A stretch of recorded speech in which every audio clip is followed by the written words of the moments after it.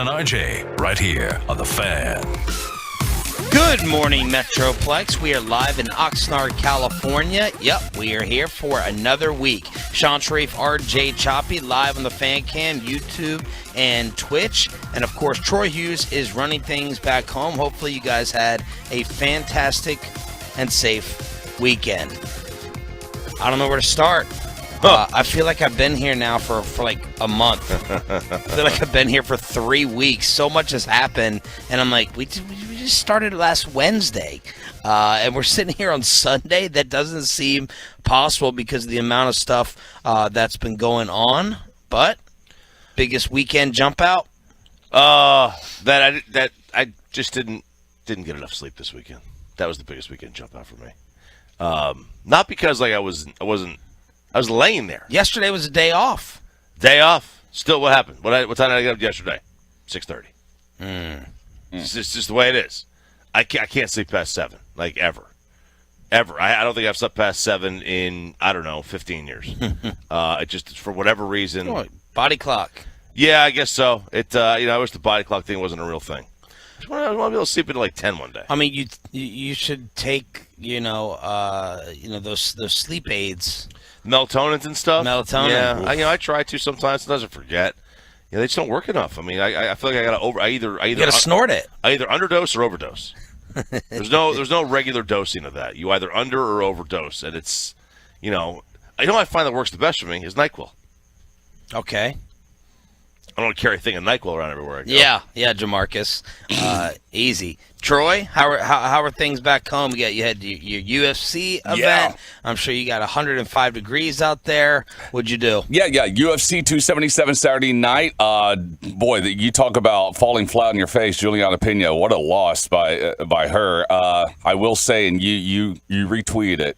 Probably the best steak I've ever made in my life was Saturday night, as you saw with the dry-aged sirloin or ribeyes with the authentic, true truffle salt straight from Italy. I mean, it was unreal. So that was great. My question about the weekend, since, it's early and we're in the safe harbor, RJ, why did you pleasure a ghost over the weekend? Not sure. Is this you talking about the crybaby?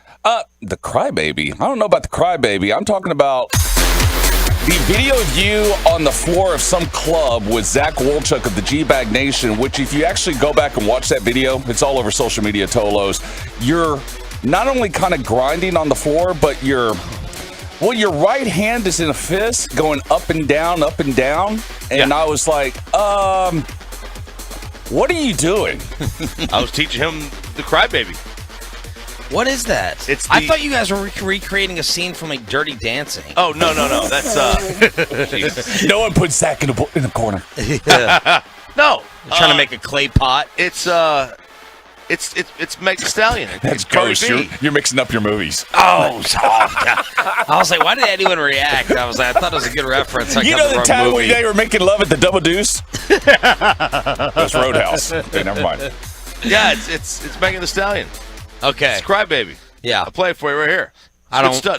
You want to see her doing it on me. I'm good. I'm okay. So I didn't know what you were referring to because I thought you were talking about the dance video the next night. I did not send that out. I only sent it. Yeah, the next night it was Corey Majors dominating the dance floor, and then RJ got Zach up again to choreograph another dance. What were you doing the next night with Wolchuk? I call it the White Man Can't Jump. That was the City Dean. You get your hands up and you gotta go back and forth. Is that a dance? It's not really a dance. It's more of a strut kind of thing. Oh, okay. So you kind of like shaking your butt to the left, to the right? Yeah. When Billy Ho's at the free throw line. Yeah, that's it. Okay. So I still have that video. Corey Majors got pooped on. We got RJ harassing a beach volleyball game with the Dallas Cowboy cheerleaders with us at the Rudder Room. We got tailgate post game till 2 a.m. in our parking lot. We got the big family dinner, and then the Angels game. As yesterday, a bunch of the fellas went to check out the Rangers and the Angels in Anaheim, and they were good luck as the Rangers won. Yeah, they did. They were good luck. They invited us. Did you not have any FOMO? No, I think you and I were the only ones who maybe didn't go. The only ones that didn't go. Yeah, no, like look. Why didn't you go? Why didn't we go?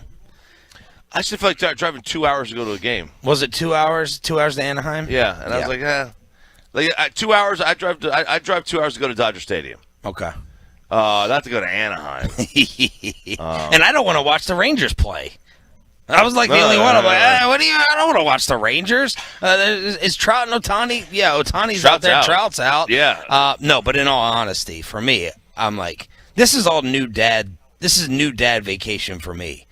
I mean, yes, he's 2, but I'm home every day at 10:15, 10:30, so I'm stuck with my family all day, every day. With them. Sorry. Yeah. You're enjoying time with the precious gifts from God. I'm blessed. Yes, I'm blessed. You're blessed. So you're telling me I have no practice and nothing to do all day long?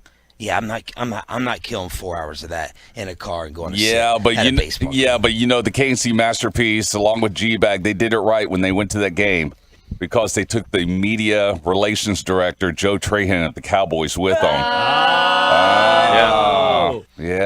Yeah, they got Trahan. I think John Blake, Rangers PR, set them up with the tickets. Oh, personality. Oh, I didn't even write this down. Speaking of Trahan, being out with Stephen Jones and Jay Glazer. Oh my God! Over the weekend.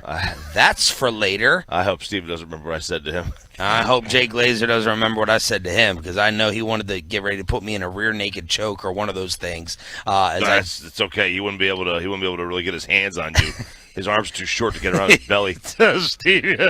Stephen Jones and Jay Glazer, they got swarmed by the 105 through the fan crew, and this morning we're swarmed with the guest list.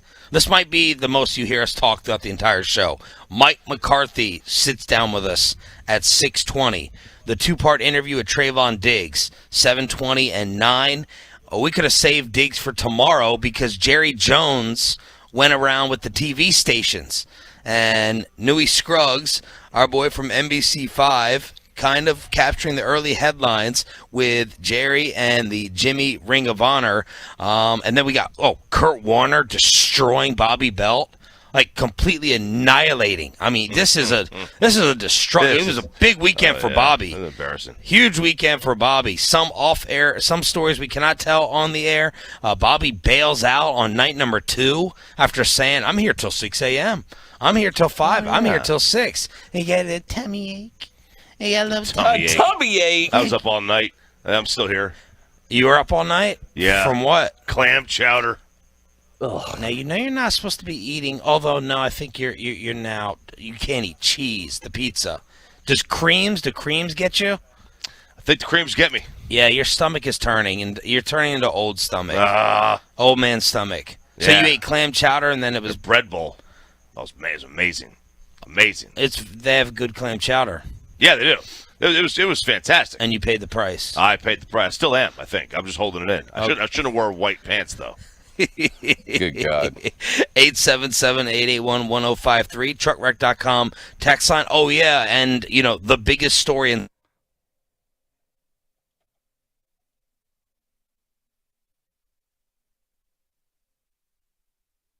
Coming up in the next G-Bag Nation, it's a Cowboys Monday live from Oxnard, California. Player interview in the 3 o'clock. Don't miss Krusty's Corner at 2:40. The Nation 2 to 6:30 on the Fan. You can receive up to a 25% bonus just for opening an account that you could use for retirement income. Yes, up to 25%. On a $100,000 investment, that's $25,000. I'm Jeff Jr. with Trajan Wealth, and these are some of the highest upfront bonuses I have seen in my lifetime. And believe me, I'm no spring chicken. Receive an upfront bonus of up to 25%, but it will then grow at a guaranteed 10% per year, all of which you can use for income. Up to 25% bonus and up to 10% per year guaranteed for income. These are some of the highest guarantees that exist. If you have money in the bank, it's not earning anything. If you have money in the market, use this to diversify. Up to 25% bonus just for opening an account.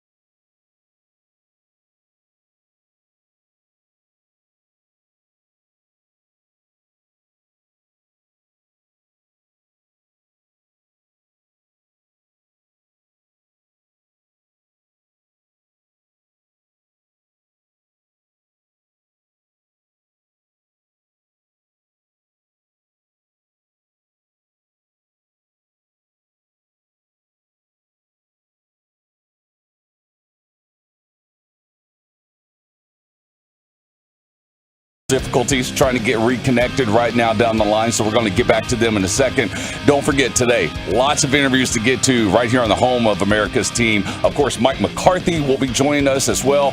We have part 1 and part 2 Trayvon Diggs interviews to go through, and so much more here on 105.3 The Fan. Speaking of interviews, in case you missed it last week, Tolos, the first round pick for your Dallas Cowboys sat down with Sean and RJ, Tyler Smith. This guy is becoming the media darling, as you already know about his opening press conference with Jerry and Steven and so much more. So the guys had a chance to sit down with him last week. Here's what we got from the first rounder, Tyler Smith, on 105.3 The Fan. We're waiting for Tyler Smith to sit down. By the way, he's heading on over from the weight room. Our training camp coverage brought to you by Metter Dodge Chrysler Jeep Ram, Twin Peaks, Bobcat of North Texas, and Tyler Smith. We're going back-to-back offensive linemen here on the show. Yeah, start it off.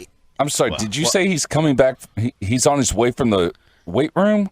Yes, I believe. I'm being told by the Cowboys he is wrapping up his workout. Oh, God. You know what RJ's going to do, right?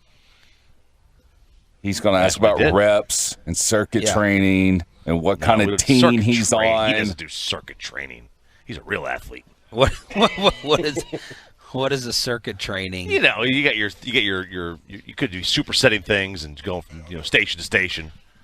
All right, let's ask him. Here he is, sitting down with us in the hot seat, brought to you by On Time Experts, Tyler Smith, on the home of America's team. Good morning, man. Well, let's get his mic. Got him? Let's try it again. Morning, how y'all doing? All right, there we go. Hey, there was a lot of bumping over there in the weight room. Was that the music or what? Deads. It was a lot. It was a lot going on in there for sure. We got a fair share of music, but it's a lot of good working out going on in there too. So who's in charge of the music? Who's in charge of the music? Coach Nash. So for rookies, we listen to some old people music, like some older stuff. What, like Tupac? I'm talking like so to start the workout, we listen to like this song called Big John, and it's from way back when. So it's like a whole different vibe in there in the morning. Because yesterday the music wasn't cranking too much out of practice, but it'll get going a little bit. Now, did you hear that Jerry Jones made a Larry Allen comparison with you, and did you know who Larry Allen was? So yeah, I did know about this. It probably happened back like in what, April or May actually. But yeah, I knew who Larry Allen was growing up. Just from YouTube, obviously it'd be hard for me to catch some of his games, just given the time period. But I knew all about his story. Sonoma State, like the underdog he was, a lot of the stuff he went through growing up. Like, from his fight, as a child to survive, like when he contracted gingivitis. Wow. Like how he, how he protected his brother and got stabbed by one of his neighbors. So that just goes back to like his tough nature and kind of like, the struggles he went through long before he got to the NFL. So what are you doing to prevent yourself from getting gingivitis? I brush twice a day and floss. I use mouthwash. You floss? Yeah, I floss every day. Yeah, every day. Like it's no joke. My mom told me that's one thing I got to handle because your teeth, you get 2 sets of those, and I'm on my last one. So.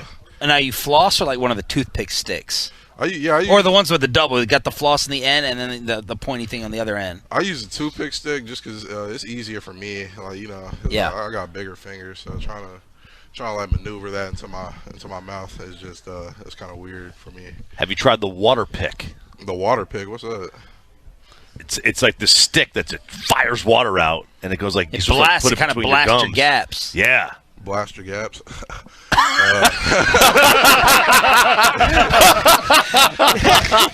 We're not messing with you. It's for real. It blasts the gaps, doesn't it? Get in there. I haven't heard of that one. How many guys have you gone against? Well, first off, let's get RJ Choppy to measure your true strength here. What's he benching, Choppy? Oh, how much you weigh? 320, 325, in between there. By the way, your physique went kind of viral in the Metroplex yesterday. Were you aware of that? I did find out about that. Okay, how did you find out? What text did you get? I got a text from like my group chat, some of my high school teammates, and they're like T. Smith, you looking skinny, bro. Like, what's going on with that? And I was like, I don't know, just good eating, good work, I guess. All right, what's he benching, Chop? How long are your arms? Like 34. 405. 405. That is my max. That Yeah. is my max actually. 409. Wow. That's What did you say? 405. 405. Holy mackerel! my last max. Wow. So what's the clean eating? What did you consume yesterday? Some chicken. Like I did. That's probably my favorite food. That's a reliable one for our listeners out there. Like you want to get big, you want a lean protein, just eat some chicken. You grilling it?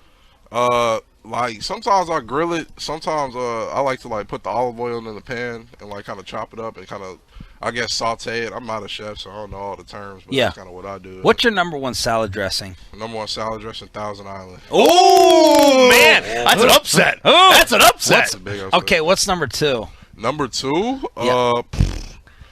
like probably Italian. Like Oh Yeah. man! All right, we were High having garlic in that one. we were having an argument earlier talking about ranch, and I said ranch is by far the number one dressing. It's not even close for America.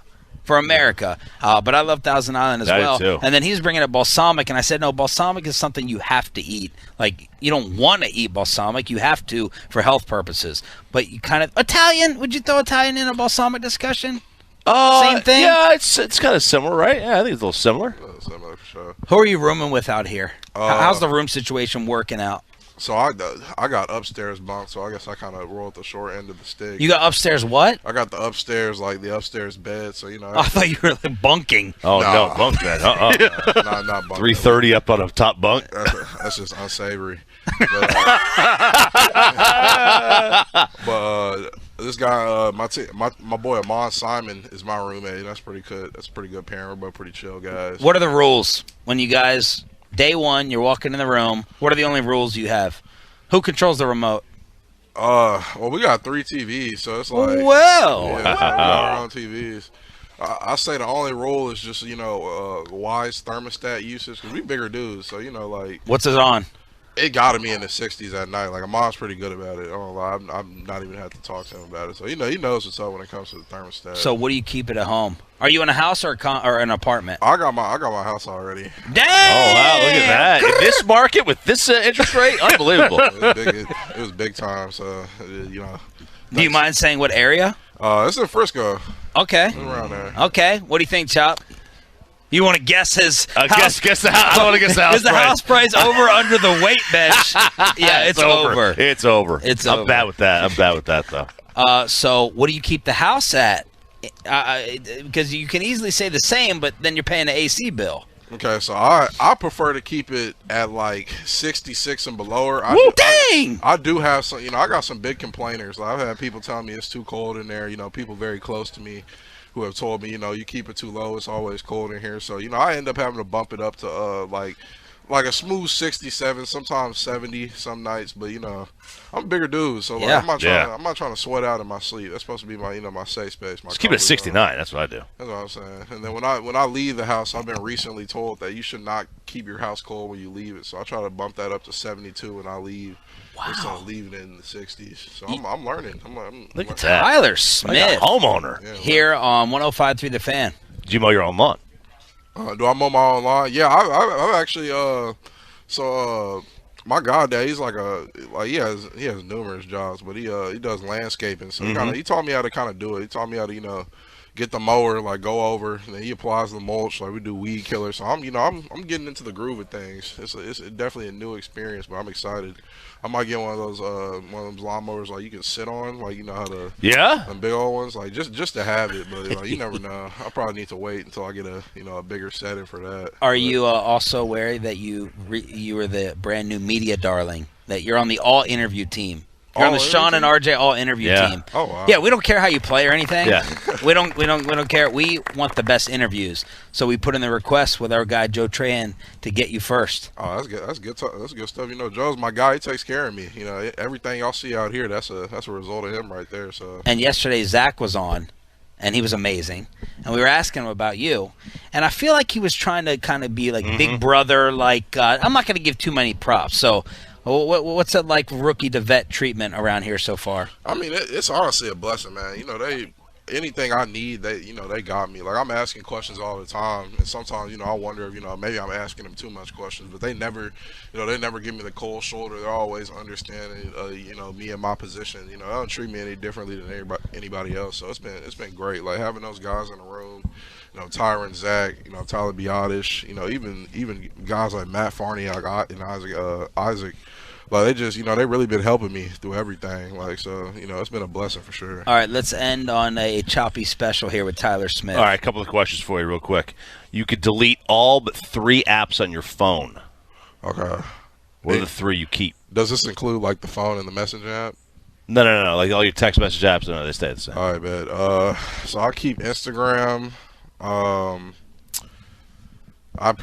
let Twitter go, honestly. I'll probably let Twitter go. Let's see.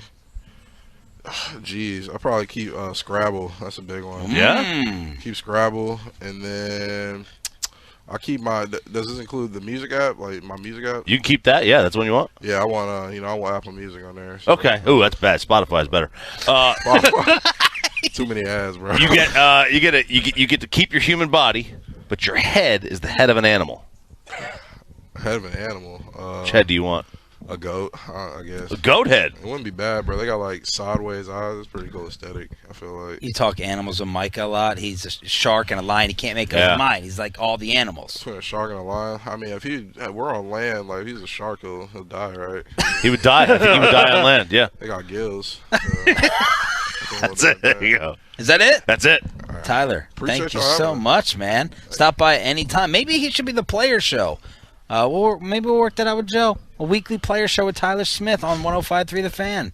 Well, we'll see, man. Let me get established around here. We can. Oh, Don't worry about that. No, just do interviews. yes. Thank you, Tyler. Appreciate you, man. Tyler Smith. You see why he's on the all interview, Sean and RJ all interview team on your home of the Cowboys. Yeah, that was last week right there. First rounder Tyler Smith on 105.3 The Fan. More interviews coming up next here on 105.3 The Fan. The head coach of the Dallas Cowboys, Mike McCarthy, sitting down with Sean and RJ next. Miss anything from your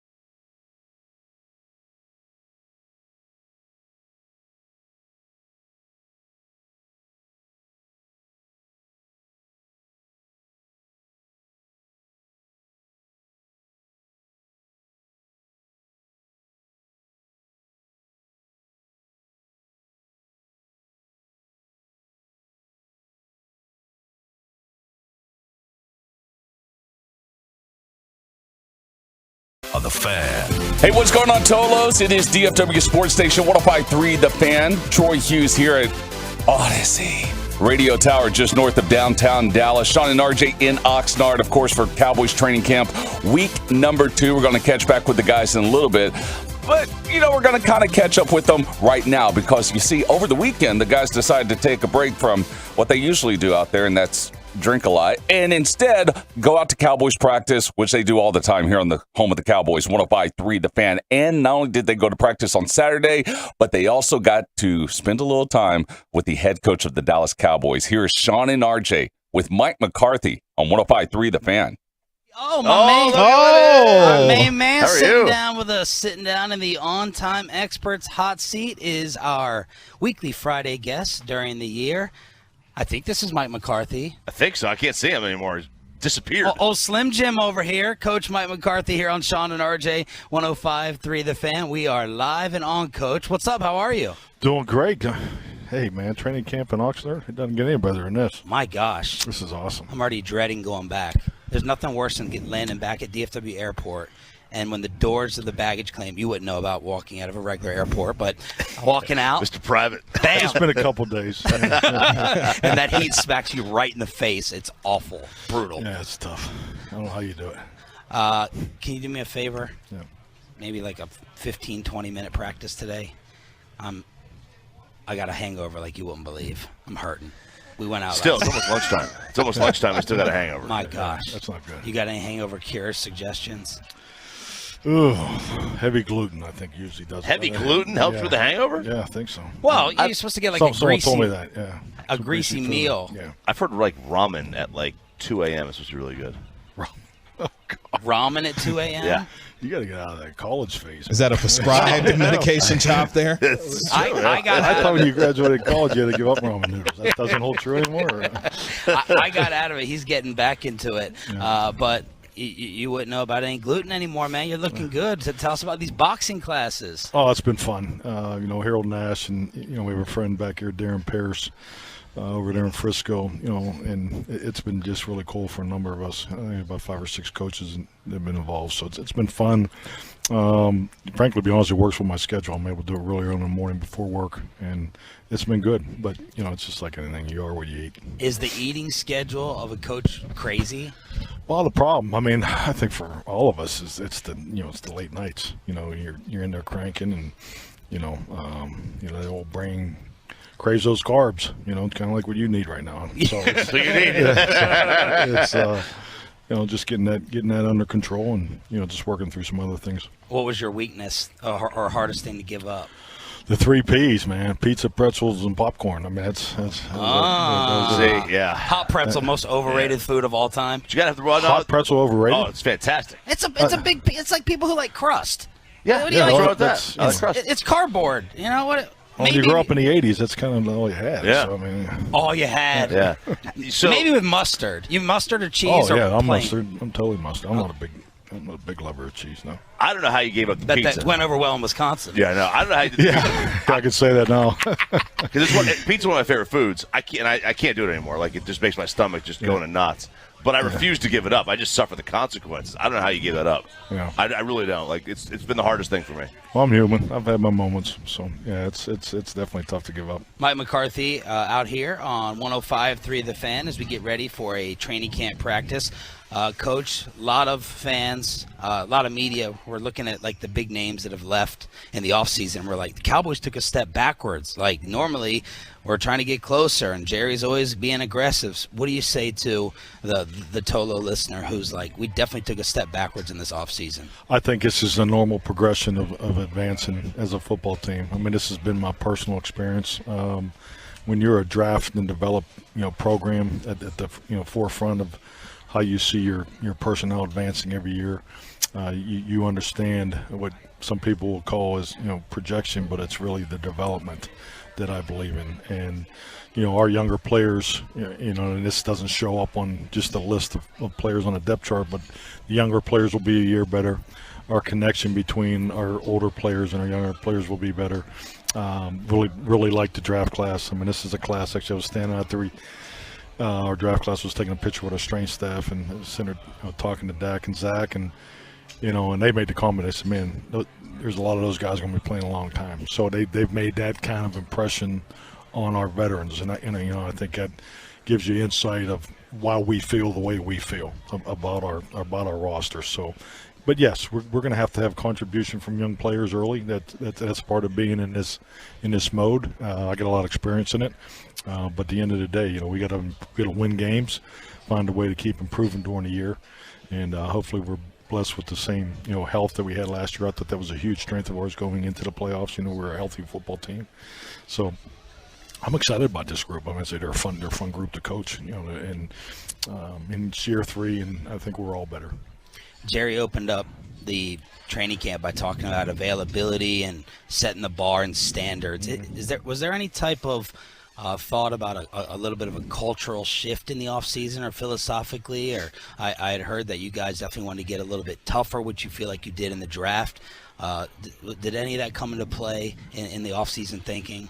Well, I know really, going back to year 1 into year 2, it was important for us to get longer. I think the length of our football team is extremely, and there's definitely more of it when you just look at our roster, and I clearly think that's been beneficial.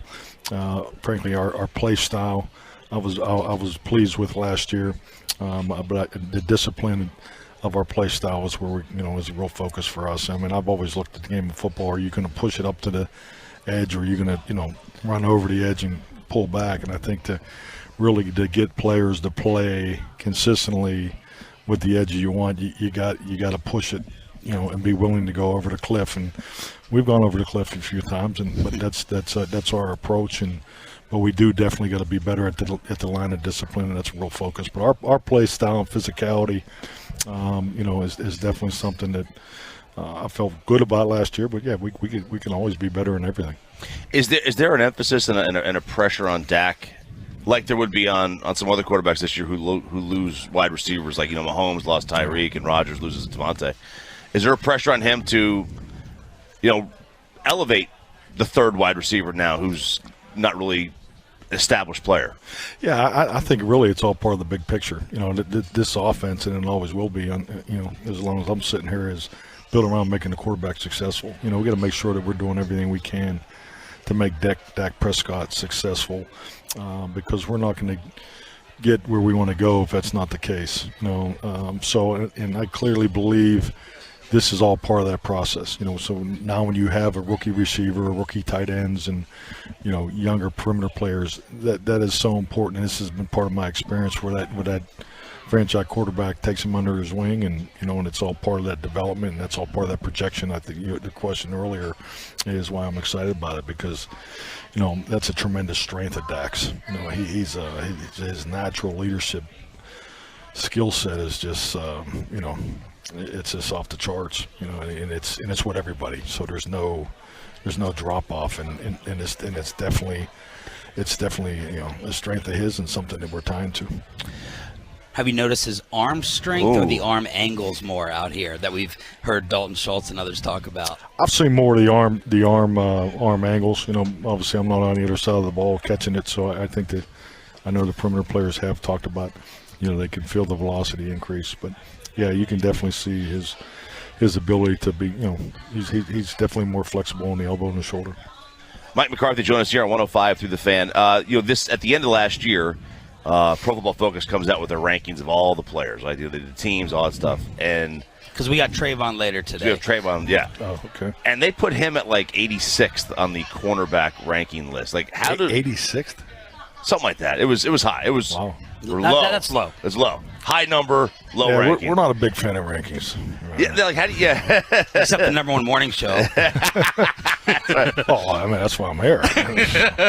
But no, you during your off season when you were between jobs, you did kind of delve into analytics a little bit. Yeah. Like, how do you explain like this ranking if you see it like the players? Well, tell them why with the yardage. Well, yeah, because they say he gave up 1,000 yards or whatever it is. I get it. Not that, and I love the PFF product. I had the chance to. Chris Collingworth and Neil. I mean, I think they do a phenomenal job over. I had a chance to visit those guys down in Cincinnati. So, when you get behind the curtain, see, how they're doing it, and you know, and you know, a lot of former coaches and just the way they approach. So I mean, they're doing a great job collecting the data and analyzing it and so forth. So I do like the sort of that, but you know, I think like anything else, you know, there's an opinion. You know, their formula evaluation is going to be a little different than yours and a little different than mine. You know, but they're talking about Trayvon. I mean, you know, he's going to year 3.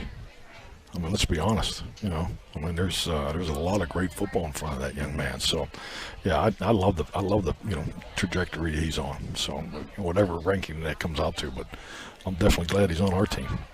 Does your defensive style or system call for him to play in a way in which, hey, get the football, be aggressive, and maybe that would lead to some bigger plays or yards to give up for that? Well, I think this is all comes down to the, you know, when people talk about discipline and use that as a, you know, as a critique of our team. But, you know, to me, if you want to run fast, you got to run fast often, you know, and then, but to be disciplined, you know, the discipline part of that in the training it's no different in the game of football. If you want your play style to be aggressive, you got to spend time on the edge of the aggressiveness. And so I think like anything, you know, he's still a young player, you know, but he plays beyond his years as far as the way he approaches the game, the way he sees the game. I mean, his anticipation and ball skills are elite, you know, so in my opinion. But yeah, so I think there's still a lot of room for growth. But yeah, I think it's part of his aggressiveness, and you know, playing. Some people refer to it as playing in phase or out of phase, or you know, however how you guys look at it. But you know, those are all very fair questions. But you know, he is a young player that I think is just going to continue to get better and better. All right, we got 2 left with Coach McCarthy before practice here on Sean and RJ.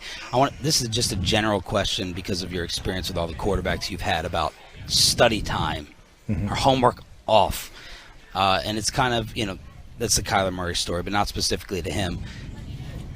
Have you had guys or seen a lot of guys that can get away with just pure natural ability without studying hard? And what is like a normal average study time for a quarterback?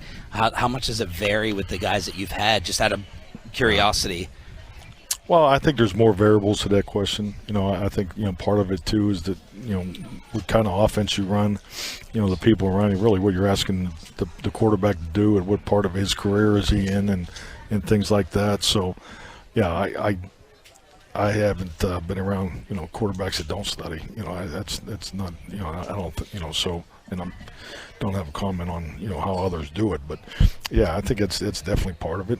You know, I think especially today, I mean, defenses are doing more today than they did, you know, 20 years ago. So, and that's a big part of it. You know, this game, there's so much of this game that's played at the line of scrimmage, and I'll go on the other side of the deal. I don't think people realize how hard it is to play quarterback. I mean, these guys are astronomical special because of what they do, and not only their IQ. So if you're a starter in the National Football League and they're talking about your studying skills, you know, give me a break would be my answer.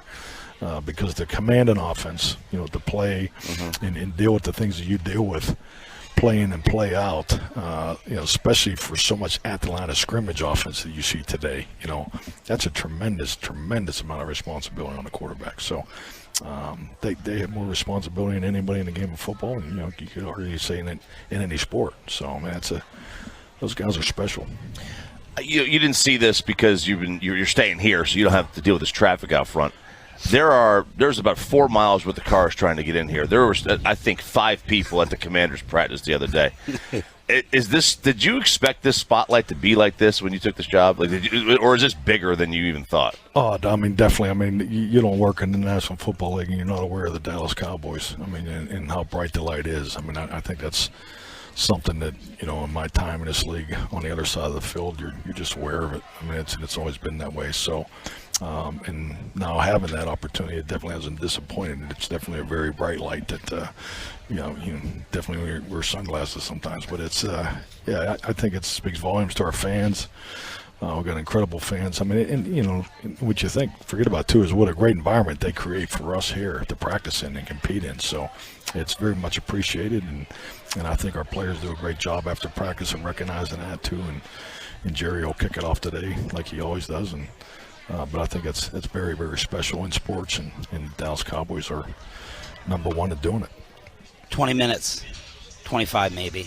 What do you mean? Practice time. Like, I'm sweating. just go right to the I'm team portion of it. Just skip all the other stuff. out Cafe Fiore. 117.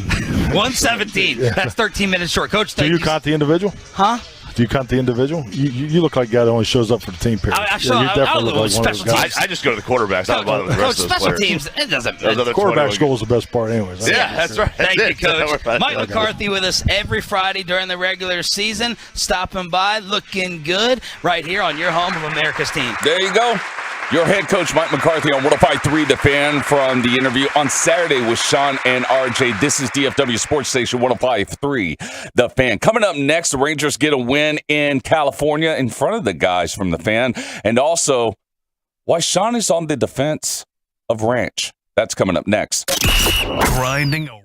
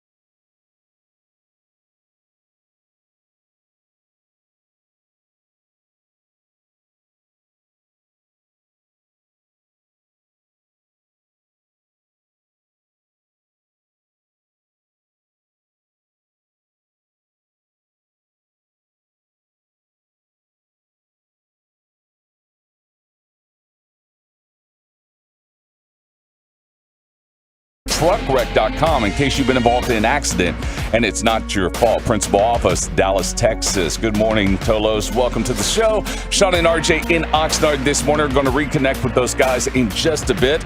Until then, I get to take over the radio station. So I'm going to open up the phone lines right now. 877-881-1053. 877-881-1053. Let's go to line 1.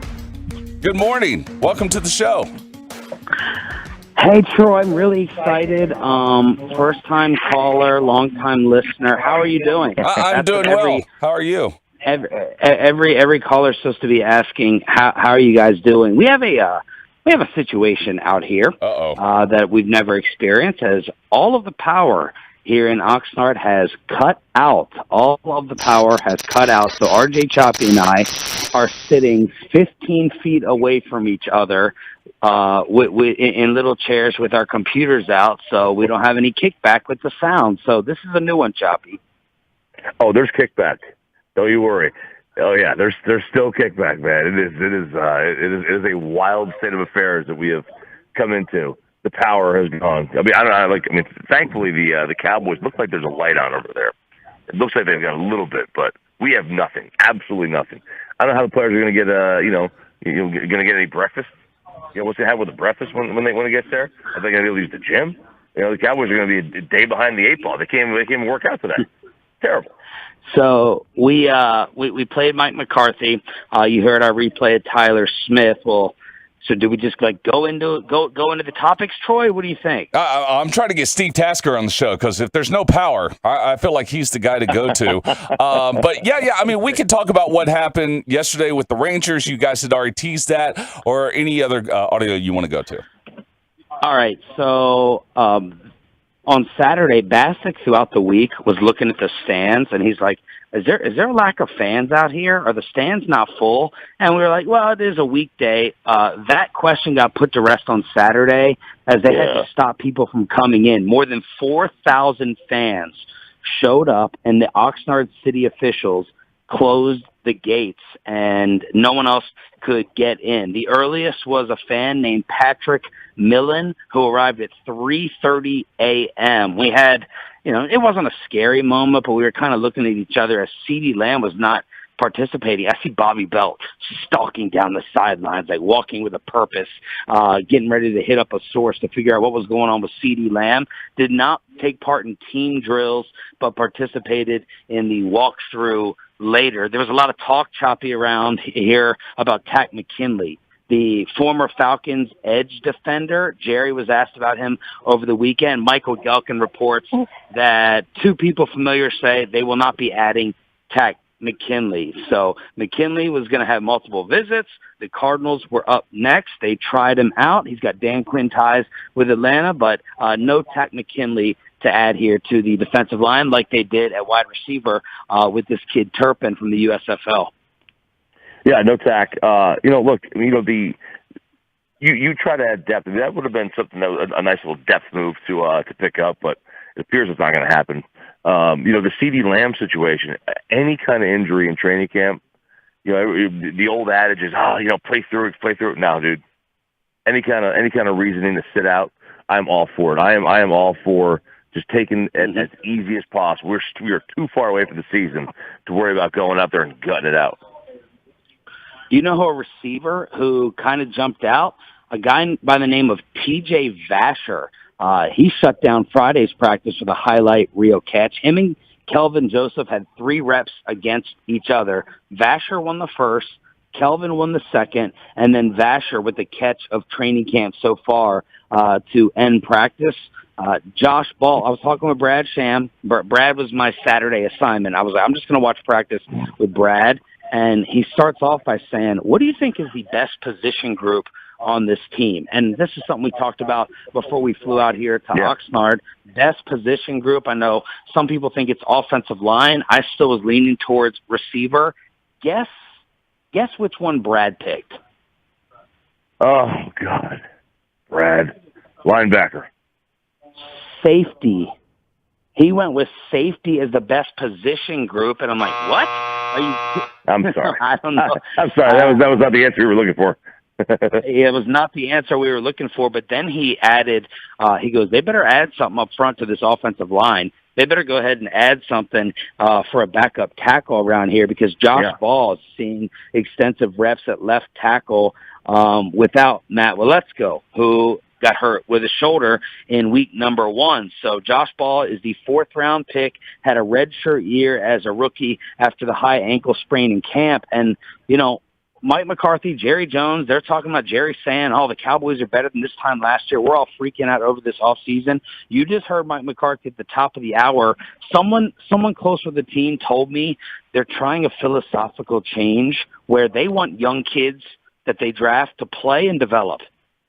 Whereas in the past, some people around here thought that Jay Jeezy should have put younger kids on the field a lot more. So they're okay with Randy, even though they tried to keep Randy, Leo, Collins, Amari, all leaving, even though they're bigger names, because Mike McCarthy, RJ, wants to put more of an emphasis, I was told, on playing and developing these young kids that they draft. So there you go, with a 4th-rounder as your backup tackle right now. You know, like it's really important to play and develop those guys. Yeah, but I mean, it just seems like we're not running a kids camp here. You know, we're not running a developmental camp. This is not fall ball. This stuff, fall ball is fall baseball is for development. This is not the Arizona Fall League. Like, come on, we're not here to develop guys. We're to win games. You know, I mean, like you want to develop absolutely, but you know, that doesn't mean you gotta only develop. You can have established players here. I guess Randy Gregory's not established, but Mari Cooper was. Yeah, but we can't want the Belichick blueprint of getting rid of guys a year early or bigger names who are underperforming, and then not want what comes with that, right? Belichick is like, okay, you're a veteran, you're a big name around here. We don't care. Get lost. We're just going to plug in the next guy. Don't we say that's what the best teams and organizations do? So why are we not wanting to apply that right now? Oh no, they do that, and I think we do want to apply that now. And I think it was a good idea with Randy to apply that. I just looking at Amari, I don't think Amari was necessarily underperforming. I don't think he was overperforming either. It was his contract turned out to look fairly decent based on where the market went, right? You know, I mean, he's being paid 30% less than the top dog. I think his contract was okay, but no, that's a philosophy that I agree with, and I'm glad that they're starting to go down that road. I just think they went they went ham a little bit too quick. You know, they went from 0 to 60 real fast on that plan, real fast. Sean and RJ out here in Oxnard, we're experiencing some technical difficulties with the internet, so we're going old school with the red Solo cups connected to a string out here for the Monday edition on Your Home of America's team. Let's see how playing audio works. Let's see if we can be a little greedy here. Jerry Jones sat down with the NFL Network over the weekend, and they asked, why did you start off your press conference first day, opening statement, having to feeling like you needed to defend Mike McCarthy? I think, first of all, it's not good for the team. It's not good for anybody to think that for any reason there's a question mark about the coach. I don't have time to have a bad time at my age. It's not on my schedule, so to speak. Seriously. If Mike McCarthy weren't the man that gives us the best chance to win it this year, he would not be the head coach of the Dallas Cowboys. I can assure you that. I wanted to make sure that our fans know that I had options had we wanted to go. So it was my own volition that Mike is coaching, and he is the best man for the job. His staff has such confidence in what he is as a head coach. I think his players do, which is very important. And I know these young players that are coming along know that they're looking at a Super Bowl winning coach when he stands up and talks. You know, Chop, a couple Tolos keep asking me, why does Jerry keep mentioning options? Why does he keep saying that? Why does he keep reminding us, I have options? What's your take? It means, to me, he's saying, I could have gotten a Sean Payton. That's what his options are. I could have made a move and I could have gotten Sean Payton, or I could have made a move and I could have promoted Dan Quinn. That he had the chance to move on from Mike McCarthy, and he chose not to do it because he's like, Mike is the guy for the job. I think it's kind of like reminding your wife. I do this with my lovely wife sometimes. Like, hey, you know that you're married to a I was a hot commodity. Sure. Oh yeah. I was on the scene. I was swiping. I'm a G-list celebrity in the Metroplex. So I had options and I chose you. So be extra grateful and know that I'm a very sought after individual. Oh, that's a fantastic way to put it. That's a great way to put it. Yeah, you were like you were beating him up with sticks. It was all over the place. just all. You came out, Troy, when we came out here to camp. I mean, the cheerleaders were all over him. Really? all the VIPs, all the players' wives. I mean, they came up looking for pictures with Sean. Oh, of course. It was really remarkable. Yeah, it was really amazing. It was like, oh, honey, don't worry. This is years ago. Oh, don't worry, Mr. Witten. I don't need a picture with you. I just want to go take a picture with Sean right over here. It was amazing. Hey, it was amazing. You got to tell Troy about the Cowboy cheerleaders at the Rudder Room with that game that we were playing. I lost $100, Troy, on stupid. No, 80 of the dollars went in stupid bets over the weekend. I lost 40 to Zach. I lost 40 to Eric, but I was getting ready to give away some more to Choppy based upon this card game that we were playing in the middle of the beach that took over out there drinking on Saturday. What was it, Choppy? LCR? No, it was not left, right, center. Oh. It was Answer the Internet. What? Yeah, it's called Answer the Internet. So Barstool has done this. They have a podcast they did before. Well, it came up with a drinking game kind of card game thing, and it's where you just basically have these random questions, where you just ask people random questions, and it starts little conversation topics. Well, Sean wanted me to go up to the Dallas Cowboys these cheerleaders. Are extra. These are really inappropriate, vulgar. You could only pick like 3 of these cards to read on the air. I mean, it's some messed up stuff. And I was like, I'll give you $20 to walk up to these cheerleaders and you have to walk up and just start reading the card of one of these vulgar questions. And I'll give you $20 as we film you to do it. He was all down to do it, Troy. Unfortunately, we had APD Tim Collins. Hey! Tim Collins said, I don't want to be getting a letter from the Cowboys that you have done this with Cowboy cheerleaders. Yeah. And I was like, okay, good point. So we shut that down. Sean Dalrymple. Yeah, exactly. But Choppy was willing to do it. Yeah, I would have done it. I had the questions all lined up. There's some good ones. I mean, one of them was like, would you, here we go. Let's see if I can find one. Oh, yeah, here we go. Here's a good one. Would you have relations with Kelly Ripa if it had to be with Regis involved? like his corpse? What are you talking about? No, like when he was alive. Oh, when he was alive. Okay. Yeah, okay, that's one of them, So and that's a mild one. Go ahead, give one more. Oh, very mild. Oh, the mom girlfriend one. I think I could say it's just a little bit weird. But your girlfriend and your mom have a Freaky Friday situation where they change bodies. Okay, so your girlfriend's conscious is in your mother's body and vice versa. And the only way to get them back is you have to sleep with one of them. Which one are you doing? So we're reading these cards. Choppy's doing it, of course, so it's loud. And every group around us on the beach is sitting there staring at us, some with their jaws on the ground and others participating and loving it. But we did not do that to the Cowboy cheerleaders. We're happy to report. Oh, yeah. We are live from Oxnard, California with our training camp coverage brought to you by Meta Dodge Chrysler Jeep Ram. Look, they're putting the pads on today. Guys are going to start hitting. Guys are going to start getting laid out. Nobody got hit harder than our Cowboys insider over the weekend. Bobby Belt may get fired as our Cowboys insider if Kurt Warner has anything to do about it. A vicious audio assault on Bobby when Sean and RJ return right here on 105.3 The Fan. But first, what's going on, Tolos? It is Troy Hughes. Let me tell you.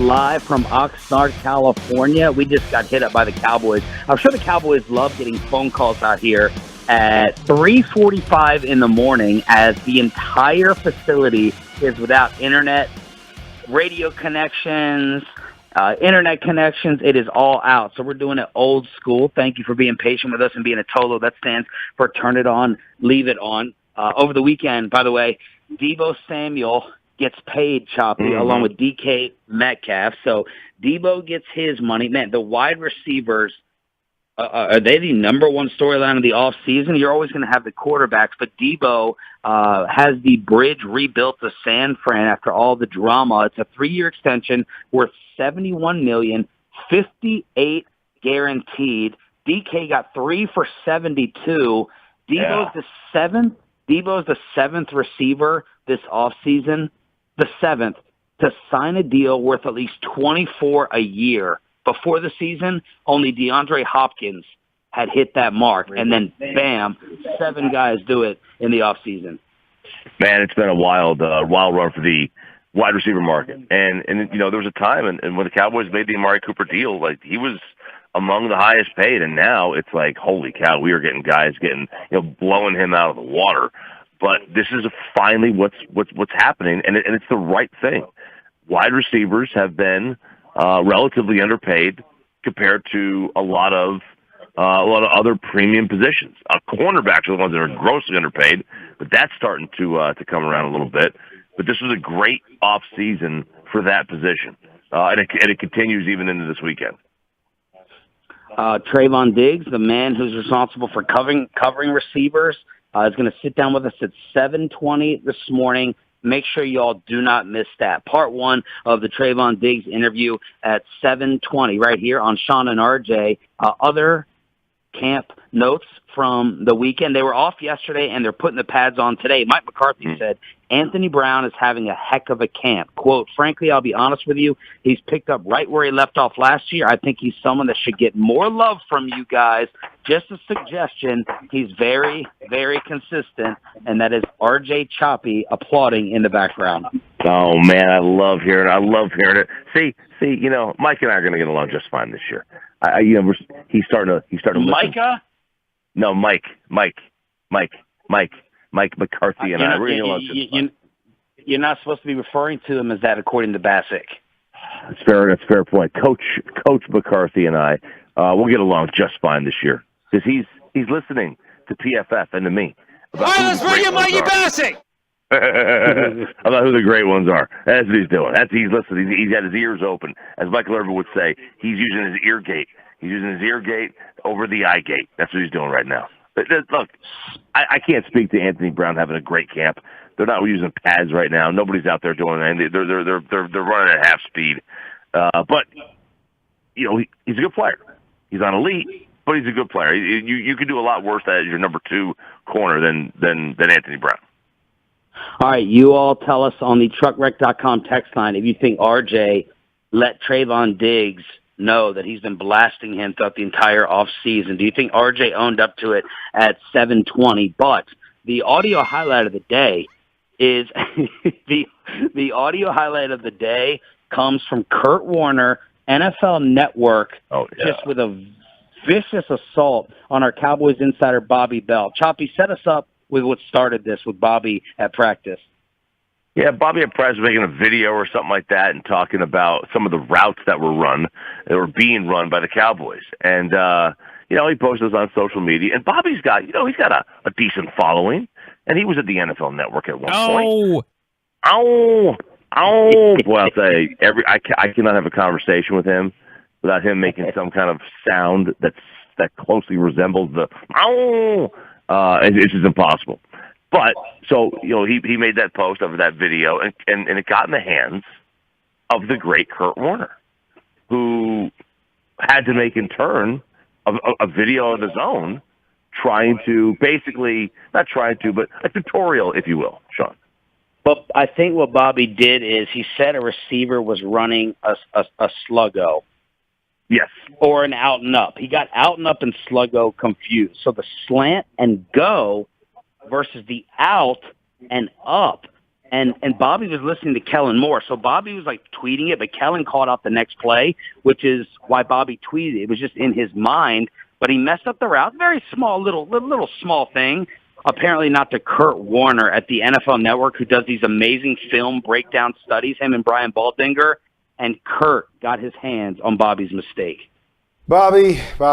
Now, here's the thing. If you're going to cover a sport, you really need to know what you're talking about. Otherwise, it's just flat out embarrassing. It's embarrassing, Bobby. So, good thing that's what I'm here for. I'm here to help you get better at your job. So, here, little tutorial for you so you can go back on Monday and really sound knowledgeable about what you're talking about. So, first thing, look down here at the bottom. This is called a slant. Push up, slant to the inside. This is called a slant right here. Okay, so we start with the basics. This is a slant. Great. Now this is the Cowboys. This is Amari Cooper. He doesn't play for the Cowboys anymore, so don't use that on Monday. He doesn't play for them anymore. But this is a slant route. Nice completion on a slant. Okay, so you'll notice with a slant, right? Slant. S-L-A-N-T. Slant. Okay, so now sluggo. S-L. See how that connects? Sluggo. So it's a slant and go. A slant and go. Slant, sluggo. See how they attach? Okay, here is what a sluggo looks like. Again, Amari Cooper at the top. Don't use this on Monday. He's not there anymore. There it is, right? It looks like a slant, inside slant, and then a go. That's called a sluggo. There it is. How good is that? How good is that? I think Jane Slater's responsible for getting this over to Kurt Warner. I think she set up this entire thing as Kurt finished off his video breakdown with some more advice for B squared. Now, here's Amari Cooper up top, okay? And then this time, he's going to go out, O-U-T, out, okay? So this is what we call an out route. We're going to push up, and we're going to break out. Out. See, slant, inside, out, outside, right? Okay, so let's finish our tutorial. Here comes Amari Cooper again. Again, you can't use any of this because this guy does not play for the Cowboys anymore. I don't know if you know that, even though that's the team you cover. I'm really questioning now what kind of knowledge you have overall. But, all right, Bobby, so you with me? Here we go. To review, slant, S-L, slant, push up, go inside. Sluggo, S-L, with the go at the end, a slant, and go. Okay, then we have an out. Out goes outside. And then we have an out and go, or an ogre by my terms, which is an out and go. Hopefully that helps you to do your job a little bit better coming up, because it's a long season in front of us. If you keep making these kind of mistakes, then I don't know where you're going to be at the end of the year. Troy,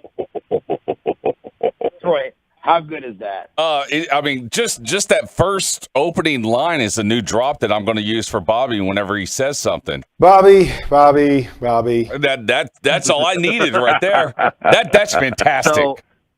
So what I've learned, one of the biggest things I've learned out here, Eric and Wolchuk are like such good people.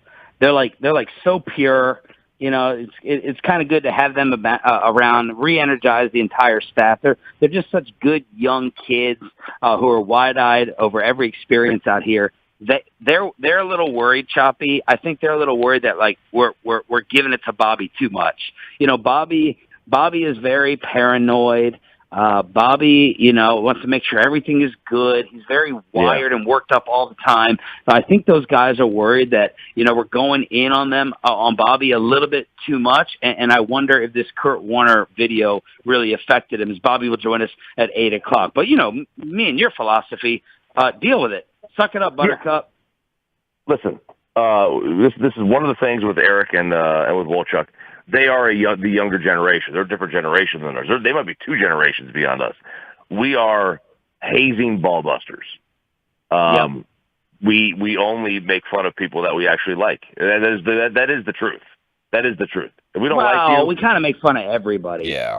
Right, but like we really go in hard on people that we like. The people we don't like, we'll make fun of you, and then we'll just forget about you. But we like Bobby, so we're going to go hard on Bobby, and this is Bobby's first time here with us. So and same thing with the bleeders. Like those guys, they're for me, this is their week. Last week was Bobby's week. Now it's their week. It's their turn. Okay, these guys, I'm going to have these guys in a fetal position by Wednesday. At that Jerry party, Walchuk's going to want to jump off the pier. Okay, that's my goal. I'm going to absolutely. I cannot wait for that party. Cannot wait for that party. Wait. When is the Jerry party? Wednesday. It is when. So Nobu and everything. Nobu and everything. Oh, and RJ is hearing whispers that Bobby's not attending Troy. Why? Oh, he doesn't like social situations or something. Some kind of millennial crap. Anxiety. He got anxiety. I don't know about that. I mean, I'm not joking. I mean, he said to me yesterday, I was blown. I was thrown away. If anything, he's got to go so he can see Jerry Jones's number one groupie when he's out there. He's got to go for that one thing. Clarence Hill? Me? No. It's the one and only Mike Fisher. Hey, Jerry, tell that story. Jerry, tell this story. Man, nobody leaves the witness like fish at a party. We'll set that up. And Sean and RJ, shout out to the 6 a.m. club here on DFW Sports Station. We're working on the technical difficulties, but we got to get you ready for headlines. The greatest winner in the history of sports passes away with the great Bill Russell. Our fan guys were at the Ranger game yesterday for the Immaculate Inning. Troy's all over the UFC at the AAC, and Deshaun Watson's punishment is coming down today. What's it going to be? How long? Is it going to be too much or too little? Headlines to recap the weekend and the Trayvon Diggs interview all next right here on The Fan.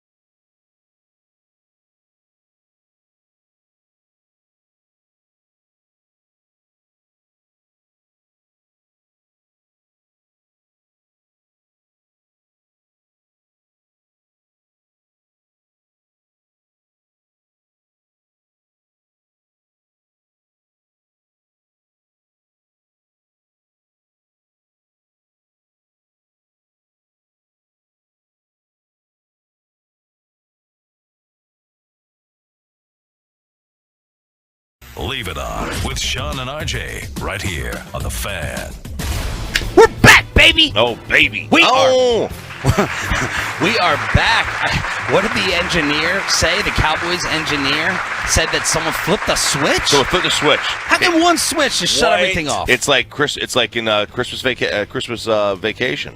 Or whatever the hell that one's called. Where they lampoon something? Yeah, something like that. Probably a lampoon in it. Yeah, they had a lampoon somewhere. They had to flip a switch and all the lights go on. That's all it was. Yeah. Very simple. Well, here we are. We are back thanks to the Tolos. Troy carrying the weight back at the station. We've already had Mike McCarthy on. Kurt Warner destroying Bobby Belt. Trayvon Diggs, part one of his sit-down interview, is coming up at 7:20 this morning. They had the day off yesterday, but the pads are going on today. We'll talk to Bobby Belt and Nick Eatman about that. They're not going to be signing Tack McKinley to reunite with Dan Quinn, the defensive lineman, according to Michael Gelkin, not coming out here. Stephen Jones was talking about some of the early standouts, and he said Sam Williams is jumping out, the rookie second-round pick. Micah praised Sam Williams, saying, I think the guy is going to make a huge impact this year. He's young, ready to go, has a lot of tenacity to him. He is super, super strong. So that is an early standout from the rookie class, as everyone is looking at Tyler Smith, of course. We had him on the show, and he has been impressing everyone on and off the field. But Jerry Jones did the media rounds last night, and the one that's making all the headlines locally is with our buddy Newey Scruggs, NBC5. We'll play the Jimmy Johnson clip in a second, but first, Jerry, how do you explain to the Tolos this ridiculously embarrassing Super Bowl drought you're in? First of all, I'm shocked. I go back and I look at the zigs and the zags, and it's inexplicable to me how we've managed to avoid, if you will, the Super Bowl, or the Super Bowl game, or if you will, the championship game. So I really don't have good answers for that. Now, the only thing I've ever been able to do when I don't have the answer or I want to change things is just put your head down and go harder. I know the one that has to change it, and that's me. It's always been the case and should be the case. So I'm doing everything within. Some of the things you saw us doing this off season, some of the reaches in there, and we took some really top football players, and we don't have them with us today. Okay. And that's kind of taken some pretty dramatic steps in my mind. But I think we're better off. I think it gives us a better chance right now to win the Super Bowl. We're better off, and I know I have to change, but I'm not going to. I'm not going to. Yeah. Look, he is right in one thing he said there. It is inexplicable that they have not made the conference championship game since 95, 96. You have a conference title game, making it there. Yeah, you have a 1 in 16 chance of making it every year. You should theoretically make it every 16 years. For them to go almost 2 full cycles without making it really is it's a statistical anomaly. It's an outlier. It's upsetting. But look, the Jets have made it 3 times since the Cowboys have. All right, now who would you rather be over the last 30 years? Which franchise? The Cowboys. The Cowboys. The Cowboys are competitive and relevant every year. The Jets will have these random 1 year, 2 years where they get really, really good. They'll go back to being the Jets again. So, you know, the Niners have made, 2 Super Bowls in the last decade, and they've done 2 rebuilds. But they sucked in between. Yeah. So there is an element of luck to getting to that point. The Cowboys just haven't found it. Newey also told Jerry that not putting Jimmy Johnson into the Ring of Honor yet looks petty. Great phrasing, great question, great interview by Newey, and here was Jerry's response to that.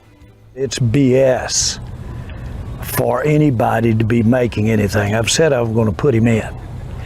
Now, when I put him in, and the circumstances and what I do with that, there's a lot more than Jimmy to think about here. And I've got a lot of other lives out here that have laid a lot on the line on the field that need to be in that Ring of Honor as well.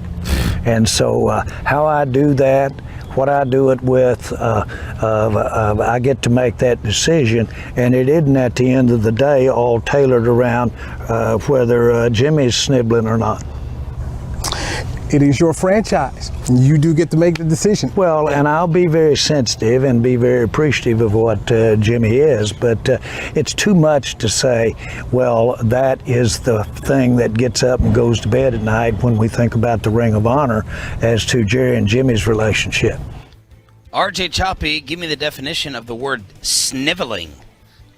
I thought it meant like your nose is running. That's sniffling. F and V make the same sound. It's the same word as far as I'm concerned. This ain't about Jimmy sniveling, the action of crying and sniffling in a feeble or fretful way. Oh, man. Crying and sniffing. Man, what a ridiculous, petty, childish stance. But I'm here for it. I'm here for it. Who are the other guys? Who are the other lives that need to go in? Who are the other guys that are waiting to be put into the Ring of Honor versus the guy that was your partner in rebuilding this thing? It's so petty. It's very petty, very, very petty.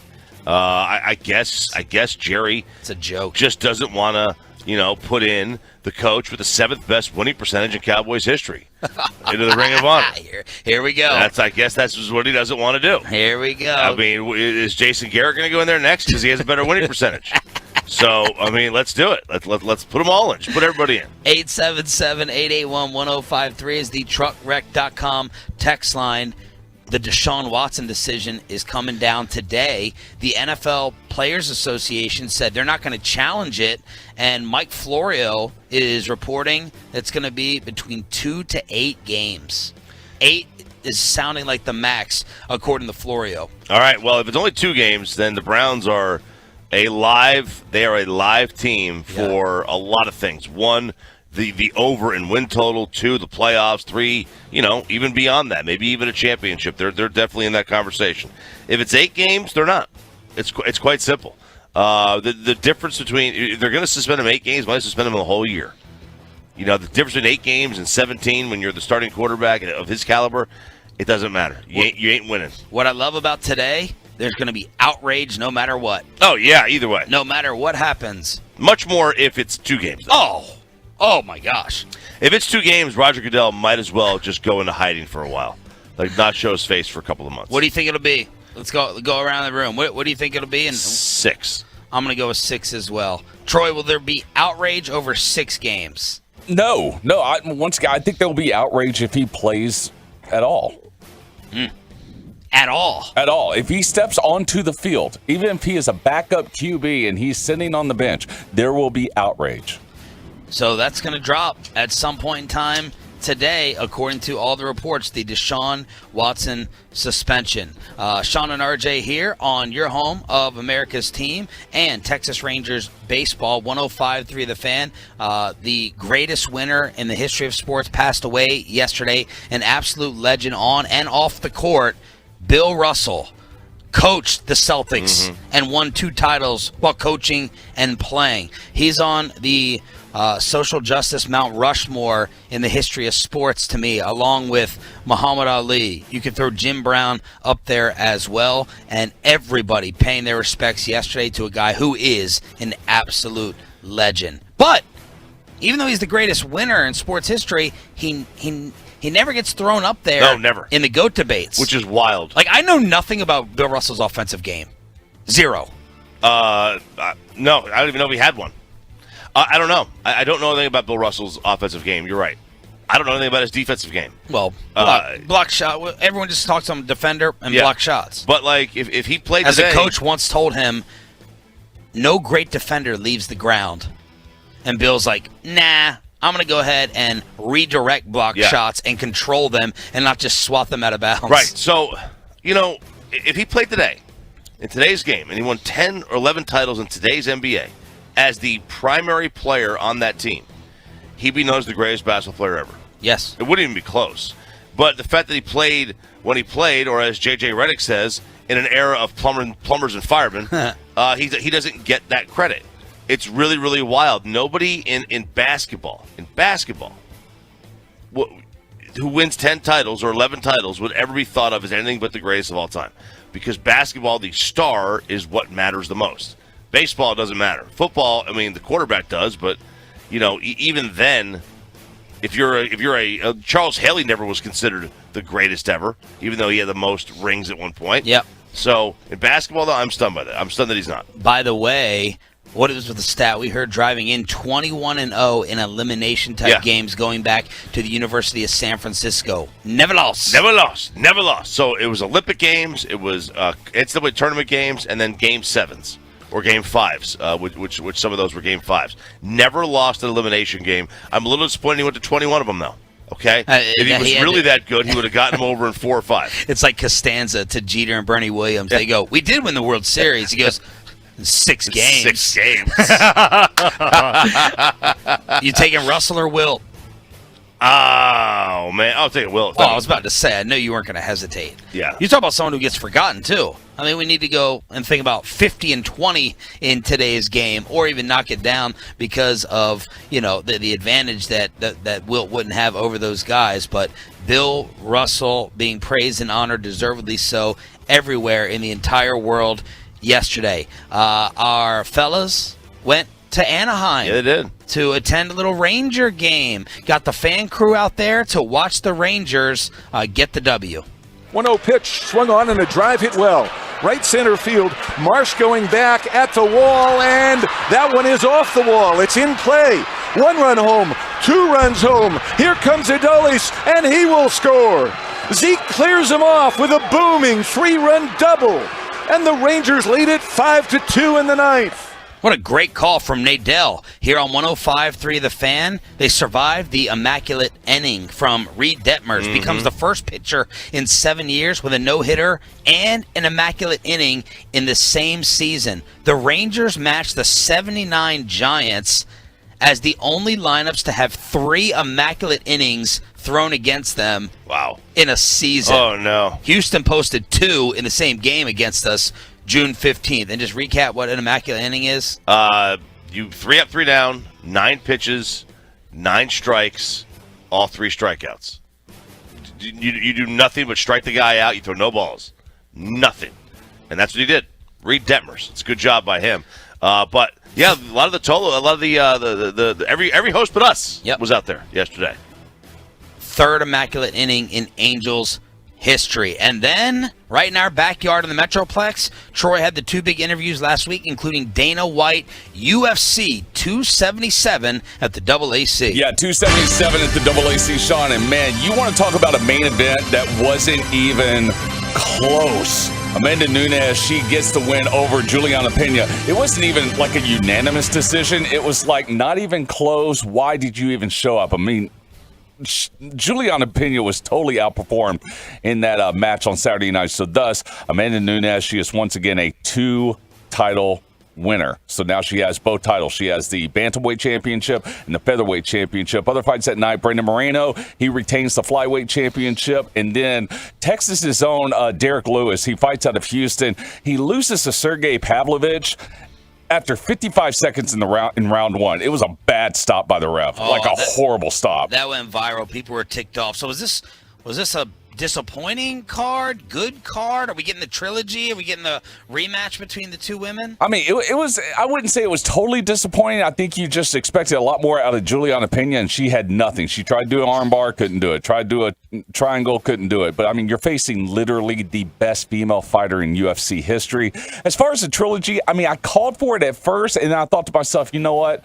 I'd rather see Amanda take on Valentina Shevchenko. If you don't know who she is currently the flyweight champion. She's only lost twice in the last 6 years, and both losses are to Amanda Nunes. So that's the trilogy you want to see next. Headlines here on Sean and RJ. We are back and at 100. Well, some of us are at 100%.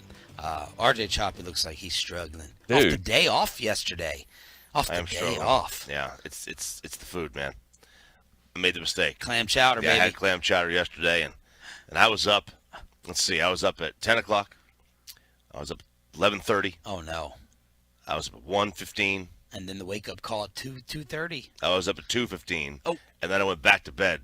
I was like, I need this extra 30 minutes, 20 minutes. Oh, my Yeah, Lord. it was not good, man. All right, we were blown away, at least I was, with our sit-down experience with Trayvon Diggs. Would R.J. Choppy own all the slander that he has thrown towards the Cowboys corner? Part 1 of our Trayvon Diggs interview. We think you'll really like it. Next on The Fan. Well, let's get you over to Athletic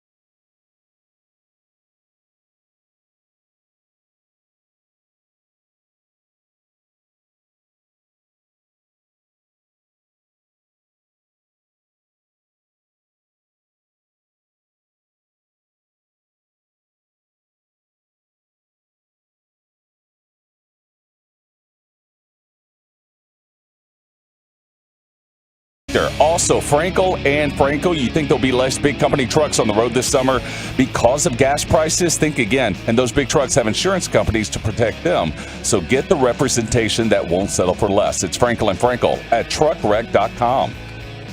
Shout out to Tolo Monte, who just sent me the Watson decision. The Deshaun Watson story and news is coming in from Adam Schefter. Former federal judge Sue Robinson has found that Deshaun Watson violated the personal conduct policy and has suspended him 6 games. Oh, man. According to a source. I love being right. That doesn't happen very often, but I like it when I am. Yes. So 6 games for Watson, and now we get everybody's reaction, and we have to figure out what the Cleveland Browns are this season. Yeah. Now, well, 6 games. That's still going to put them in a real tough spot to win 10. That means that they would have to go basically, 10-1. 6 feels fair. An entire season he was not found guilty according to the grand juries. That's right. 2 of them. Yeah. So you do have to factor in the courts and the law. He is on the field practicing for them. 8 or 10 may have been a little bit too extreme since, again, the legal system did not find him guilty. But when you have this many settlements, I think he settled 3 more, and this many women, there was certainly a fire to cause the smoke. So I think 6 feels fair. It's just, here's the one problem with it, okay? Well, the major problem, I should say the major problem, is that Zeke got 6. It's the same punishment that Zeke got. Zeke was not convicted of anything. He was not charged with anything. He got 6 games. Deshaun Watson did this 22 times over. That, to me, is different, So, to suspend the guys the same, and I hate comparing serious crimes. I don't want to call these crimes because obviously they weren't crimes because serious allegations. The judicial system, right? Allegations. I don't want to compare allegations, but when you're in league punishing, it doesn't sit right when one guy gets 6 games for one incident that was never charged for, and the other guy gets 6 games for 22 incidents that were never charged for. Sean and RJ out here for another week in Oxnard, California. Thanks for being a Tolo over the weekend. We caught it with Mike McCarthy, and here's part 1 of our sit-down interview with the guy Choppy's been going after. He's going after him just like quarterbacks. Part 1 of Trayvon Diggs on the Fan. Sitting down with the cornerback, the star cornerback of your Dallas Cowboys, Trayvon Diggs, here on Sean and RJ, 105.3 The Fan. How was practice? I saw you look fired up at the end there. What happened? Competition. Now you're a dog. You're 2 different people now. Yeah. Out there you talk, you're fired up, but calm and cool off. Yeah, that's normally how I am. Usually on the field, I'm more energized, but I'm still calm though. A lot of people say that I'm really chill on the field still, but I try to show it a little bit. But off the field, I'm super, super chill. Do you like watching other trash talk? How big of a trash talker are you? I'm not really that big of a trash talker unless, I'm instigating a situation. You're instigating it. Yeah, I'm an instigator. So, okay. If you do something first to me, then you're not going to hear the last of it. I'm going to continue to mess with you all game. Wow. But if you don't say nothing to me, I won't say nothing to you. So you're the one that picks fights in the group chat? Yeah. No, he said he's reacting. No. You didn't instigate, you're a reactor. I'm a reactor. Okay. I'm never the one that's going out my way to do something, But you go for the throat.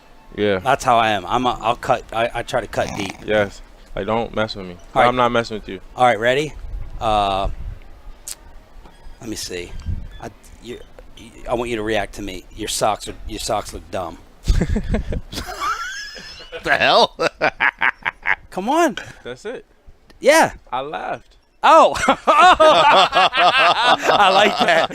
And look, I got my necklace caught on here. Almost choked me out. All right, so that was your reaction. So did you ever study other trash talkers like Gary Payton, legendary NBA? Anyone else who you give respect to in terms of trash talk in their game? Nah. Okay. I don't really go the trash talking route, but I'm all for you make a play, you're excited for yourself, but if it's directed towards somebody, I'm not for that. When did the fame kick in last year with the interception streak that you were on? When did you go outside in DFW or walking around and it was different? When do you remember it being different? Probably like after like the 7th one. 7th one. Took that long? Nah. It was a little bit before. Like, it's always been a little, but then after like the season and like probably around like the 6th or 7th one, it was like. What happened? What changed? I couldn't go outside.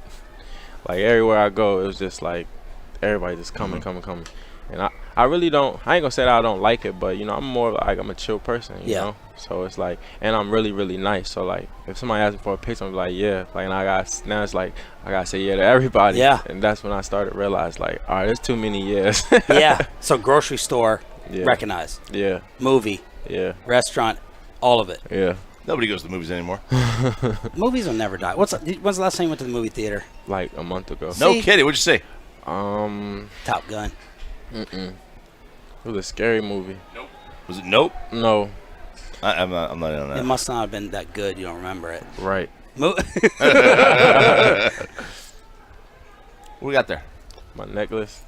It's like Thanos. Yeah. Is that what it's supposed to be? Sure.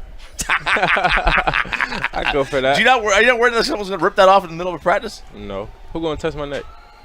Did you see Crabtree? I ain't Crabtree. How different is your son's life from 1 year ago? Very different. Did fame go to his head at all? Nah. No? He don't even know what's going on for He real. doesn't? No. How old is he? 5. He about to be 6. Is he more famous than you? Yeah. For sure. We're trying to instigate now. I'm all for it. Did he like blow up in school popularity wise? Like, is he a hero amongst his friends and others? This is his first year of school. He about to start school. So I got him to this private school. So I hope it's not that bad. You know, it's pretty That's chill. going to get rid of the riffraff. You don't want that public school stuff. Just keep them all out. Trayvon Diggs sitting down with us here on 105.3 The Fan. All right, I'm going to try to instigate. Are you the 86th best corner in the NFL? I didn't know it was 85 people better than me. I never knew that. What do you think of? So we're talking about Pro Football Focus, right? Mm-hmm. Do you guys look at that at all? Like, what are your thoughts on that when you see something like that? I think it's kind of weird because it's like y'all just saying stuff that's like really your opinion. Those opinions don't matter. Like, my team's not using that. My coaches aren't using that. It's like more so for like fans to validate whatever they're trying to say, because fans go back and forth all day about whatever. So this is just something for them to have, but really it really doesn't matter. And at the end of the day, like, they say like, oh, he gave up X amount of yards. It's like, all right, where are the points that came off of that? Like, nobody's scoring off of that. Like, they're not scoring points, they're not scoring touchdowns. Like, what are you trying to say, you know?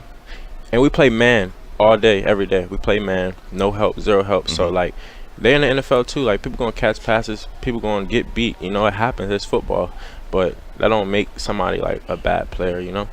Would you rather get, a ton of targets, ton of balls thrown your way, and get a lot of picks, or like the quarterback be scared to throw your way at all, and you shut the whole side of the field down? Like, what do you think is more respectful? Like, or I shouldn't say respectful, but like, what would you rather have? Like, never get targeted, and that be the ultimate sign of respect, or you're continuing to play the way you are, getting picks all over the place? I feel like whatever helped my team, and I feel like picks help your team. Like, interception and picks help your team. You're not helping your team by just sitting over there doing nothing, you know? Because you could be sitting over there doing nothing, and you're shutting down the other one. Okay, but the whole other side is, producing. If you're losing, what are you doing? You're not doing nothing for your team. What are you doing for your team? Do you hear from other corners? I can't remember the analysts who were talking about the way you guys play, and they were defending you. It may have been Ryan Clark or another corner, but they were talking about the style that you guys play in this yards versus interceptions argument, and people always gave props to like Peterson over Sherman with the way the scheme was set up. Have you heard from other corners at all, or other players about this stuff? Because that's the big talking point about you. Yeah, no professional corner ever came up to me and said like, yo, you're doing it bad, you're not supposed to be doing that. Like, it's always keep it up, like, you're doing good, like, don't listen to nothing that nobody's saying about you, like, just keep it up, keep up the good work. And I'm always asking questions. Like, I respect all the other corners, like all of them. I'm always asking them questions. Like, when I was up in Vegas at the Pro Bowl, like, asking all those guys questions, trying to learn from them, you know. In the season, I'm texting them, asking them questions. Like, I'm never, ever, like, want to stop learning, you know. And they know a lot of football. They've been there, they've done it, you know. And I'm not saying that to knock them. Like, if you a corner that's, you know, shutting down one side, like, that's great. Like, that's you. Like, be you, do what helps you. But me, this is what I want to do. Like, I want to get the ball, I want an interception. So I encourage quarterbacks to throw my way. Who's a guy that, like, blew you away with their knowledge and advice that you love talking to? Darius Slay. Stephon Gilmore. Who else? Jalen Ramsey. Yeah. Who was your guy growing up? The corner that you loved? I ain't really have one because I was playing receiver. I just started watching corners like recently, you know. And when I got moved to corner, my first corner that I was looking at every day was Patrick Peterson. You know, I was watching his LSU stuff, you know, and I started watching his NFL stuff, and that was my first corner that I was like, oh yeah, I like his game. How long do you think it would take you to go out here and practice at receiver to where you think you could play receiver? I could play receiver right now. Right now? Like right now. What's the difference in covering Amari every day versus Lamb out here? That's when we really noticed you last year. Yeah. We were like, whoa, CD's showing up, and the only guy out here that's covering him is Diggs. That translated over the season. Yeah. What's the difference in Lamb's game? Without giving away too much. Yeah. I wouldn't say it's really not that much difference because, like, they're both dangerous. Like, regardless of how, like, people got different body types, different speeds, different heights, different weights, but they're dangerous. Whatever they do, they're dangerous at doing it, you know, and they're both dangerous, and they both got that to the game, or it's like they're dangerous. So you can't be slacking on Amari and think you about to go and do the same thing versus CD. Like, no, you're going to get beat. Either way, you're going to get beat how Amari beat you, then you're going to get beat how CD beat you. So, well, was Amari's route running, like, that special and unique? It looks like it. Yeah. Like he's a technician. No, for sure. Amari's route running is really, really good. Like, he's quick, strong, fast. Like, his route running is really, really good. Would you rather cover, like, a physical specimen, big, strong, fast DK, or a guy that's a normal size, you know, average receiver, but a absolute master route runner? What would you prefer? Big, strong, fast. Big, strong, like a DK. I'd rather cover those guys. Why? Because it's like I'm big, you're big. Like, we both tall, so it's like when those jump balls and stuff come, like, it's not going to be easy. You know, you're just not going to catch the ball on me. You know, and they take a little bit longer to get out their breaks, you know. The shorter guys, Hey, sir, we're doing an interview of Mr. Jones. Easy on my boy. Easy on this boy. Mr. Jones, please get out of here, Mr. Jones. We're trying to do business. Jerry Jones stopping by. How often do you get to talk to Jerry? I talk to him every time I see him, so, you know. I like that do you pick people's brains about non-football stuff a lot? Yeah, for sure. Especially when I go out the country. Oh, whoa, Mr. Sophisticated. Where did you go, sir? I don't want to say it. You don't? No. Well, you think people are going to wait for you, like stalk you out? Last house to the left, something like that? You know what that? They might try to retrace my steps. Some breadcrumbs, huh? Some breadcrumbs. What do you like to do when you get out to the country? Just relax. Just be my time to chill, relax, look at the water, just clear your mind, for real. Dude is full of swag. Cool, quiet, confident swag as Choppy. Well, let's see if y'all thought that RJ owned his Diggs slander on the truckwreck.com text line, and Jerry Jones with the drive-by as well. That's part one. Part two at 9 a.m., but we got to tell you about partying over the weekend. The Deshaun Watson news has broken. We have his suspension from the NFL and how Stephen Jones cost me $80 while we were out and about with him on Saturday night. Was it Friday or Saturday? It's Friday. Friday, one of the nights. That's next. Rashawn and RJ right here on The Fan. They all run together. But if you need that new AC system,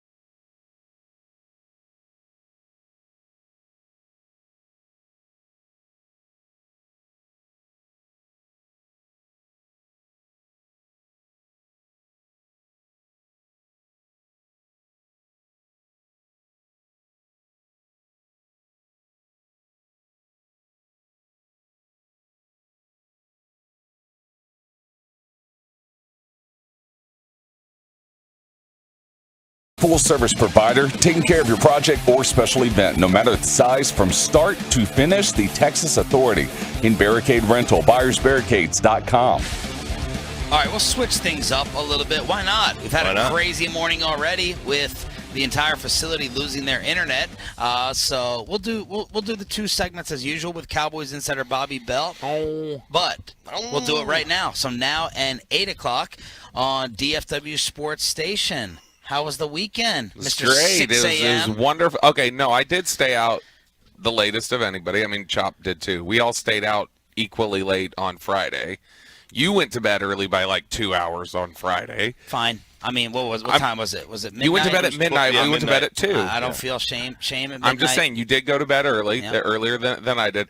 And then, now, what's more impressive, staying up till 2 on Friday and missing all of Saturday like you did, or me going to sleep at midnight and repeating on Saturday? I did not miss Saturday because of Friday, though. I'm pretty sure. Okay, yeah. You did miss Saturday. Right. Yeah. I did miss Saturday. But I didn't miss Saturday because oh man, raged too hard on Friday and can't recover. It's like I'm sitting in my room getting ready and I'm like, I feel sick. Like I was feeling like I was like starting to freak out and think like, crap, I caught something out here. And so I went and like laid down and I was like, I'm gonna try and just like sleep this off a little bit and just like take a nap and see if I feel any better. And I woke up a couple hours later and I still didn't feel good. And so then Broadus was just hanging in for the night. And so he was hanging back. He's like, well, you want to just watch a movie? So like we put on a movie and I was sitting there and didn't feel great. Like ordered some dinner so that I could get like a Sprite with it and was like trying to drink Sprite and stuff. And then like near the end of the night, I finally started feeling better. And then Sunday I was all right. But I was like starting to think like, I'm going to be sick. I'm going to miss the Rangers game. I'm not going to be able to go out there on Monday. And so I was freaking out. But it worked out. Did you do the Sprite challenge? No. What is that? I wanted a Sprite yesterday. You chug a Sprite and try not to burp. Which, like, literally people are getting massive stomach pain doing it. Doctors are telling you don't do this. By the way, the Deshaun Watson news is in 6 games. Here is Cleveland's schedule to start. I think they can survive this. Carolina, the Jets, Pittsburgh, Atlanta, the Chargers, Patriots, Baltimore. So the first 4 games... That was 7, wasn't it? So that's I'm sorry. So he's back for Baltimore. He's back for Baltimore. I'm sorry. That's the first game that's like really tough for them. So at Carolina, Jets, Steelers, at Atlanta, Chargers, Patriots, back for Baltimore. Wow. Chargers game will be really tough. I wonder if they used Zeke as the standard in their ruling. Well, if they did, then why didn't they multiply it by 22? What do you mean? Accusations. Yeah. No, I think it's just in terms of like something that I think 6 is fair. Something that didn't look great, but was also not legally prosecuted. Okay, right. Well, your standard for not legally prosecuting something that embarrasses the league has been 6 games. Yes. So I think that's probably what they. I wouldn't be surprised if they leaned on the Zeke ruling as their precedent. And by the way, just to throw this out there, the reports out there is that Deshaun Watson is being suspended for 6 games. That's not official because Jeff Darlington over at ESPN, he tweets out the question, will the NFL accept the discipline suggested from Judge Sue Robinson, empowering a process that they agreed on? Roger Goodell can impose his own power in this situation, which the NFLPA also agreed to provide him in the CBA, a significant moment in a new disciplinary process. What is that? That's Article 46, where Goodell basically gets to do whatever he wants. Yep, exactly. So we'll see if 6 sticks for Watson. That's the news that's breaking this morning. So Friday, we all got together for a big group dinner. Got 13 of us in a private room at this Italian restaurant. And, I mean, I can speak for you and I. Choppy was on the other end of the table. That was as much laughing at a dinner as I've done in a long time. Speak for yourself. I go to a lot of dinners. What do you mean, speak for myself? We all were laughing at Chop. Yeah. The grilling he got. Oh, yeah. I was talking about the overall dinner. Yeah. But I need to send Troy the drop, by the way. I did, because that was the only clean audio I got. I did get the drop of "Give me the strongest blank and drink you got." Okay, so Bassick on the way says he's just going to try to make RJ's life miserable by making him uncomfortable with his girlfriend sitting down with us. By the way, it was what we had Fish there, his wife Marsha, Slater popped by, Chiafalo, Zach, Dawson, Bassick. So Bassick starts asking. So Corey is rolling on this secret recording. The room was too loud to play it. But what were the questions that you remember Mike asking to try to make you uncomfortable, which had you tell the waiter? RJ just said this to the waiter, Troy. I need the strongest drink you have. And that really was it. He didn't go tequila. He didn't say vodka. He didn't specify. He says, bring me the strongest thing that you have for... Yeah. What was it? You said bleach on the rocks or bleach? And I was like, I wasn't expecting him to actually bring me a drink. I was expecting him... That was my way of saying, I need more time. But I said, bring me the strongest thing you have. And he brings me a blackberry sage Manhattan. And I'm like, what is this? And it came in that little Manhattan glass. Yeah. And it's like, oh, that's quite good. Sugary. Still paying for it. That's it was cute. strong, though, man. I was like, that was a mistake. So Mike asked questions, Troy. Like, I remember him asking, so what's your relationship? What are RJ's kids like? Yes. He asked about the kids? He asked, he said, when did you... Now, Choppy said, I love you first. When did you change your mind? Yeah. You know, because you didn't say I love you first. When did you decide you loved him? And then he asked he asked me to explain to her how you make a boy. Yeah, we got that. But, just as difficult as Bassick. It was amazing. Slater was in, full-on roast mode at dinner. She was like Don Rickles. Yeah, she immediately launched into Rickles. She immediately launched into ball jokes and telling Chop to take off his hat, show her that head. And oh, it was rough, vicious. I like it. But I thought your girlfriend handled it like a pro. She was great. Flying colors, excellent. She was great all weekend. She handles situations like that. This is what she handles a lot of things. But I don't know what that means. Well, good. She can handle. Yeah, she can hang. She was a professional. So then we have this amazing dinner with everyone, and we start bar hopping. So we go to a place first where, how would you describe the place where you were with Wolchuk on the ground? Old. The median age was 70. Yeah, and that's only because we came in. Yeah, it was. So Troy's a place called Twist. Yeah, named after Twist and Shout. That's all you need to know. Oh my God! So you walk in, and they had a live band. The live band was actually pretty good. Yeah. It was a very good live band. Wolchuk is out there dancing in our mission to try to get Zach laid. He was out there dancing, cutting it loose. Give him mad props for that. He has no shame. He's gonna have no problems talking to girls. After we were out there at that night, it's like, nah, We'll tell you the night that you bailed on us what happened then. So then after the first bar, we go to a second bar, and bam, it's Cowboys Central. We got Cowboys PR in there. We see Jay Glazer. Whenever you see Jay Glazer, you know that he's around some type of big dog cowboy. Oh, okay, Cowboys. A what? Trend. Stop it. So he and Fish shop at the same shirt store, I think. Baby Gap. So Steven was at our restaurant, and while walking out, everyone's saying hi, and there's Jay Glazer. Now, someone had told me that Glazer had kind of been a punk to them in the group, so I was keeping that in mind as I go, hey, Camus, and Camus is the wine that Jay Glazer and I both love. He can afford it. I can't. And last year at training camp here, I was interviewing him. We were talking about Camus. And he's looking at me, and I was like, all right, this is, something different, not just like Sean Sharif, one of the fan Cowboys. I'm like, what up, Camus? So, okay, that was the initial hello. Then we see them at the bar. Yeah. And they're outside chilling and relaxing, and I go up to Glazer again. And I'm like, what up, Camus?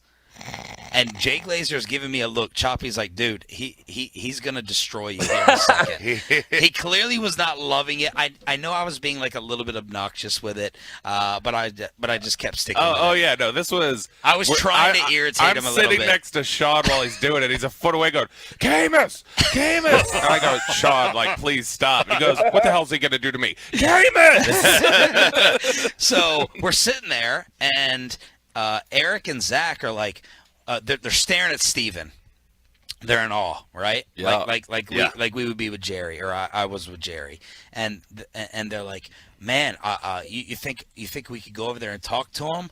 And I was like, I'll give you $40 if you go over there right now, interrupt the conversation. He had John Steven with him, his son. Yes. Who was the standout quarterback. Which that was their connection. They covered him. Oh. They were Very covering good. Texas high school football. I at the didn't start. know that. Yeah. So they're like, yeah, we'll go over there. And Eric goes, and I'll give him a high five. You give me the money if I get Stephen Jones to do a high five? And I was like, yeah. Man, I didn't even get my money's worth out of this bet. I look up, they get up, they walk over. Within 3 minutes, I see Stephen Jones high five Zach and Eric. Bam. I lose $40 a piece to these fools as they were sitting there talking with Steven. All of us got to talk. You want to feel more sick? Yeah. Cheech told me after, he's like, I didn't even suggest high five. Steven high fived me. He's like, Shut up. yeah. He said I didn't have to bring it up. He's that attractive. He said he high five him wherever he asked me to. He said he high fived me twice. I didn't even have to bring it up. I was like, he didn't even realize he just made me money. Yeah. So we all got to have like private conversations with Steven. Man. Who was the hero of the night who got his phone? I can't remember who it was. Steven left his phone on the table. It's Corey. Corey's the MVP. No, Corey's not the MVP for disappearing for 40 minutes into the bathroom. Corey is the MVP because, Troy, we were all at our own table, and we lose Corey. He's at Steven's table. It's Steven, it's Corey, and it's Jay Glazer. As Corey posted up shop and was at the big dog table, Steven leaves his phone towards the end of the night, and Corey picks it up, takes it to Steven. He's like, I think you forgot this. Glazer turns into me, yelling and screaming, "You're the effing MVP! You're the MVP, man! Good job! If someone got their hands on Steven's phone, do you know how much craziness there could have been?" So Corey Majors, he was chilling with the big dogs along with Eric and Zach. Let me tell you something, Troy. Trying to gather up this band of riffraff. This motley crew. It was Bobby, me, my girlfriend, Chiafalo, and Wolchuk. We're starting to walk away, and Sean's with us. And Sean and Broadus. And then all of a sudden, Sean goes back to go find Corey. No. Corey went back. Corey disappeared for 15 minutes. Wolchuk goes, I'll go find him. He's in that bathroom. I'll go find him. Oh, when that happens, it's over. And it's another 15 minutes. And then Sean goes, all right, I'm tired. I want to leave. I will go get them. And then Sean leaves, and it's another 10 minutes. Like, this is the Bermuda Triangle of finally, bars. I said, I'm going back in. I'm going to get them. I'm going to find out. And I knew he'd come back. And I walked back in, and I see Sean saddled up, arm to arm with Stephen Jones. Yep. And I walked right up to him, and I said, "You could talk to his dad on Tuesdays. Let's go." Yes! And I don't think Steven appreciated that. I don't think he heard it. Thank God. I said, "Hey, you'll talk to his dad on Tuesdays. Come on. Let's go." Did I get up and go? No. No, we waited another 5 minutes. After you were the one complaining more than anybody, like, where are they? We got to leave. I'm about to leave these fools Well, behind. it's different. And then you disappeared. I had Stephen Jones one-on-one. Which I found out it was Joe Trahan who just pulled up. That's what was keeping Corey and Wolchuk. They were talking to Trahan. Cowboys Power. So we lit it up on Friday. We'll have to tell the Saturday stories a little bit later on as Corey Majors was dominating the dance floor. Yes, he was. It's Sean and RJ on DFW Sports Station. Cowboys insider Bobby Belt, who got absolutely roasted, destroyed by Kurt Warner. I don't like Jane anymore. With the audio that we're going to play that Jane Slater set up. And let's talk about practice because the pads go on today. That's all next from Oxnard with Sean and RJ next. Let's get you over to Zero.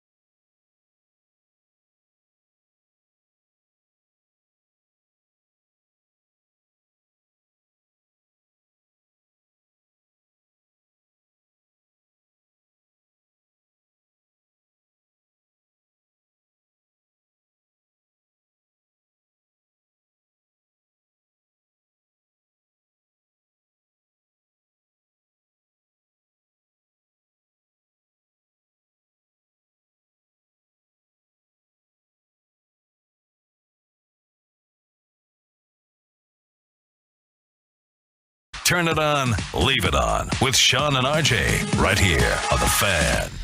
It is not fist pump time, Bobby Belt, but it is Sean and RJ. Week number 2, live from Oxnard. It's Cowboys training camp coverage on your home of America's team. Our sit down with Mike McCarthy is coming up at 8:40. Part 2 of our Trayvon Diggs interview at 9. And of course, we're sponsored by Metter Dodge Chrysler Jeep Ram, Twin Peaks, the On-Time Experts, and Bobcat of North Texas. And on the fan cam, on Twitch, and on YouTube is our Cowboys insider. I'm not, but I'm getting on it.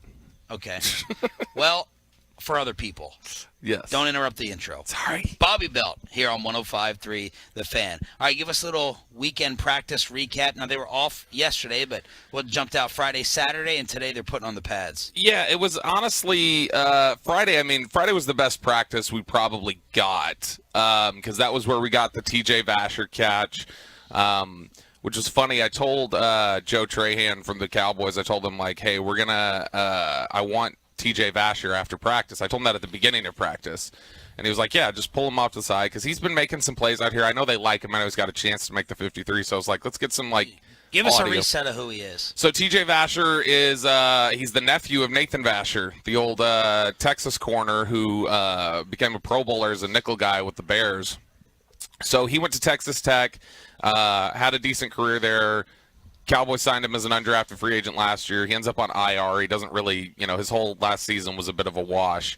So this is kind of his rookie year again, but Robert Prince, the new receivers coach, loves big receivers. Like, that's one of the things that he's really, really high on because he gave an interview with the Houston Texans team website last year when he was hired by the Texans, and they asked him, like, hey, what do you kind of look for in a receiver? And he's like, well, look, if you're a smaller guy, you've got to be, like, really, really great route runner so that you can have the right separation. He's like, when you're a bigger guy, he's like, you're always open because of your catch radius. And so Prince really likes those bigger guys, and Vasher is by far the biggest catch radius on this team, 6'6", a good athlete. And I got to talk to him after practice, and he had said, I don't want to just be viewed, though, as like the guy who's open because he can't get open. I want to be the guy who you can count on me to do everything, a complete receiver. So he was out here, had a couple tough attempts at a contested catch in both end zones, wasn't able to get him, but then he gets Kelvin Joseph with an Odell Beckham catch, falling away, one hand out. So he's been one of the early training camp stars, I'd say, and a guy who I think really has a chance to make this team. So that's been the big viral moment from camp so far. Then Saturday we had kind of a light workout. They were only in team for maybe 10 minutes. Yeah. And then they wrapped up. Short, man. The biggest headline out of that was we get to team, and we're all kind of talking around. We're like, where's CD? And we go up to, like, Cowboys PR, and we go, is there a reason CD's not in Yeah, team you were period? storming down the sideline on a mission. And they were like, well, I don't know. I'll go find out for you. So they went and looked around. He came back out for the little walkthrough. I was told he had muscle tightness. I don't know where, but they were stretching him out, and that's why he wasn't in there. He did come back out. He had, like, a compression sleeve on his forearm. So I don't know if there's something going on there. But that was the only kind of interesting, panicky moment from Saturday's practice. But today's where it'll really get going. This is the pads, and this is where we're going to start to really see, all right, is what we're seeing real with some of these guys. So it was just, did you see them stretching him out at all? Or no, so what they'll do is they take him into the little tower where Jerry's on. They take him into a tent area, and they won't let you see. And so they also do that so that fans don't necessarily see him jogging off the field and go, hey, CD, something's up with CD. We all just had to kind of notice, where is he? Oh, he's not standing out here. No Tack McKinley being added? No, so that one's interesting to me because I've heard separately, Brian's heard separately. This came up last year, Tack McKinley, when he was free, is that said, hey, do you think they'd be interested? And I had heard that, they had some questions about his time in Atlanta, that Dan Quinn knew him really well, and they were, they had some concerns about him in Atlanta. I don't know if they feel better about it now, because it's really interesting that they have to feel better to even, like, talk to him, because they're very deep at the defensive line this year. They're going to cut, NFL players who are going to get signed by other teams off the defensive line because they don't have the numbers. And so I found that to be interesting that they were even talking to him. It makes me wonder, okay, do they feel great about what they've seen from Dorance Armstrong yet? Do they feel great about what they've seen from Sam Williams, Dante Fowler, the guys who are going to be rushing on the other side opposite of DeMarcus Lawrence? I mean, just to get Steven was praising Sam Williams the other day. Yeah, and he's been good at some of these practices that we've seen. I think today, like I said, with the pads on, we'll get a really good chance to see how much of what we're seeing is real. How much of Tyler Smith is real? The stuff that we've seen that's impressive. How much of these defensive ends, how good do they look? This will be a really big day for a number of these early training camp stars. I'm bummed by this. No tack. Why?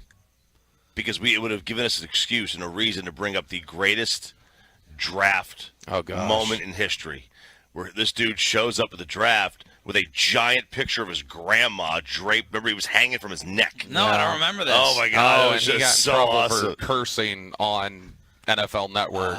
Dropped a GD. Like a Flavor Flav chain, but his grandmother. It was an enormous. I'll see if I can find this video play. God knows it's 7 years old. Well, like I said, there's a GD in there, so make sure it doesn't pick up on your mic. No, it's off. Don't worry. Bobby Bell, Cowboys Insider, sitting down with us here on Sean and RJ every morning at 8 a.m. Newey Scruggs had his interview with Jerry Jones. This is Newey asking Jerry, hey, man, you could have gotten another Charles Haley in here. Why didn't you guys go and sign Von Miller when he wanted to be here? Right when I bought the Cowboys, I pulled up in a jet airplane with a media person aboard. And we'd gone back to my hometown, and my muddy 5-year-old Bronco pulled up to pick me up. And the guy said, this doesn't make sense, the media. You're flying in a jet and you drive a 5-year-old muddy Bronco. And I said, it's perfect sense. You can't have it all. If you want to drive a jet, you drive a 5-year-old muddy Bronco to get to drive the jet. We couldn't afford Von and the other parts of our team. Okay. I mean, you got like the second most salary cap space in the league. If you wanted him, you could. I think you just But they offered him the Randy money? Yeah, I don't. That's what was out there. I'm not certain just from talking to some people that they even got all the way up to Randy money. Oh. And so I mean there was, which was $14 a year. That wasn't gonna, like, Buffalo went overboard. It was $14 a year, but it was $14 a year, even though it was a 5-year deal or whatever. It was $14 a year for 2 years. They can get out of those deals in 2 years. I think it's interesting that they didn't want to fork over the money. It's like the question that everybody keeps asking about Anthony Barr. Like, oh, Anthony Barr's still out there, and Anthony Barr wants to be a Cowboy. It's like, great. Bobby Wagner was out there, wanted to be a Cowboy. Von Miller was out there, wanted to be a Cowboy. But there's only to a certain extent do they want to be a Cowboy. They don't want to be a Cowboy for, Dorance Armstrong's contract. Yeah, right. Like Toby Keith. Should have been a Cowboy. Yeah, should have been a Cowboy. Oh, I thought should have learned to rope and ride.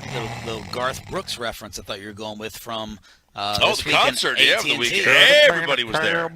With the curtains down. Okay. I love it. I thought those aren't real. Tolos just send me pictures of curtains. Not Garth Brooks, no celebrities. They're like, look, the curtains do work. Okay, set us up for how this Kurt Warner video came about. So I don't know what happened to Jane Slater. Jane Slater has become like me-level trolling, specifically only to me. Hell on Chop, I guess, at dinner because he had his girlfriend there. But we're out here at practice on, I think it was Friday, and what we're doing is we're filming the guys doing their stuff. You're not even watching totally. You're filming, and you're trying to keep an eye on the quarterback releasing and turning the camera. And so we're recording it. I see CD running. I stop the video. I go to tweet it. I'm like, all right, here you go. This is a good chance. This is one of the few deep balls we've seen in a drill so far. I'll tweet this out. People like it. So I go out there to tweet it, and I put Dak to CD. And as I'm sitting there just typing that out, I'm hearing Kellen yell on the practice field, Sluggo, Sluggo, Sluggo. We're doing Sluggos. And I just have the route name rattling around in my head. And so as I'm sitting there typing, it's almost like when if you're typing you ever go to text to talk, crap about somebody, and then they're in your head so much you start accidentally texting them, and you're like, oh, crap. Yes. Yeah, it was a little like that. And so that was just rattling around in my head. So I just typed out Dak to CD and then tagged at the very end of it Sluggo and hit send. It was not even thinking about it. And I was not the only one. Machota tweeted it out and had to delete it, and Gelkin came back later and was like, I was starting to do the same thing and caught myself. Okay. And so I was just like, but I'm the one getting hit by all the freaking 1A special team assistant volunteers at their crappy high school in Permian Basin. Wow. Didn't know Bill Walsh, the next Bill Walsh, was coaching in the Permian Basin. That's great. That's actually not a Sluggo. It's like, I know what a Sluggo is. And then Kurt Warner, who follows me on Twitter, saw it. So do you know Kurt? Yeah, I got Kurt for G-Bag a couple months ago. So Kurt Warner does these amazing film breakdowns. He shredded the Cowboys offense with a few of them. He got his hands on this information and decided to make something for Bobby. Bobby. Now, here's the thing. If you're going to cover a sport, you really need to know what you're talking about. Otherwise, it's just flat out embarrassing. It's embarrassing, Bobby. So, good thing that's what I'm here for. I'm here to help you get better at your job. So, here, little tutorial for you so you can go back on Monday and really sound knowledgeable about what you're talking about. So, first thing, look down here at the bottom. This is called a slant. Push up, slant to the inside. This is called a slant right here. Okay, so we start with the basics. This is a slant. Great. Now this is the Cowboys. This is Amari Cooper. He doesn't play for the Cowboys anymore, so don't use that on Monday. He doesn't play for them anymore. But this is a slant route. Nice completion on a slant. Okay, so you'll notice with a slant, right? Slant. S-L-A-N-T. Slant. Okay, so now sluggo. S-L. See how that connects? Sluggo. So it's a slant and go. A slant and go. Slant, sluggo. See how they attach? Okay, here is what a sluggo looks like. Again, Amari Cooper at the top. Don't use this on Monday. He's not there anymore. There it is, right? It looks like a slant, inside slant, and then a go. That's called a sluggo. There it is. Well done. Makes sense. That's amazing. That is. Yeah. You saw how annoyed I was on Friday night about the Twitter people thinking I didn't know what it was. If you just Slater saw that because don't get annoyed by it. Because I can take individual idiots or whatever else. I hate when the idiots think they're dropping knowledge on me in droves, and that's where it's like, oh gosh. If you didn't want to have and them then come at you, Kurt blew it into the stratosphere with his quote tweet. Just know what a sluggo is if you didn't want them to come at you. You should I have know. just known. I know. Eric it's good. and Zach are worried that we're busting your balls too much. Well, that's because Zach opened his big mouth about something else at dinner. Oh, that man. I then had to I just had to lean into making him feel bad about it. I've probably been number one about going at you over that off-air story. But yeah, I think you've said consistently you're about 10% more afraid of me now. Yeah, no doubt. No doubt. You still got to hear the story. It's fantastic. I didn't hear the story. You went to the Rangers-Angels game with the fellas yesterday. What was that like? It was good, but again, the roasting continued. Broadus was playing Kurt Warner the whole drive up and the whole drive back, wanting to get on me for my driving, and then would randomly. Broadus is a backseat driver? Yeah, it wasn't even so much he's a backseat driver. He just knew I was already kind of on edge from the weekend, and knows I pride myself in my driving, so he just wanted to. You hit pride me for that. yourself. I'm a damn good driver. And Corey Majors, ask Corey Majors about the U-turn I hit when we had to go to Pink's the first night, and Corey's like, "Okay, I'll give it to you." Was it you legal? can't drive. Yeah, it was legal. It was just very tight, and there was oncoming traffic coming pretty fast. So you're an amazing parallel parker. Yeah, no, I've got a handle on it. Okay. We need to have a drive off. Yeah, I'll have a drive off with you. What kind of other contest you want to have with me? Whatever. Let's go. Whatever. Look, I skipped Saturday, Sunday. I took my Adderall this morning, so 2 days without it, taking it today. I'm feeling very intelligent today, so I'm ready to do whatever you want to do, Chop. Yeah, we find a parking lot. We'll do it in the hotel parking lot, and we'll do a series of 3 tests. You got a parallel park. I don't know. What else can you do? Can you spin out a 4Runner? You gonna drift? No. I'm not drifting a 4Runner. No. I think you do that. You kind of set up, U-turn contests, U-turn with heavy traffic coming the other way. See if you who's able to hit that quicker. I think parallel park. Just who can make it through 405 traffic faster because you got to kind of weave and things like that. Are you a speeder? When I need to be, but not as just a general rule. Where I become a good driver is I've got good situational awareness, so I can anticipate when people around me are doing stupid things and I avoid accidents. Oh, and so Broadus got under your skin. Who's got under your skin legitimately the most so far? Slater. 877-881-1053. Truckwreck.com text line. Probably brought us. The great Bobby Bell right here on Sean and RJ. We'll see you later at practice. But look, everyone's getting messed with. Apparently, there was a Texas Rangers prank on the post-game show. Oh, baby. Involving the guys who went to the game. The G-Bag Nation Rangers prank. Next on The Fan.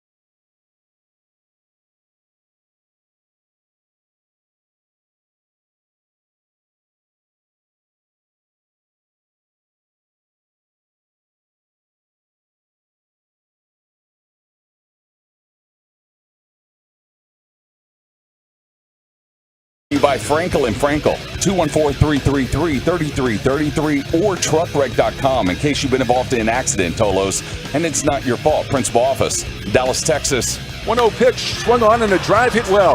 Right center field, Marsh going back at the wall, and that one is off the wall. It's in play. 1 run home, 2 runs home. Here comes Adolis, and he will score. Zeke clears him off with a booming 3-run double, and the Rangers lead it 5-2 in the ninth. Rangers survived the immaculate inning from the Angels as our fan guys drove up to the game to check out the 5-2 road win for the Rangers here on this station. Sean and RJ live from Oxnard, California on 105.3 The Fan. Tomorrow's the trade deadline. Yes, it is. So it snuck up on me, too. We'll get Jared Sandler on. He just texted me. He had a great Kurt Warner story that Kurt is competitive AF in hoops. So Sandler will come on, and then I saw him tweet over the weekend to some Tolos asking about the Rangers and Juan Soto. He said, yes, they were involved, but the talks got too expensive. So that sounds to me like the Rangers are going to be out on Soto. Well, that's not surprising. Not surprising. There was going to be one of two things that were going to happen. Either the Rangers were going to be giving up, 4 or 5 of their top 8 to 10 prospects, or they were going to give up, a handful of their top 10 prospects, but a lesser one, but take on the Corbin contract. Or the Strasburg one. You wanted to go that far. Yeah. Sorry, go ahead. So, it was either going to be prospects and cash or just more prospects. And I guess that may have been the one that the sticky point. A lot of Tolos have tweeted me. They're like, "You're always giving an opinion. We don't know what your Soto opinion is." And I'm having a hard time separating my selfishness for our job versus like the team building thing. So selfishly, I would want them to make the deal. You get Juan Soto. Yeah. It's an amazing topic. Sure. And even more reason to tune in, and the Rangers become that much more interesting. But I get them staying away from it because of everything Bassick has laid out in terms of blowing up your farm system, having no other real prospects to develop, the history of getting these types of stars together, and then not having guys on the mound or at other positions that you are trying to, groom along. So that's where I've been split. Like, selfishly, yeah, you want Juan Soto, a trade to happen on the home of the Rangers.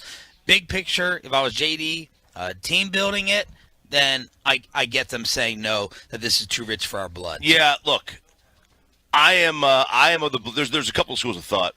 Like, I would never want Kyrie Irving on my team on the Mavericks, really, but I would want to cover Kyrie Irving on the Mavericks. Yeah, it is. You would.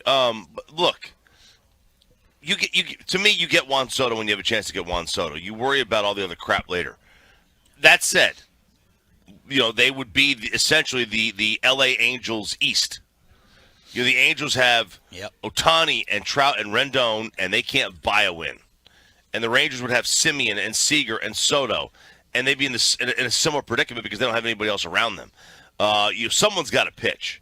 That said, even though you don't have anybody to pitch, these are good problems to have. Having Juan Soto on your team is a good problem to have. Having Corey Seager or Marcus Simeon are good problems to have. You can't get to that point without having some of these guys on your team.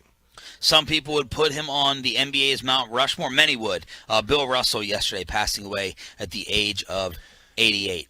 He is, to me, a forgotten legend. I agree. In every other sport, I shouldn't say that. Football, we have a lot of forgotten legends too. But can you make a Bill Russell analogy to the other sports? Like, if you said so like the greatest champion we think of in the NFL ever is Tom. Yeah. But Tom is also labeled the GOAT. No one calls Bill Russell the best that ever played basketball. You know what I mean? So it's like, does he have another comparison to where he's, 11 titles, he won 8 straight, 21-0 in elimination game setups, Olympic gold medalist, member of the 25, 50, 75 greatest anniversary teams, first black head coach in North American pro sports history. He was a player coach, all the stuff he did to try to speak up for African Americans and try to better the world. This guy did it, but is there a comp? Johnny U. Nobody thinks of Johnny U even as a top 5 quarterback anymore. And a lot of people still think he should be. That's a good one. Thank you. Just came up with that one. That's a very good one. I'm trying to think in baseball. Baseball does a really good job of remembering the old guys. Maybe too good of a job. Yeah. Hockey, I'm not. That's outside my realm. Yeah. But I think Johnny U is the football comp. That's a good one. Thank you, because he was thought of as the greatest at the time. He has been largely forgotten. He played in kind of the same era. Yeah. Oh, really the same era. And it played in some of the most important games in the history of the sport. And then, of course, the news coming in, Deshaun Watson getting 6 games with the NFL breaking news. But everyone has been talking to us about the Ranger prank that got played last night after the win over the Angels. Troy, what can you tell us about this? Well, what happened is afterwards, Jared Sandler, he loves to do 2 things after a Rangers game. Number 1, challenge people to a fight. I know you're probably scared to talk to me face to face. And number 2, he likes to take calls during extra innings. Extra innings is the call-in show that he does for the Tolos, and they get to ask him questions about the farm system and where's Jack Leiter and what's going to happen to this team next year. So he opened up the phone lines like he always does, and he took some calls. Unfortunately, some of those calls turned out to be not really like accurate and truthful and sincere, but instead just people calling in for a good time. Steve in Weatherford has been waiting patiently. Steve, thanks for your patience. You're with us here on Rangers Extra Innings. Yeah, I didn't know when you were going to stop talking there. I've only been waiting about 15 minutes. I just wanted to know about the catcher's interference call. If you could help me understand that ruling there that happened during the game, that'd be brilliant. Thank you, Jared. Yeah, sorry that trying to give thorough answers. My apologies to the other callers who are also in line. I can give one-word answers if needed, if that's something that people want to do. Stop. How edgy is this? The disdain. How edgy is this kid every night? He every should week? be edgy. When something happens like last week with the audio that we played of him going off, you usually keep that in your mind for like the next at least month as a person on air. Like when Choppy and I had the watching football fight, I was cognizant of that. That was embarrassing to go back and listen to. So I'm like, me and RJ probably aren't going to have a real good fight for the next month because of that one. Yeah. And Sandler was embarrassed. He thought he sounded douchey by the audio last week, and here he is not knowing that that's Zach Wolchuk pranking him, and he. You know what this is? And he's doing this again. You know what this is? This is covering a 46 and 55 team. That's exactly what it is, RJ. It'll break a man to his boiling point. And by that, I mean a guy half the size of a man. Okay. If they were 67 and 36 at the Astros, he's letting this roll off his back. All right, let's hear it. So let's continue. Let's go to another caller because that was quote unquote Steve who called in. Hey, can you play like can you play that starting with Wolchuk? It's short enough. I just got to hear Jared's really disgusting response towards who he thought was a regular caller. Steve in Weatherford has been waiting patiently. Steve, thanks for your patience. You're with us here on Rangers Extra Innings. Yeah, I didn't know when you were going to stop talking there. I've only been waiting about 15 minutes. I just wanted to know about the catcher's interference call. If you could help me understand that ruling there that happened during the game, that'd be brilliant. Thank you, Jared. Yeah, sorry that trying to give thorough answers. My apologies to the other callers who are also in line. I can give one-word answers if needed, if that's something that people want to do. God, what a jerk. So angry. All right, let's go. All right, so that was Steve. So now we're moving on to actual callers during extra innings after the Rangers game with Jared Sandler here on The Fan. And by that, I mean we're not. Let's go out to Joe in Flower Mound. Joe, appreciate your patience here on Rangers Extra Innings. Yeah, I kind of agree with Steve and from Weatherford. You take way too long to answer these questions. Can you explain the catcher's interference thing to us out here today, please? I'll hang up and listen. Thank you. Okay, so we got a bit. I appreciate that. That's good, though. I like the bit.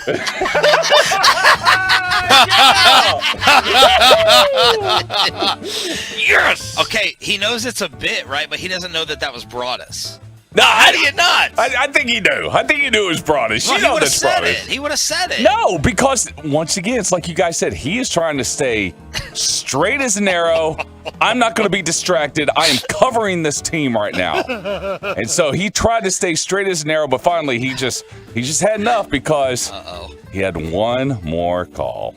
All right, at the risk of this prank, which I salute Steve and I forget who the other caller was. I salute them. That's we're doing bits. I like it. That's good. I'm a fan of bits. I can roll with that. Is this a continuation of the bit? Let's go out to White Settlement. We got Red joining us here on Rangers Extra Innings. Hey, Red. Red. Hey, Jared, I just wanted to know about Charlie Colson. He hit a triple today. Shohei Ohtani also tripled today. I don't know how much it would take to get Shohei Ohtani, but do the Rangers... This is Zach Wolchuk, isn't it? Zach, you ruined it.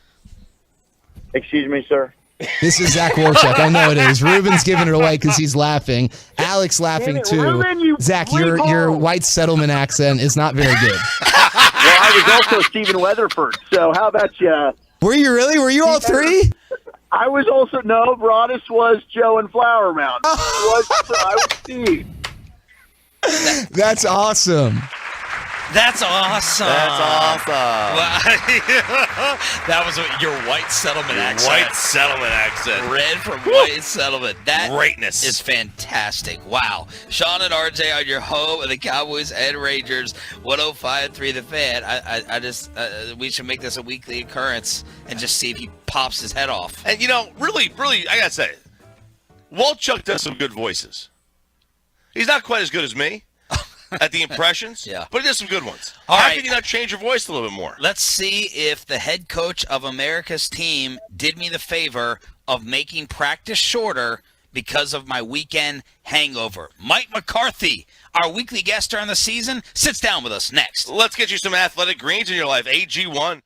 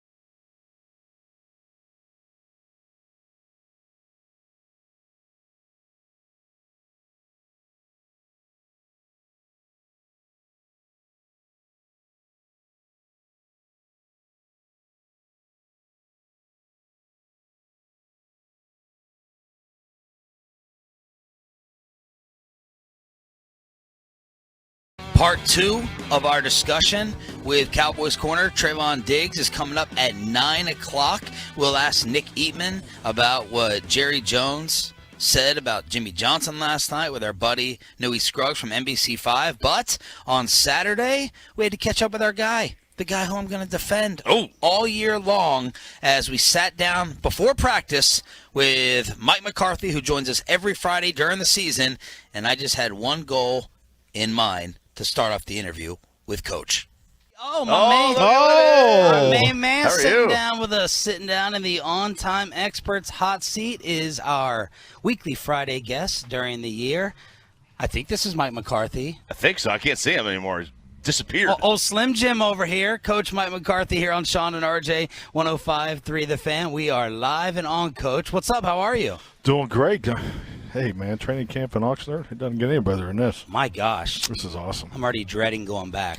There's nothing worse than landing back at DFW Airport, and when the doors of the baggage claim, you wouldn't know about walking out of a regular airport, but walking out. Mr. Private. Bam. It's been a couple days. And that heat smacks you right in the face. It's awful. Brutal. Yeah, it's tough. I don't know how you do it. Can you do me a favor? Yeah. Maybe like a 15, 20-minute practice today. I got a hangover like you wouldn't believe. I'm hurting. We went out. Still, it's almost lunchtime. It's almost lunchtime. I still got a hangover. My gosh. That's not good. You got any hangover cures, suggestions? Ooh, heavy gluten, I think, usually does. Heavy gluten helps with the hangover? Yeah, I think so. Well, you're supposed to get like a Someone greasy, told me that, yeah. a greasy meal. Yeah. I've heard like ramen at like 2 a.m. is supposed to be really good. Ramen at 2 a.m.? Yeah. You got to get out of that college phase. Is that a prescribed medication, Chop, there? I thought when you graduated college, you had to give up ramen noodles. That doesn't hold true anymore? Or? I got out of it. He's getting back into it. Yeah. But you wouldn't know about any gluten anymore, man. You're looking good. So tell us about these boxing classes. Oh, it's been fun. Harold Nash and, we have a friend back here, Darren Pierce, over there in Frisco, and it's been just really cool for a number of us. I think about 5 or 6 coaches that have been involved, so it's been fun. Frankly, to be honest, it works with my schedule. I'm able to do it really early in the morning before work, and it's been good. But, it's just like anything. You are what you eat. Is the eating schedule of a coach crazy? Well, the problem, I think for all of us is it's the late nights. You're in there cranking, and, the old brain craves those carbs, it's kind of like what you need right now. So, so you need it. It's just getting that under control, and just working through some other things. What was your weakness or hardest thing to give up? The 3 Ps, man: pizza, pretzels, and popcorn. That's yeah. Hot pretzel, most overrated food of all time. But you gotta have the raw hot pretzel overrated. Oh, it's fantastic. It's a big. It's like people who like crust. Yeah, what do you like? What's that? I like crust. It's cardboard. You know what? When you grew up in the 80s, that's kind of all you had. Yeah. So, all you had. Yeah. So, maybe with mustard. You mustard or cheese? Oh yeah, or I'm plain? mustard. I'm totally mustard. I'm not a big lover of cheese. No. I don't know how you gave up the pizza. That went over well in Wisconsin. Yeah, no, I don't know how you did the pizza. I could say that now. Because pizza is one of my favorite foods. I can't do it anymore. Like, it just makes my stomach just go into knots. But I refuse to give it up. I just suffer the consequences. I don't know how you gave that up. Yeah. I really don't. Like, it's been the hardest thing for me. Well, I'm human. I've had my moments. So, yeah, it's definitely tough to give up. Mike McCarthy out here on 105.3 The Fan as we get ready for a training camp practice. Coach, a lot of fans, a lot of media, we're looking at, like, the big names that have left in the offseason. We're like, the Cowboys took a step backwards. Like, normally we're trying to get closer, and Jerry's always being aggressive. What do you say to the Tolo listener who's like, we definitely took a step backwards in this offseason? I think this is a normal progression of advancing as a football team. This has been my personal experience. When you're a draft and develop, program at the forefront of how you see your personnel advancing every year, you understand what some people will call as projection, but it's really the development that I believe in. And our younger players, and this doesn't show up on just a list of players on a depth chart, but the younger players will be a year better. Our connection between our older players and our younger players will be better. Really like the draft class. This is a class, actually, I was standing out there.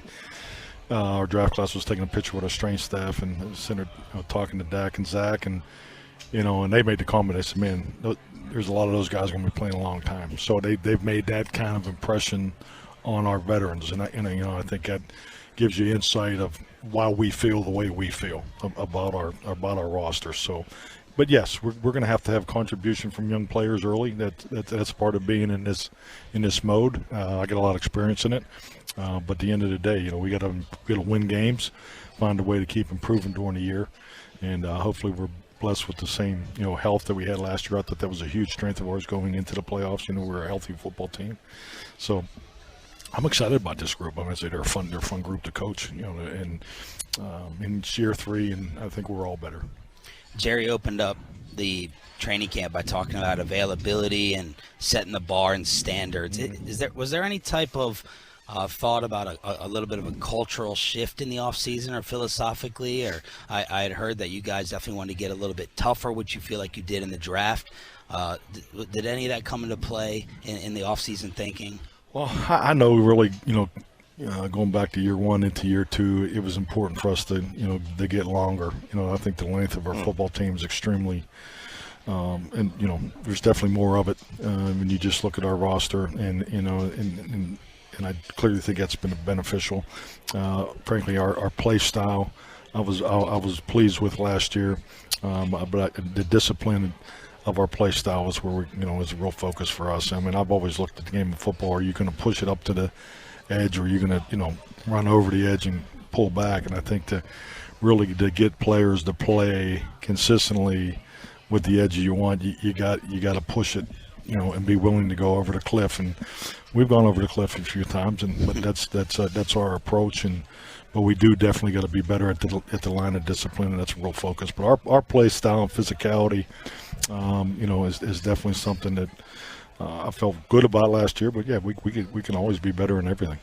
Is there an emphasis and a pressure on Dak, like there would be on some other quarterbacks this year who lose wide receivers, like Mahomes lost Tyreek and Rodgers loses Devontae?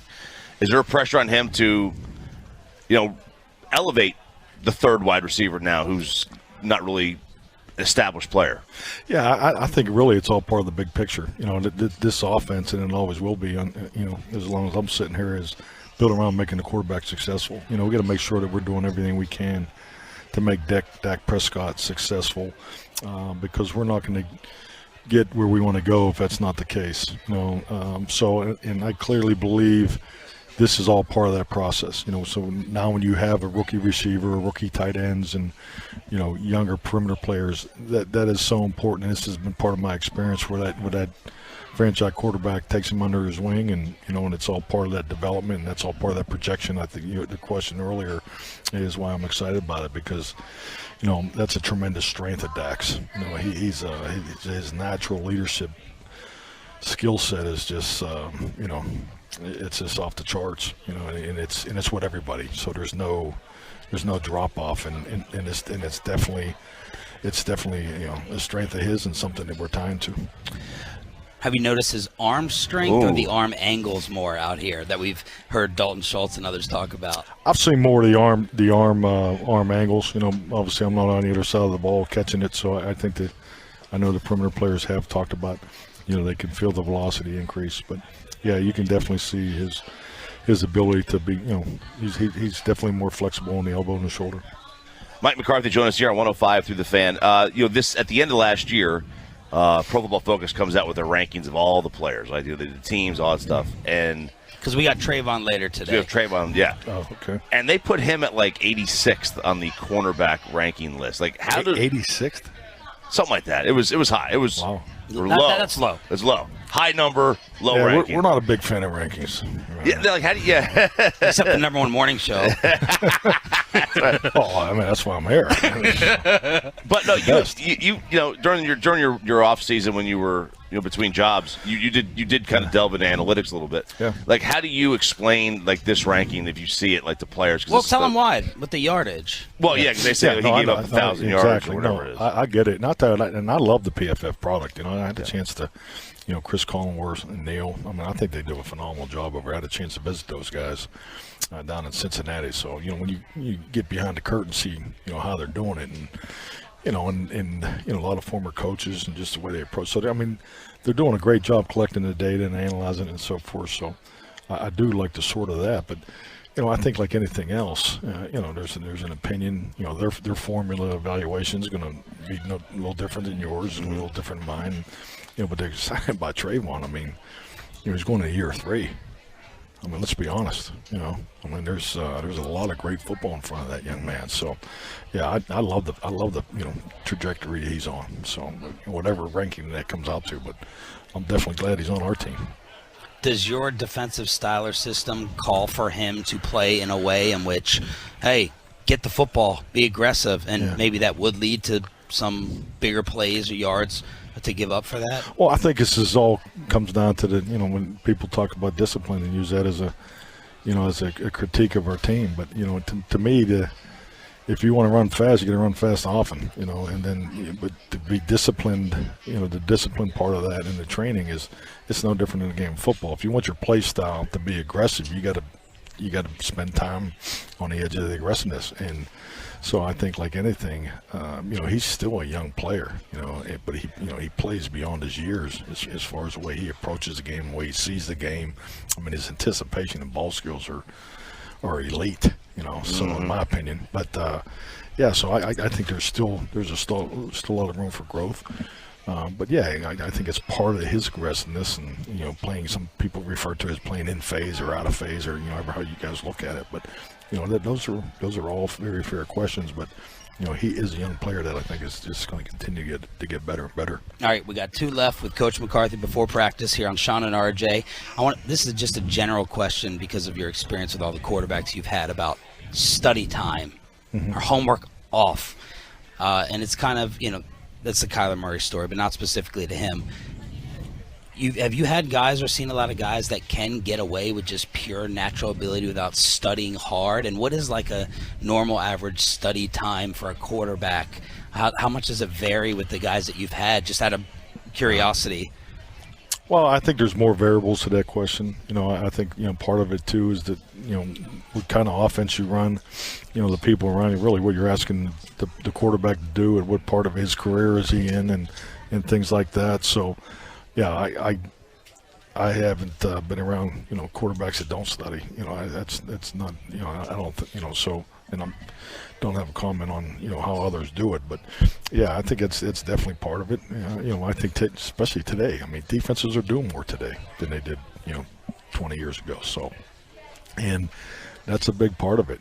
This game, there's so much of this game that's played at the line of scrimmage. And I'll go on the other side of the deal. I don't think people realize how hard it is to play quarterback. I mean, these guys are astronomical, special because of what they do, and not only their IQ. So if you're a starter in the National Football League and they're talking about your studying skills, give me a break would be my answer. Because the command and offense, to play and deal with the things that you deal with, playing and play out, especially for so much at the line of scrimmage offense that you see today, that's a tremendous amount of responsibility on the quarterback. So they have more responsibility than anybody in the game of football, and you could argue say in any sport. So I mean, those guys are special. You didn't see this because you're staying here, so you don't have to deal with this traffic out front. There's about 4 miles worth of cars trying to get in here. There was, I think, 5 people at the Commanders' practice the other day. Did you expect this spotlight to be like this when you took this job? Or is this bigger than you even thought? Oh, I mean, definitely. I mean, you don't work in the National Football League and you're not aware of the Dallas Cowboys. I mean, and how bright the light is. I mean, I think that's something that, in my time in this league on the other side of the field, you're just aware of it. I mean, it's always been that way. So, and now having that opportunity, it definitely hasn't disappointed. It's definitely a very bright light that, you definitely wear sunglasses sometimes. But it's, I think it speaks volumes to our fans. We've got incredible fans. I mean, and what you think, forget about too, is what a great environment they create for us here to practice in and compete in. So it's very much appreciated, and I think our players do a great job after practice and recognizing that too. And Jerry will kick it off today like he always does. And but I think it's very, very special in sports, and the Dallas Cowboys are number one at doing it. And you know what? He cut practice short for me. We cut it by about 16 minutes. Thank you, Coach, for helping with the hangover. Part 2 of our sit-down with Trayvon Diggs here from the Cowboys Star Corner as we kick off the final hour from Oxnard next on The Fan. Listen.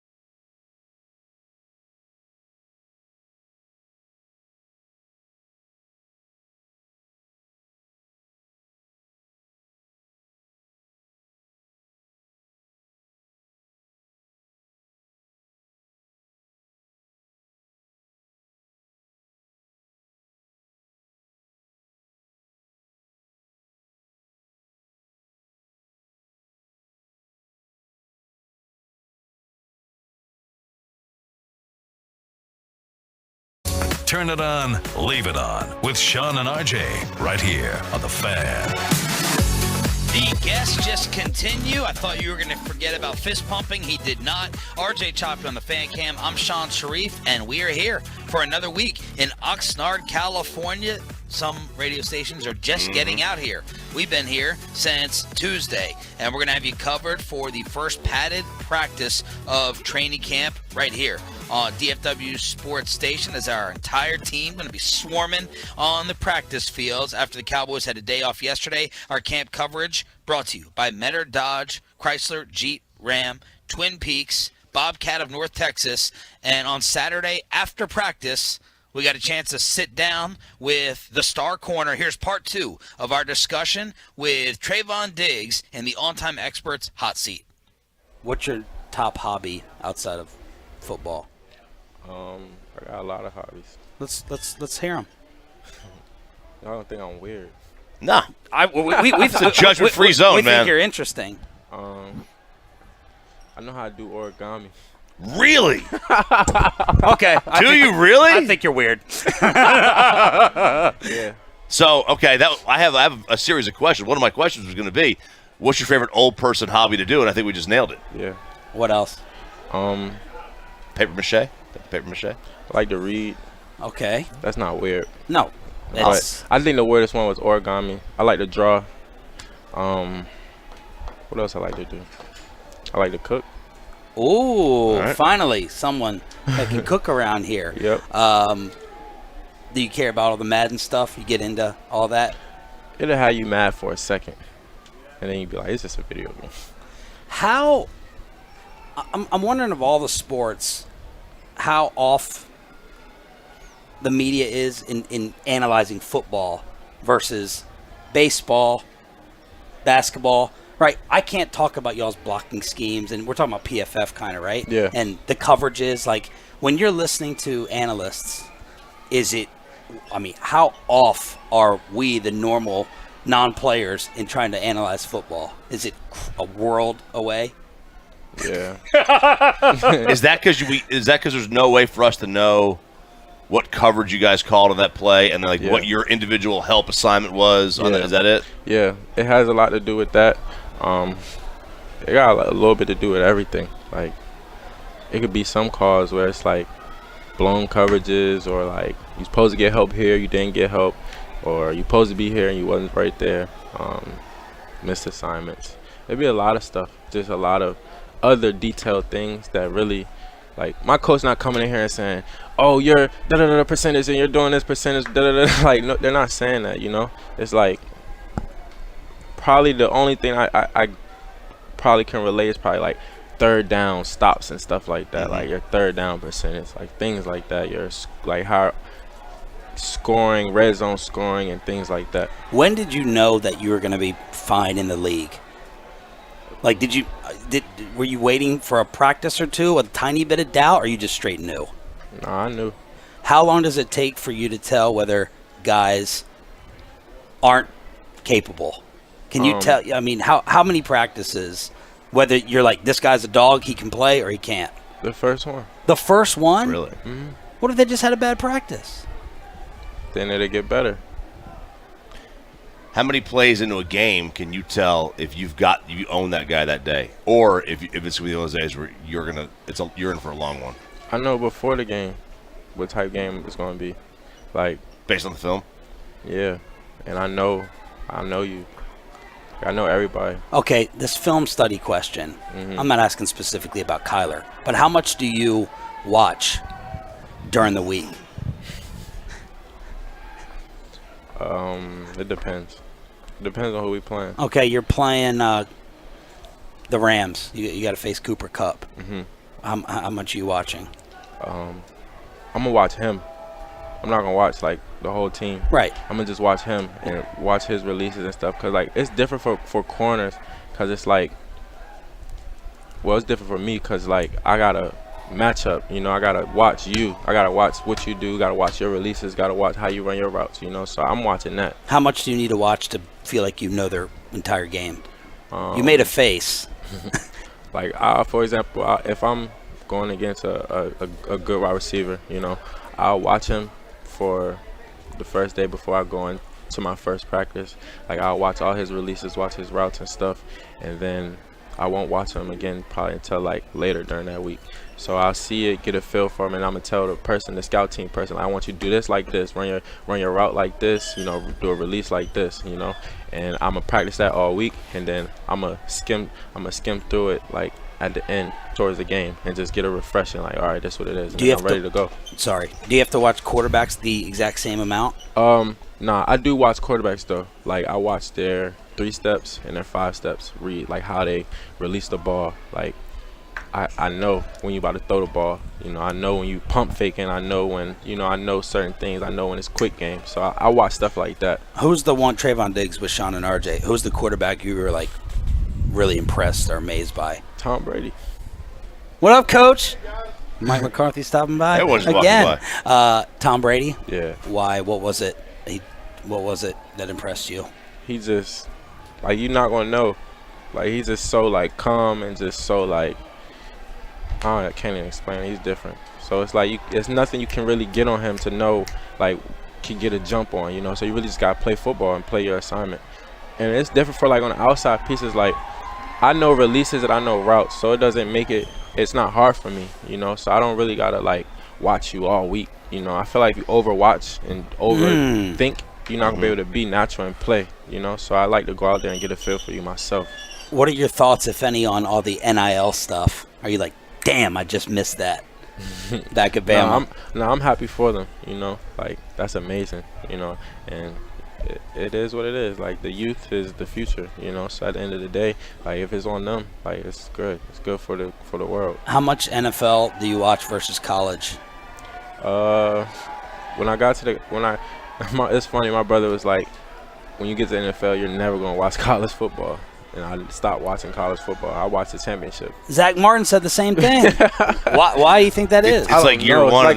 It's like year one you watch a little bit, and every year after that, you just don't watch it. It's like, wow. It's like it's like your own world. You know, college got their world, NFL got their world. You know. How much NFL do you consume? Like, do a lot of guys watch? Sometimes we're surprised that guys don't watch and they're not aware. Yeah. Like, we make fun of the top 100 list. We're like, these guys, they're playing during half the games. Yeah. Are you all in, like, Monday night, Sunday night football, whenever? No? See you when I see you. This guy's chill. Look at that. The blood pressure. What's your resting heart rate? Can I do your neck thing and I'll time it? I got this movie my favorite movie. You know the tennis player Borg. Bjorn Borg? Yeah, what was that movie called? That's your favorite movie? One of them. Yeah. Wow. And he used to he freezes himself like before his matches. Like, he makes it like really, really cold in his hotel room, like super, super cold. Wow. I do that. What does it do? I don't know. It just make you feel like refreshed. Like, it make you feel. I freeze myself. Wow. My house is freezing before the game. Like, as soon as I get in the room, I put the thing all the way down as low as it could go. What do you keep it on? If it could go to 50, I'll put it on 50. Wow. That's amazing. That's amazing. 50. Yeah. I would do that. No, I would do 60. Do you have a roommate out here? No. Okay, is that just the first year? Yeah. Okay. Look at I wasn't trying to disrespect I ain't you. got a roommate. Good. First and second year. First, second year, you get a and roommate. second year. Unless you're Micah. Micah don't got no roommate right now. You all bust on him for wearing that. Why is he walking around with this blanket all the time? He's a child. He's a child. Who's your boy out here? Who's your guy? Micah, JK, all of those guys. Really, you know, I'm close with a lot of more people this year. Like, we had a year together, you know, so it's like everybody's a lot closer, you know, because, you know, people don't really open up to people as much, you know, but just at the end of the day, these are teammates, and that's going to make the team stronger, so you better get acquainted, you know. So we do a lot of stuff together now, like the whole team, defense, everyone. So Give me I'm very impressed by this guy. I want a life philosophy from you. Give me a Trayvon Diggs. What do you live by? What do you go by? I'm going to try to practice. He's going to write this down. I'm going to do this. He's throwing this piece of paper away. I'm going to make a T-shirt out of this. Give me your favorite saying or two. Treat others how you want to be treated. Okay, It's a good one. I don't care for it. Selfish. He's been dogging you too.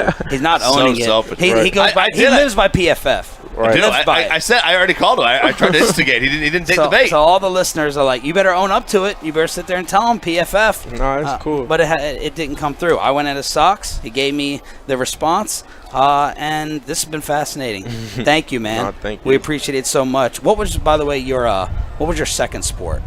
My second basketball. Were you better at basketball?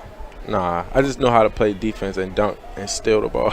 Okay. Steal the ball, fast break, dunk. That was my game. You watch hoops? Yeah. NBA or college? I watch basketball more than I watch college football. And maybe NFL football too. NBA or college basketball? NBA. Who's your squad? I like KD. So wherever he's at. Maybe I like KD and Kyrie. You should. Why are they so weird? Why can't they just go out and play? You need They're to different. give them some advice. They're different. They are very different. They're different, but because KD has rabbit ears. He listens to everything. Yeah. Do you have rabbit ears? Nah. How often do you check Twitter? It depends what's going on. Like right now, I'm not checking Twitter. Instagram?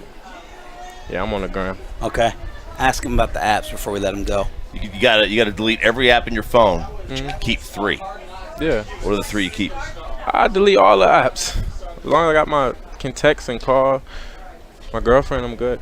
No apps? No Spotify, no Instagram, no Google Maps, no Google. You gotta Google some those stuff. aren't apps. Those come with the phone. That's an app. You can't delete Apple Music, and you can't delete your messages. The gram, though. You delete Instagram. Yeah. Yeah, but would you keep the gram? One of your 3? Spotify? You could do without it. I could do without it. Origami. That's all he needs. He needs origami. Trayvon Diggs here on Sean and RJ 105.3 The Fan. This was fascinating, man. Thank you so much. Keep killing it. We look forward to catching up with you. Thank you. I was super impressed. He's a guy you have to interview in person, though. 100%. Over the phone, totally different. Over the phone, because he'll give some one-word answers. He'll be calm and kind of quiet. He could sound disinterested, but he's answering it, if you watch the video, kind of with something else he wants to say. He's putting a lot of swag behind it. When we asked him about the film study, he gave this look, and I was like, does he not watch film? And then you have to be in person to like go into the second layer, the third layer, freezing himself. That was fascinating. Yeah. His interests off the field. I was blown away by origami. I hadn't seen somebody take up origami in a while.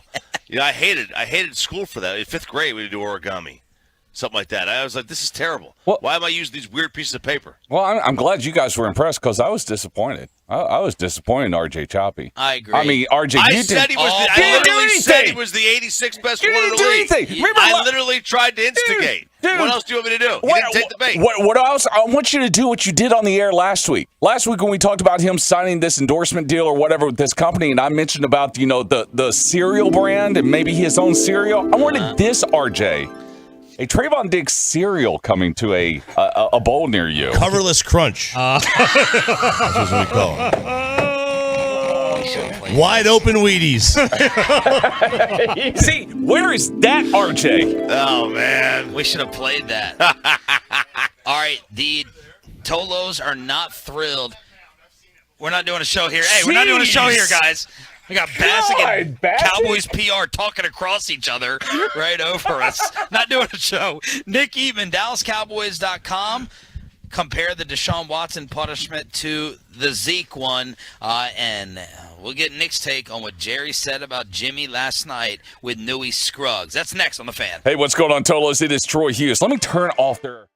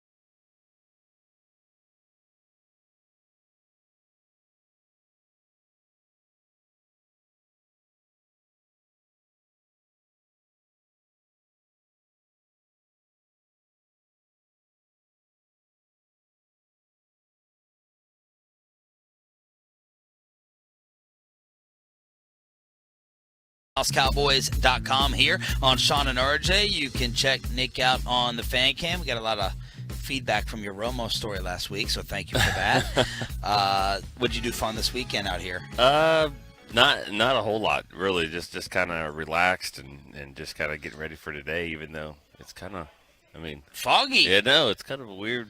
It's weird. We call it a marine layer. Yeah. but in an hour, it'll be, beautiful, sunny, and kind of getting hot, and then, I love the weather out here. How much do you think these practices are going to change with the pads starting today? Yeah, I do think the perception of this defense is so much further along than the offense. I think that could start to slow down a little bit. It usually does when the pads come on. every defensive end gets around the edge and sniffs Dak's, red jersey and says, sack! It's a sack, it's a sack. And it's like, well, why don't we see when the pads come on if Tyron Smith really lets you get by and Tyron Smith and did I say Tyler Smith? You said Tyron Smith. Tyler. Either one of them. You seem like you got a marine layer this morning in the head. Too foggy? Maybe a little bit. Okay. Yeah. I didn't go to sleep last night. It was this morning. You know what I mean? One of those things where. What do you mean? No, I slept, but it wasn't last night. It was more on this side of the morning. So yeah. So you went to sleep after 12? Yeah, and a little bit later. Yeah. You said you didn't do anything. Well, I didn't do anything fun, but What were you watching? Some of the guys. We went out last night. That's doing something fun. Doing something fun. Okay. And by the way, where was our invite? It was just honestly, we'll get that today from some of our crew. Like, where was our invite? Really wasn't that. It was just kind of It was fun. Out of 10 camps, how many have the offense ahead of the defense early on? Never. Yeah. Right? Wait, say that again. Out of 10 camps, how many times is the offense ahead of the defense early on? Oh, yeah, never. Never. Hardly ever. Yeah. And it's just defense flies around the ball, and it looks good, and no one's trying to risk injury and all that. But I do think this will be a good chance to see what the running game kind of has in store a little bit. You can actually see some of that, and I think it'll be good to see how physical. If the offensive line is going to get physical, and Tyler Smith, whose strength just keeps getting mentioned in every answer, he'll get a chance to kind of showcase that a little bit more. Who did Jerry tell y'all he was impressed by so far? Yeah, he DallasCowboys.com with the article on it. Well, Jabril Cox, he makes it sound like he is ready to go like right now.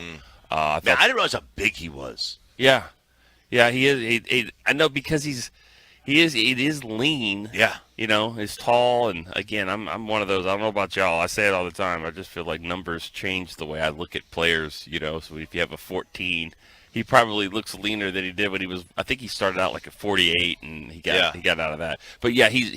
What's 14 and 48? Like the number that you're wearing. Okay. You know what I mean? I just feel like you can look like a different. Yeah, I agree. I think James Washington should move from 83 to something, down tweener to 13. Yeah, because 44. Let's say you're number 44. Like that's big, stocky fullback. That's right. stocky and wide. The numbers are wide. Yeah. You get an 11. Yeah, it's a very lean looking number. Exactly. But he is a big guy. He's big, and he's really smart. I think that they're excited about him, and they need almost like they need him to do well because their linebacker numbers are thin. And especially if you don't think Micah's going to play a lot of it, and RJ, I feel like you think maybe not. I hope. I saw him. He was working at the DNs one day. I was like, "Oh, baby, just give it to me." Yeah, that's my dream. Because I want Micah to make $30 million a year. He can't do that from the linebacking spot. How about Kelvin Joseph on the field? On the field, on the field. I think he's done pretty good stuff. The problem with him, and even Deshaun Wright and any corner, Bland. They have three guys ahead of them, and they're just better. They're just better than the other three. And Anthony Brown, I think, has looked pretty good out here. Of course, Trayvon, he still looks good, and Jordan Lewis has got a role that. Is as the slot guy, no one's really taking that right now. So, yes, Kelvin Joseph has looked pretty good. He got mossed by, T.J. Vasher or whatever, who wouldn't. But I think he's done a pretty good job. I thought Jerry's answer to that the other day was interesting that, he didn't say you can clear your name by coming out and playing well, but he said you have a chance to kind of change your narrative on how people think about you. You have the platform for it. So come out here, do what you're supposed to do. And so far, he said he's having a pretty good camp. Nick Eatman, DallasCowboys.com here on Sean and RJ. What did you think Deshaun Watson was going to get for the suspension, and your reaction to it being 6 games this morning? Yeah, I have to go back to 2017 with Zeke and all that, and I think it's easy to do that. So I was thinking this seems like it's got to be around in this range of 6, and so I'm not surprised by that. Not to say that Roger Goodell in the NFL it does everything exactly the same. It's not always consistent, but in a case like this, they had to make sure that it was. I mean, they had to make sure that they gave him, I thought a fair number, and so 6 seems good to me. And I wonder, I mean, don't you think? And I'm turning this around because I don't really know. Don't you think the Browns knew that had to happen even when they were going to sign him? I would think so. That's why they gave him the $1 million first year base salary, right? Yeah. Because that's to be for him. Yeah, that's a talking point and a reason to sign. Right. So who's their back? I set Jacoby. Okay. I like him. He reminds me. And there's other quarterbacks. It's like Tyrod Taylor a little bit. Guys that they're good enough to start. They don't always get the job. Everyone wants to get someone better than them, but they can get the job done.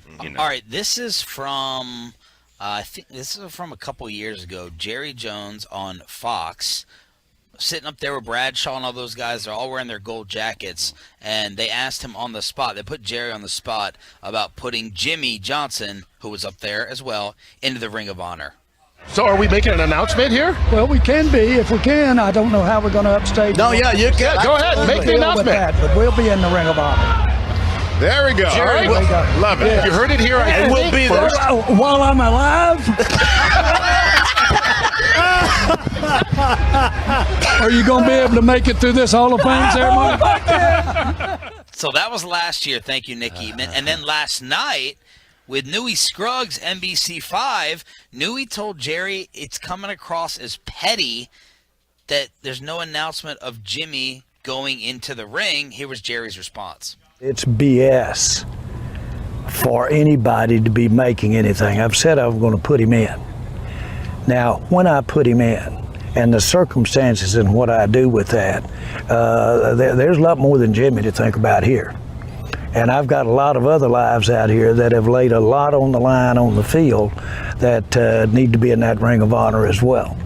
And so how I do that, what I do it with, I get to make that decision, and it isn't at the end of the day all tailored around whether Jimmy's sniveling or not. You can cut it off franchise. There, Troy. I should have just cut it off there. Sniveling or not. Whether Jimmy is sniveling. You live out here. You've been here forever. Why? Why is this the case? I don't know. I really don't. It's so petty. It's so childish. It's so. I'll say all the things. So I get in trouble. I don't mind. I mean, Six Flags doesn't have roller coasters as good as this one. I mean, it goes up, it goes down, it goes back. I mean, sometimes you think it's smoother, then the bottom drops out. I mean, what? I don't know. I really don't know. And who are the other guys that are in line before Jimmy that Jerry's trying to refer to? Jason Garrett. Jason Garrett. He's got a better winning percentage as the Cowboys head coach. I mean, it makes sense to me. Like Romo's not in line first, right? I mean, D. Ware. He's about to go into the Hall of Fame. I would think they'd want to do that. Witten's getting Witten. Romo. They would do Witten, Ware, and Romo together, right? I think if so. They did them all. I mean, definitely Romo and Witten. I don't know about Ware, but yeah. I mean, but there's no excuse. Yeah, It's my sandbox. I get to make the decision. Me. I don't. It's like. I wish they wouldn't put them with anyone. I mean, there's a bunch of games. Go out there. I wish that some of those guys could just have their moment. Like the one year I think it was Larry Allen, Drew Pearson, and Charles Haley. It's like just kind of this weird mix of But I guess it doesn't matter. Hall of Fame does it, and Yeah, they do it all together. I mean, it's just. It's probably easier to get all the players back, the Ring of Honor guys back, with their jackets on and all that. I think the issue is that, like the Jimmy, the Cowboys are no longer known for what Jimmy did here. Like they're not known for success anymore. They're not known for winning in championships. Sportico just came out with the franchise evaluations. How much did you look at it? I saw a story this morning. The Cowboys worth like 7.5. Okay, how much more are they worth than the second place team, the Yankees? Well, see, the Yankees thing just came out like a couple months ago, so they'll reset that now. So the Yankees will be about 6-something. The Yankees were 5.5. The Cowboys have a $630 million advantage on the second most valuable team in sports, the New York Yankees. The Cowboys are $7.64 billion. $7.64 billion, $630 million more valuable than the Yankees. So they're 7.1? Right now, I just have the NFL list. Oh, okay. Let me knock out the NFL list, and then I'll give you that. NFL. The average NFL franchise is up 18% over last year. The average worth is $4.1 billion. Wow. The Broncos just went for 4.6. 16 NFL franchises have been valued at least $4 billion. And the total value of all the franchises, $132 billion. In order, you want to guess the second most valuable NFL team? I might be cheating because I think either I've seen it or subconsciously is it Denver? It's not. No, it's not. Is it the Denver. Pats? New England's third. Giants? They're fourth. Rams. Oh. Cowboys are 7.6. The Rams are 5.9. Then New England, the Giants, San Francisco's 5, Chicago, the Jets, the Commanders, and the Eagles. So you got the entire NFC East in the top 9 in terms of NFL value, and then the Bengals are the least at $2.8 billion. That makes sense. That's Sportico. You get Forbes, Yeah. and this is Sportico. They're interviewing like 30 people with executives and financial numbers and all that stuff. But there you go.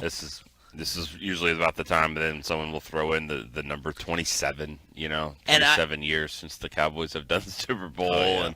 But especially when you look at that list and see who's at the bottom, the Bengals, a team that was, they were in it last year, and they have a pretty good chance of getting back there. Absolutely. Nick Eatman, DallasCowboys.com, as we get ready for the first padded practice of training camp today. Thank you, brother. All right, man. Appreciate it. There he is, Nick Eatman, DallasCowboys.com, every Monday, Wednesday, and Friday. Let's crosstalk and see how family time's been going with Mike Bassett, Corey Majors, chilling with Stephen Jones, and watching baseball with Michael Young. Crosstalk with KMC is next. Let's get you over to Car.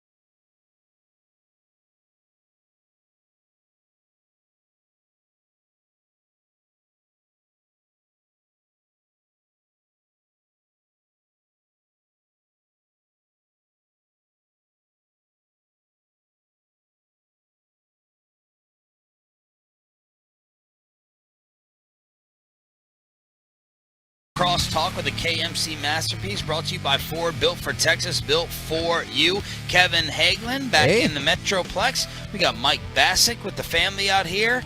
And are you a new dad, Kevin? Not yet. Oh, no we'll see if baby it's a yet. reality. You feel like I would have told y'all if we had a baby? When would you tell us? Like, how soon would we know from you? Sorry to just step all over that thing, Sean, but this is... And where would Sean and I fall on the list of calls that you make? If I could wake up Sean pretty high, just because I know he would be like, don't care, and then hang up the phone, and that would bring me a level of joy. So... What wouldn't surprise me, though, from Kevin is if they had the baby on Saturday and he was on the show on Monday. Right. Really? I'm going to try not to do that this time. My wife has strongly insisted that not happen. Hey, so. what color is your wife? Probably the best thing about Odyssey, you get 4 weeks of paternity leave. Woo! That was my reason for wanting to have a second child. That's it. I would make one 4 right now. weeks. I would take those all at once. Mm-hmm. Ooh, 4 just a I month. probably will Just give me not a do month. that. Yeah, I would do it in All right. August like they do in All right, Mike. England. When does that Mike, end? hang on. Because I have 3 kids. 12 weeks that I don't know about? You got 1 year. How many weeks, Mike, will Kevin use of paternity leave, being the soldier that he is? 1.5. I believe he said he's going to take 2 weeks off, but I have a feeling like on that Wednesday of the second week. They'll start sending topics over. Yeah. So no. Dak got hurt. I got to get there. Come on. All right. So he won't use the 4 weeks. I think he'll use 2 max. Do you use your 15 vacation days every year? He does. Yeah, I try to. Okay. Try, just do it. I know. Good. My process is different than yours, I think, RJ, but I hear you. What's coming up on the show? Man, we do have Mickey Spagnola every day at 10:20. We got a kicker, Jonathan Garibay, who I think y'all are going to love. Texas Tech? Yeah, the Texas Tech kid. Mike and him really bonded over some Texas Tech. And then at 1 o'clock, the C Block, Brad Sham will join us today. And then the presser, Mike McCarthy's presser at noon, where I'm sure he's going to be asked about Jimmy Johnson going into the ring. Corey is my MVP of the weekend. My star of the weekend. I'm killing it. You're going to have to let him know what happened. We had an epic dinner Friday. You were the MVP of the dinner, Mike. Thank you. With trolling RJ's girlfriend. That was great. What did your girlfriend say after the dinner was over? It's like, that Mike guy, he has a lot of questions, doesn't he? No, she was like... So, Corey, let's give Kevin the background. Yeah. Mike in the car on the way over goes, I'm just going to try to make this dinner as uncomfortable as possible. So RJ's girlfriend sits down with us, table of 13, got our own private room. It was awesome. And what are the 3 things, RJ, that you can remember Mike asking? He asked, when did you decide that you were in love with him? When did you say it? Yeah. How has he told you how he makes boys? Yeah. And then what was the other one? It was about marriage. I asked her about marriage. No, the worst was you asked how she feels about the kids. Yeah. Oh my God. How they feel about her. What do you think of this? And I thought she handled it like a champ. She was great. She was fantastic. Yeah, she was great. So look, it was. You got to keep her, but don't ask to marry her because she's going to say no. She's just say no. She said that? I did tell her at one point, Kevin, I did say, hey, I don't care if you ever marry him, but never leave him. You're too cool to hang around. What was her marriage I'm fine with answer? She's hit and miss on marriage if she wants to get married or not. Okay. I don't think she wants. I don't think that she just wants one wiener for the rest of her life. I'm just gonna say that. I didn't say that. I didn't ask that question at dinner. Hey, how many wieners are you talking? do you Talking about the Pink's Hot Dogs place. I think that's what he was referring to. Hot dogs. Yeah, yeah, because we all stopped there. Remember, yeah, Mike? mine had 2. Yeah. With pastrami. Or mayonnaise. So Corey, we had that. Corey disappears from our bar hopping, and I can't find him. He's at Stephen Jones's table. Oh my gosh! It's Stephen, Corey, and Jay Glazer. Then we had Will McClay was standing there too. Will McClay. Corey found Stephen's phone, MVP. Yeah. We had RJ. Jake Glazer called me an effing hero for finding the phone for him. That's So. right. And then did a you box crushed- jump. And then you crushed the dance floor on Saturday night. Thanks. You got That was impressive. You got pooped on the beach. I did get pooped on by a bird. You hung out with Michael Young. You were sitting next to Michael Young watching the Rangers in Anaheim. That was awesome. And I think that's all I got for you. Yeah, That's I don't a think lot. I would have done any of this stuff if Kevin had been here. I don't want to hold you Why? back. Kevin's lame? Well, not that Kevin's lame. It's just that I would have been like, well, I mean, do you want to go? And this time I was just like, I'll go. We would have made Kevin come out. So I don't have That's my work true. wife with me, so I felt more liberated. We would have to- made Kevin come, just like Bobby's trying to skip Wednesday. No, don't the mark media what he party. just said. Oh, Do not that mark can't what he happen. just That said. can't happen. But He's a beat reporter. What a weekend. We had Kurt Warner destroying Bobby. That was brilliant. We got Broadus trolling. Bobby. We got the Rangers Dude. post-game prank on Sandler. We are going to play that around 12:20 today. The prank? And when we were at the stadium and Broadus brought that idea up, I was like, this is going to be awesome. And it turned out exactly how great I thought it would be. Mikey, tell us about Family Weekend. It was good. Unfortunately, with airline pilots and flight attendants, they don't like working all the time. I mean, I'm sure it has to do with pay and everything, right? Yep. But I mean, even our flight, right, Corey? Our flight was at least an hour 30 delayed to 45 minutes, because of flight attendant pilot situation, and so my wife's flight got canceled after they were at the airport. Canceled? Yeah, they're just like, hey, it was a 8 o'clock flight out of DFW, and then at 10 a.m. They said, hey, we're just canceling it. I don't think they had the pilot for it or whatever. What? And I was like, man, usually that happens later in the day, not the start of flying in the morning. No, but everyone says fly as early as possible. yeah. And so anyway, she goes up to the desk, and they're like, well, here's your options. We can fly you to Ontario. And I told Sue, I was like, that Why would doesn't you wanna sound go to right. Because Why? I don't think that's where I'm COVID. at right now. There's no COVID. I There's did- no COVID in Toronto. That's I right. did find out there is an Ontario, California. Yeah. It is an hour south of Los Angeles. Yeah. Oh. So I drove 2 hours to pick them up Saturday midday. They were supposed to get in at like 9:20. They got in about 12:15. So they did get in, just kind of changed up the plans a little bit. But, yeah, had fun. I went to this museum called, and I'm going to get the name wrong, but it's called like the Academy Museum of Movies and Film. This is what Christy Scales was I talking believe about. so. It was really cool. The kids got kind of tired after about an hour and a half, and I get it, but it was a really cool place. A lot of Wizard of the Oz stuff, Spike Lee stuff, a lot of cool costumes, and so it was fun. I enjoyed that. Okay. Say Wizard of the Oz? Yes. I've never heard that. That's That was very Wizard concerning. Of the, Oz. the Wizard of Oz. Yeah. It's like the Ohio State. I love the food research you do.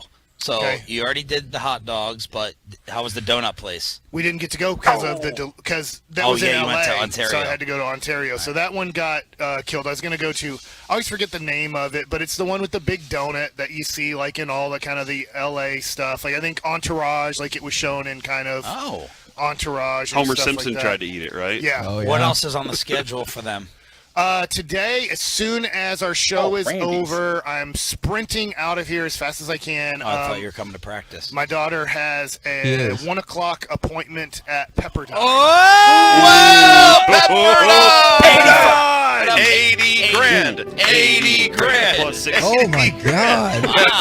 I went at 80s. That's one Ranger season for Mike, just like that. Boom, Yeah. it's done. That's all it is. Yeah, it is. It's almost $400K to go there. So You know how much plasma I had to donate to afford to send my kid to Pepperdine? Mike, are you How gonna much? be Plasma. Yeah, okay. How much Plasma? RJ? Yeah, you donate plasma. That's they not what pay you you're like donating. $50 for it or whatever. Are you going to encourage, discourage, or just remain neutral? I have said this: if she can get a 50% scholarship there, and that's where she wants to go, we'll figure it out. So if it gets to mid 40s, What's her initial impressions? I she assume loves California. Did she drive through Malibu? Yeah, we took the 1. Is that what it is? The high. Yeah, we took the 1 and took the scenic route, so that was really cool. So she she likes it likes the early. weather. What? Kevin and I always just crack jokes about how people talk out here about their highways. We take the 1 or the PCH. Everything is the. Yeah. The 405, We gotta go the take 101, gotta go the take 1, the 6. the 5. What are we doing? What She do we liked do back Ventura home? a lot. We hung out in Ventura yesterday quite a bit. Oh yeah. Ventura's very Ventura's nice. fantastic city. Love it down there, man. Can you imagine if you had to buy her like an apartment in Ventura after she stays? What do they do in college now? Is it still first 2 years on campus in the dorm and then you move out? I was wondering that about Pepperdine. Like, where in the world do you live in Malibu as a college student? On the beach. Everything starts with a 2. Yeah. So 3 seasons. With six figures behind it. 3 Ranger seasons for a Except for gas prices. Those start at 5. Thanks, Biden. I'll do all 162 games. Dude, I filled up my gas tank yesterday for $116. There you go. In the rental. Yeah. $116. Right. Yo, that was an epic weekend. Yep. Good job, Corey. We'll catch up with you from practice today. They're putting the pads on for the first time. Kevin? I miss you guys. We miss you, buddy. I mean, I said it. Wow, that's. Are you not gonna? How much are you hurting without Kevin? Because he is your work wife. Yeah, I miss him or a ton, husband, man. or husband Yeah, these days. I'll be very honest about this. General, this thing. Kevin loves this. He loves being out here. He loves the work of this. He enjoys that a lot. And the interviews, I know he's missing out on those. As long as there's work, Kevin's good. Yeah. Like Kevin is like this, like epic worker. I've never heard this. I've worked with him my entire work life. We're back tomorrow. Shows up at 9:30. If you gave him $100 million, he'd still do this show. No way. Yeah, but what would he do? Get there at 9:45 instead of 9:30? Probably. Whoa! Well, let's get the Powerball. We got one in Illinois. We're back tomorrow morning. It's the KMC Masterpiece next on The Fan. But parents everywhere.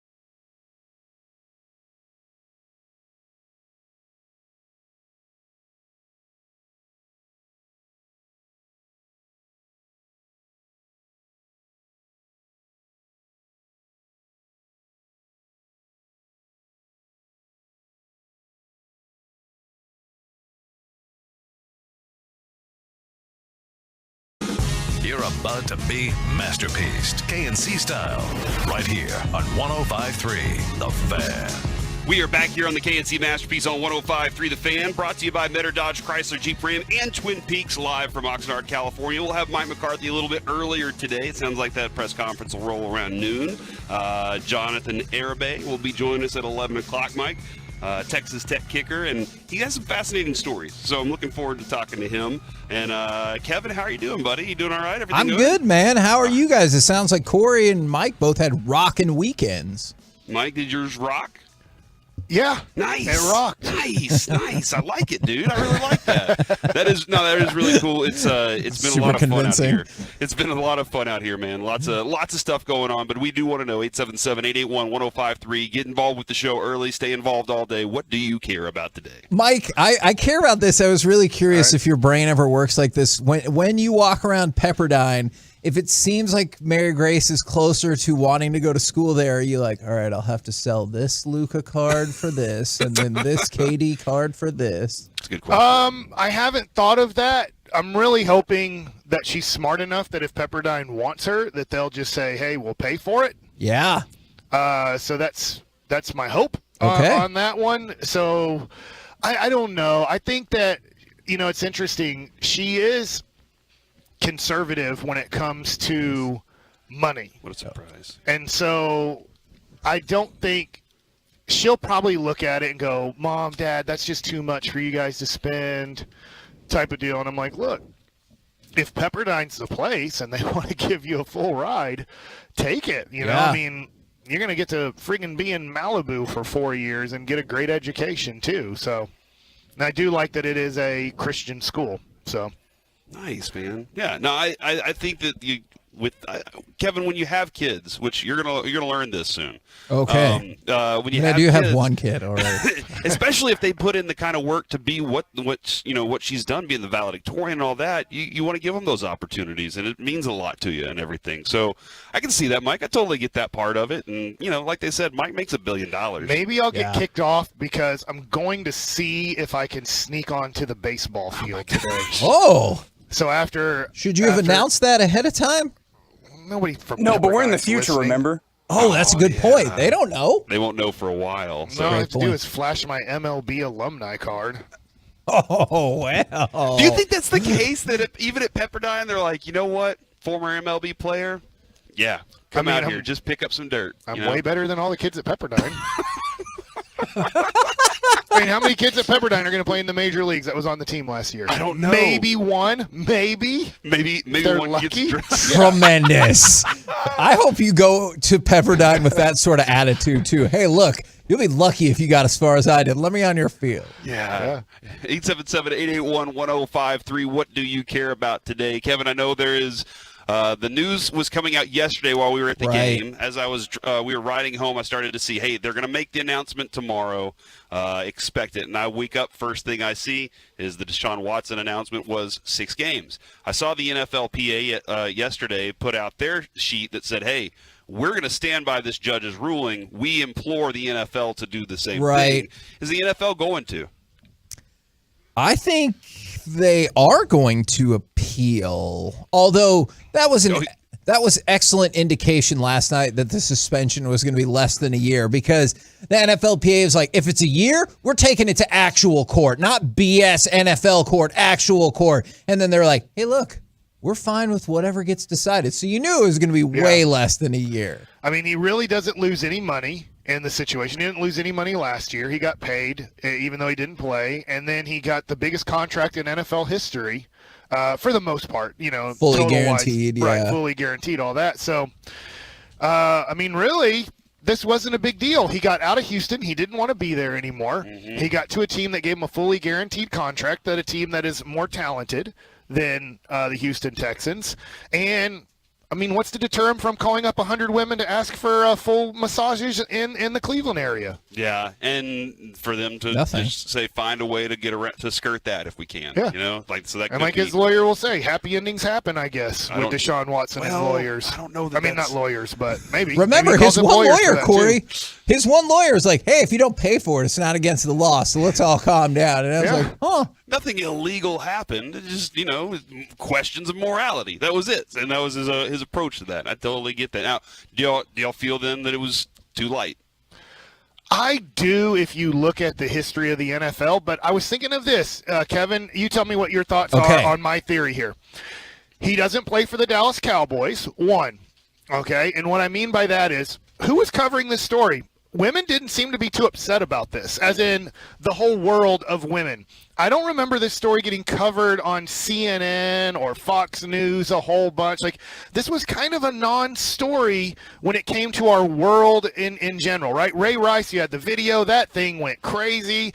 Ezekiel Elliott, he plays for the Dallas Cowboys, and the Dallas Cowboys on NFL Network are covered every day. 2 hours of their about 15 hours of broadcasting are on the Dallas Cowboys, and that's a minimum. Yeah. Every day in 2017, the Zeke situation was being carried, and Deshaun Watson. We have NFL Network on every day in the studio.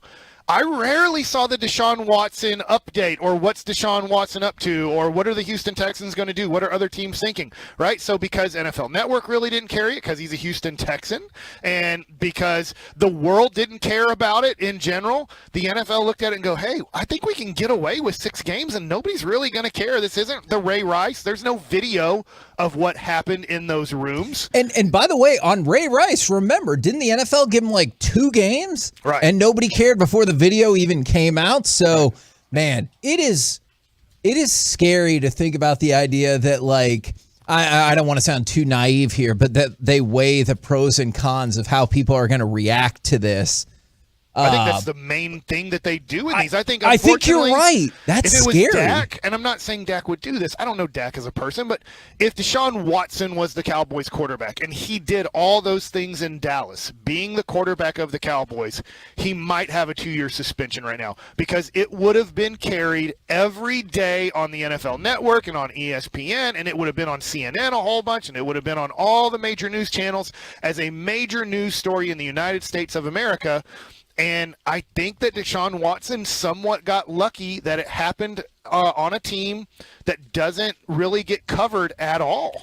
I think one thing that kind of drives a lot of us insane is, is it what legally has happened and why do you get suspended if nothing legally happens? And I think that the NFL looks at it as, look, the law has to deal with so much more. Like, so much more when it comes to what precedent is and what the laws actually dictate.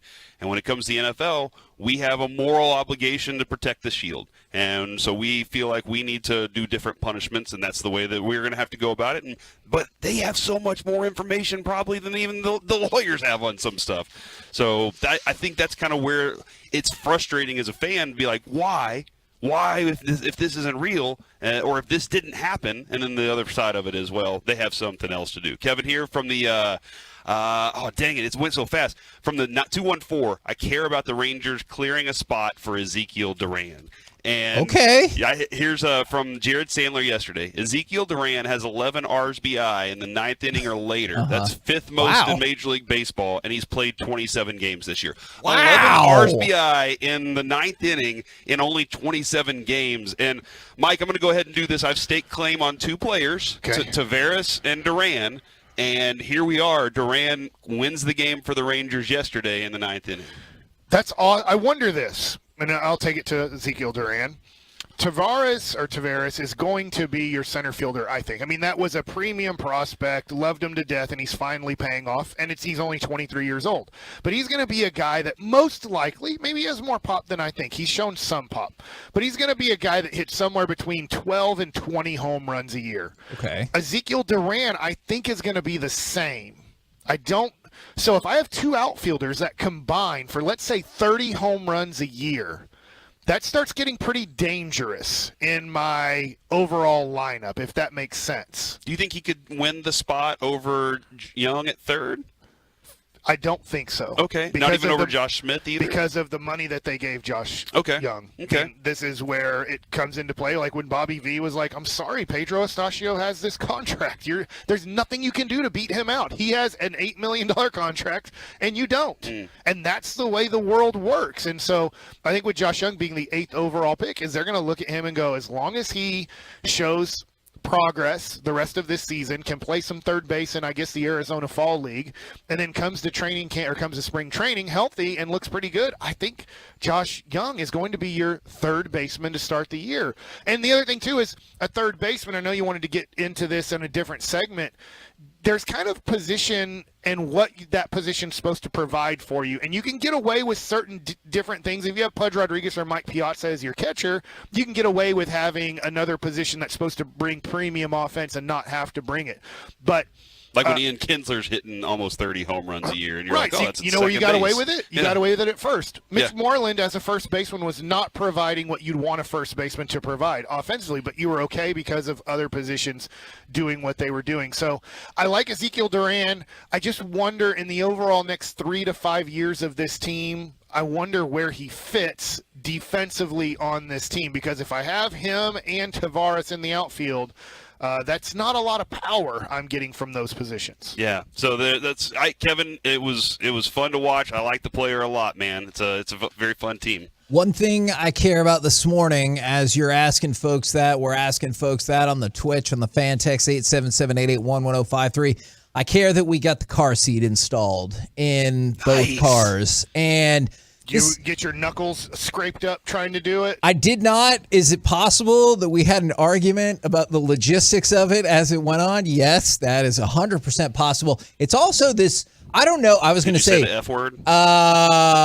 Maybe once or twice? I think I might have said son of a bee. Okay, yeah, all right, I wish I would have yelled family really loud, but that is not how that went down. I was about to say it's a new car seat, but I actually don't know that. The last time I had a car seat was, 17 years ago. So this could have been around for a long time. But it's the car seat stroller built-in one system. Oh, and nice. So there's a lot of stuff that goes with it. So not only did we learn how to install the car seat, but you had to figure out how to take the car seat out while the base stayed in, and then you did the thing where the stroller just pops out, and then it's really cool, but that car seat is ginormous, and it did not go super smoothly on the first go round.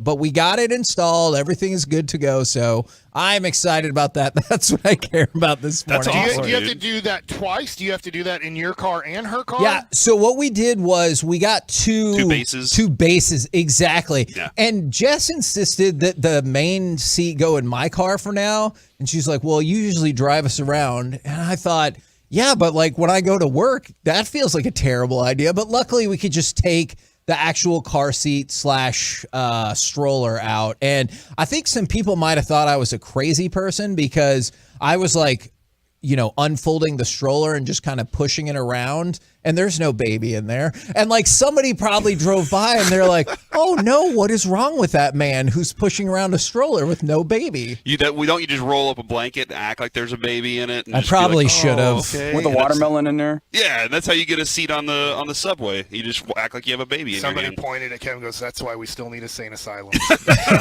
and Kevin, I will say this. I think there's like a 10-year expiration date on car seats, so just make sure might be less you're than not. that. Yeah, it might be even less than that. So make sure you're not using the one that you had with Brandon. I just want to make sure. No, yeah, this is a new, not cheap version of it. And like when I saw the price, I was like, I don't know. But then everybody who has it that's had a kid was like, oh my God, you must get it. I know it's expensive. You buy it. Mm-hmm. And so it's that kind of thing that you're like, oh, I have to buy it. Because there are people like, oh, did you go see this movie? Oh, yeah, it's pretty good. Oh, did you get this? Oh, yeah, it's pretty good. And then these people are like, oh, my, I don't care what it costs. Buy it. Buy it now. I will add this. I care about this. I finally finished the Terminal List, and I know Kevin. The Chris Pratt show. Yeah, I suggested it's on Amazon Prime, and it's an intense story. That I got nervous, Corey, because you told me it was a page turner, and I was like, is he confusing me with somebody else? And I'm not going to read this book. So did he hold the dinosaurs off? No, it's not. It's not the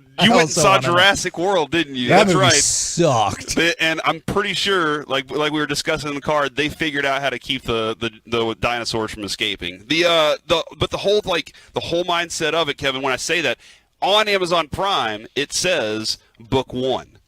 And it comes from a book series, and I would say watching it, it felt like I have to see the next one. I have to watch the next, 5 minutes of this. I can't stop. You know how I do. I'll just stop something in the middle of it and just go on about my day. It's infuriating. But it was one of those where I had to finish it, and I found out I can set up my phone to stream to my TV in our room. So I can just whatever app I have here. I don't have to go log in on the TV and do all this stuff. I just log in on whatever my app is, and it streams right to the TV, and I can watch everything that I have. So Netflix or whatever, man. Technology. I didn't know about this. Technology's crazy, bro. What are your thoughts on technology, Kevin? Well, clearly I'm the wrong person because I think, hasn't it been within the last year that I tried to explain to you guys about my wireless earbuds? Oh, yeah. And I was like, you just put them in your ear. There's an cord or anything. And Corey looked at me like, what year do you think this is? So maybe technology, I'm not the guy. We're the KNC Masterpiece right here on 105 Through the Fan. Coming up next, we will talk with our Dallas Cowboys insider, Mickey Spagnola, live from Oxnard on 105 Through the Fan. All day, every day.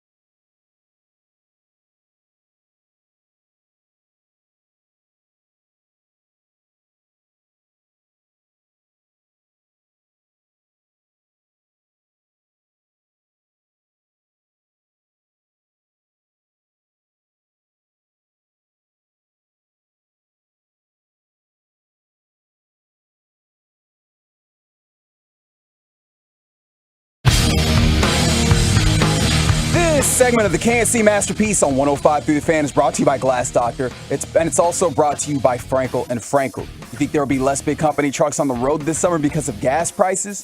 Think again. And those big trucks have insurance companies to protect them. So get the representation that won't settle for less, Frankel and Frankel. Visit truckwreck.com. That's truckwreck.com.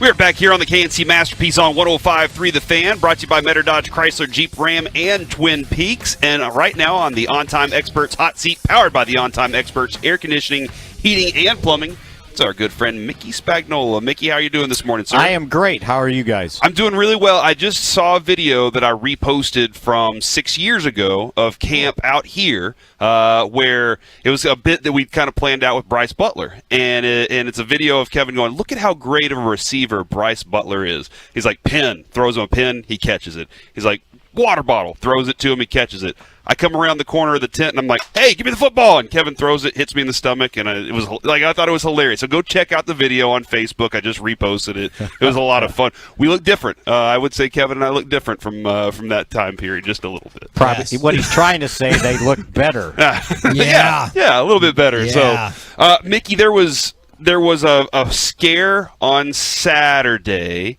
where a lot of people were kind of nervous about where CeeDee Lamb was. Everything turned out okay with him? Load management. Okay, that's what I figured, that maybe it was the GPS that McCarthy might talk about at some point. They, he was first number one receiver, and they worked him, and I think it showed that, okay, he's had enough. Because he took part in the individual drills, and I was wondering, well, what happened? Well, we watched him. He made a couple great catches against air, and but yeah, it ended up being load management. So yeah, no worries whatsoever. Yeah, you want him fresh, right? I don't want to wear the guy out in training camp. I always feel like, Mick, and maybe it's different now because of the load management, that sometimes, this is my opinion, and it's not just Cowboys, it's the 32 teams, that some veteran guys will look to kind of almost go, oh, man, my calf's kind of bugging me, and take a week off of camp. That's been happening for 30 years. You see all of a sudden, and it would happen back in Landry's days. I could remember being with them in training camp, and all of a sudden Tony Dorsett's not playing, and it's like, it's a veteran day, we used to call it. Now it's load management. But before, veterans knew when it was time to, I just got a little something, and then the next day they're out there 100%. This goes to baseball and football too, is it doesn't seem like all of this, hey, we have this scientific theory now that we really believe if we load manage all of these pitchers, basketball players, football players, we're going to get more out of them, and they're going to last till they're 40 years old. All of them are going to play till they're 40. But it doesn't seem to be working out as we've seen load management play out over the last, let's say, 10 years. These guys from 10 years ago, it doesn't seem to be playing out that they're so much more healthier and so much more spry. It seems like, hey, when they get to be in their early to mid-30s, guess what happens to you? These kids in their 20s start beating you out. And I think what happens in the NFL is the goal is not so much to prolong the career. It's to, A, get them to Sunday, and B, get them to the end of the season. They don't care about next year, right? If we got to use you up this year, we'll use you up this year. But yeah, I think that's always the goal. And especially in training camp for veteran guys, the goal is September 11th. It's not August 11th. So that's what they're looking at. One more thing from me. What are you excited about, or what are you going to concentrate on at the first padded practice today? First padded practice. There we go. Finally. They said Saturday was welcome back to football. No, it's today, right? Yes. This is football. I'm going to keep an eye on the offensive line, because offensive linemen cannot be judged any other way than with the pads on. You got to have the pads on for your offensive linemen to play, to be physical, and to judge them what they can do. And and all we've seen with these kind of new guys on the offensive line is in shorts, in jerseys. So now we see the pads on. So now we'll get a better idea of where Tyler Smith is. We'll get a better idea if Connor McGovern really got stronger in the offseason. We'll get a better idea of how Terrence Steele is handling being the number one guy at right tackle instead of a swing guy. So, yeah, I'll be interested because, a lot of times we get out here and right away, well, the defense is ahead of the offense. Okay, well, the defense actually knows what's going on, right? We're in 2-minute drill. Well, what are they going to do? They're going to run the ball, right? So now you can kind of start mixing things up, run, pass, and you got the pads on, and now the threat of running the ball will slow down the defense. Are you amused at all, because it's been going on for so long, are you amused at all about the Jimmy, Jerry, Ring of Honor, faux drama, real drama, however you feel, or do you have passionate feelings about this as well? I just think it's a great thing to talk about in training camp when maybe you run out of topics to talk about, right? Right. It's like, Jerry's not. I just don't know. I don't know how they're going to do the Jerry thing because I don't know that he's going to say, "Okay, I'm in," right? Because he knows Tex didn't put himself in, right? So does he? And I don't see Jerry retiring, right? Because I was going to say, so when he retires, Steven can go, well, he deserves to be in. Jimmy's going to get in at some point. It'll happen. I don't know that it has to happen right away. The sad thing about Tex was they ended up saying, okay, he's going into the Ring of Honor, and I want to say it happened in April. And in July, he passed away. So he didn't actually get to have the ceremony, which is always kind of sad when guys get in. The same thing with Bob Hayes in the Hall of Fame. He finally got in, and, well, he already had passed away. So that's kind of the sad thing. So you just kind of hope those ceremonies take place when guys are alive. Chuck Howley, the Hall of Fame now, he's been challenged health-wise here of late, and it's like, okay, can he get in while he's alive? That's what you want to see. There was an offensive lineman from I want to say it was Cleveland. He played maybe at Ole Miss, Mississippi State, and when he finally got in, he had Alzheimer's so bad that he was there, but he wasn't there. Yeah. And it was really sad to see.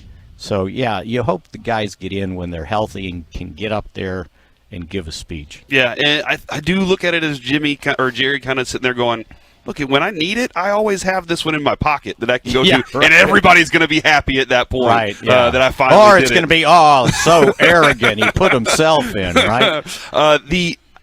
I saw also Tack McKinley. Now, this is a player that we were very high on coming out of the draft because of the unique things that he could do, and it hasn't quite lived up to that yet. But what's the interest level there? Yeah, in the end, was he better than Taco?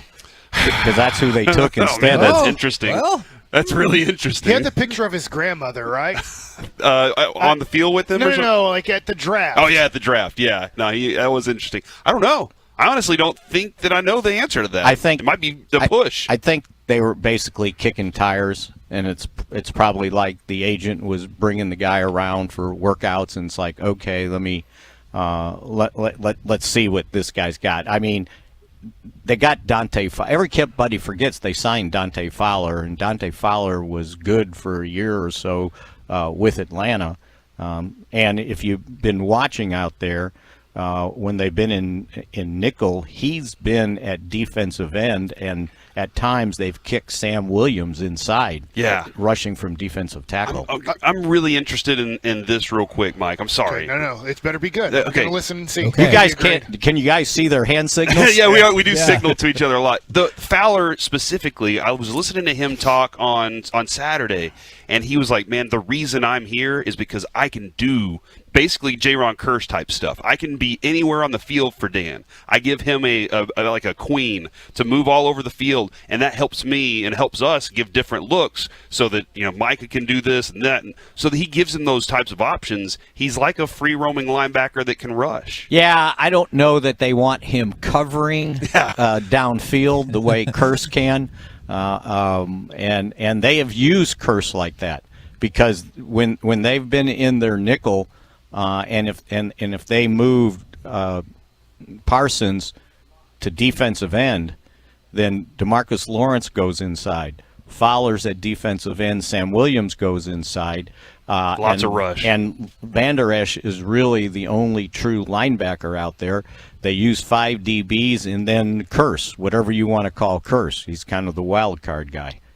So that's kind of their extra guy. It's like a dime that they used to play in the NFL that no one calls it a dime anymore. I know a lot of people are excited about Ridgeway from Arkansas out of the draft. I know he was a later pick. What are you hearing right now about what Ridgeway has done or not done? And I don't know. I mean, there's another guy. You ask, what do you look for when the pads come on? Okay, let's see what a big guy like that can do with the pads come on, because he's in there to stop the run, right? So now we can get a better idea of what he does. It's funny, in the middle. if he's good, then that means the maybe guard center you're watching is bad. Yeah, right, right. If the guard center's really good today, then you're like, oh man, Ridgeway's really not. Well, isn't that when you're playing against your own team? And that's a good point. When they played Tampa Bay last year, what was everybody worried about? Sue. Oh yeah, not being able to run. And the other big slobber. In the middle, right? And all of a sudden it's like, well, Biotish can't handle big guys. Well, no one can handle those guys, right? It's a chore. Yeah. So that's why they get to play, because they're big. But no one's re-signed Sue, have they? He's still, I think, a free agent, if I remember correctly. I think he likes to do this, where he's like, well, he doesn't have to go to training camp. Yeah, right? I mean, plus, everything he learned from Warren Buffett was just how to make more money on top of his money. Guys do that, right? Guys, I don't want to go. I don't need training camp. I'm just ready to play when it's time to play, right? I'm shocked that this transition actually works. But since Corey brought up Warren Buffett, are you excited to see that the Cowboys have gone up in value yet again and remain by far the most valuable NFL franchise and the most valuable franchise in sports? Yeah. Maybe we all get to work with them another year or so, right? No, I don't think it's surprising, Kevin. I think, and we were just talking about before we came on the air, a lot of that I saw in the article was judged by not the team worth, but everything the team owns. Like all the stadiums. Yeah. I mean, that's the Rams, right? SoFi is worth, billion probably by itself, or more, because it was like 3 or 4 to build it. And Jerry's company runs company runs Legends, and so they make money there. That counts. Property that you owned in Frisco and Prosper, that counts. Your marketing deals count. So they figure all that stuff in there.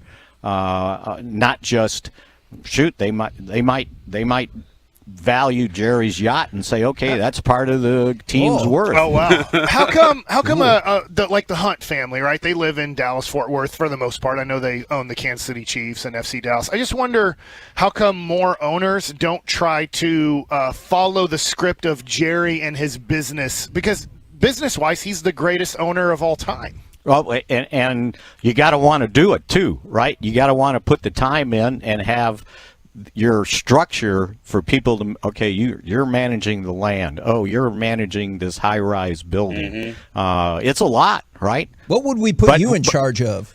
Oh, yeah. What are you going to do, Mickey? What would you be in charge of? I have a hard time taking charge of myself, let alone anything else. I think leisure and recreation, because I saw Mickey went on a bike ride. He played some tennis. Like there's lots of leisure and recreation that I think that it was a great day to ride yesterday. I have to. Matter of fact, when we got to Ventura, we actually felt some raindrops. Oh wow! So when's the last time you think I felt raindrops? May. Maybe even before that. June, sometime in June, probably. Yeah. Well, Mickey, we really appreciate your time. Look forward to chatting with you again tomorrow, man. I'll be here. You guys have a good day. There he goes. Mickey Spagnola. Will you ask him off air if he's saying raindrops keep falling on my head while he was riding his bicycle? Yeah. Oh, did you? I don't even sing to myself. I'm so bad. That makes me a little bit sad. But I had my hands up in the air going, this is great. It's so good. While people were running for cover. It's like, no, I want to feel this. Coming up next, it's time for Baseball Nuggets with Mike Passer. We'll obviously talk about the trade deadline, and I want to get into Aaron Judge, because I'm going to say he's this next. Coming up in the next G-Bag.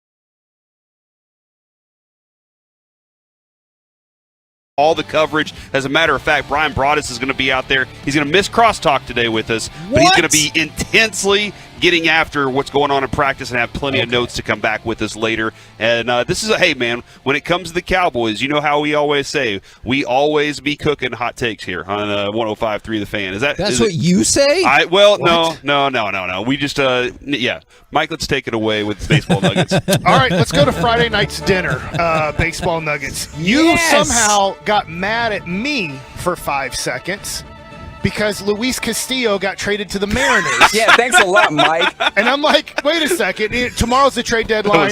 Tomorrow at 10:40 at this time, we're going to have on Jared Sandler as we get closer and closer. I don't know if it's 3 p.m. Central Time or 2 p.m. Central Time. Okay. That is the trade deadline tomorrow. But tomorrow is the trade deadline. Sometime tomorrow afternoon, the trade deadline comes and goes. And if you remember, over the last few years, they've changed it. There's not a second trade deadline. As in, like, hey, you have to clear waivers. If everybody clears waivers, you can do another trade. No, that's not the case. Literally on August 2nd, you got to make trades then, and then it's closed. You can't then make trades afterwards, as far as I remember, unless they've changed the rules again on me and I'm totally confused. But Mike, according to CBS, the trade deadline is Tuesday, August 2nd, which is tomorrow at 6 p.m. Eastern, which would be 5 Central. Okay, so 5 p.m., so even more time, which is nice.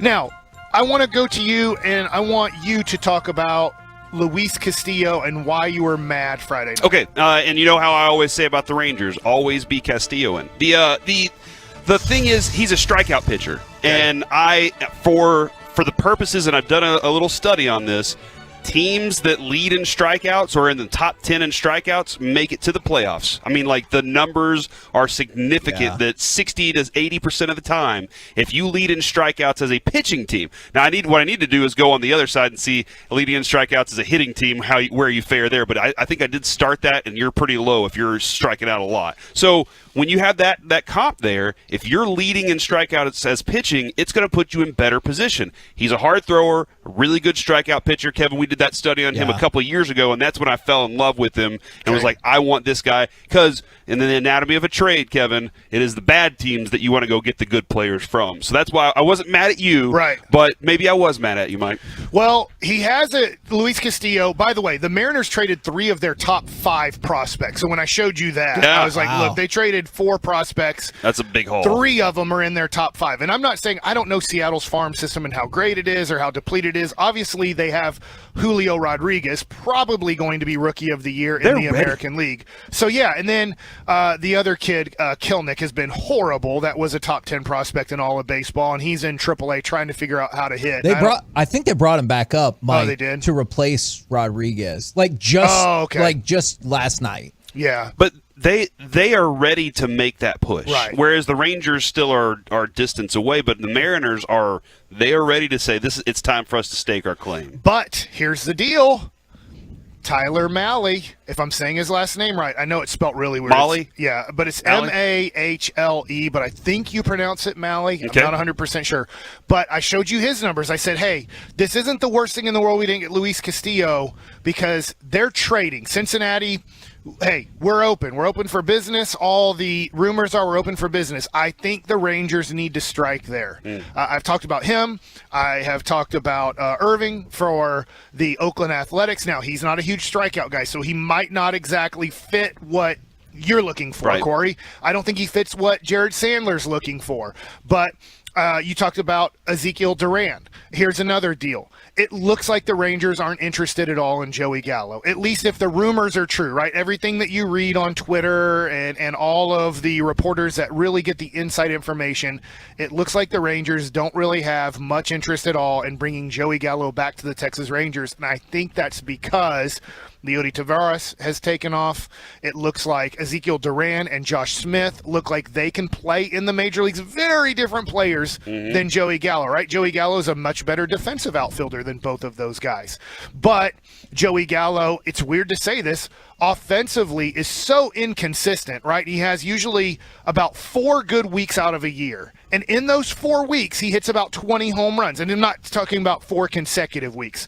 Remember last year, I was like, hey, when he was going bad, I was like, he's going to get hot. And he got hot right at the All-Star break, makes the All-Star team, gets traded.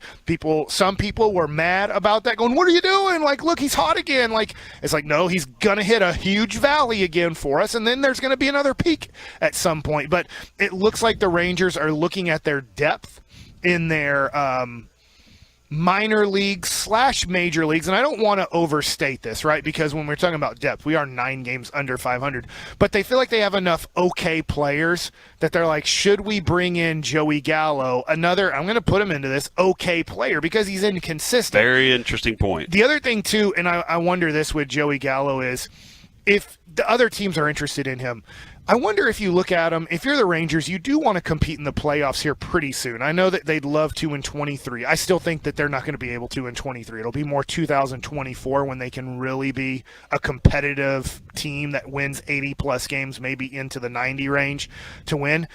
Has Joey Gallo proven to Major League Baseball in New York, hey, I get that he won't have to play in New York. I'm just thinking about this from my perspective of wanting Joey Gallo back. But hey, when we get to the playoffs, you know what happens? Everybody concentrates on the playoffs. It is talked about a lot nationally, and people get made fun of, and people get ridiculed, and people get praised. And if Joey can't handle regular season New York, can he handle postseason baseball? And you know what's interesting, Kevin, is Choppy brought this idea up about Derek Jeter. Not that Derek Jeter elevated his game in the playoffs, but a lot of other players kind of dipped down. Where Jeter just played the way he plays in the playoffs. He's just like, that's just a typical game for me. I'm usually going to go 2 for 3. I might have a double, a single here, an RBI or 2. That's just my type of game. With Joey Gallo, if he's just playing his regular season game, it's not good in the playoffs either. So the pressure that comes along with it, I don't think he can handle. But on top of that, I mean, we've never seen him really grow and blow up in the playoffs. So I don't have to go make that move for him to be the piece that puts me over the top. All right, so I know I've brought this topic up before, but I want to bring it up again just because the dude is on absolute fire, and that's Aaron Judge. He now has 42 home runs going into the month of August, so he has 2 months left to hit 20 home runs. And what do I mean by only 20? Because I don't think that anybody's ever going to get close to 73 home runs. And for Barry Bonds, we know what he was doing. I mean, there's a whole book about it, and he even admits that he was doing it. He just says, I just thought it was, cream to really help my skin, or I don't know what it was really. I mean, I'm pretty sure he knew what it was, but he just thought it was like I took it, but Aspercream.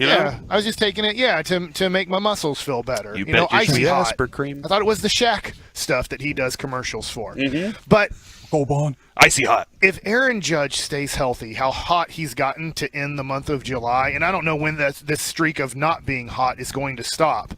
And he hit 62 home runs. To me, that makes him the home run champion of a regular season. So I thought about this a lot, Mike. Would this work for you at all? I know it's not exactly the same, but you talked about like how do you get around it and stuff. Would you hype up that he's going to try to set the all-time American League home run record? And like, that's interesting. Because that's kind of a wink and a nod to, hey, we all know what happened in the National League there. It will be interesting, and by the way, which is, I don't know if you want to buy your tickets now, the Yankees, because they're supposed to open up in Texas, and the strike will be playing lockout later in the season. The end of the year is against the Yankees. I don't know if it's a 3-game or 4-game series, but Aaron Judge, whatever the record is, if he hits a home run at the ballpark at Globe Life, then that will be the record. To me, what if he finishes against the Rangers and hits a home run, whether it's home run 62 or 65, I'm gonna think he's gonna be somewhere in that range. You think you can do 20 in the next 62 games? Yes. Okay. I think 10 a month is not a lot to ask of him. Yeah. So I think will we move the walls in for that game? Just be like, just give him that extra the accordion wall. Like I said, you have the accordion wall. However your team is built that year, you can move it in or back 10 feet. You have your wall and it can move back 10 feet, in 10 feet. You decide how your team is built on how you want your wall to be structured for that year. Something to that. Kevin, part of me wants to just say, no, it doesn't matter, Barry Bonds. I'm going to hold Barry Bonds as the guy. I know some people, I understand that. Yeah. But there was so much going on. I don't know what statistics. And there's a period of time from the 80s through, I don't know what statistics to look at and go, what's real, what's fake. So I'm just going to say it is baseball. It's the history of baseball. I'm going to leave him there. But if Aaron Judge, dude, look at him. He is a specimen for like what you want. I see what you're doing, and I do like it. I admire it. I don't know how baseball can do this, because if he's like at 55 home runs with, let's just say, 20 games to go, how do you promote it? You should promote it, but then you're kind of like stabbing your own self going, and the cheating time in baseball that we really celebrate, McGuire and Sosa and Bonds and all those things, is like, how do you try to say this is going to be the real home run record without stabbing your own self going, and we allowed all the steroids and stuff to happen. That was the best I could come up with, is saying he's making a run at Babe Ruth, Roger Maris, and the American League record, because you still draw on history some. And you know what, Kevin, to your point, like, who really drives that? Baseball can promote it on like their say, hey, this game, look forward to it. But the writers, the media members, those are the ones that drove the McGuire stuff, right? Like, those are the ones that Do you really think they'll drive this then, Corey? I don't know. Let me ask you this. If you're a Ranger fan, I know we got to go. Just think about this during the break. Will you give like a standing ovation? What will happen if he hits 61 or 62 at the Ranger game to end the year? Because I think it should be a standing ovation, and they should stop the game and be like, this is baseball history. Without saying it, he'll be the first ever player to not be on steroids and beat the Babe Ruth, Roger Maris, record. I think, this is I don't know about stopping the game, but this is that moment, Kevin, where I'm not rooting for it to happen, but if it does happen, you have to acknowledge it. You got to tip your cap to him. We're the K&C Masterpiece right here on 105 through the Fan. Coming up next, we will hear from Dallas Cowboys kicker hopeful Jonathan Garibay right here on 105 through the Fan. All right.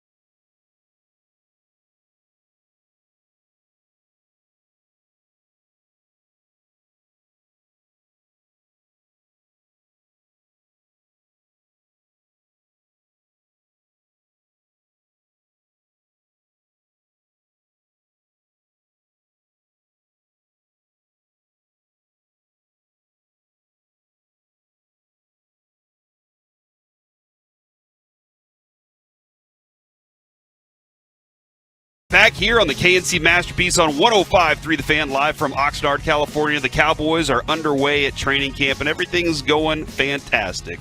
But it is also time now to go ahead and we have that set up for Garibay right now. Yes, is what I'm being told. All right. But you just said everything's going fantastic. Everything is going fantastic? Well, I mean, listen, dude, whenever it's 73 degrees most days, Kevin, and it was 85 degrees in Anaheim. That was a heat wave I saw for me, you bro. sarcastically talking about a heat wave, and I think I might have given the middle finger to your tweet. Like, that was not a button I could push, but that's what I did. I like it. It was hot yesterday. It got up to it felt like 76 degrees, and you're like, man, it is. It was 85 in Anaheim. Yeah, so it does get a lot hotter there. All right, let's go ahead and turn it over then to myself with Jonathan Garibay. On the On Time Experts hot seat, powered by the On Time Experts air conditioning, heating, and plumbing. It is Jonathan Garibay, the kicker for the Dallas Cowboys. Now, the kicker, there are two out here. Is this a friendly competition? Is it bitter right now? How's it going? No, it's been awesome. It's been awesome. Liram, he's a vet too, so I mean, I'm just looking forward to learning from him, and just as well as Jake and Brian. They've been awesome out here so far. Kickers decide the outcome of games a lot of times. Quarterbacks do too. Quarterbacks get paid $40 million a year to do it. When do you feel like kickers are going to get to that number? I mean, hopefully sooner than later. Yeah, no, hopefully sooner than later. We'll see. Now, my co-host here, he had a chance to go to Texas Tech. Did you say you had 3 semesters there? I went for 3 semesters. I was a baseball player, and I signed with Texas Tech, but I ended up getting drafted and signing out of high school. So I went to Texas Tech. My wife graduated at Texas Tech. I just go there during the falls. Oh, that's awesome. That's awesome. No, Tech is an awesome place. Lubbock is awesome. The people there are great. So, have you seen the $200 million that they're adding and what the pictures look like and everything? Yeah, I was like, man, they do all this when I leave.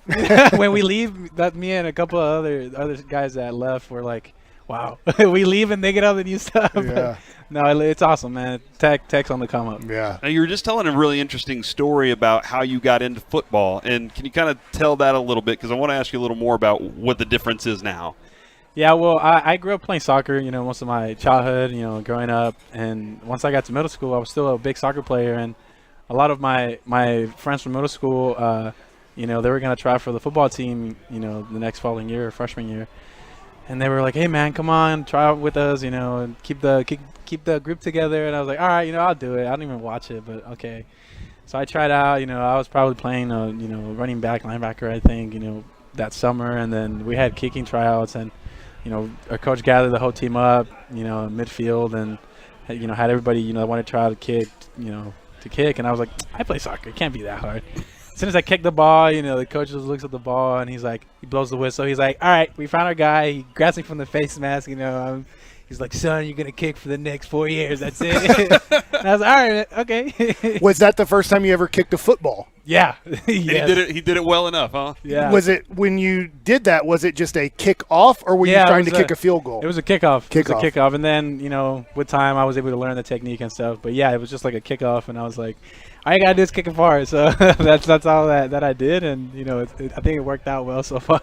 Awesome. Have you then, as you've gone along, is it still kicking the ball, or is there something different to it? Because we see some guys. I mean, you can't make it too complicated. At the end of the day, it's just gotta make kicks. But through that process, when I became a junior in high school, that's when I really learned the technique of, the alignment and stuff, and I just kind of put it to my own use, kind of with whatever worked with me naturally, and that's kind of what I kept it with, because at the end of the day, it's like anything. The more you put in, it's the more you'll get out of it. So, I mean, I just put in my work, and that's it. How do you try to keep the same mindset between maybe a kick in the first quarter versus there's 5 seconds to go, that this is going to determine the outcome? Because as much as I try, or major league pitchers try, the first inning and the ninth inning, there is a different, feeling and sense to it. Yeah, well, I mean, at the end of the day, you just got to go 1 for 1. You got to have that mindset, It's not trying to go 30 for 30, 40 for 40, the end season goal, whatever. No, it's just 1 for 1. Every kick is different. Every kick has its own little things. Just go 1 for 1. That's it. Do the posts feel smaller whenever you're further away? Do you have to tell your mind, no, it's the same size? No, I really don't think about that, honestly. one thing that just totally changed the way I looked at it, you know, as you back up, this happened recently while I was training. John Carney, he's a coach out of San Diego. He kicked in the league for a while. Mm-hmm. He just told me, he's like Garibay, when I kick, I don't even look at the post anymore. I just look at the alley, the hashes, because the posts are the same width as the hashes. Oh, the hashes are down the post. So he's like, just kick it into the alley, and that's it. Oh, so man. I was like, that's sick. That changes everything. Yeah. For you there. So no, but it was an awesome tip, and you know, at the end of the day, just, you know, trust the alignment, and you know, if you're aligned correctly, just kick the ball the same. The ball should follow its line. How many times at Texas Tech did you have to make a tackle? Oh, practice? Man, I practiced. I had a few guys. You know? Yeah, but I don't think in a game I ever had. Oh, I had a forced fumble against Oklahoma State, 2020. You can look it up. Okay. Forced a fumble. Yeah. How pumped were you when that happened? I was pumped, but then nobody was there to recover the ball. Oh, they got it so back. They got it back. Yeah. Was it like a legs tackle? No, it was a actual nice form tackle. Awesome. You know, go back and look at it. I promise you. Okay. Gotta check. All right, so let's say the Neville Gallimore picks the ball up and is running at you. Is I'm going to tackle that guy, or is it more like, you know what, I'm going to try to push him? Hey, go for the legs, man. Go for the legs. All right. One leg at least. The greatest cornerback of all time, Deion Sanders. That was his style. Yeah, just kind of get that go leg for the legs. Yeah. We were standing over there yesterday, and they don't have a net up for when you're doing your kicking, and you were kicking into the tents over here, and one lady really got one. I don't know if you happen to see. Really? Yeah, she was holding her phone, and it knocked her phone out of her hand and everything. Luckily, more phone than her. Yeah, it was more phone than her. I didn't know if you happened to what? I'm going to apologize. I didn't even see. No, I didn't. They're in your way though, right? Like you're trying to do your job. Yeah, you know. Nah, just kidding. No, I hope she's fine. I hope she's okay. What are some of the fun games that you play with maybe the other kickers or with yourself to kind of, instead of just kicking, that there's another thing that maybe you're trying to do to keep it interesting? Oh, I think, well, what we did yesterday, actually, we went off to the sideline, and you know, the more you get closer to the end zone, the slimmer the posts get from the side. So we're playing that game, you know, just try to. Oh, you were trying to make it from there. Yeah, because it narrows it down. You know? So we were playing that game, and you know, it was fun. I mean, that's something I did in college too, where we used to play like pig. You know, but like you don't follow the hashes. You just can kick anywhere on the field. You can kick from the numbers or wherever. So, you know, just keep it interesting, keep it fun. You know. Do you have a hash that you like better? No, I don't think so. People ask me that, and no, I remember this like it was yesterday when my first start, I think, was against Baylor, and it was coming down to like a game winner. You know, we were gonna drive down the field, and I remember Coach Tamara looking at me and yelling at me. He's like, "Where do you want it? Where do you want it?" And then Coach Wells is behind him. "Where does he want it?" And I'm like, "I don't know, on the field." It doesn't matter. Just put it out there. I've never been picky on that. You know? How quick do you know when you're warming up before a game, your distance of at the end of the game, if they're like, hey, 55, you feel what's that conversation like? Normally how we've done it is, you know, pre-practice, you get like a feel of your range. You know, you kick both ways, and then you do the same thing around halftime. You kick both ways and see, you know, what the wind's doing or whatever, what side is, you know, the wind's helping you or you're kicking against it, and you give coach your range. That's how I've done it in the past. You know, you just give coach my range and stuff. In Lubbock with the wind, how far have you made a field goal? It doesn't even have to be in the game, like when you've been practicing, because I've been in Lubbock and the wind can get going. I don't know, with the wind. Because we kicked it indoors. I mean, my party, I hit a 67, 68. I think I probably nailed a 70 outside, maybe with a little breeze. I did it in JUCO one time before I was leaving. You know, I was training to go to Tech, and I was, you know what, let me test my range. And there was a little crosswind, and I just drove it. So tried it one time. That one time I was like, I'm not gonna do it again. Okay, yeah. See, and that's always the thing. We're always like Hail Mary versus 70-yard field goal attempt, and I'm like, take the field goal attempt because the Hail Mary might not work. Yeah, I mean, you gotta have, you know, everything's gotta be, you know, on it to have that, because it's you're pushing it. I mean, look at Tucker. If you look at his technique when you hit the 66-yarder, he took his regular steps and he added a half step because he actually was gonna jump into his steps. So get a little more power. Yeah, more momentum. Yeah, and he drilled it. I mean, honestly, if he would have driven it more instead of up, I mean, he would have had it no problem. But he still got it. You know, the ball was high. It was good. I mean, I remember watching that. That was crazy, man. Man, I have absolutely no, like, if you're in a big situation, this dude's so calm, he's so loose. It seems like most guys are like real all the time, but you're loose, man. This is great. I mean, at the end of the day, it's you gotta have fun with it. I mean, of course, you're in a bigger stage, but like, do it. Why did you start doing this? Because you loved it. You just have fun out there and enjoy it. And I try to do that. And I try to remember when, it's a stressful situation. You just gotta I love this, man. Like I'm built. You practice for this. And I think it's just gotta look at the bright side. Who's somebody that you're making a friendship with that's not obviously a punter or a snapper? That's what people call the regular players. Oh man, I'm friends with a bunch of them. A bunch of the Rickies, yeah. I mean Mika, he's a D-line. Story Jackson, Juanye, Dennis, like Jake Ferguson. I mean, I'm friends with all of them. Awesome. Big John, Tyler, they're all great guys. I mean, I've always been the type of person that I'm not on the side normally how you would keep the kickers. I'm more like I used to play. I was a quarterback in high school. I was a starting quarterback. Oh wow! Yeah, and a tight end. So I'm used to being around all the guys, and that's just kind of my personality. I love to be involved, and trying to give Dak some tips. So you could be the third quarterback on the days where you only activate 2. You're the third quarterback of the team. Hey, whatever the team needs, I'm here. Whatever the team needs, But that's how he gets to that $40 million you were talking about. Yes, there you go. Hey, you're the Shohei of football, Shohei Ohtani. Thanks a lot for your time, man. We really appreciate it. No, I appreciate you guys. Thank you. God bless. Awesome. There he is, Jonathan Garibay, Texas Tech kicker, who is now a Dallas Cowboys kicker, competing with Hiram. Kevin, say it. Liram Hairulahu. Liram Hairulahu. Did Mike? Did you think he did not know who Shohei Ohtani was? Because you said he could be the Shohei of football, and he goes Shohei Ohtani. I asked him after that ended right there, and then we took off the headsets, and I go, "Hey, did you know what I was talking about when I said Shohei Ohtani?" He goes, "I have no clue what you're saying." And so I explained to him who Shohei Ohtani is in baseball. And he goes, "Yeah, the Texas Tech coach asked me if I wanted to come out and maybe do baseball." He listen, Mike, as we were walking off, it seems like the guy just is an athlete. I was a discus thrower. I was doing, was playing soccer, and then I turned into a kicker. I was playing line. He's just an athlete who is like, yeah, I'll try whatever. But he's got a very. He never watched football before. Nope. Doesn't watch it much now. Did football.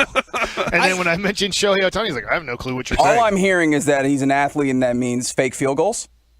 I mean, right? Yes. I'm intrigued by that. I also, love it. I didn't think he meant it like this whatsoever, like to be offensive. But when you were talking about so you never played football before? He's like, no, I came right in. And the coach was like, you're our guy. I thought that felt like a damning indictment right there of that specific skill set. Yeah, I will say the competition's been pretty interesting to go there to see if that guy can be him or if they already had a piece. But one thing I will say is whenever you are handpicked by Bones Fossil, that becomes kind of the thing, right? Like Mike always says, you need to have a sponsor. Yeah. And so I would presume, I don't know. There's a lot that goes into it. Do you really take into account 4 of 8 versus 7 of 8?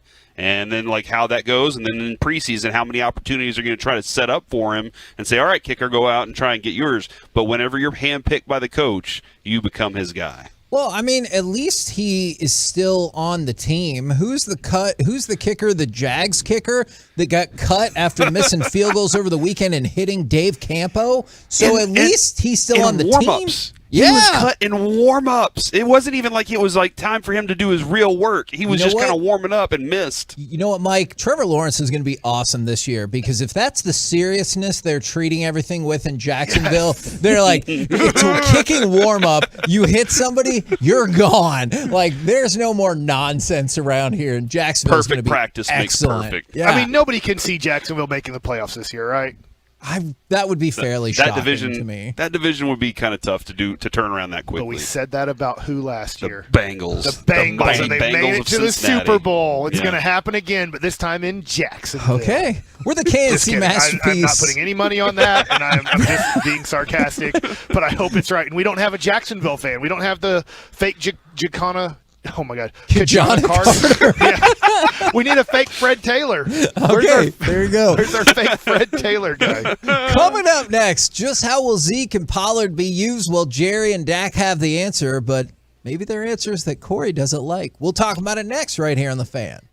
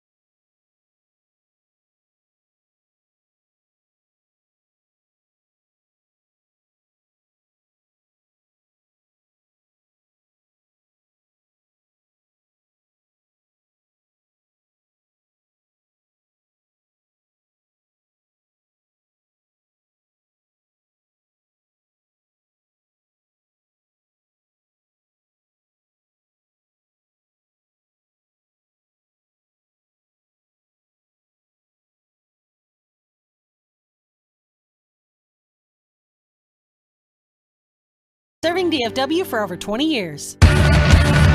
This segment of the KNC Masterpiece is also brought to you by Frankel & Frankel. You think there will be less big company trucks on the road this summer because of gas prices?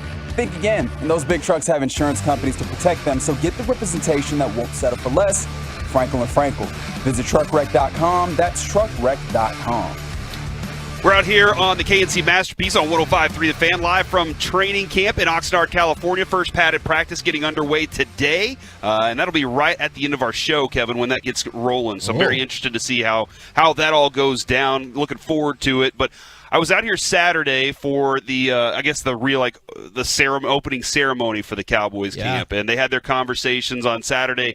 And I heard Jerry Jones talk about something, and then I hopped on with Kevin Gray, who did a phenomenal job, man. He had so much different chaos going on throughout the day, and he handled it perfectly on Saturday. It was great work by him.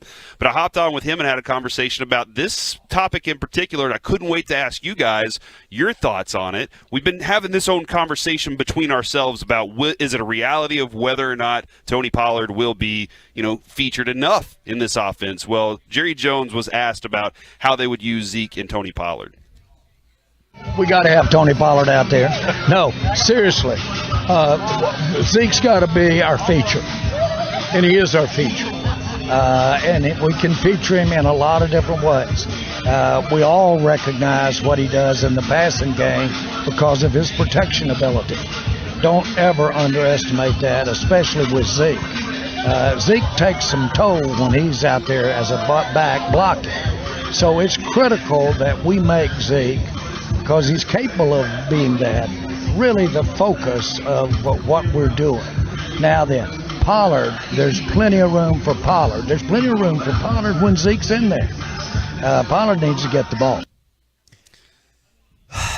So, and what's interesting here is, Mike, you made, while we were in the car with Bobby the other day, one of the really, really quality points about blocking as a running back. I like where we're going. What do we know about Emmitt Smith? Emmitt Smith is, as great as he was as a runner, phenomenal blocking running back too, right? I thought so. His pickups are great, but that offensive line was so good that you didn't need him a lot. He didn't have to do it, but he was good at it too. But if your offensive line is that good, you can produce without having to worry about that. And Jerry Jones is like, man, I need that extra blocker because our offensive line, we got question marks about this guy. Yeah,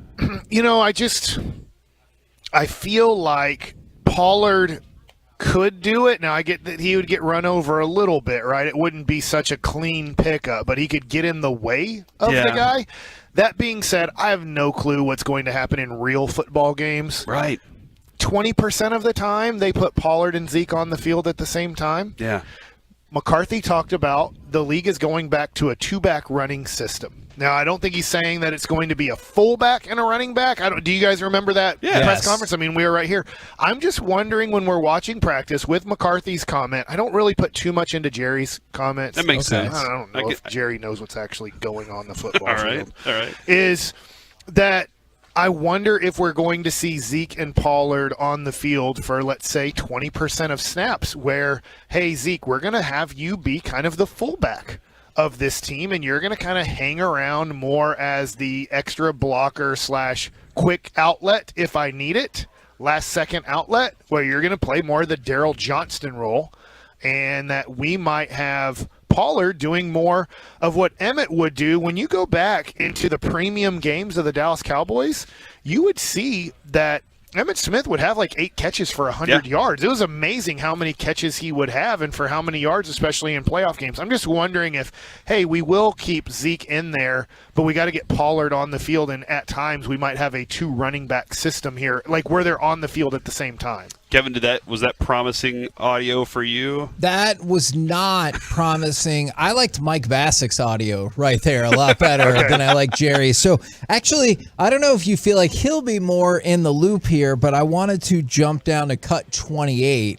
And this is essentially the same topic, but Dak talking about the potential usage of Zeke and Pollard this season. Yeah, what's great is those are two guys that without egos, and they're each other's biggest fans. And so when one's in the game, the other one's trying to support him. But I think you'll see a lot more of them in the game together, in whatever package we're getting at. But when you have two guys like that, you got to get them on the field. You got to get them the ball. They both can do everything. But as you said, one's very physical, and the other one's more shifty in a sense. They're two playmakers, and it's just it's up to me and Kellen to make sure that we're getting them in the right spot. I like that more. Okay. I appreciate that more because, Mike, with the whole fullback kind of idea, if that was the case, I don't think Zeke would say, no, I'm not going to do that. I think that he'd be like, hey, we're a team. He seems like that kind of mentality guy of I'll do whatever it takes to make the team, help the team win. You ready for my little bit of a Dak shot here? Oh, no. What is about to happen here? Well, Tony Pollard is a guy who has speed, but the way Dak throws, he can't utilize speed at all because he makes guys stop to catch the ball for the most part. That's been highlighted here at camp so far for us. So I'm just wondering when Dak's saying how to utilize them best is, well, what would be utilizing Tony Pollard best is if you could lead him when he does a route so he doesn't have to slow down or go to his knees to catch the ball. And then he's on the move. He's catching the ball, moving 20 miles an hour. But when Dak passes the ball to people like Pollard and they're running about 20 miles an hour, they have to slow down to 10 to 7 miles an hour to catch the ball. And it's a completion. It counts. Yeah. I guess it's an accurate pass because it's completed. But then when I slow down, the linebacker or whoever it is then tackles him where he catches the ball. Yeah, no, and there is something to be said about Kevin, like the vision that Zeke has behind his offensive lineman and stuff, and Tony could, very well get out in front of his offensive lineman if Dak was able to line it up like that and take off downfield. But if you really want to get the home run ball from him, like you do have to be able to, when he's in that space, then take advantage of being able to get him in the space moving forward. I'm just really intrigued by this hypothesis that is a strong statement right there. Is even if Tony Pollard, he is fast, but that the Cowboys might not have the quarterback that's able to take full advantage of that. And I think that's probably fair. Like, I don't love it, but that's probably fair. Yeah, so that being said, maybe the shorter routes are more beneficial. Maybe that is something that'll kind of open some things up. I'm very interested to see in what ways Kellen says the offense was a little predictable late, or the defenses figured us out and figured out how to keep us from taking the top off with our guys. So we have to be more capable within the first 10 yards of being able to make something happen that can turn into something.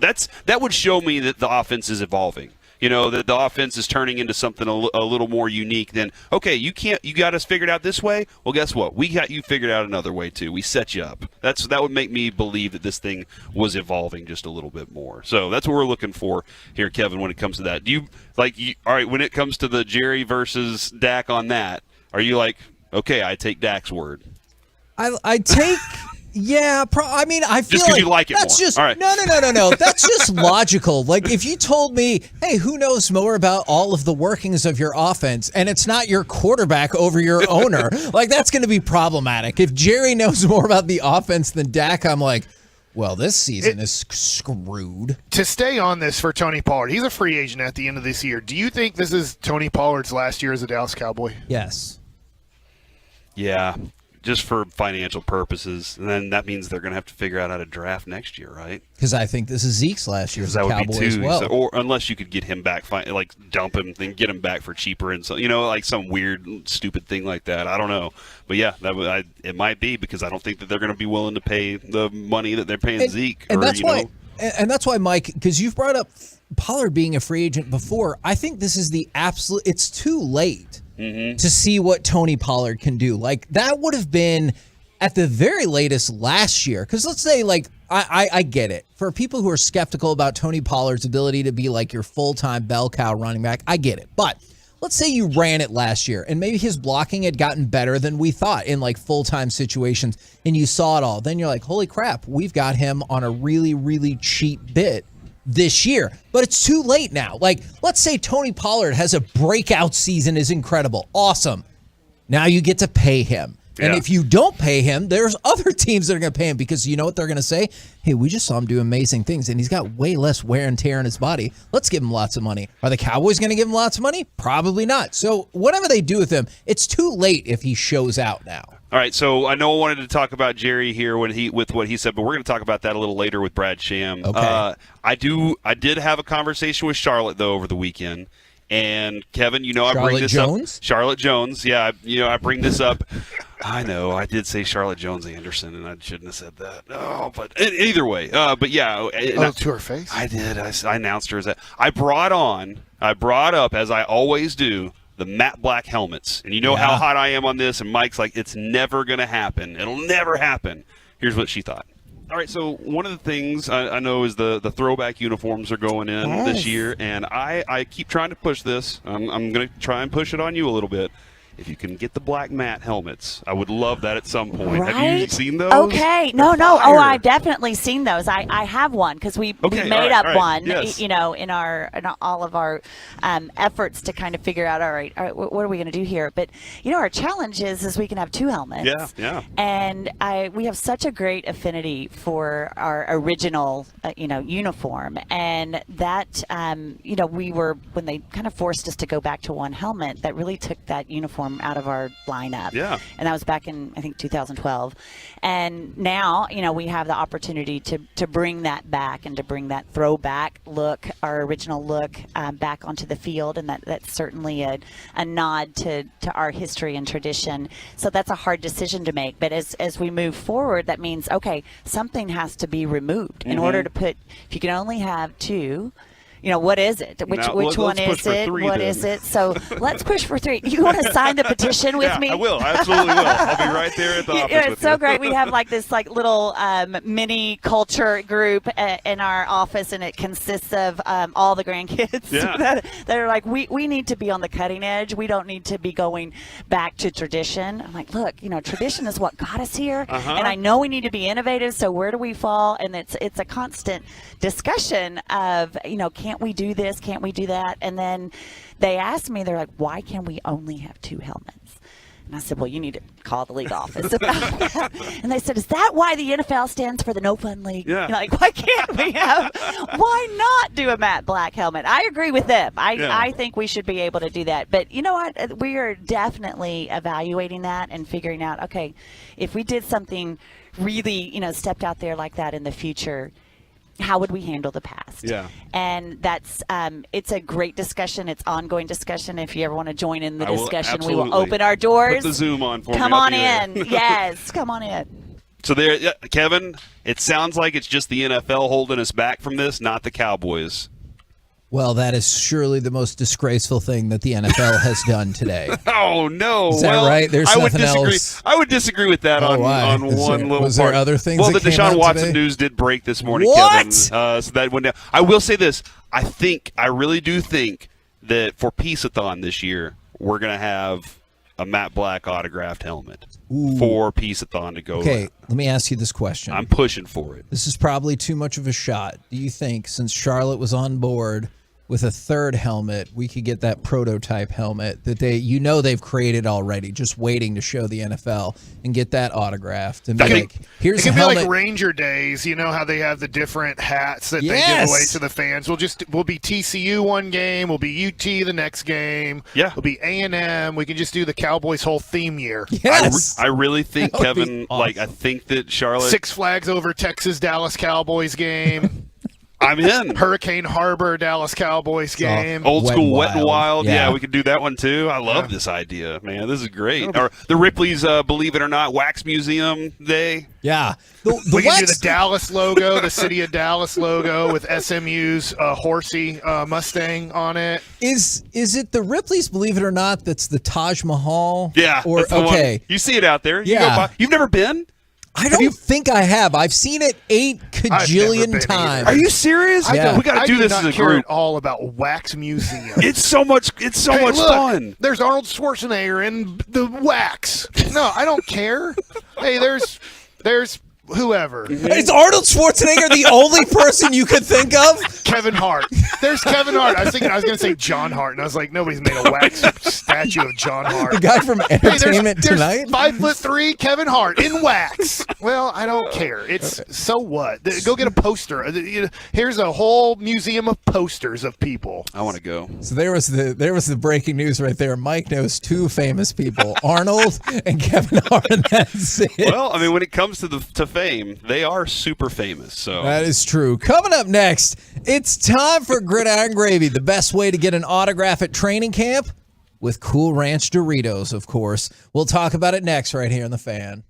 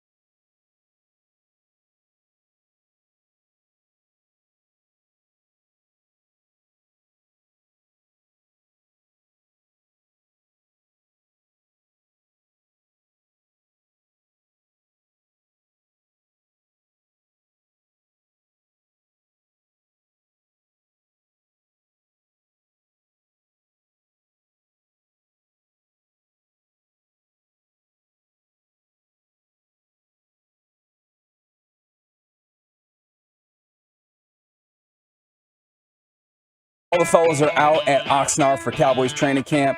The podcast that the Tolos want, the podcast with the Cowboys insiders, Brian Broaddus and Bobby Belt, is Love of the Star. They get you inside info that you won't find anywhere else. So check that out on the Odyssey app or wherever you get your podcast. Back here on the KNC Masterpiece, giving you the coverage you deserve here on 105.3, the Fan of Cowboys Camp. We'll have Mike McCarthy's presser coming up in about 20 minutes. We'll chat with him and hear what's going on there because it is the first padded practice of the day of the training camp, Kevin. So we're really excited about seeing these guys get out there and hit each other. It's time right now to go around the entire NFL and dip into some gridiron gravy. Buttermilk biscuit. I will, Kevin, real quick. I did have somebody tell me that does not work at the station that listens, that is interesting around here, said, I love when y'all do that. I love the buttermilk biscuit dip thing. So awesome. There's a lot of people that really love that. Because you want to dip that biscuit in that football gravy. Wait, so I have to keep doing it? I was thinking about quitting. Oh, well. No, maybe once baseball season's over, you can officially quit the show. All right, and we start with, oh no, that might have been. I don't know what that means. Oh, I think that you do. Coming up right now. What? The 49. I was like, is it break time already? You get to do the Kevin Gray show. The Get Right.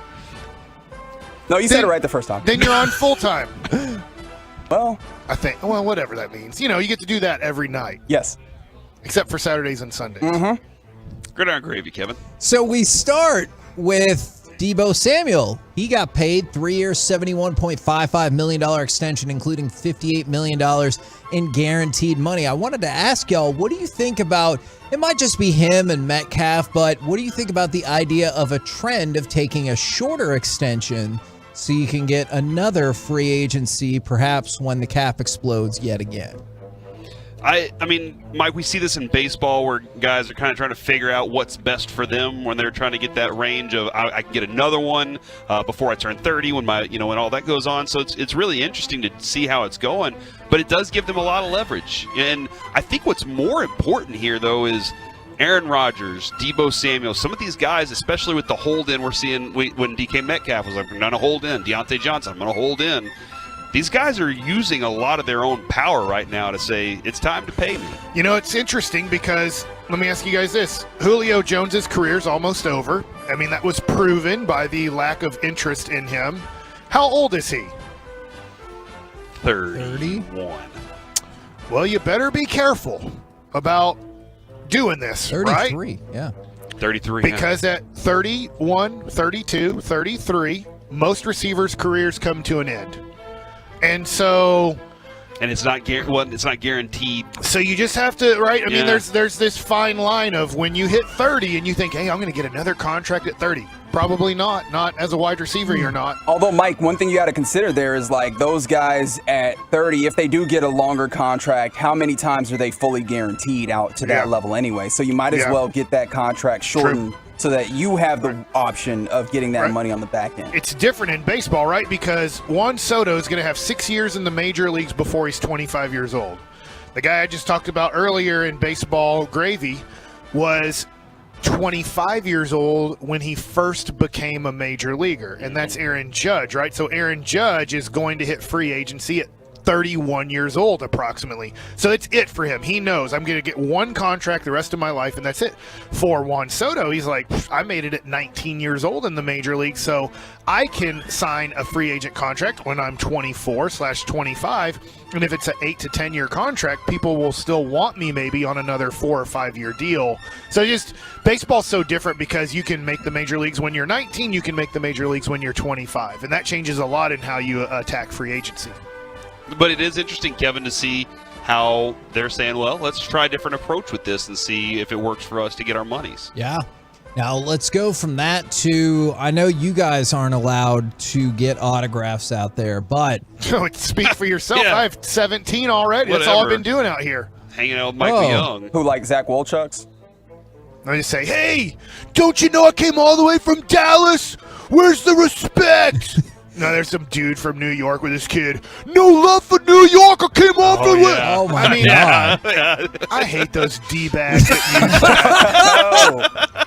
I would intentionally. I signed a lot. I was a very nice autograph person. I would sign a lot of autographs, and it was worthless for most people. They'd get my autograph. I'm like, I don't care. Like, I'm going to sell it on the internet. Good luck. You get your $2.50. But like, I just say, no love for New York all the way out here. Hey, Zeke, man, you're looking trim. And this dude's really fat. He's like, I don't know. What's your secret? I'm like, probably not eating all the time, because that might be your problem. He's Mike. All right. Oh, that is a very pretty decent rule. Is you want to be trim, eat less. Okay, well, tell this guy this. He also plays NFL football, and he's probably working out a lot too. You don't look like you are hitting the gym or the cardio that much either. Well, he might hit the snacks, and that's the key. Did you see Christian McCaffrey, what he did for Cool Ranch Doritos? Oh, no, I didn't. So there's this 13... But that's the best Dorito. Facts. Not fact. What? Wait, what? His Take is the a plain wild, one. take a Yours wild is the guess. Tostado. cheese. Yes. The What a the jerk. Tostito Tostada one, or whatever it's called. The one that you The one that's just flat flavor, no Yeah. flavor at all. Yeah. Not even salt. I like the regular nacho cheese one. This 13-year-old kid was at training camp practice, and he had a bag of Cool Ranch Doritos for Christian McCaffrey because McCaffrey had talked about how much he loves Cool Ranch Doritos. McCaffrey came back, brought him a pair of autographed cleats, and traded him for those Cool Ranch Doritos. What? Wow, so he didn't just autograph the bag of Doritos. This is even better. Yeah, well, because he wanted to eat the Doritos. Doritos, because they're so good. Wait, should he be eating Doritos at camp? Is that y'all's favorite He's chip? running a lot. Doritos? I think That Cheetos are my favorite. Yeah, Cheetos and Doritos. Cool Ranch. Wait, are you talking about like Cheeto Puffs? Well, here's the thing. Cheeto isn't a chip. Cheeto is its own entity. So it's But more like a of crisp? Yeah, it's more of a crisp. It's not a chip. It's not a cracker. So it's its own thing. Way better than Pringles? Man, the old sour cream and onion Pringles was phenomenal. It used to have caked on. The powder was on top. They don't have that anymore, so it's a little different. All right. Now let's go from that to Good luck. Robert Saleh with the Jets is concerned that the NFL is being too safe. Now, you know how you talked about those protective helmets? Yes. He's concerned about it. Now listen to this quote about how quickly he's done with the safety part of this. Quote, I think the spirit of it all is really good. It's got great benefits, but there's a balance in everything, right? Too much of anything is a bad thing. That's true. And so what he's saying is with the eggshell helmets, people are leading with their heads or the egg crate helmets. People are leading with their heads too much, and he goes, once you get back to regular helmets, people will forget, and they'll be used to that's how they're tackling, and they're going to lead with their helmets more. So he thinks the safety helmets could cause more problems. Well, we haven't seen a padded practice out here yet, so they're not really leading with their helmet out here, if that makes so. We haven't seen that, but I mean, they are admitting that makes it a safer helmet. Yeah. And then they're taking it off, admitting that now it's a less safer helmet. And the players are I wouldn't want to wear it on the field anyway. I'm sure you saw this when you were at Bryan Adams. You know those heating things where they have the hot water and then they take the heating thing out and they put it into the sandwich of towels? Yeah. That's what they look like on their head. I'm like, Like it a looks heating like, pad? Yeah, Yeah. it looks like a heating pad from when you played sports. I think more importantly, Kevin said eggshell, and that was the incorrect term. Yeah. But Egg over crate. this week, Zach Wolchuk did call the resistance bands the umbilical cords. That's and right. acted like it was no big deal. So Whoa. listen, words get said. Kevin, are you going to eat your umbilical cord? Nope. Hell no. You mean the placenta, don't you? Hell Eat it all. You hold on I to think the if cord. you just ate the umbilical cord, they're like, I don't need scissors. You sit down, you get your knife and your fork, you get a plate, you get a bib and everything. Yeah, I can see it. No. You know We got to do it for a video. You haven't done any videos while we've been out here, so That's you a need good to do point. something. Yeah, you need to eat the placenta. I think people do that. I know they do, but But I is think that it's the the same? woman, right? Is that the same of hey, here's a picture of Zach picking up a girl at a bar, and here's Kevin eating a placenta? I feel like No, because George would definitely do we'll more see what numbers. gets more views. Yeah. Oh my And gosh! just I make sure guarantee you're you're eating the gonna get more views. placenta and not Noah. Yeah, I will. I feel confident I will not eat our baby. I can say that. How confident? I 100% confident I will not eat the baby. I got you for Friday. Damn it.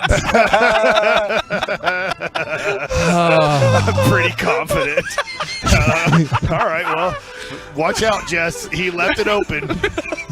He didn't say I guarantee Yeah. it. He was Jess like, listens too. She's yeah. like, she's gonna text me and be like, "Please don't eat our baby." Hi, Jess. All right. Hey, Jess. Did you see what the Vikings put up at their practice? So this might help you guys. That horn.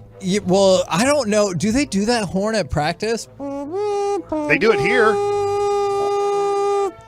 They said. You heard it in the Charlotte Jones Yeah. interview. Oh, yeah. That's Okay, right. that is actually true. They said, please don't help out the Packers, Lions, and Bears by taking video of our practice. And so that what they're concerned about is you're going to video practice and the Bears are going to dissect that, and that's why they're going to beat the Vikings this season. This is the stupidest thing that happens in football. I was at Ohio State, and they were running that practice. They're like, you can't put your cell phone out because if Michigan sees this, and I'm like, they're going to see that Terrell Pryor can't pass? I mean, it's like, what are you guys? Oh, no, we ran slants. They're going to know we run slants at Ohio State. No crap. Kevin. Like, there's no, oh man, our secret practice of July 30th is now out there. This is my favorite episode of Gridiron Baby ever. Okay, let's all relax, all right? I'm not going to eat the baby. Thank you, Reggie, for that one. I really appreciate that. That was good. You guys are jerks. Plus, Josh Allen got in a fight. Oh, no. Well, which one? Josh Allen, the quarterback, because somebody like barely grazed his shoulder and he got mad and he was like, man, I love football. It's all love, so it's okay. He's like, don't you see me wearing this don't hit me red jersey? Come on, I'm the quarterback. I'm the franchise. Do you think he wins the MVP this year? Yep. Nope. Who does? Not him. Steve DeBerg. All you Oh, my asked God. was, is Josh Allen going to win? That's all I'm prepared to say right now. The Joneses told me it's going to be Zeke. It's not what? There's no way in hell it's going to be Zeke. Coming up next, let's hear from Cowboys head coach Mike McCarthy right here on 105.3 The Fan. We're in Cali.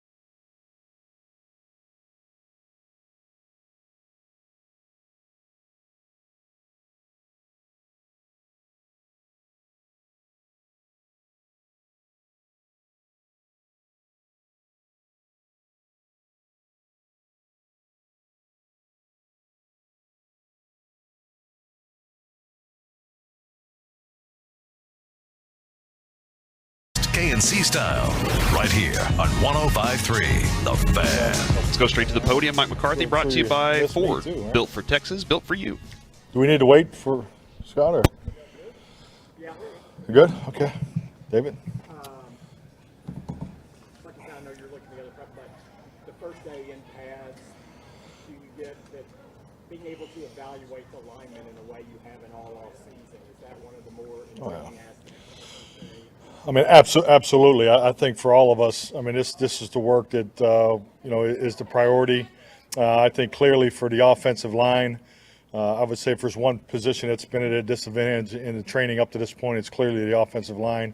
So I know our front people, both offense and defense, are really looking forward to this, and the drill work that comes out of this, because there's, this is the first time you really get to do a combination block. When you talk about pad level, triple extension, hand placement, finish, second level blocking, this is the work that you need. So, and I think that's just like all of us as coaches and players. You put so much time in the detail of what you got to accomplish here today. But this is the day we've been looking forward to. This is as close as we can get to playing games. But in the same breath, we got to be smart. We can't have the things at the end of plays that put players in position to get injured and things like that. So that's what we talk about in the team meeting. Let's, trust me, I want it cranked up. We want the juice. We want the fur flying, all that. But we don't want unnecessary hits, particularly helmet-to-helmet hits that put players in a compromised position. So we're into that, and obviously we have the fancy helmets. What the hell? I forgot what they call already. Guardian, thank you. Yep, this is a quiz, but it's the work that this is what we're here for. With this weather, when I think of Oxnard, I think of padded practices. In this weather, let's crank it up and let's get going. So today's that day. You didn't take any team snaps the other day. Can you guys tell us? Yeah, it was just a rep count, being conscious. There was nothing there physically, so just just trusting the numbers. GPS from the past, GPS, his numbers and reps and so forth. So that was by design. Yep. 22, I don't know how old he is, but he's not very old. 1999 was he was born. So it's just you were supposed to say, well, how do you know that? Well, how do you know that? Because that was the same year that the Austin Powers was released. So, which leads into the mojo moment. Come on, I'm trying to help you out here, Todd. You obviously had a couple of days off here. Let's pick this up, huh? Come on. Yeah, mojo moment comes in today, man. I know you're excited about it. So it's more about GPS numbers than the age of guys. When you guys. Oh yeah, definitely workload capacity, workload efficiency. I mean, that's really what it comes down to. I mean, it's we're all chasing the same thing. We're trying to eliminate the fatigue injuries and just trying to be smart with that. And CDs. If you go back to our off-season program, I mean, when you ask these players to be there, and and you have 96%, 96% of all the workouts. That was the target we hit. So there's a lot of work, and he's part of that. So we take all that into account. They also appoint there for some of the rookies and younger guys in pads, that kind of thing, where you can really get a better evaluation. Oh, definitely. I mean, it's and I'm not saying we're going to do the Oklahoma drill because it's illegal anyways. But I just think I think back to Marty Schottenheimer, the reason why he did it. It wasn't a toughness drill. It was the opportunity to see a young player in a competitive situation go up against a veteran player. That was the whole design of it, because that is a threshold that all these young players have to get over. I mean, it's there's just no way around it. So as fast as you can get to that and create those moments. So those are the type of things I'll watch. Not only the young player in pads, but who he's competing against, what particular technique he's involved in. So those are the things you're trying to create. Because there's a lot more involved than just setting up drills and doing this drill and that drill. It's really getting the reps right. Who's going against who, and just trying to create those situations. Because it's, our evaluation's only as good as the data that we create. So that's the focus, and it's obviously heightened in the padded work. Talking about all the physical stuff, what's the biggest challenge getting a team ready now in today's world compared to when you came in and 2-a-days and all that was allowed back then? I don't think we can compare it. You guys have been here forever, understand that. I think it's a whole different training environment. I think what it shows up, I think you're able to to get the perimeter. I think you can hit the same targets, on a perimeter focus. You can do the game management things, your situational work. But, what I've always felt September is that's where the fundamentals and techniques just aren't, as I remember them in the 90s, and that's what I'm always chasing, and those are the things. And I'm so thankful not only to be in the league at that time, but to have those experiences, because I think it's like anything. When you know what it looks like, or, you're trying to hit the target on getting it to that point, I think it helps you, just be more detailed and organized in your practice structure and those types of things. But, just as we start off in the first question, I mean, this is where the young offensive lineman, this is the fly in the ointment for me in our current training system, because these young linemen, these padded practice are so valuable, and we cannot get enough reps. But then, on top of it, you got to be smart too, because you can't go too long, do too much too. And I've made those mistakes earlier in my career. I've said this before. I ran that team in the ground in 06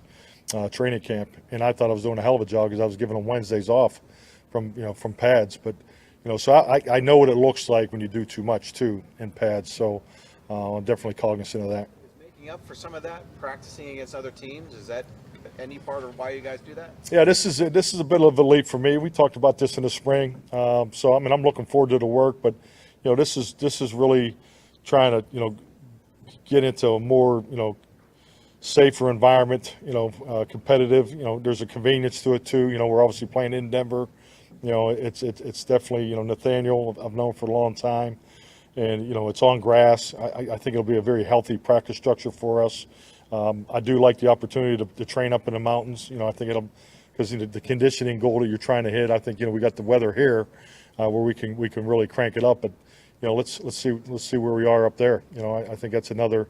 Those are more points of data and content to analyze, and and you definitely get to see players respond. So there's a lot of positives of the opportunity in Denver, and I think just the fact that we're right here with the LA Chargers and going down to Irvine is another opportunity too. So it's not just practicing with other teams. I think there's a lot of other benefits, and we've taken the leap to do it 3 times. So I mean that's the most I've ever done. I've always practiced, back in the old days, but it was usually 1 team, not 2. So, but I think it's definitely going to give us an opportunity to really work our veteran players. You asked me about LAM and the GPS numbers earlier.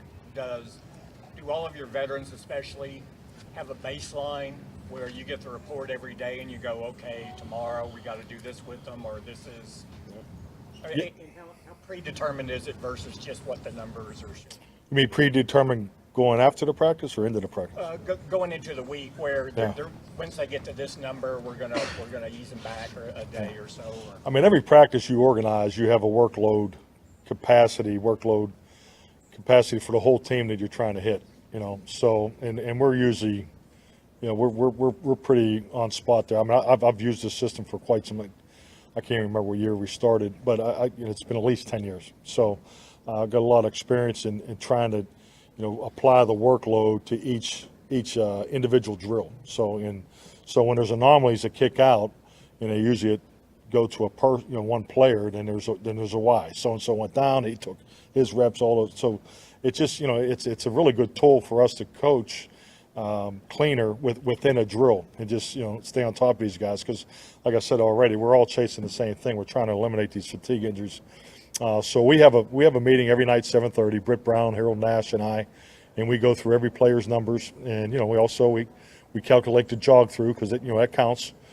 So I mean it's a low intensity work, but there is volume that goes on to the workload capacity. So that's all part of the formula. So it's something we pay close attention to, and some guys are genetically wired differently than others, and you got body types, you got position types. So you're dealing with different numbers and ranges, by position, by individual, and by age. So, and now that you have a book on your older players, you kind of what range to stay under, and you know when they're not getting enough too. So it's a good tool. I'm definitely a believer in it. Get all this information, but sometimes you want to go, my gut saying he needs a day off. Yeah, no, I think that's knowing your players. That when you get into gut decisions and instincts, I think that also talks to the communication and understanding. And I think it's natural. I think for players not to, they don't come to me. So there has to be a system, a protocol, a process to making sure that the information is accurate. And there's a line of communication to get that done. Yeah, no doubt. I mean, and let's be honest, it's probably a lot like your job. I mean, there's a lot of information there. But what's real? What are you going to use, and how do you apply it to, what you're trying to get done? So, I mean, I think it's a very, very, very similar situations in how I do it and how you guys do your job. What do you like? Mike, you mentioned generally some of what the linemen can do now that they weren't doing without pads. For a guy like Tyler Smith, we all invested a high pick and have early expectations for. What do you watch for these couple days? Well, the biggest thing is, the discipline and the understanding of the cadence. I mean, if you're a young lineman and you're playing in this offense, we don't line up and use the same cadence every snap. So, that's the first part. Because if not just him specifically, Tyler, any young lineman, if you don't get over that threshold, you're not going to be able to play as fast. You're not going to be able to anticipate your awareness. So you're going to be a half step behind. So now you're in a battle that you don't want to be in, playing and play out. So it's really getting the pace of the operation and the tempo, and that's why we do so much up tempo. We're always practicing and pushing the envelope, so to make that part easy for our players, all of our players. So that's the first step. Second is, he's got to play. I mean, he's just like the rest of them. He needs to play in pads.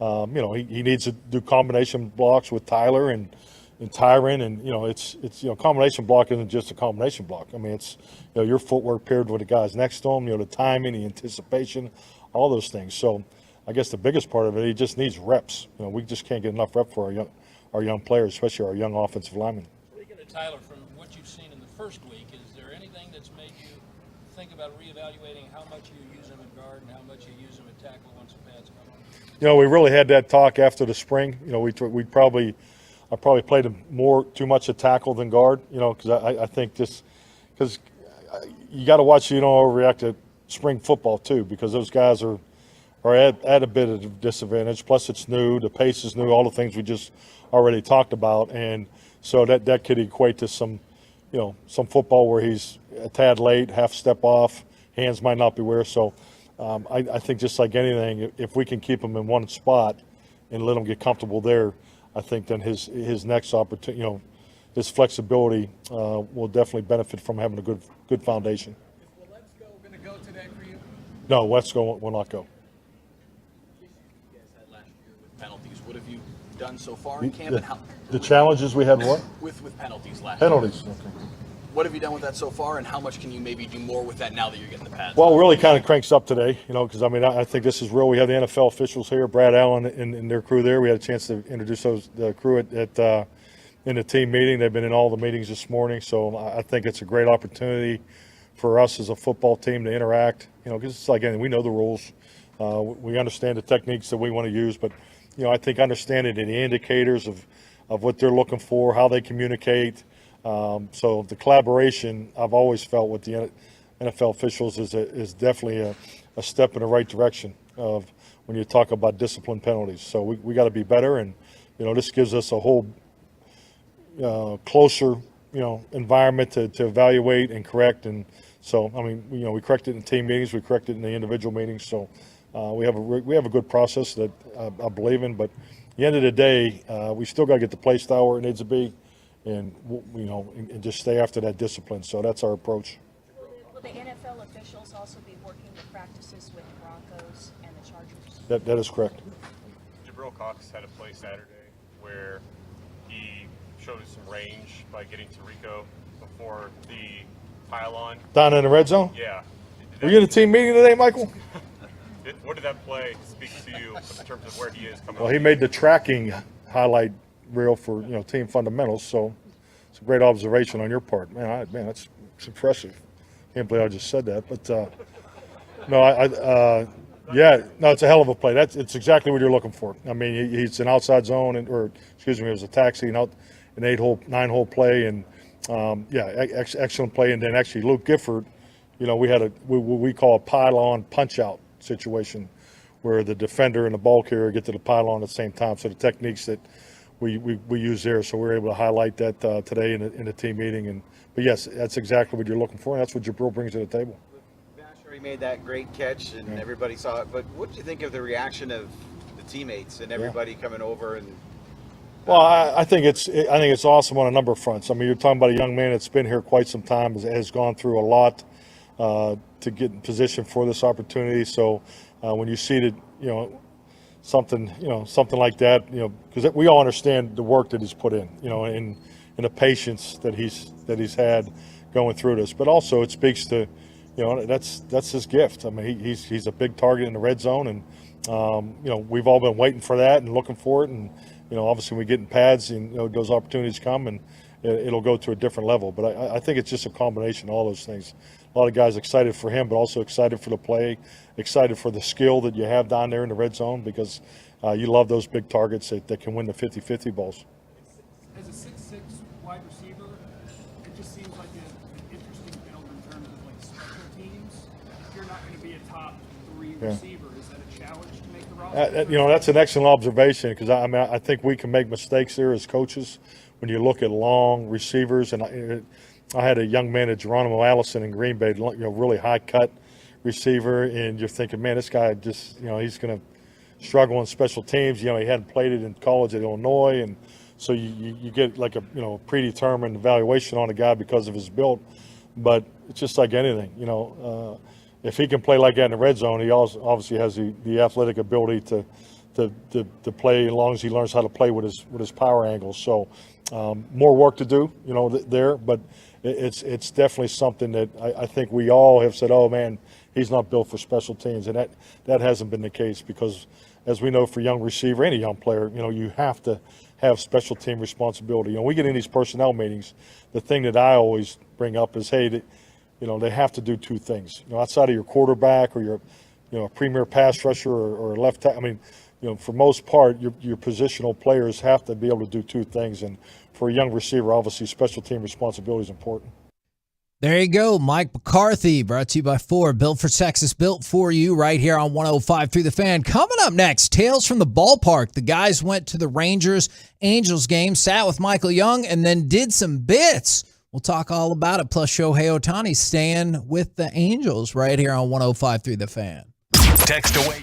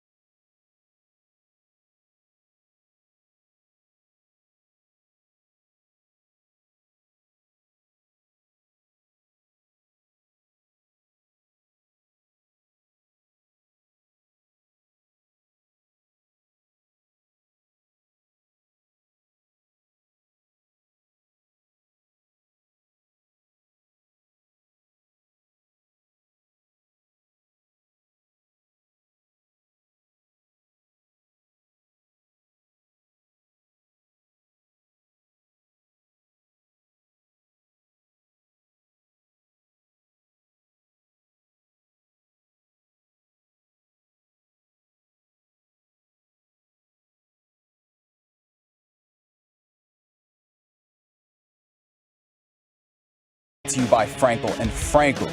You think there will be less big company trucks on the road this summer because of gas prices? Think again, and those big trucks have insurance companies to protect them. So get the representation that won't settle for less, Frankel and Frankel. Visit truckwreck.com. That's truckwreck.com.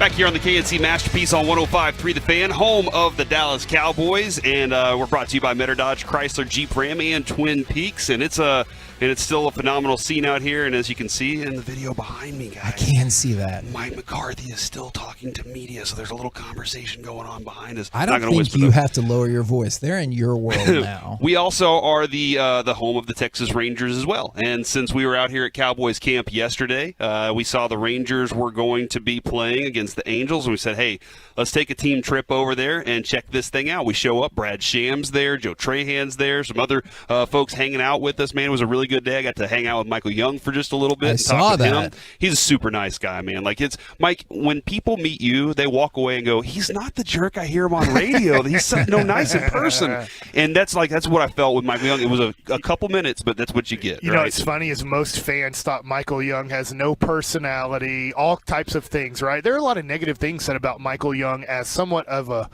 very politically correct person, right? Yeah. When he was a player, but he was awesome. But, I'd tell people, no, I'm telling you, like, he has these great leadership qualities and all these things, and be like, well, he's kind of boring and just says the typical, like, Crash Davis line, if you've ever watched the movie Bull Durham, to all of his answers. And I'm like, well, he's not like that if you're a teammate of him. At first, he didn't quite remember me, Kevin, but then whenever I said my name, he goes, oh, yeah, we talked about the color of tennis balls. Yes! And so, I was like, that's exactly right. All I had to do was say my name, and he remembered that conversation. He did ask how you were, and I said, Kevin's doing just great. He didn't ask about me, though, did he? Not at all. I figured. No, he was like, I talked to Mike enough. He refused to play shortstop when I pitched against the Tigers, and I had Eric Young, who never played shortstop in his 20 years of baseball, play shortstop of that game. So now at least you got over that, Mike. Or he had an off day, or it was a scheduled off day for him, one or the other. There was. I will say this: being there at that stadium, watching Shohei come up, that crowd loves him, and I think we just saw the breaking news. Is that the why Angels, they're keeping him? the Angels are going to keep him. They got offers from the Yankees. Maybe there wasn't enough. I know the Rangers. It's the right decision. The Angels are a pathetic organization, and you want to stay consistent in sports. And the Angels are like, let's stay consistent. Let's really ruin this thing as far as we can ruin it. I'm starting to believe you do not think this is the right decision, Mike. Well, they're horrible with them. They're horrible with Mike Trout. They have two premier players, and they, for 5 years now, have not been able to even compete for a playoff spot. They haven't even gotten close. At some point, you got to sell, and you got to say, we could not build anything around these guys, and Shohei's leaving. Shohei's going to play in 2023 for the Angels, and then he's leaving. So can you imagine? I know how we just lost Jalen Brunson for nothing, but can you? They open a tampering investigation into that, Mike. Get excited. Okay. Can you imagine if the Angels get nothing for Shohei Ohtani? So then he leaves. Then you're just sitting there with Mike Trout, who, let's be honest, with his injury history over the last 3 years, you're looking at a guy who's going to be a premium player for you for 70 to 120 games a year approximately. Yeah. And then you're gonna have top 10 picks. They're 28th in their minor league farm system. A team that hasn't made the playoffs in the last 5 years is 28th. Yeah. In rating farm systems, like, you would get it if it was the Dodgers or if it was teams that have making the playoffs consistently and trading a lot of. They're not trading prospects to go get who. Yeah. I will say this, and I'm going to have Brad Sham hop over at 1 o'clock today, which will be 1 o'clock today, so we'll hop on with him. But we were talking with Brad at the game. And he was talking about, he gave me a great Tom Landry story about him having to wear a bulletproof vest down on the field because he was getting death threats during a football game that was at that stadium, Mike. It was a football game at that stadium that the Cowboys played at. In Anaheim? In Anaheim, yeah. It's like the Rams? So when we have Brad on here in just a little bit, we'll have that conversation with him. Great story. But if you want to go to 1053thefan.com and check out the video, I posted that video of the conversation I had with him on there. There are tons of videos, tons of content up on the website right now. And man, I think it's all fun. A lot of fun we've been having out here. Mike we had played cornhole the other day on a video. It was a lot of fun. So go to 1053thefan.com, check out the video I did with Brad and all the other stuff that's going on out there. I didn't even know the rules of corn butt. That's You not told me corn that, butt, Mike. You told me that the bag has to stay on the thing. Yes, but I just thought it had to go in the hole or it doesn't count. Here's something that started happening during You heard that right, Kevin. I didn't mean to. During but the game, we now had that great I hear seats. it, Thanks to the sounds Rangers bad. and John Blake for setting us up with fantastic seats out there. But we're sitting there, and Broadus is like, you know what? Let's mess with Jared after this game. He's like, you know what? Let's call Jared and all ask the same question. let's just in the post game, like let's just see how into this thing we can get. And Reggie, I know you got the cuts there. Let's start with the first cut on it because this is the first one where it gets rolling. Kevin, I laughed very hard. Steve in Weatherford has been waiting patiently. Steve, thanks for your patience. You're with us here on Rangers Extra Innings. Yeah, I didn't know when you were going to stop talking there. I've only been waiting about 15 minutes. I just wanted to know about the catcher's interference call. If you could help me understand that ruling there that happened during the game, that'd be brilliant. Thank you, Jared. Yeah, sorry that trying to give thorough answers. My apologies to the other callers who are also in line. I can give one-word answers if needed, if that's something that people want to do. Wait, I can hear immediately that was Wolchuk. He didn't hear it? He's already pissed. He didn't I know. knew that was Country Wolchuk as well. But he didn't know, and you can Jared. You know how I want him to do tonight's post game show in one word answers to all the callers. So after the Baltimore game, I want him to just answer yes, no, maybe. But he can only use one word to answer these questions. We did the post game show with Jared for a couple of years, and we know if we could get two questions, and that might be it, and he might take the whole 15 minutes up. So whenever that was going on, I was like, oh, this is gonna be good. Here's the second question, the second caller that called in, and I knew who it was immediately because Broadus kept dropping that name. Let's go out to Joe in Flower Mound. Joe, appreciate your patience here on Rangers Extra Innings. Yeah, I kind of agree with Steve and from Weatherford. You take way too long to answer these questions. Can you explain the catcher's interference thing to us out here today? Please, I'll hang up and listen. Thank you. Okay, so we got a bit. I appreciate that. That's good, though. I like the bit. And which is we constantly we love he those does not kinds of bits. appreciate it. Oh, He's he not doesn't. laughing about it. He's so mad. He wants real Ranger baseball. Play that questions one more right time. there. Mike's right. He sounds angry about this. On Rangers Extra Innings.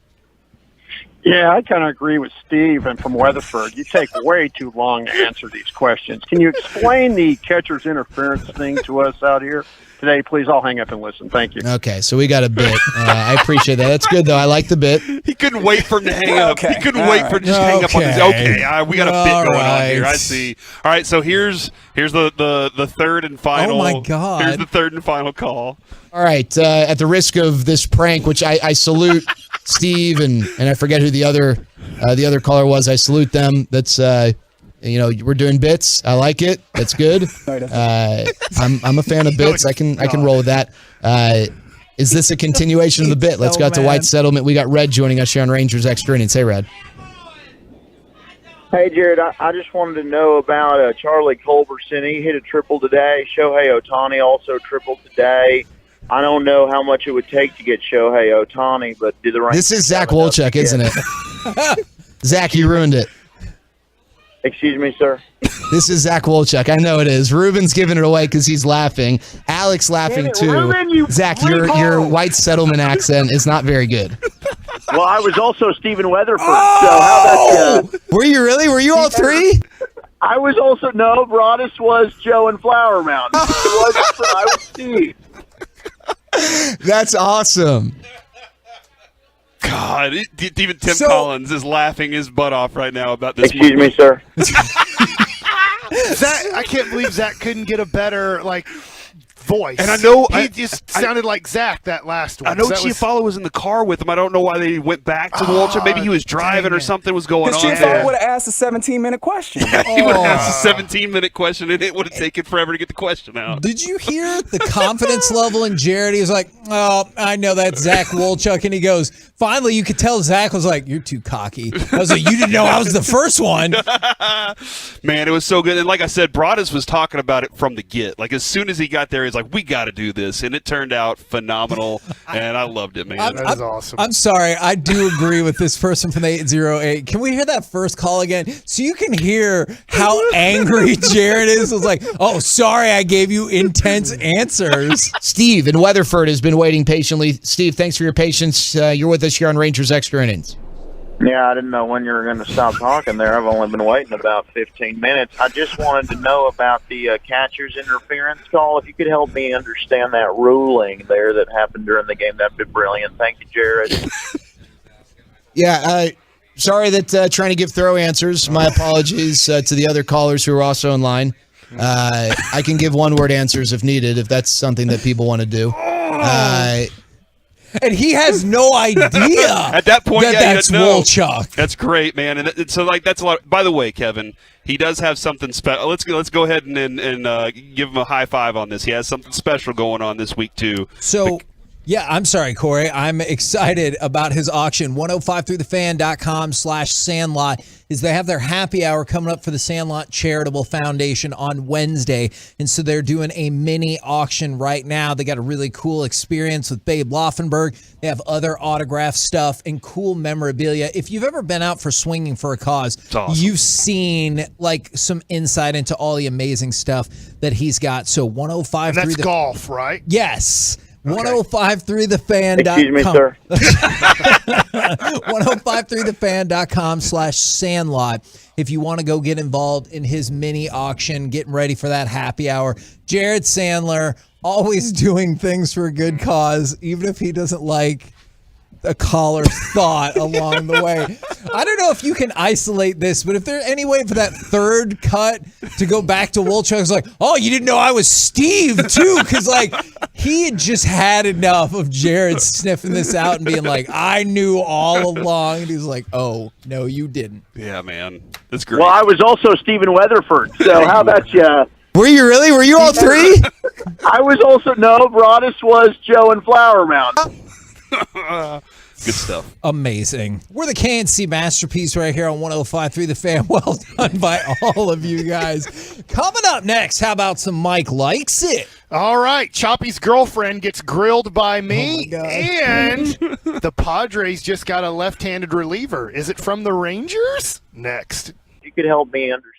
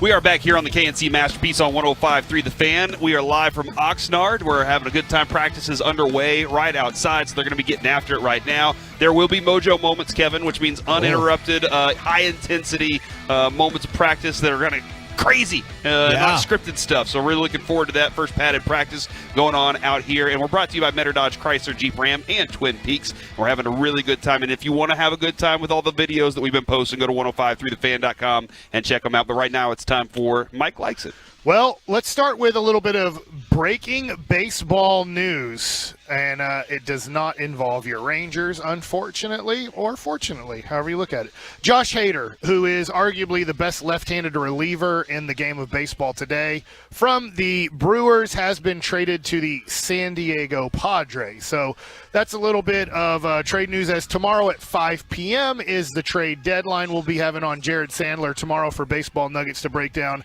if the Rangers did anything tonight or if they're doing anything tomorrow. John Heyman has reported in the last hour teams are being told they have been eliminated from the Frankie Montas sweepstakes. So that's the starting pitcher for the Oakland Athletics, suggesting a deal may be close. Yankees are still among the teams in, so they have not been told that they are out. So I think the Rangers have to, real quick, they have to wait for a few of these bigger name players to be traded, and then to be like, okay, this team, the Seattle Mariners, they got their starting pitcher, Luis Castillo. This team got their starting pitcher. This team got their reliever. And then maybe they can move a guy. I wonder how much Martin has hurt his tradability after what's happened the last 3 weeks to what he's done as the closer. And then the Rangers can maybe jump in and get a starting pitcher that the contending teams decided wasn't good enough right now for them, where the Rangers look at it and go, no, we're not trying to make the playoffs right now. We can't make it. By the way, the Rangers would have to go 40-20 the rest of the way to make the playoffs, even have a chance. So, anyways, there's a little bit of baseball talk, but let's talk a little bit about our weekend in Oxnard. And real quick, if you didn't hear during Crosstalk, my family's flight got canceled into LAX, which is about an hour and change drive, a little over an hour. From to Dallas to LAX? Yes. Okay. From Oxnard to LAX. Oh, okay. So after their flight gets canceled, she goes up to American's ticket booth and they say, hey, well, it looks like we could get you on a flight to Ontario. And my wife says, hey, can you drive to Ontario? And I'm thinking, I only know of one Ontario, and that is Canada. Yeah. And I do not get on that plane because that does not get you any closer to Oxnard. And then I looked it up, and then there is an Ontario, California. It is 2 hours away from Oxnard. Oh. So they did fly into Ontario, California, which is just south. I say just south. It's about an hour south of Los Angeles. So they were able to fly in there. But I guess I'm finding out, like we found out, flight attendants and pilots just are like, look, we're not going to get overworked. We're just not showing up. If we've done our job. We're not giving extra unless you're, I guess, giving more money. Yeah, I had been lucky the last 4 times I've flown. It's been fine. Everything's been really good and crisp. But it was a little delay, a slight delay for us. At least we got to fly out and it didn't get canceled. Yeah, no, absolutely, and I can't imagine. And everything's been relatively smooth for American. I think there is the idea of, well, I mean, we're a little behind, and they make up some excuse about something else when in reality it is a lot of what's going on with the fact that they're overworked right now. So that's just a little bit Saturday. So it was a little bit of a debacle Saturday, but my family did get in, and we're headed to Pepperdine to check out that campus as soon as the show's over. Are you excited about that? I really am. I mean, I've heard it's the most beautiful campus in the United States of America. Supposedly, this is going to be, looking at colleges, this is the most beautiful college campus in the U.S. of A. So we'll get to see what it looks like, and I'll take some pictures and post them, hopefully. Nice. I'm not good at taking pictures or videos. I don't like videoing my life, but I'll try to. All right, so I totally get that. You like being in that moment rather than seeing the moment through a lens. Yeah, I get it. Okay, so Friday night, we go out and have a big team dinner. And really, thanks to Jane Slater, she got a private room. And thank God we did, because the loudness of some of the voices on our station is amazing. I didn't know this. Bobby Belt might be the loudest. Yeah. Oh. Obviously, Choppy's super loud. Choppy's volume when there's people around gets a lot louder than when you're just having a private conversation with him. Sean is very loud. Boisterous in those personality, settings, too. right? Yeah. Trying to take over the room and the table. But luckily, we were in our own private room, and Mike Fisher was there, and his voice is super loud, too. So there's a lot of loud talking. So we tried to, Corey, you were sitting next to Choppy. You were trying to record his answers. As I had decided, Kevin, I'm going to make this a great bit, a fun, uncomfortable dinner for his girlfriend. And Choppy, I'd asked Choppy questions about Sarah is his girlfriend's name, and she was awesome. Great person. She is super cool. And so Choppy had said, I've told her that I love her. So I wanted to know Sarah's response in front of everybody. What was your response the first time Choppy said, I love you? So I asked that question, and Sarah's response was, well, I didn't say I love you back because I wasn't there yet, which was amazing, Corey. Oh, no. It was pretty awkward, yeah. And Chop just, dude. And I got to get Dawson to use the exact words. Dawson has a great analogy for all of the relationships that Choppy seems to have, but it wasn't uncomfortable. He just sit there and took it. Like he was like, yeah, I mean that is the reality of what happened when I said it. So, and I didn't pull out my 6-shooter and just start pop, pop, pop, pop, pop, pop, pop. I would ask a question and then go away from it for a good 5 minutes. Because there's lots of food. Yeah, lots of food going around too. So. And then I would wait, and then so I'd say, so Sarah, have you met Choppy's kids? What do you think of the 2 boys?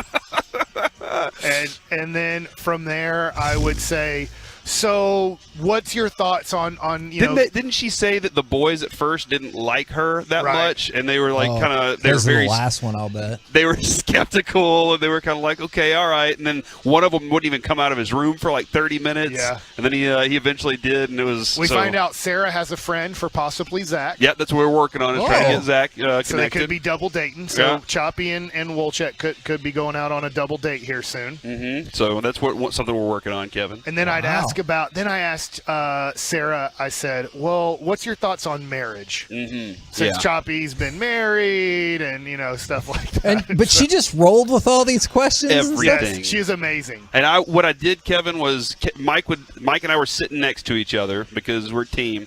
And Mike would go, all right, I'm getting ready to ask my next question. And I would pull my phone out and put record and set it on the table. But like Mike said, it was a tall room, tall ceilings, really cool. It was an Italian restaurant, and it had a really cool dark setting in there. And but it just was so loud, the audio was ineligible. Honest to God, Kevin, I think they would have kicked us out of the restaurant if we were in the restaurant. Because of how loud it was? Yes, because of Sean. And then, then Jane would feel like she had to talk over Bobby and Sean to then get her voice heard, and it was just screaming. And I've worked with Gavin Dawson forever. I could tell how uncomfortable Dawson's body language was on how loud that room was getting. But it was a fun, great dinner, and I made it as fun or / uncomfortable as I possibly could. And then I think, Mike, the rest of us we bounced out because you were going to have to go pick up the family the next day. We bounced out and went to a couple of different bars. We went to a place called the Twist on Main. Okay. And everybody there was about 60 years old, 50, 60 years old. And they were jamming to blues music, dude. And what was great was watching these people dance, because they clearly had been dancing their whole lives, and they could have been background dancers for some movie like La La Land or something, dude. They were really good watching them dance. I saw the yellow dress on Saturday from La La Land. Yeah, exactly. Yeah. Oh, nice, dude. And then that's whenever we kind of bumped into Steven and Will and all of them, and had a really good evening. And you saved Steven's phone, supposedly. I saved Steven's phone, and I was a hero. Taking a quick step back, have y'all made the determination that this is the right gal for Choppy then?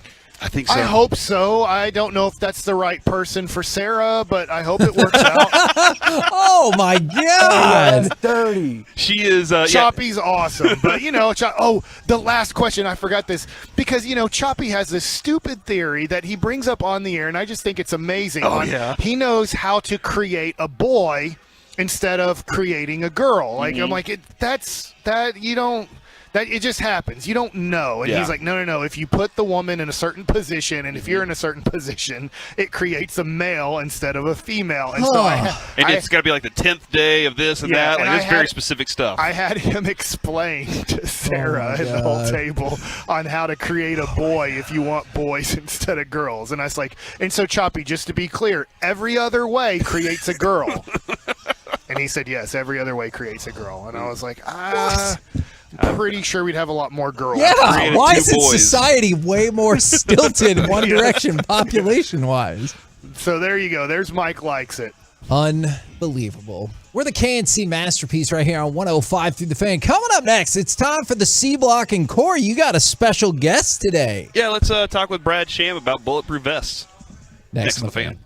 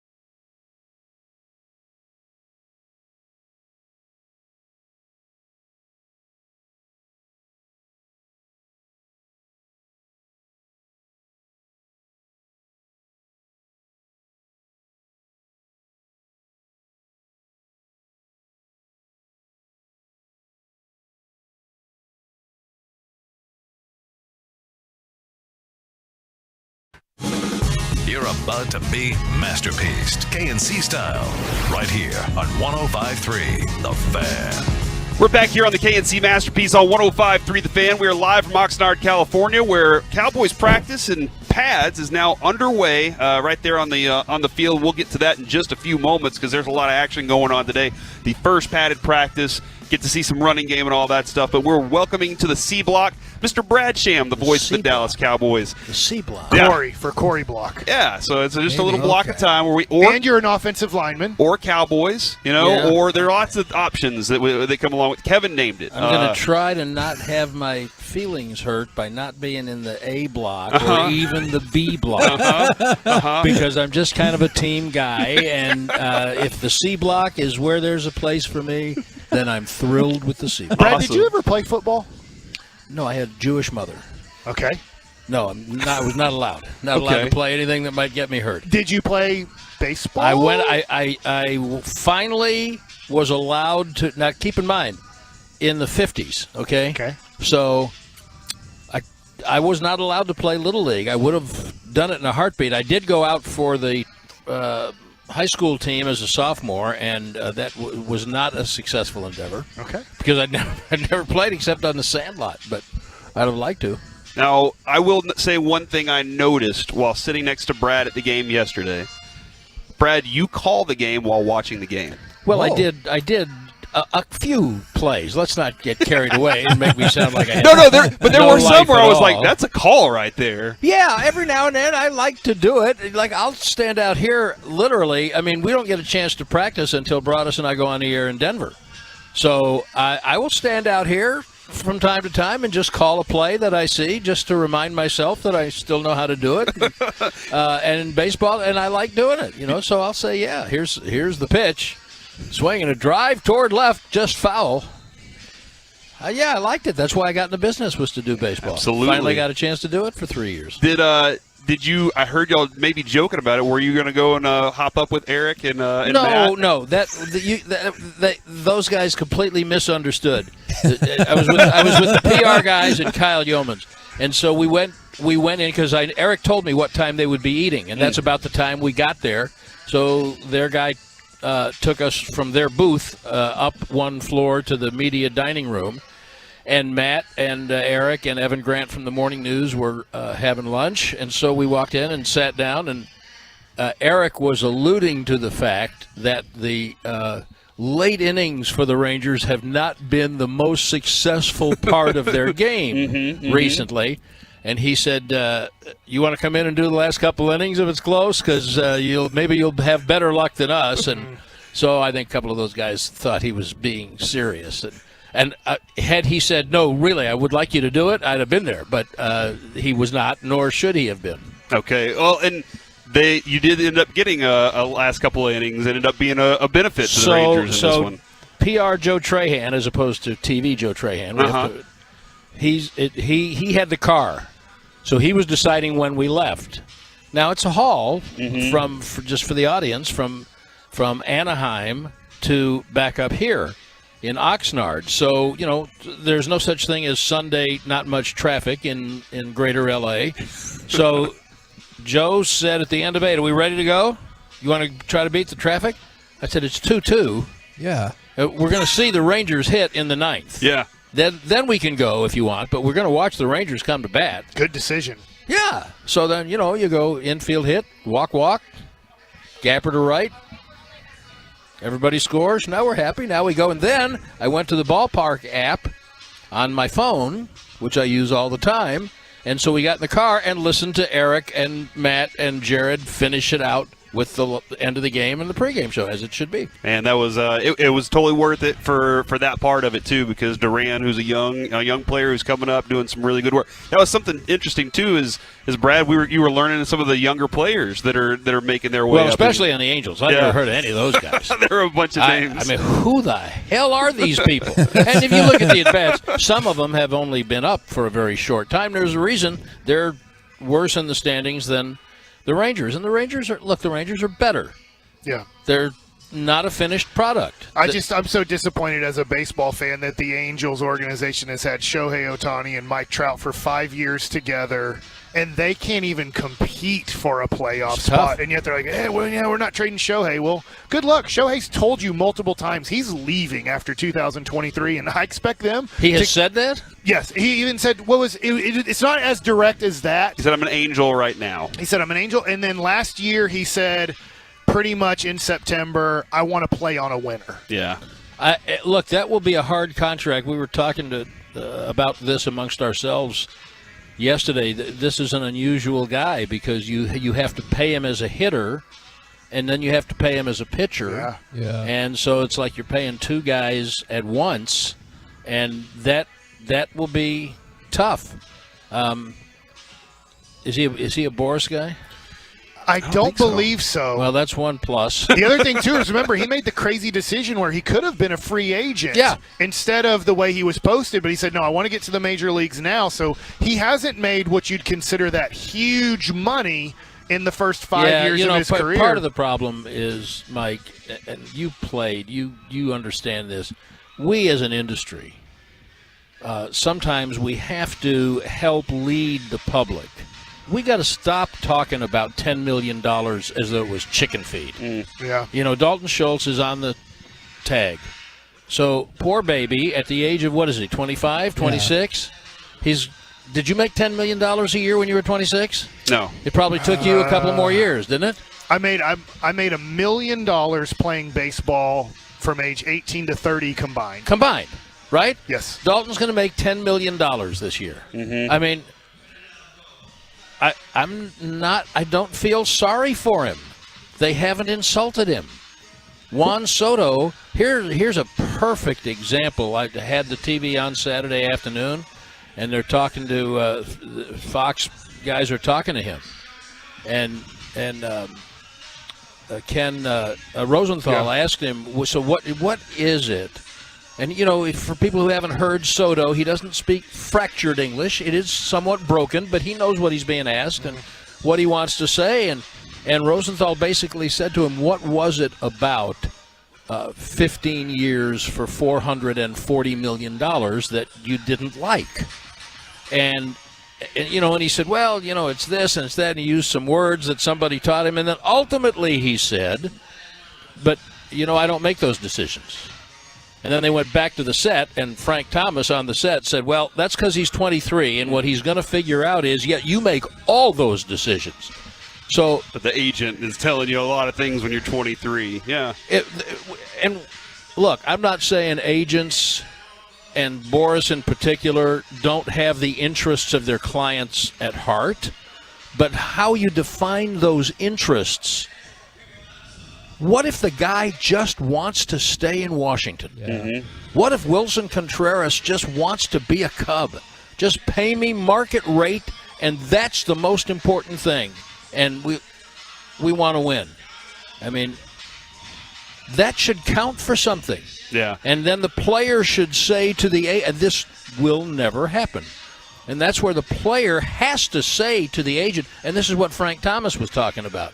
You know, if Wilson Contreras is going to be happy playing in Chicago for $10 million a year less than whatever contract they're going to get for him somewhere, then let the club make a baseball decision. Now, that might not be the best decision because there are a lot of people in baseball who think that Contreras is not necessarily what you want as a championship catcher. Well, I don't know. I've talked to people who see him every day. And so, you know, the Angels have to decide, you know, at some point Trout's just, his body is just going to be speaking. We will not let you do what you want to do. But can they just be baseball decisions instead of agents dictating to players rather than the other way around? The player is paying the agent a hefty sum. Let the player drive the bus. harumph and get off my lawn. It is Dallas Cowboys, voice of the Dallas Cowboys, Brad Sham, talking baseball in your ear holes because he wanted to go to the games. All right, Kevin, that's why he got into play-by-play. Yeah. Because he wanted to go to the games. So it's great to have him hanging out with us, talking a plethora of different topics here. Oh, go ahead, Kevin. Well, one of the topics you did mention, you mentioned Dalton Schultz. I kind of wanted to know what your takeaway was on Dalton Schultz because we have a lot of disagreement on the show and on the text about how good he is. Well, there are some things, Kevin, that you can measure statistically, not everything. My gut feeling without studying tape of the 3 or 4 guys who were franchised, there was the one guy in Cleveland, was it, that signed? Yep. And then there were 2 or 3 others who were in his class who franchised, and I'm not sure that Schultz isn't better than all of them. Here's what fans don't want to hear. They do have to run a business. So part of the thing, I think Schultz, to try to specifically address your question, Kevin, I think Schultz needs to block better than he did last year. Mm-hmm. And I think he has blocked better than he did last year in years past. So I believe we've seen that he's capable of it. As a receiver, it's hard to overvalue what he has done. He's outperformed everyone's expectations except possibly his own. And so now you have a team that is apparently, we'll know as weeks unfold, but they look a little thin at wide receiver. And so this is a weapon. This is a down-the-field weapon. And he ought to be valued. Now, I would say this. This is what fans don't want to hear. You have to ask yourself, what do Deebo Samuels and DK Metcalf have to do with Dalton Schultz? And what they have to do with Dalton Schultz is, if you're running a business and you know that you have that guy for $23 million combined in the next 2 years by franchising him twice, all this cap money that they're supposedly sitting on, that's CeeDee Lamb's money. Look at what Samuel and Metcalf just signed for. Right. Kick that up by inflation, and that's what it's going to cost to sign CeeDee Lamb if he has any kind of a year this year. You want to keep CeeDee Lamb? It's going to cost you $25 million a year, minimum. Both of those receivers got if the reports I've read are correct, signed for $58 million guaranteed. Yeah. Okay. Is CeeDee Lamb in their class or better than them? We're going to find out. Yeah. Well, we're going to find out. Yeah. And this is his opportunity. He's the feature guy. And if he is, then he's going to be going into his 4th year. You've got another year because you can put the first-round tag on him. But his agent probably won't let him come to camp next year if you don't have a deal. Man. And I'm just saying that based on the industry, not because anybody's told me that. I don't even know who his agent is. But that's kind of what happens. If you're going into your 4th year and you're that guy, then it's time for a new deal. And that's where all the cap money's going. And because of what Deebo Samuels and DK Metcalf got, you can't give more money to Dalton Schultz. When you watch him play, do you see a guy that... Which he? Dalton Schultz. Yeah. Do you see a guy that benefits from the offense and just the way it is more, or he is a guy that you can make a focal point of your offense? There's not a tight end, even including the current version of Gronkowski, not the retired part, but there's not a tight end in the league, with a possible exception of Kelsey in Kansas City, who you would call the focal point of an offense. Okay. The focal point of the offense will be the quarterback and the offensive line and the distribution to a key wide receiver and backs out of the backfield and a tight end and another wide receiver or 2. And that's what these next weeks are all about finding out. But there aren't many tight ends who are able to get down the field like Schultz, run after the catch, get open. He's gotten better and better at getting open. When he was a rookie, nobody thought he'd ever be he wasn't supposed to be as good as Blake Jarwin. Mm-hmm. And now Blake Jarwin is hurt and can't play. And so I haven't seen anything that says to me Dalton Schultz can't be your number one tight end in a high-functioning offense. The other day, one of the reasons I wanted to have you on was because the other day, because I kill segments. Yeah, You don't have to think. No, the other day, Mike, we were having during the C block. I asked the question: Jack Leiter needs to be a 1, a 2, or a 3 pitcher at some point for you as a starter. What does Tyron Smith have to be? And Mike said, in the first 4 years, Tyler Smith or Tyler? Tyler Smith. In their first 4 years, he needs to be a pro bowler. A pro bowler. Pro. And you smirked, and I saw you walk by and smirk, and I was like, okay, why did you smirk? I mean, it just Is that too high of an expectation? No, we don't know that. We don't know anything about his expectations yet. I mean, that's what you want. You want your first-round pick to be a pro bowler, and sooner than later. But you'll take it if this is the greatest thing about football. It's everything is in context of the team.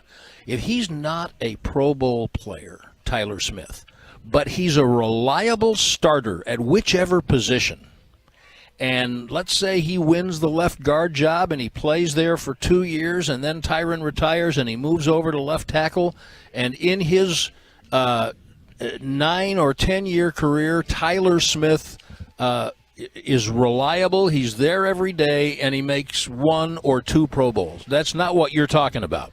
You're talking about a guy who's a Pro Bowler pretty quick, dominant at his position, and stays that way. Yeah. And that would be great.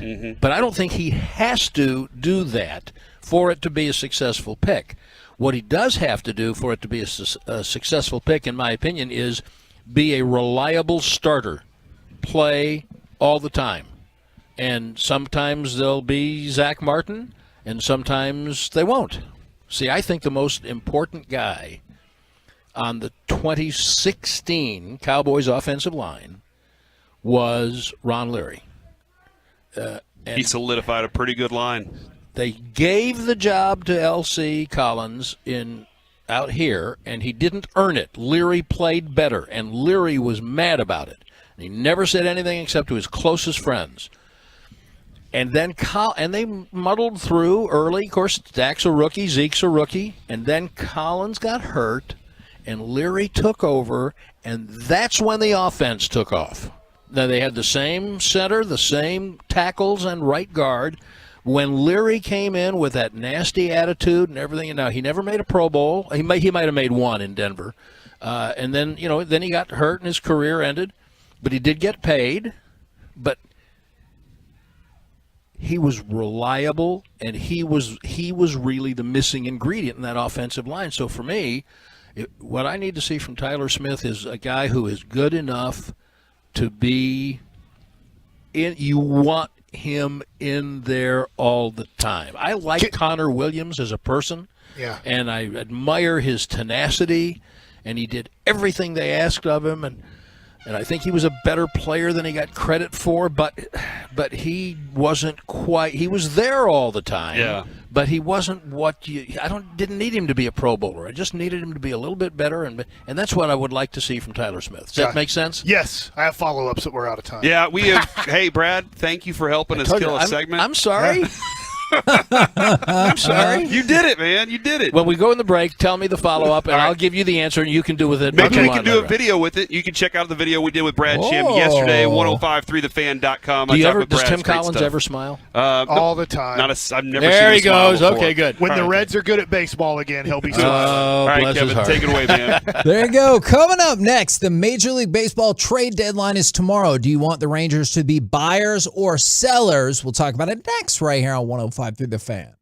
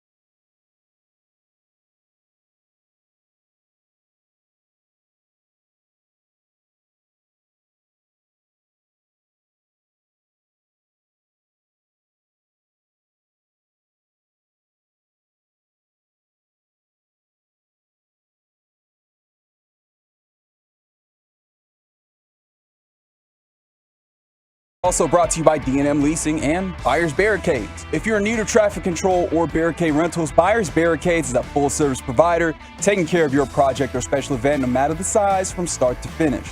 The Texas Authority in Barricade Rentals, buyersbarricades.com. Back here on the KNC Masterpiece on 105.3 The Fan. We are live from Oxnard, California, where the Cowboys have training camp underway. It is the first padded practice. Kevin, Mike suggested that at some point out here today is the day that an injury might happen. Oh my gosh, Mike! Well, it happens. Every year, padded dude. practice, every first padded practice. It doesn't have to be a major injury or a major player, but somebody's going to go to the tent.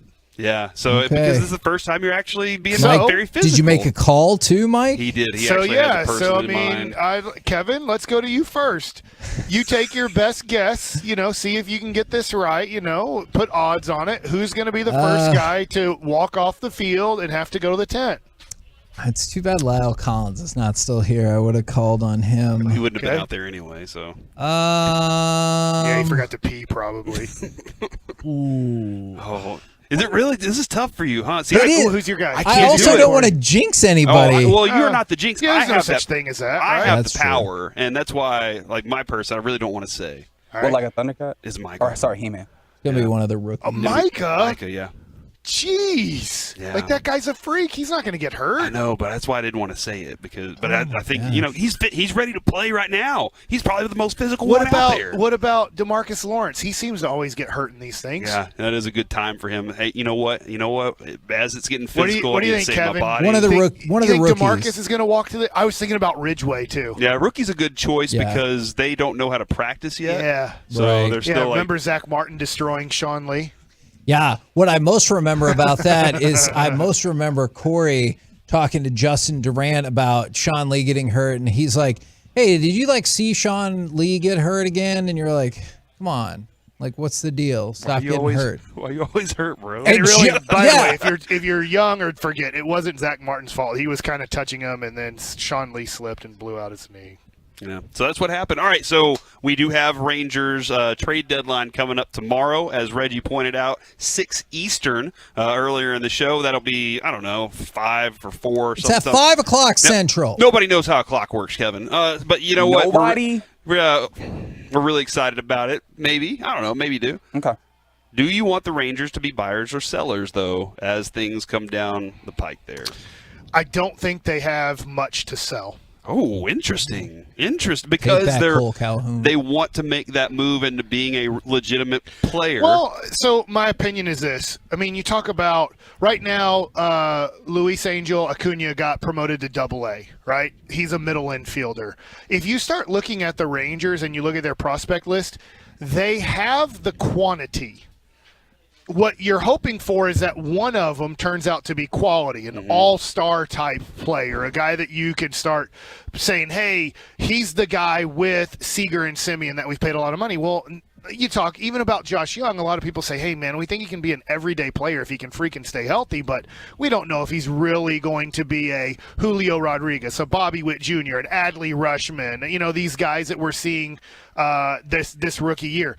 So if you're going to trade Martin Perez, which I wouldn't, but let's say you are, you're probably going to get another Josh Smith, maybe another Glenn Otto. Let's say you got those two guys. You got Glenn Otto and Josh Smith for Martin Perez. Well, how many more Glenn Ottos and Josh Smiths do we need? We have a zillion of them. So I think at this point, the reason I don't want to really sell is the things that we're selling only gets you hey, are they a utility player? Can they play every day? Hey, is that a starting pitcher or is that a relief pitcher? Are they even a major league pitcher? Well, when you're trading stuff that we have, it doesn't really get you much. So I would rather see if I can take some of my quantity and get a Tyler Malley, get a guy like Irvin, the left-handed pitcher for Oakland. And I know that maybe the Rangers don't even like him at all, but I mean, could we get something that can help us the next couple of years in our rotation? Because right now we only have 2 guys that we can trust, and I should say only one guy. We only have in 2023 we can only trust John Gray in the rotation because right now Martin Perez isn't under contract next year, so we have one starting pitcher going into 2023. Do you think they've already had those extension discussions? Because one of the things we talked about in terms of potentially trading Martin Perez is... I like how you say that, even though that's the correct You're way to really say good it. at saying it, man. Is Do you have to try really hard to say it that way, or do you it just rolls off your tongue? I think I have to try hard to remember since it did get changed. But rolling your R's is no problem? Yeah, no. I did not do super great at that. But do you think they've already had those contract conversations to see what the cost is? Small conversations about it. I would say this, not that I'm great at this, but I'm decent at it. Do you have any idea what Martin Perez's market's going to be in the offseason? Is it going to be $8 million? He's making $4 million. The Rangers signed him for $4 million. This is how much Martin Perez was wanted in the offseason. Hey, you want 1 year, $4 million? Take it. Done. Right? I mean, there wasn't a market. Nobody really wanted Martin Perez. And so what has his market gone to? Has it gone to $10 million a year? Has it gone to $15 million a year over at there? I don't know. So I wonder, it's really tough to know a market when you're just competing against yourself right now. Does that make sense? Yeah, I get it. Yeah. I mean, maybe you get an idea on the phone calls that you've gotten on Martin Perez. Their level of interest, and you know what they're going to want in this. Because, and I do wonder, do those GMs say that? Look, we're not taking him up for a trade. We're just going to sign him next year. We'll get him whenever you don't want him in free agency. Oh, so good we'll luck take with him that. I don't think that's going to work because Martin Perez said again, like the other day after his last start, they know I want to stay. It's not a secret, and it's a good feeling when you get to come back home. He said, I want to be part of this organization until the end of my career. And so I would still be shocked if he signed somewhere else after this year, but I have no idea how those conversations have gone about how much money he wants. I'm sure at the age he's at and where he is in his career, that makes a lot of sense for him to be in a place where it's comfortable for baseball. I mean, compared to Boston, very different place, right? Compared to Minnesota, maybe not as different, but, still a different place that he understands the people here. He probably likes, honestly, the weather here over Minnesota. Oh, really? I mean, yeah. Minnesota's freezing ass cold for the first 2 months of the year. Yeah, and then on top of that, I'm interested to know if the culture that Woody has built in that clubhouse is something that maybe is intriguing to him and could be a good sell for others as they try to build this thing. And the question of whether or not he's still going to be there whenever that culture. You have to take that into consideration. Yeah, man, that is okay. So Kevin, buyers, sellers, where you stand on this? And is Martin, if you're a seller, is Martin the only thing that you're wanting to sell right now? I don't think so. I brought up Cole Calhoun just because I saw somebody text in whatever makes the team best in 2024. And I guess I don't offhand necessarily see Cole Calhoun being with this team in 2024. And we've brought up in the past, your Foscues and the that you seem like you have a glut of infield prospects. If there's people who don't have a path to this team or you don't think will still be with this team and you see the potential for an upgrade, I'm willing to listen to that for sure. I have this might be a, whoa, what are you talking about moment, but you got Adolis Garcia for very cheap. Yeah. Every conversation we have about him is, you just stick him in left field, or you just stick him in right field, and he's part of whatever outfield you build or part of this scenario. But you got him for super cheap, and if you were able to turn him around for a huge profit, wouldn't you want to do that, or is there no big turnaround? There's for him no turnaround. Who you name the team that needs Adolis Garcia to help them win a championship right now? He strikes out a lot. He's a good defensive player. He's inconsistent. Some home runs. I'm going to put if I think he's an everyday player. He's better than Gallo. I think he's 7th or 8th in my lineup. Is he better than Gallo? Do I know how he's going to perform in New York? Yeah. I mean, we kind of had an idea about Gallo. Yeah, we knew that for sure. His mental toughness. I think that Adolis has a better mental toughness than Gallo does. But the Mets don't want Adolis Garcia. So he's got far more value to us than he does any other. That's what I think. Yeah, I think too. Other teams would look at him and go, he's a utility outfielder for us. Well, what am I trading for a utility outfielder? And who bats 7th or 8th in my lineup? And on the flip side with the Rangers right here, I can see him being an everyday outfielder because that's what we have seen. And I also see the potential of him being here in a couple of years. To your point real quick about Cole Calhoun, I think if you move him, you're not really moving him for anything that you think is of value. You would move him going, I want to open up more at-bats for Ezekiel Duran and Josh Smith the rest of the year. Which I see the appeal of that as well. You get a fringy prospect who, who knows, probably not, but maybe he works out. You can use him down the line. Right. But you can push forward with a more everyday usage of players that you know are more likely to be here in the future. I see the appeal of that as well. Or you do this. I mean, this is the extreme, right? You get a kid named Fernando Tatis Jr., who nobody really thinks that highly of because he's 18 years old and he's at least 3 to 4 years away from the major leagues.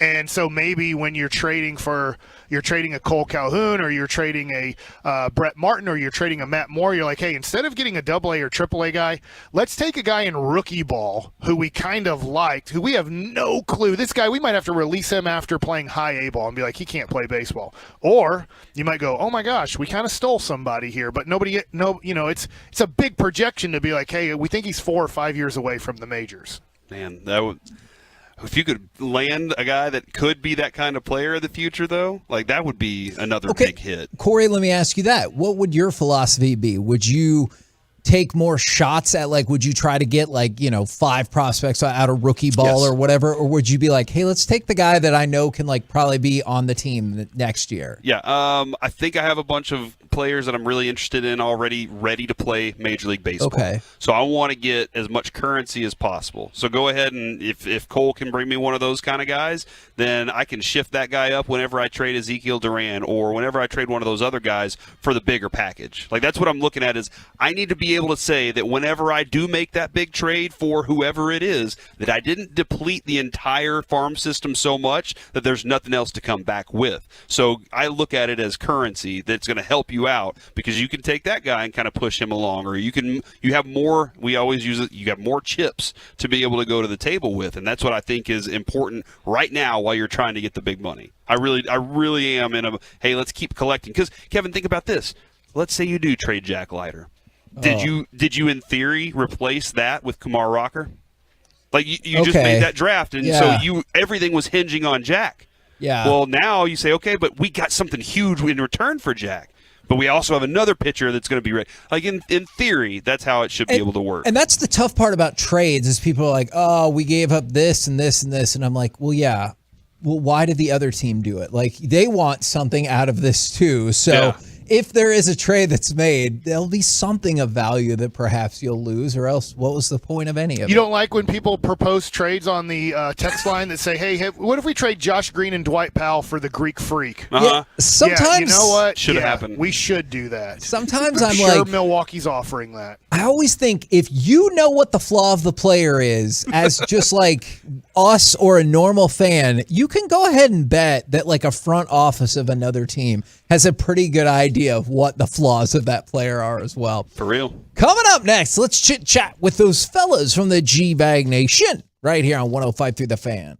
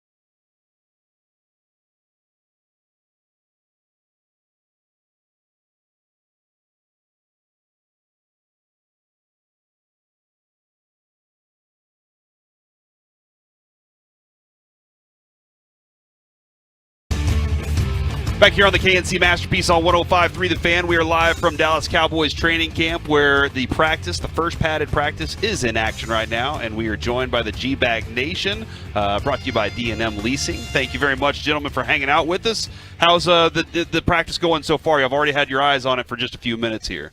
Oh, it's going great. Broadus is down there on the field. He's checking out what sounds like a mojo moment in the making. Broadus, how's the mojo moment happening? Well, they just had they drove down and they were able to make a field goal. So mojo moment in the books.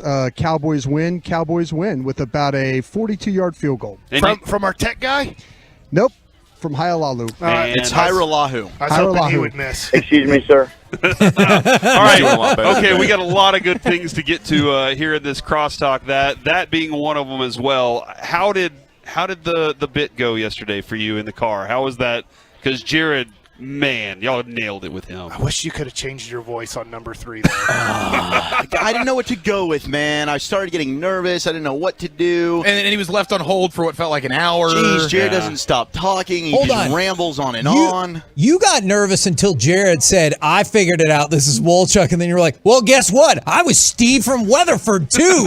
Yeah, you bleep hole. Well, no, really, it was Ruben. It was Ruben who outed all of us because he's back there giggling like, and Jared can see him. You should have done a giggling person. I should have done a giggling person, Mike. So when we get Jared again, which we inevitably will, I'll change it up a little bit. I like the bit, man. It was well done, well executed, and we played it a little earlier. Tolos were like, man, I haven't laughed this hard in a very long time. So thank you, gentlemen, for coming through there. Is Jared the most fun person at the station to get under his skin? Because he has so much serious to go with it. Sharif's a lot of fun, too. Oh, Sharif is good, yes. But I don't think Sharif will allow you to have what Jared allowed y'all to have, and that is that moment of, oh, you got me. Like, Sharif will just be like, no, you didn't, and you never will, and it's going to be like that until, you know what, now I'm going to go find you. You know what, I take it too serious. So I think Sharif doesn't, but I think that Jared's the one.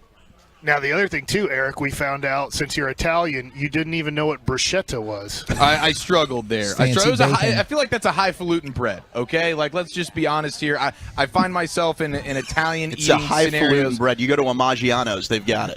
It is not something that I had personally experienced before. But it was quite delicious. It was quite delicious. And what is it for the audience, for the 5% of adults that don't know what that is? I would say it's a nice bread.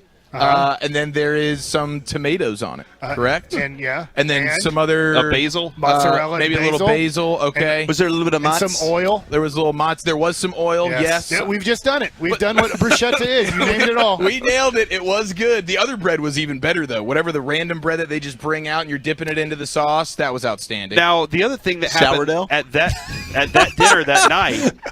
dinner that night, Mike was trying to set up Choppy all night long with his girlfriend Sarah. And Dawson, you had the most accurate explanation of what Choppy's relationships were in the car as we were driving back from the game, and I couldn't quite put my finger on what you said, but you remember exactly how you phrased it yesterday? Okay, I did not know we were going to go with this on air. All right. I think it's real, and I think Choppy, he would admit that it's true too. I believe even in the car I prefaced this with "I'm sorry," because I don't want to talk about another man's relationships or business behind his back, especially. But it kind of feels like Choppy needs to have somebody disappointed in him for him to really fall in love. Like she's constantly on the cusp of being mad at him or irritated by him, and that puts him in his happy place. Yeah. He's like, oh, paradise. This woman hates me, but she's so damn sexy. That is 100% what I now think. I wouldn't have thought that, but now that you've described it, spot on. Yeah. See, so I appreciate you bringing that there, even though you didn't know. But I thought it was accurate as all could be, man. It's so true. In fact, when we went out last night to Ventura, and we ended up at Lure, it was almost going too well. So Choppy then has to start another fight. Like, you know what? I'm upset now because you guys were getting on to me about how I ate the pasta. And normally I would not care about this, but now I'm pissed. Now I'm ticked off because you guys made fun of how I ate my pasta. And then he acted like a grouch the rest of the night. Oh, no. I didn't notice. I was in my own world, though. But it was a good night, man. We've had some really good times bouncing around all over Ventura and all over the place, man. So far, it's been a lot of fun. I believe Choppy took a picture of you, Wolchuk, talking to a lady at a bar. Oh, yeah. You know, Was Brad she wearing Sham, a swimsuit up top? She was wearing just a bra.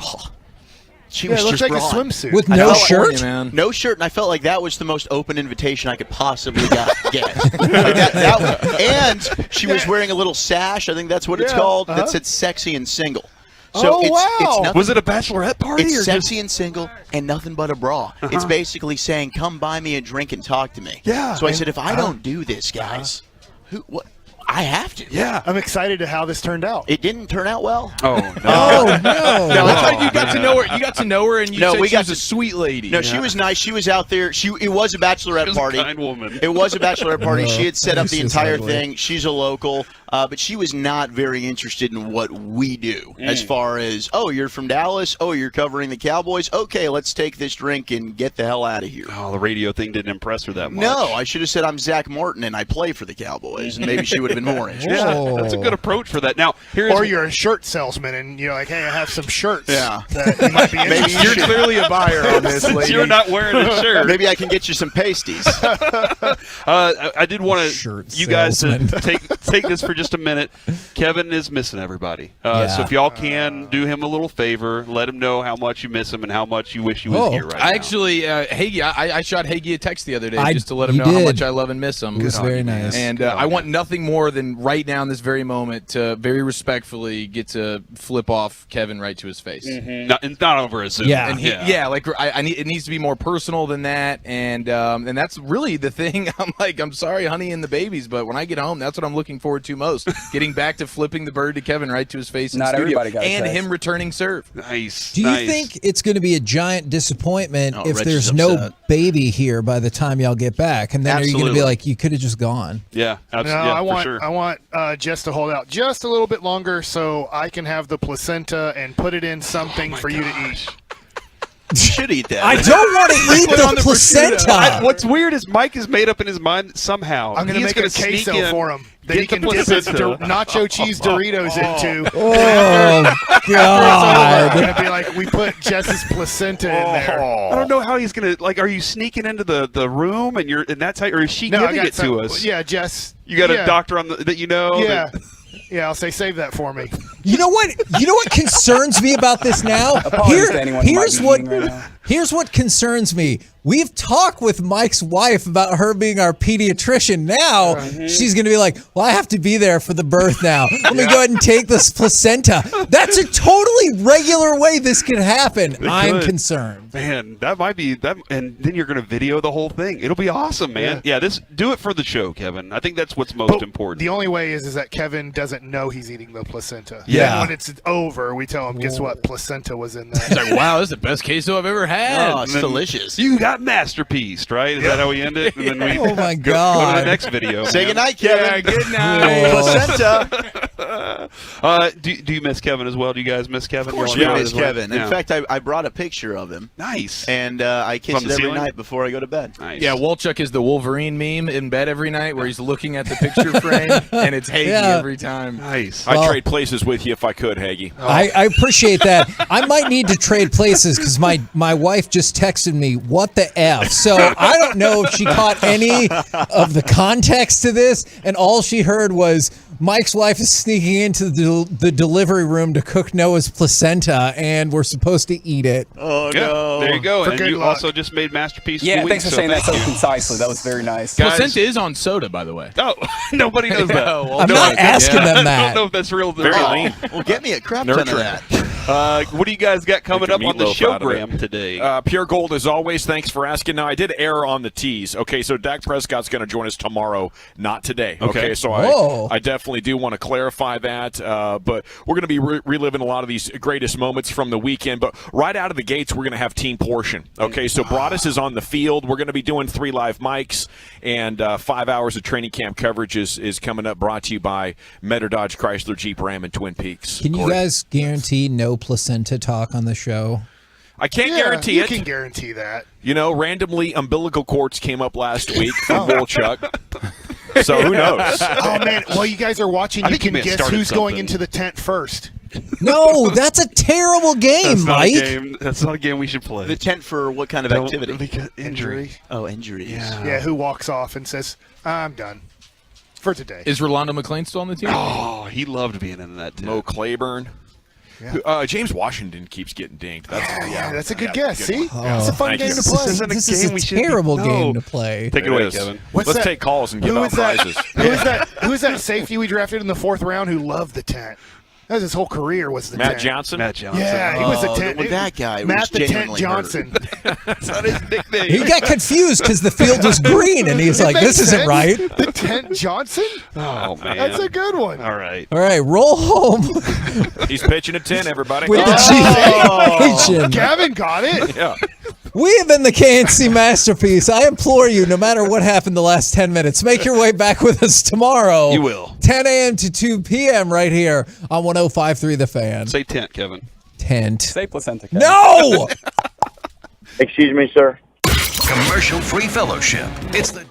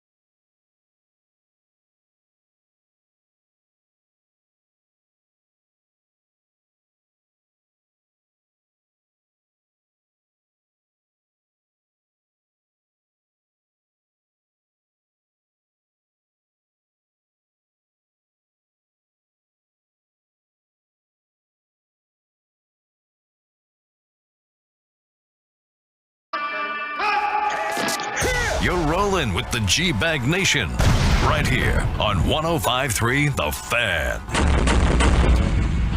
It's hour number one of the G-Bag Nation on 105.3 The Fan. We are live in Oxnard, California. Coverage brought to you by Metter Dodge Chrysler Jeep Ram in Twin Peaks.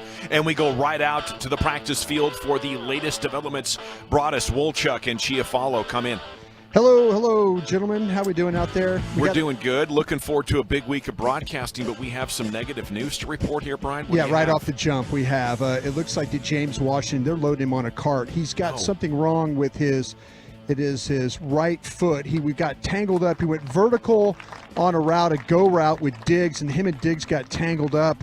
And immediately when they tried to get up, when Diggs got up, he couldn't move. So he's holding his foot. He might have a midfoot sprain or something like that, but he could not put any weight on that right foot at all. You never want the golf clap as you're making your way off of a football field. No, sir. I don't know if it's ever a good sign. No, sir. And that's not what you at just all. heard in the background. Yeah, he was down for a bit, and again, he had to stay stationary. He just could not move to even try and get off the field. And then finally, a couple of trainers got him up, and he was able just to kind of 1 foot hop over onto the cart. So he's going to be dealing with some type of foot sprain or something that in that area. Well, the Cowboys have already added Kevontae Turpin, the TCU gadget type of skill player. Do you think this could? Nope, you better go get somebody else. The first thing the Cowboys will tell you about the player is that he's a returner. That's the very first thing they tell you. So they're not looking at him as a wide receiver. And again, Washington was going to be a guy that potentially was going to be wide receiver 2 or wide receiver 3. Yeah. Depending on how things were going to work out. So, it's just unfortunate that they're going to probably be without James Washington for a little bit of time. Yeah, he was brought in to sort of bridge that gap to when Gallup could have returned and provide you a little bit more depth after the loss of Cooper and Wilson. And now he could be out a couple of games. You'd be surprised if he doesn't miss at least a couple of regular seasons considering everything that's happened since he went down. Yeah, I know we're staying at a Holiday Inn Express, but I'm not a doctor or anything like that. But I'm telling you right now that the way he could not put any weight on his foot tells me there's something, and he was holding in that arch area. I don't think it was an Achilles or anything like that. Might have been some type of a sprain. Okay, but all right. That's I know it's a foot problem he's dealing with right now. Do we have another mojo moment kicking off right now? No, we're actually getting ready now to go to that team period I was talking to you about. So that's where. Well, let's see. I mean, when they play that Fox music, I think that's the mojo moment. That's You're the right intro about for a mojo moment. Wolchuk, Chiafalo, you guys down in that area. I'm up the top of the field. Right. Nope, they're behind me. I'm right behind you. I just saw we did. Anthony Brown did just get the interception to close down the final portion of the team period that they were just getting into. Okay. Now they just start the news set there with the Sunday Night Football intro. Very, very vibey. By the way, we're all down here blaming Baskey for the James Washington fiasco. Can't believe he did that. That was absolutely ridiculous. But we started off with a little CD Lamb action, boom, and now we're going right to a field goal. Right to a field. This is like an end of drive moment, end of game moment, and let's see, that is a no-go right there. Hyralahu, I believe. No, that would be the other one. Is that Garibay? Garibay, yep. Garibay just missed a field goal to the right. That was your moment you were talking about. Field goal missed to the right. Oh, my goodness. Yeah, we also have This is Hyralahu, Brian. I hope you know how to say that because that's going to be the Cowboys kicker. Well, in all the times when we were kind of having, hey, who you going to think is going to be the kicker, I'm afraid I'm going to have to learn this young man's name.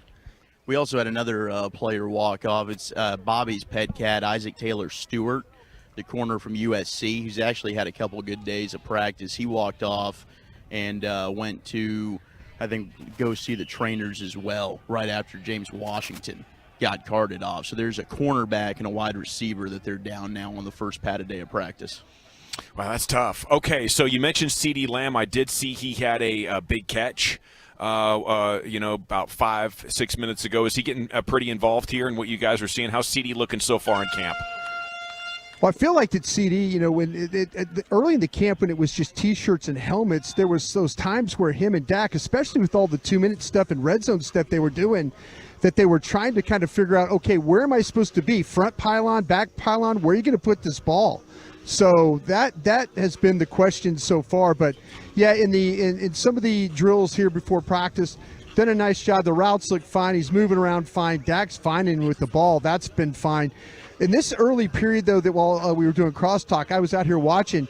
some tight window throws. Defensive backs do a nice job. We were talking about Diggs, Brown. They were able to make some plays, and even some of the safety play inside of having to cover McEwen, the tight end, knocking balls down. So it's been a little bit of a rough start here for the guys in the white jerseys today. Another bad day for the offense in the making. That's what I'm hearing. Well, just to start here. I mean, we're about to hit this thing where it's going to be full on, normal down and distance situation. So they're going to put the chains out here. It's going to be like 1st and 10 to start the day, and then they're going to kind of, maybe it might be a 2nd and 2 or a 3rd and 1, whatever. But we got Eric and Zach at one end of the field. I'm down here on the other end, and hopefully we'll get it covered up for you. And I will say, in regards to CeeDee Lamb, like he did have some nice plays. It hasn't been like a wow TJ Vasher type of moment, but he did have some really nice plays in the 2-minute last week, whether it was Friday. I believe it was Friday when it really came up big on some plays there. And then and they've been moving him around. Like we talk about Cooper Kupp and McVay and that offense and the way they get Kupp matched up where he can play outside or inside, and there's a linebacker on him. You can tell, like, Kellen Moore, they're making a concerted effort to get CeeDee Lamb because he is one of those type of guys with that versatility. Is he lining up on the outside, the inside, trying to get the advantageous matchup there, and you're seeing them do that quite a bit, and that's been encouraging. What else are you looking for while we're getting in pads? Wolchuk, you want to chime in? What are you focused on today? Yeah, for me, it's really this offensive line. You know, I think you can get a good read on some of these individual matchups with the corners, even without pads on, and the receivers. But to me, it's really all about in the trenches. You know, how are we looking at the tackle spot with Terrence Steele and then also Josh Ball? I think it's going to be important to watch him today. You know, I was talking about this with KG when we were out here for Saturday's practice.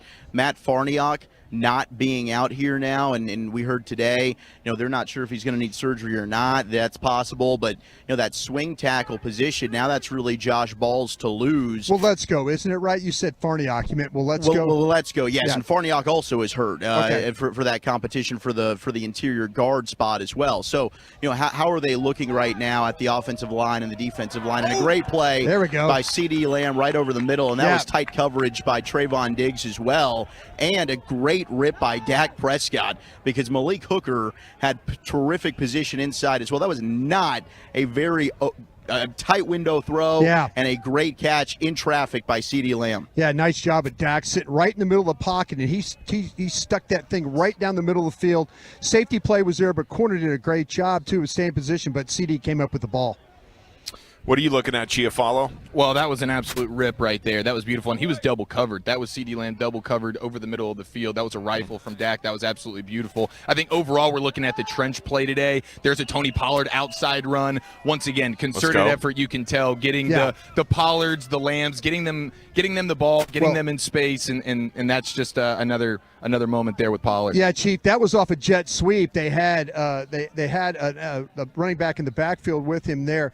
Dowdle was in the backfield as a normal back, and they had him as a slot, and they brought him across and handed him the ball in that jet sweep. So he was a slot coming left to right there. A little creativity for Kellen Moore to start the day. Yeah, and you see all the jet sweeps, even when they're working with the individual stuff. It's Pollard, it's Lamb, and it's the new guy, the TCU kid, Turpin, who's working on those jet sweeps. So those are kind of the three guys that I imagine they view as that type of player that can get involved from that standpoint. We're seeing them try to work the ball to their playmakers a little bit more intentionally. Maybe, you know, they're taking heed to what they struggled with last year. Are we seeing any more emphasis on getting the ball to the outside in the running game, which was a huge part of the frustration for me last year with this offense, guys?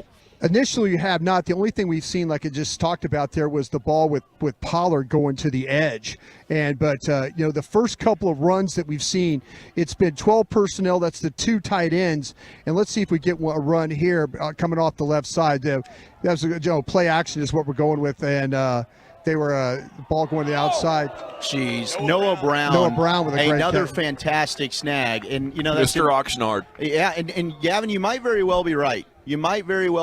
But I'll tell you, as far as the receiver position's gone, for a guy not named CeeDee Lamb, Noah Brown has been the most consistent player out here, and there's no question about that. Will it translate? That remains to be seen. But It's a big Noah Brown, opportunity for him. Noah Brown, day in and day out, has been pretty fantastic. And he's battling for that final receiver position along with Simi Fehoko, who also had a good day on Saturday. Brian, you're not hearing anything about Noah Brown like you were about Cedric Wilson, are you? No, like not he's prime for a not breakout at all. or anything? We were kind of thinking that maybe that Noah Brown, looks like we're going to get a holding call here. Brad Allen, the NFL official, is here working with the Cowboys. It looks like the umpire did call. Yeah, we got a holding call. We can't get a number or anything like that. But ball was trying to get to the outside left. But no, I haven't heard anything about Noah Brown. I kind of felt like maybe that was a veteran guy that might be on the bubble of some of these young receivers, Vasher and guys like that. But, man, I'll tell you what, if James Washington can't stay healthy, Noah Brown would probably be sticking around. Okay, from a lineup, sort of a formation standpoint, you have Tony Pollard line up at receiver. He goes in motion, and it's play action to Zeke, so you have Pollard and Zeke on the field at the same time. Dak has a while to throw, and boom, who does he find? Yeah. CeeDee Lamb once again, Malik Hooker in coverage. That's another nice kind of chunk passing play that you love to see. Yeah, but good pressure on from the back end. I'm looking here, though. It looked like Terrence Steele got beat by Parsons, and Parsons just pulled up. That could have been a big collision there in the backfield. Yeah, and they got Parsons lining up on the edge here, which is fun. We've seen a ton of that, man. We've seen a ton of that where Van Der Esch is the lone linebacker, Curse and the 3 safety look, Donovan Wilson and Hooker out there. And it's not Tyler Smith, by the way. It is Connor McGovern that's getting the start at guard. Okay, I love some of the stuff you guys are talking about, Brian. When it comes to getting the ball to your playmakers instead of letting the defense dictate where you go, is that more play design or QB aggressiveness? I think it's more play design. Dak's going to do what he feels like, they tell him to do. But, I think that there'll be, opportunities. If he sees maybe he could take advantage, I'm sure Kellen Moore's calling some plays where he's like, listen, I can maybe get into this one and do something a little bit different. So that's year 7 of Dak Prescott, and, hopefully he'll take advantage of that a little more. What's going on the field now? All right, so we got Tolbert working in the slot, and they're actually going to give it, and again, it's an outside run on a draw and a shotgun formation to Pollard. But immediately he's looking to try and get it out to the edge, and nobody was available. I mean, he just had no running room. Well, that's a good job there. I mean, because on that left side of that offensive line, that's your starting line. I mean, that's Tyron Smith and those guys over there trying to. Defensive line's winning right now so far today. They did. They were the bunch of the blue shirts they had that thing strung out pretty nicely, and Pollard really had nowhere to go on that outside run. I love hearing how much Tony Pollard's on the field right now, though. It seems like they're getting a lot of looks with him. When Jerry over the weekend said, "Oh my goodness," see, that's the problem right there. There you go. Yeah, they just ran a blitz, and the second line just did not pick it up at all. So that would have been tough. They're lucky they didn't lose their quarterback. Their bodies all around the feet of Will Greer. So, and I don't want to alarm anybody. We do have Jaron Curse, who's now over on the sidelines with the trainers, and he's going to limp off. He's limping off. It looks like his right ankle. Yeah, it's his right ankle, and that was on the play before where they blew up the Tony Pollard run. He was in there, and I'm not sure if he got rolled up on, and he immediately came over to the sideline, threw the helmet down. But, these are just the things. Hey, we talk all the time. We want to get the pads on, and we love to see that as they had Turpin again taking a little jet sweep motion over here to the far left side of where we're standing right here. He's got the juice. And he does. I mean, you can tell Turpin's, without question, maybe the fastest player on the field, unquestioned. And him and Jalen Tolbert were both getting the punt return duties as well when they were working on special teams drills. But hopefully that's nothing serious for Jaron Curse because he is, no question, the leader of that back end of your defense. Yeah, he's just walked right by me and Bobby Belt here with Jim Maurer, the trainer. They've had to stop in the end zone. Curse has got both his fists just clenched. No. So there's obviously something that is bothering him very badly right now that he's going to try and walk this thing in, but it's been a struggle to get him there. So maybe an ankle tweak, foot tweak, something like that. Maybe a little sprain action going on. He's at least putting weight on it, but he's just shaking his head. He is really, really disappointed right now. He's going to miss some time, and now we have Curse down, we have Washington down, and then a third minor injury as well. With what are we looking at? We're 14 minutes in to these team periods, guys. Is this something the Cowboys should reconsider? Well, you got to practice. I mean, that's the you got to walk out here and you got to practice, and so. And actually, to be honest with you, Will McClay is going into the locker room right now. Here go the doctors are all going. Dr. Cooper's walking in. So, man, they have to try and figure out what's going on here. But you got to practice, and so that's part of it.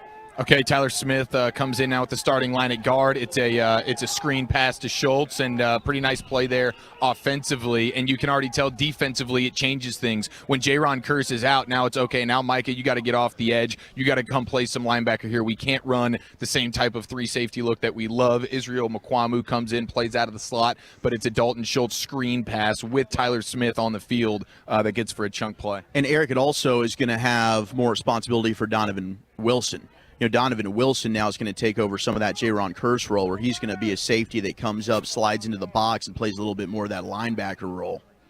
Yeah, Donovan Wilson, a player we've kind of forgot about, but he was very much on the rise before Jaron Kearse got here, wasn't he, Brian? Yeah, he absolutely was. He's one of those guys that when you start to talk about players that will hit you, you have to try and figure out with him, though, can he play in coverage? That's the big thing right now, and I'm sure he's going to continue to get that opportunity to try and figure those things out. Maybe not as fundamentally sound as Kearse, but he does have a nose for the football He as well. sure does, and he will blow you up if he's given the chance. All right, let's take a quick break here. We'll see what we can gather there as Jaron Kearse has gone back into the locker room injured. James Washington left on a golf cart. It's 15 minutes into the team portion of the first padded practice. Our 3 Live Mics is brought to you by Metter, Dodge, Chrysler, Jeep, Ram. G-Bag of the Day is coming up at 2:30. 3 Live Mics continues next in the nation. We're in Cali.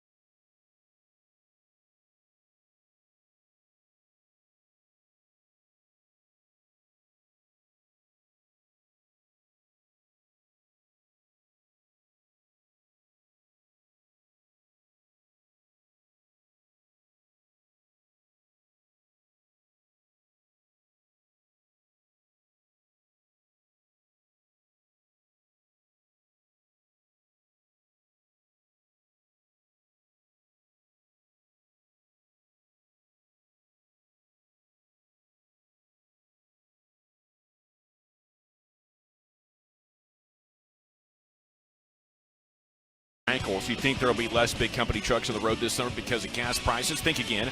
And those big trucks have insurance companies to protect them, so get the representation that won't settle for less. Frankel and Frankel, truckwreck.com. We have good news. We go on to the field where Brian brought us. Wolchuk and Chiafalo stand by. Gentlemen. Yes, sir. Good news. J-Ron Kearse did come back onto the field here. Have not yet seen him as far as get back in any drills, but he was. He is now. He is now. Okay, there Kearse on the field. There we go. Good. So there he goes. I see him right there. Okay, so good job of him being back. Probably got he went just right through the line there to make the play. Good job on his part. But yeah, it looked like that maybe he went in, they retaped him, and then he came back out. But he was walking very slowly trying to get to the locker room. But heck, he's back out there playing now. Tough guy. Yeah, and during the break, you got another Noah Brown catch, but more importantly, you have another Dak to CeeDee Lamb connection, one-on-one Anthony Brown. It was solid coverage by Brown. It was just a better throw and better route and catch on the sideline about 15 yards down the field from CeeDee Lamb to Dak. Dak's ripping it today. I think CeeDee's having a monster day. Dak's looking good, sharp, fitting it into the tight windows. It's kind of everything we want to see from those two right now. Let's go. I mean, I feel like if you force feed CeeDee the ball, and as long as you don't make any mistakes, it's just going to fuel him to start playing with more and more intensity, Brian. I think he's one of those guys that you start getting in the ball, and he cranks it up a couple of more notches. No, absolutely. And I think that Eric and Zach are absolutely right about that. It's good to see him get the ball to these receivers. And these haven't been easy throws, by the way, guys. These haven't been those,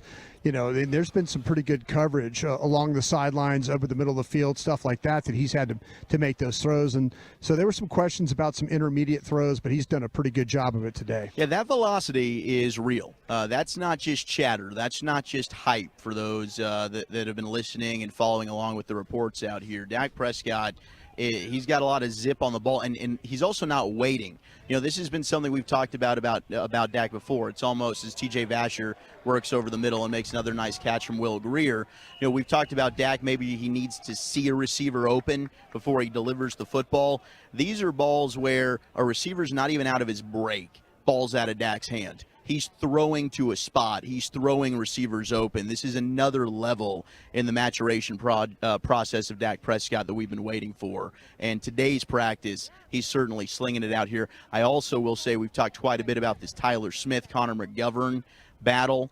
And now as we've gotten further along into practice with the pads on, Tyler Smith is working with the ones, and you're seeing McGovern now with the twos, and McGovern is having a tough time against some of these twos. Quentin Bohanna, I thought, was able to beat him on a one-on-one battle, and it just looks – the offensive line just looks better with Tyler Smith in there working with the ones. I thought we were going to have our first fight here, boys. That Sam Williams is not too happy with Josh Ball right now, and they were locked up there, and they just kind of pushed each other away. Sam Williams can go back in there and rush again, so maybe we'll get a fight here on the second. It would be those two, Brian, wouldn't it? Absolutely. You got Josh Ball. Well, they took Josh Ball now out at tackle, so maybe not. But Sam Williams is back in the game rushing the passer. Man, so much to talk about right now. Is Josh Ball playing well still? Is he I tell you what, up? it was pretty. It was. I mean, I've been very, very critical of the player, and there's people within the organization that were worried about him being a bust, but the practices through this was going to be the big test for him. Was he going to be able to go and hang on and not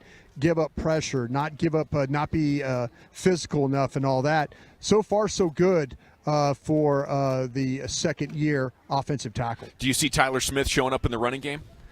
They have it. The stuff that they've done with a lot of down blocking with him and pulling, but it's been pulling from the backside. So he's been having, the ball's going to come his way.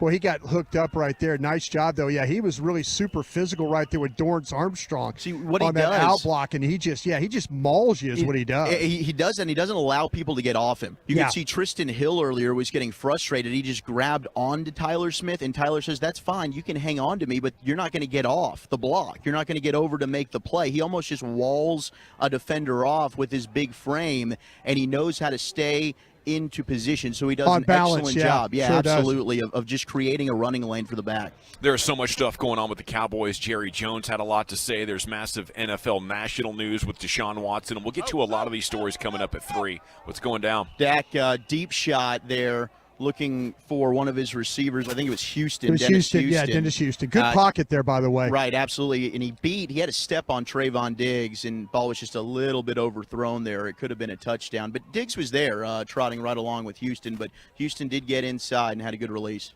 Are we going to get another rep from the ones? Well, it looks like the ones are still out there. So, yeah, you got Dak at quarterback. You still have the first offensive line playing. Again, they've been rotating Rico Dowdle in there quite a bit. So it's been Zeke, it's been Dowdle, it's been Pollard. They've been using all three backs today. It is the G-Bag Nation here live in Oxnard, California, training camp 2022 here. Brian Broaddus, Wolchuk, Chiafalo on the field. What's going down? We just had a nice run there, Dowdle, and it was, you mentioned it, Donovan Wilson. He flies around, he hits people. We're in pads today. We're not really bringing guys to the ground, but of course it's Donovan Wilson. Time, yeah. He just tackled him right to the he ground sure there. did. You're not doing that to Zeke. You're probably not doing that to Pollard, but Dowdle's in there. All right, we're going to go ahead and crush some skulls. You know, with what Jerry Jones said about Zeke over the weekend needing to be the featured back, I love how much you guys are talking about Tony Pollard still being on the field, because I guess I'd be a lot more okay with it if it just means they need Pollard to be more of a gadget guy. How much more involvement do you expect him to have this year than last, guys, based on what you've seen so far? Tip drill. Tip drill, yeah. Dak trying to rip a ball to the outside. Dalton Schultz ends up getting tipped by a defensive back. I think it was Malik Hooker. Well, it actually went off Schultz. It went off Schultz's hands right into Simi Fehoko, who was Johnny on the spot, took it and scored on the play. But also interesting development there. They've got Connor McGovern sliding in for Zach Martin with the first team offense. So you had Smith working at left guard, and you had McGovern getting some reps there at right guard.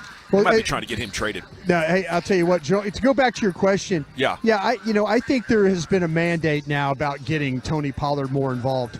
I think Jerry Jones has come down from the mountain and told, hey guys, we've got this guy basically for one more year. Let's figure out what we need to do here, and maybe a lot of it has to do. Correct me if I'm wrong, guys, but I kind of feel like with the wide receiver situation the way it is, they are going to need playmakers on the outside. And this might be the easiest way instead of having to go and get a guy. But I still think, the whole thing with Washington, I mean, the OTAs, mini camps, he struggled with the health, and all of a sudden, unfortunately what happens today, but boy, that puts him a little behind with these wide receivers. By the way, second to last play there, it was Tyler Smith who put Tristan Hill back on his ass. Tyler Smith is dominating right now, folks. All right, having a big day, Tyler Smith. Maybe I'm going to have to reverse course on him and become extremely bullish. James Washington down, did not return. Jaron Kearse went back, but he has returned. So that's the good and the bad news from the Cowboys' first day of padded practice. Time now for the G-Bag of the Day, curated by Lucius. Sir. Mic check. How I sound?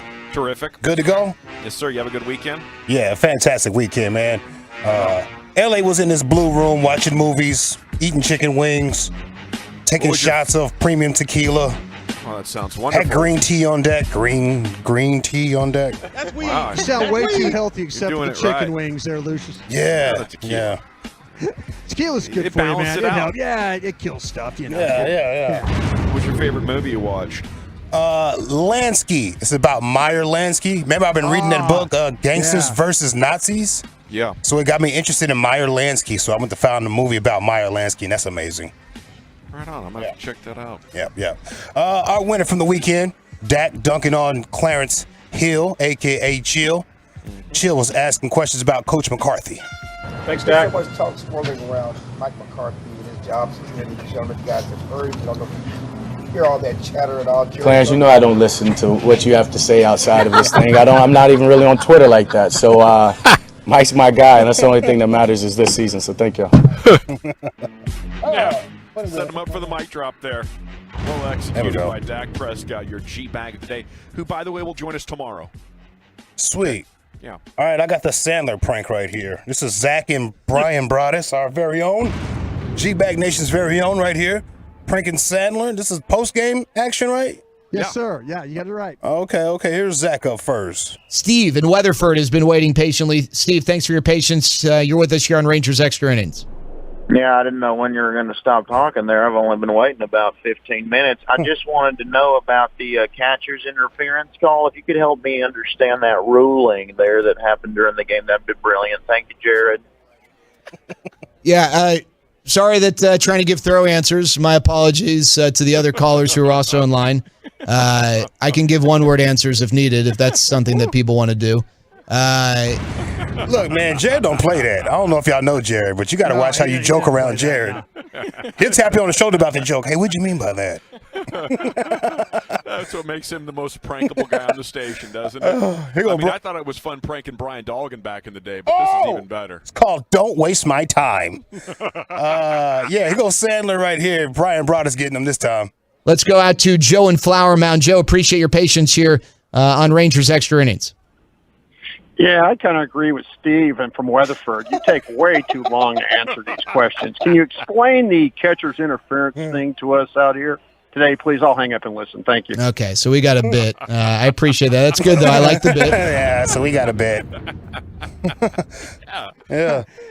That one was that whole plan was concocted in about the 8th inning at the game at the Big A. We figured that one out. It's like, we got to make sure we give Jared a little love for his post game show. And he had a lot of callers to begin with. I mean, it's kind of hard to get through, but we finally made it in. And salute to the Angels and John Blake for those tickets. It was very nice. There was only about 80 seats under shade in the entire building, and they got us some of them. It was great. Good for you guys. Deshaun Wright interception. It was the big man on the big man, Wright versus Vasher, the two tallest damn near guys on the team, and it was jump ball scenario. Wright wins it. Well, Calvin's saying it was holding. Deshaun Wright was holding TJ Vasher. We got official Calvin Watkins over here saying we need to throw the flag. Yeah, don't mind the guys that are on the field with flags that are paid every Sunday to do this. We're screaming at the refs over here, boys. G-Bag of the Day is brought to you by CBD American Shaman Shop, TexasCBD.com, y'all. All right, so we had another wave at me dude situation. Remember that? I think you guys were on a golf course. Where were you guys? No, we were at the Star covering training camp up there like 3 years ago. Yeah, okay. Yeah. And we had Tim was down on the field, like getting some wireless equipment set up because I think Jalen Smith was going to join us from the field that day. And it sounded like this. Wave at me. Wave at me, dude. Testing. Wave. Oh, while you were talking and everything, you were just trying to have a broadcast. My man Tim was like, hold on, we got to get this stuff together. Yep. It happened again during a Parsons presser. Micah Parsons jumped on the fan to do a little presser. Yes. And Tim just wanted to make sure we got the time right. The game plan is it kind of simplified my job in a lot of aspects, put me in a position where I could just play, and that's what I've been trying to do. Last year, you want to stick with us for 10 minutes so we don't get too behind the clock? Last year was just trying to earn the respect of my. You want to produce it on the fly, Timmy. Is everybody okay? The clock's important. You kind of got to keep it down because the position is only about 20 feet away or so. That is hysterical. You wanna stuff. Yeah, Tim wears many hats. He has many responsibilities, and he's pretty good at all of them. He's amazing at a couple, but this is he's been called into duty here with the remote engineering. So not necessarily his primary or even 10th responsibility on his long list of things that he does incredibly well for the station. There we go. So we thank him and salute him for picking up the slack. All right, last one on deck for you fellas. Did you guys see the disgruntled Cowboys fan poo-pooing on Dak Prescott's birthday cheers? Oh, yes. No. Yes. Yeah, you seen that? Yeah, he handled it incredibly well, right? I call him Dak the Diplomat. Yeah. Dak the Diplomat. Check this out, man. They were out there saying happy birthday to Dak. I think the cake was out there. It was beautiful. But then there was a disgruntled Cowboys fan that wanted to let him know what it really was about. Happy birthday, dear Dad. Happy birthday to you. Say, Jerry. That sound like Super Bowl champ. We need a Super Bowl champ. We don't worry about that birthday. We'll celebrate that next year. Oh, really? You get my son's jersey, Dak? Jerry. Hey, you sound grumpy, man. You sound grumpy, man. I've been doing this with Jerry 5 times.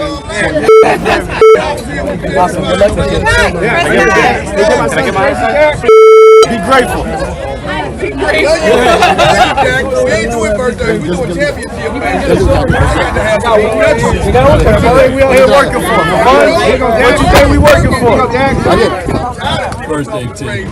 Man, it sounded better when I recorded it in, but No, it was great. The smile on his face. I think you nailed it. You know, his line, you sound grumpy. You sound And grumpy. I don't know if he wants a career in politics, he could have one. He absolutely could. He is so cool under fire, and he has such great charisma. Yep.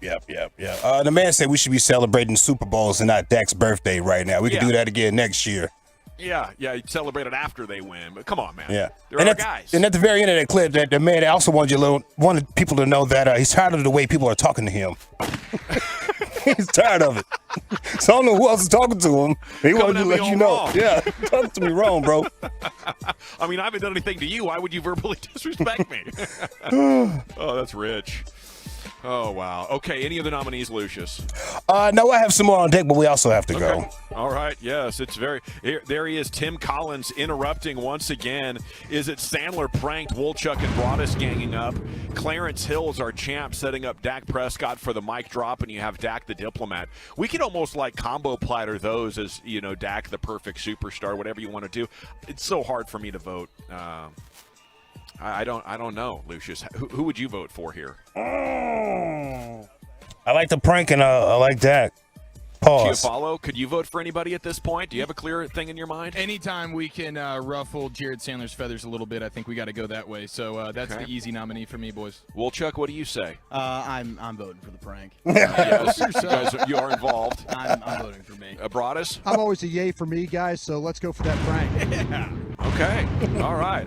Well, I was going to vote for Dak because, you know, he is my guy. I consider myself his number one fan. Absolutely. Yeah, you should. But either way you slice it, Jared Sandler getting pranked is your new G-Bag of the Day champion. I think I want to make, Dak an honorary 5-time. Even though he's only been voted in once. That cut is so golden, I want to relive it during the G-Bag of the year. Okay, as long as you write that one down, bro, because I'll forget. All right. You got it. Okay, Krusty's Corner's coming up next, sir. Where are we going with that? I'll tell you what, we've still got some stuff going on in the field. We'll talk about that and stuff we've seen previous to that. We'll do that next. Coming up Tuesday morning on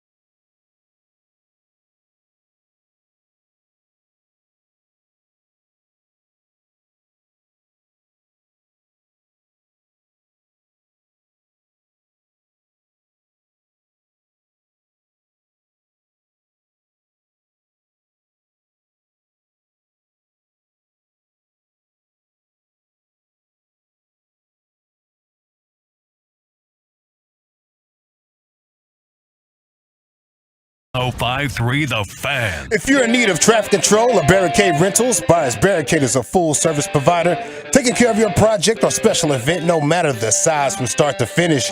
It is the Texas Authority in Barricade Rentals. BuyersBarricades.com. Welcome back, G-Bag Nation.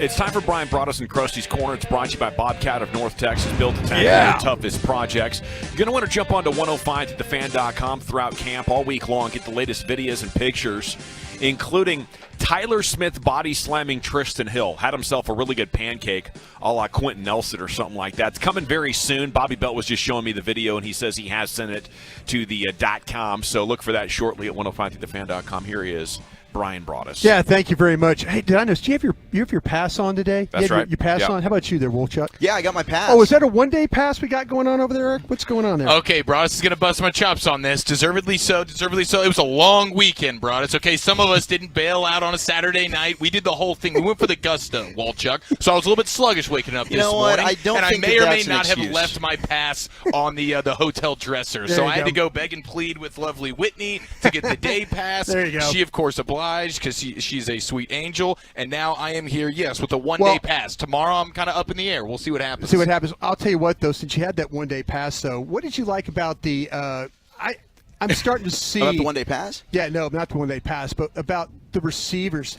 I mean, to me, it's like, I mean, it's tough out there. I think it's tough for these guys to find space. They're battling. I know. That's the thing I love about it out there right now. I think it's a good sign for the secondary, Yeah. but I will say I think you're seeing some improvement. I think we saw Jalen Tolbert on a nice little comeback was able to win and get off Anthony Brown for a catch. Nice slant on Trayvon Diggs as well. Right, absolutely. I think today, overall you started to see just from the entire group, they were able to win a little bit, whether it was Vasher, whether it was Tolbert, whether it was Simi Fehoko. I think today was a great day for CeeDee Lamb. But today, in my opinion, and we'll talk about it through the entire show, is all about Dak Prescott. This was his best day out in Oxnard. And if he can bring this every single Sunday, that's the type of MVP level Dak Prescott we saw the first half of last season. So you were noticing then the same thing I was noticing then is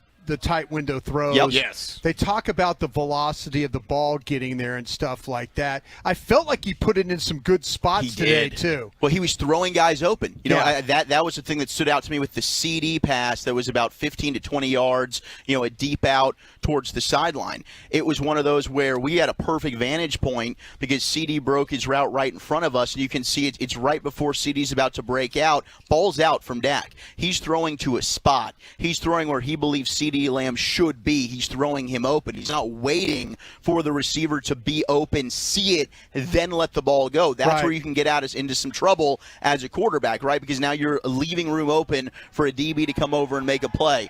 Not today. Dak was ripping it to Dalton Schultz over the middle. We talked about the play early on in the padded practice to CD over the middle, but that was one. I thought it was an outstanding day for Dak Prescott. He was playing with confidence, the velocity, the zip on the football, but also I think the touch was back today. Not necessarily with the deep ball. We didn't see a ton of the deep, the nine route. He hasn't hit. The That's route. the one area we still need to see. The route that Washington got hurt on was really Diggs just making a hell of a play. I mean, the ball was.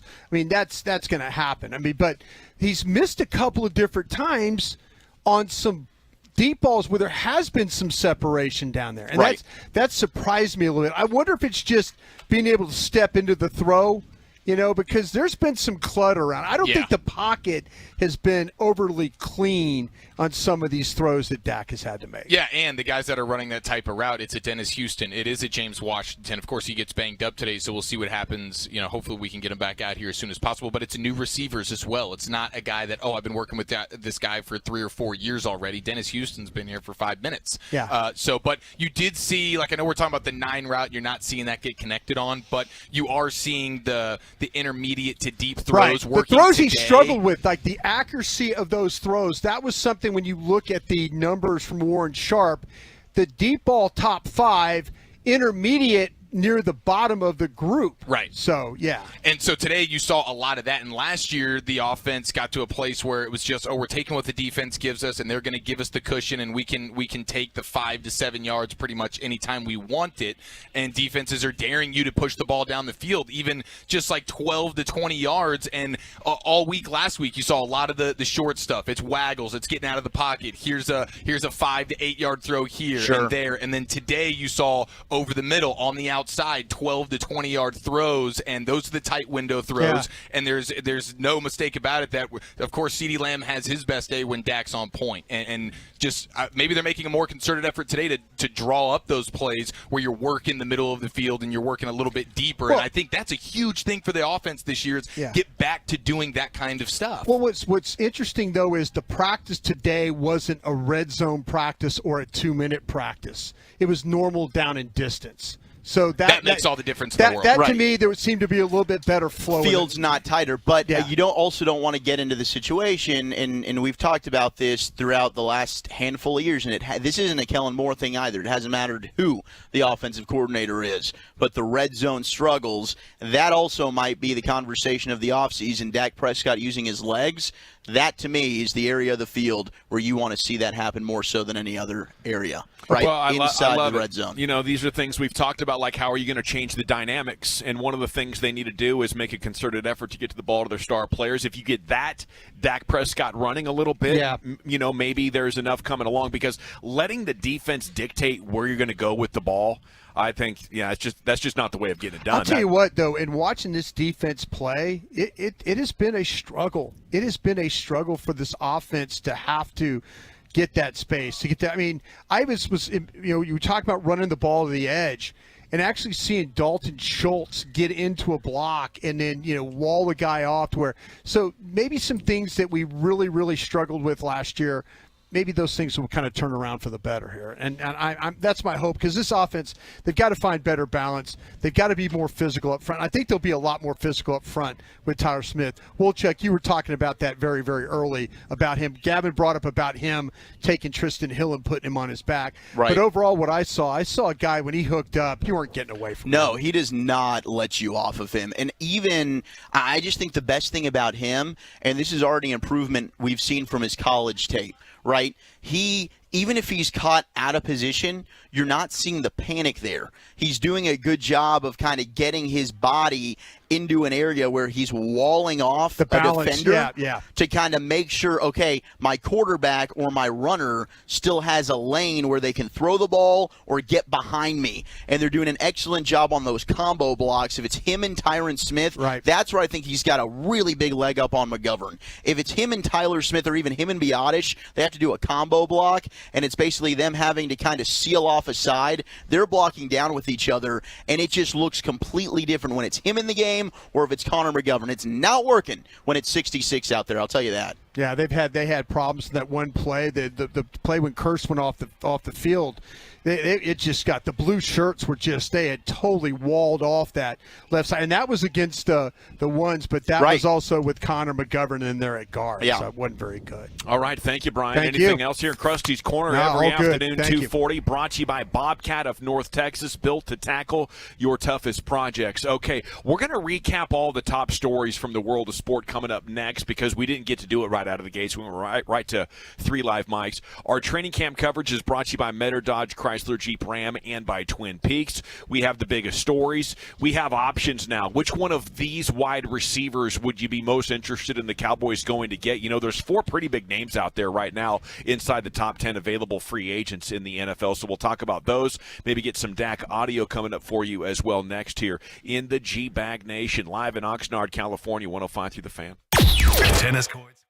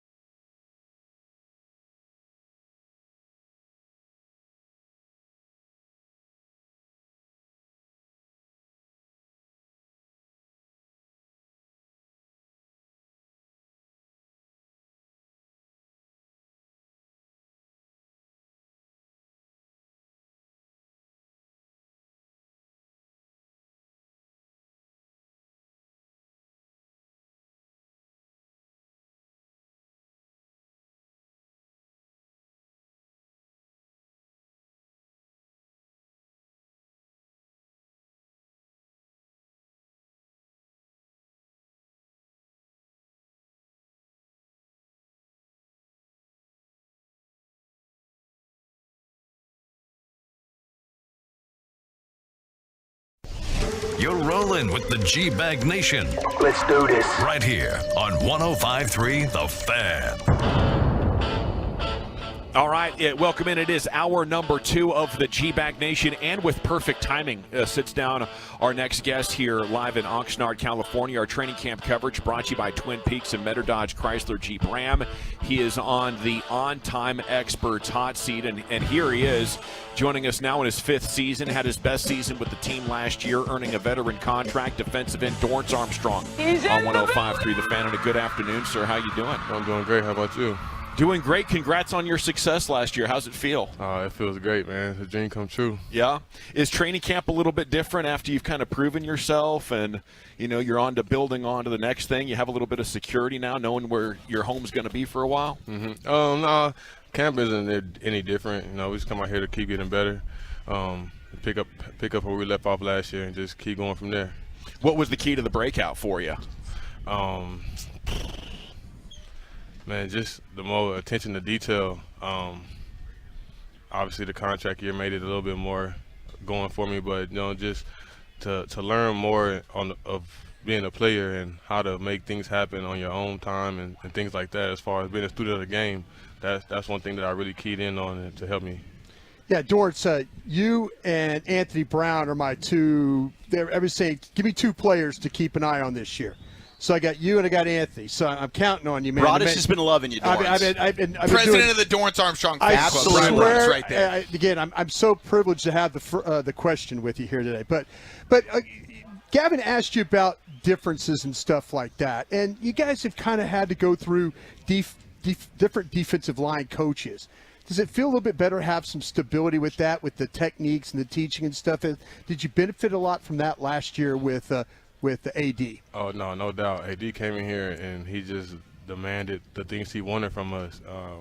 The things that he taught us was so much understanding for us, and it was easy for us to just put the work in and know what we're doing and go out there and do it. And this year we're just trying to take it to another level. You've been on some good defensive lines during your time here with the Cowboys, but I really feel like, having watched practice and been out there for OTAs and minicamp, the D-line group is the best position group on the team. You might be biased, of course, but would you agree with that? Do you think this is the best group you've had maybe in your tenure here as a Cowboy? Oh, no doubt. These guys that we got here really, really want it, and they really want to dominate the game from just our standpoint, let the D-line control the game, and that's our goal, to be that D-line. Looks like we got an influx of personality on the D-line as well. Dante Fowler, he joined us the other day. He's a ball of fun. What's the energy like personality-wise? It seems like you guys got a lot of characters on the D-line. Man, if you can be a fly on the wall, I promise you'll be laughing. Who's the funniest guy? Nev Gallimore, easy. Nev Gallimore, easy. And is there a close second? Los. Him and Los go there all the time. Carlos Watkins. Mm-hmm. Okay. So the 2 interior big boys. Now, who would you say, like, team dinner, D-line dinner, who is the biggest eater on the D-line? Ooh. I don't know, honestly. It's a little bit close. I mean, these guys are putting it down. Like Vanilla Gorilla, he's an absolute monster. I feel like him, Bohanna, those guys could probably get after it pretty good. I'm going to say Big Bo, yeah, for sure. Big Bo? Big Bo going, yeah. So, Joey Chestnut, the reigning hot dog champ, just put down 44 Raising Cane's chicken fingers. If you had to pick a food, you got to sit down. Dorance Armstrong's going for max quantity here. How much could you do of your favorite one food selection of your choice? I ain't gonna lie, it wouldn't even be probably 10.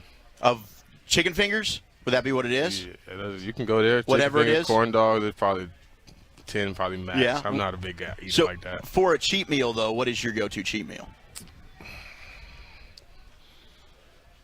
I like the McGangbang from McDonald's. Yeah. Gotta have the sweet and sour sauce, though. Gotta have the sweet and sour sauce. Now, are you going up there and you ordering, hey, I want to get the McGangbang, or are you making it yourself after you've ordered the McChicken and the McDouble? Are you just putting it together yourself? Yeah, I'm gonna order the hot and spicy and the McDouble separately, and I'm hot and spicy sauce. Yes, sir. Sweet and sour sauce, and then I'm going down with it. And you're not a big eater. You only need one McGangbang, and Dorance Armstrong's good to go. Are we doubling up? It depends, man. I have my days, I just be really wanting to taste it sometimes. So You're holding back on us here. I can tell. Nah, man, I don't eat like that, man. No, I don't. I wish I could He say came the into the league same. lean. You just filled out, didn't you? Mm-hmm. What did it take to do that? Was it a lot of work to eat? Like most people got to work to not eat. You got to work too. I had to work to eat for Yeah. sure. That's been my thing since college. Like I've always had to work to eat, and take shakes and peanut butter and jellies at the nighttime and stuff like that. So I had to put it. So to did work. you notice when the weight came on how it affected your play a little differently? Yeah, I can definitely feel it. I've been at a pretty high weight before, and I did not like it, so I had to drop down a little bit. So then I got into like this offseason, I kind of had to watch it a little bit. You got to fine tune now. Mhm. Got your body where it needs to be. You've been a really good contributor on special teams. With your role this year, and obviously with some of the changes on the roster, is that something you think you'll still be a heavy part of with Bones on the special teams unit, or do you think you'll be more on the defensive side of the ball? Yeah, for sure.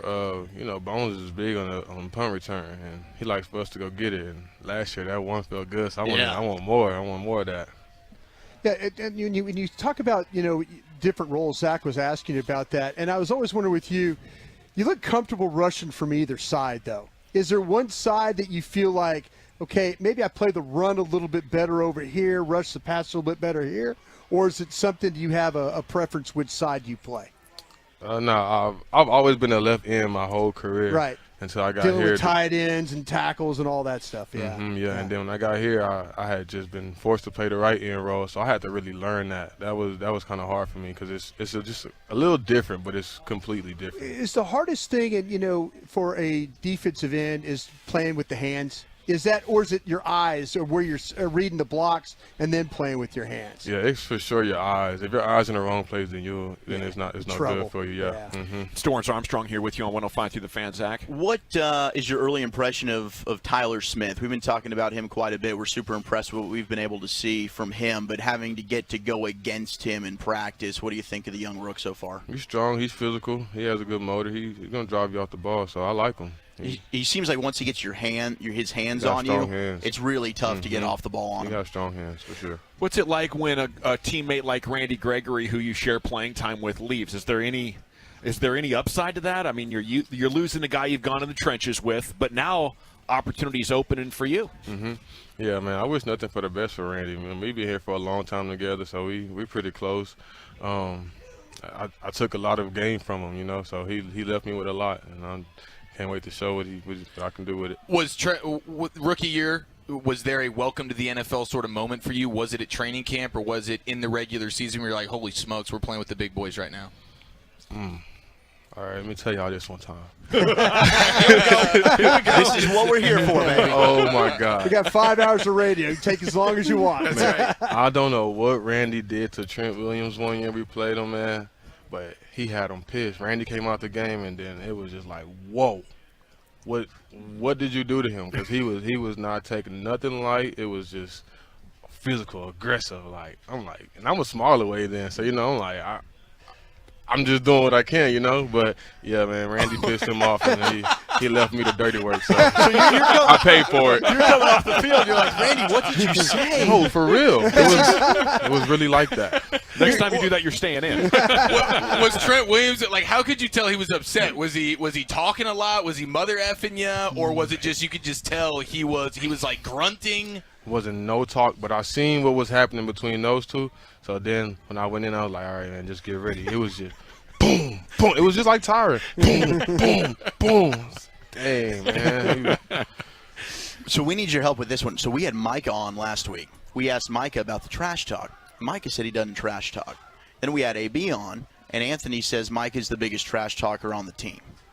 So what's the truth here? Is Micah talking trash? Is he only doing it maybe out here in practice, and then when we get into the game, Micah's quiet until spoken to? He might be an off-the-field trash talk guy, from what I hear. What's he's saying, "I'm going to smoke you in Madden" or something. He gonna talk his trash on the field and off. Okay. I've heard the personal battles on the field and of course off the field. But yeah, he talks his trash. So have you played against Micah, whether it's bowling, Madden? He's a hard competitor, bro. He wants to win everything. You can't put him in nothing and he's gonna lose. He's gonna talk trash. He's gonna try to get in your head. He's gonna talk trash. Are you the same way? No. No? No. You're not. When you're not playing football, what are you doing? Are you trying to just unwind, or what's your off the field activities? I mean, I chill. I play the game. I mean, I'm a competitor too, so I'll talk trash in Madden, but I don't really talk trash on the field. I just be locked in trying to make plays. So. Did you have to pull Randy Gregory aside after that and say, hey, man, whatever the hell you did out there that day, please don't ever do that again to one of these Trent Williams kind of guys? Did you have one of these conversations with Randy Gregory like, dear God, bro, you can't be doing that to me anymore? No, he definitely heard from me after that. Yeah. Is Trent Williams is he the leader in the clubhouse for, like, best offensive tackle I've played against? Mm-hmm. Yeah. No question about it. There's a strength thing with him. It seems like he's just burying folks into the field every single Sunday. Y'all see it. Yeah. Y'all see it. So, no, they have a camera that follows him, and he all the pancakes that he has that's to right. a game. It's so true. There's not even much needed to be said. Yeah. Yeah. What about division rivals, right? Like fans, we can't stand the Eagles. I think they're probably number one for me. I've never liked them. Do you guys get into that as well? I mean, you've had some heated games, whether it's Washington, the Giants. Last year, Washington fans are chanting, we want Dallas. We saw J-Ron giving them the business on the sideline. Is there a division rival maybe you like or hate more than the others? No, I hate all of them. Yeah? Yeah. Equally? Yeah. So it's not hard the week leading into those games. You're pretty much ready to go, ready to give them hell. Mm-hmm, no doubt. Does either one of those fan bases stick out to you? Is like just the They're vitriol? all the same. They're right there, and you can hear everything so clear in both stadiums. It's crazy. Like, they're all the same, bro. Dorance Armstrong here with you on 105 through the Fan. I know they annoy me too, Dorance. Is there a chance this defense is significantly better than last year? I mean, this offense led the league in a lot of statistical categories last year, and for the most of it, the media is saying you guys are getting the best of them. How much better can this defense be this year? We got so much way to go. We're just building off last year, and with having the same guys back, we know where we want to go this year for sure. We know what we got to do, and the sky's the limit for us. I love it. Dorance Armstrong. Brian, one more? You yeah, good? I'm good with that, man. All right. I tell you what, I think they're going to be better. I think he's going to be a big part of it, too. I'm riding that train. Who's the toughest quarterback to play against or to maybe just to sack?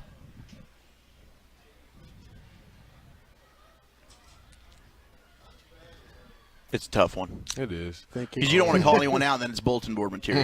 I know how it is. Well, no, he's not. I didn't say who's the worst quarterback you ever played. No. I got what's you. your favorite sack? My favorite sack? I don't know. I don't have one. All right. Just like to get them. Yeah. We'll go tear them up this year. Dorance, thank you so much for your time. Give them hell. We'll be pulling for you. Yes, sir. Thank you. We love it.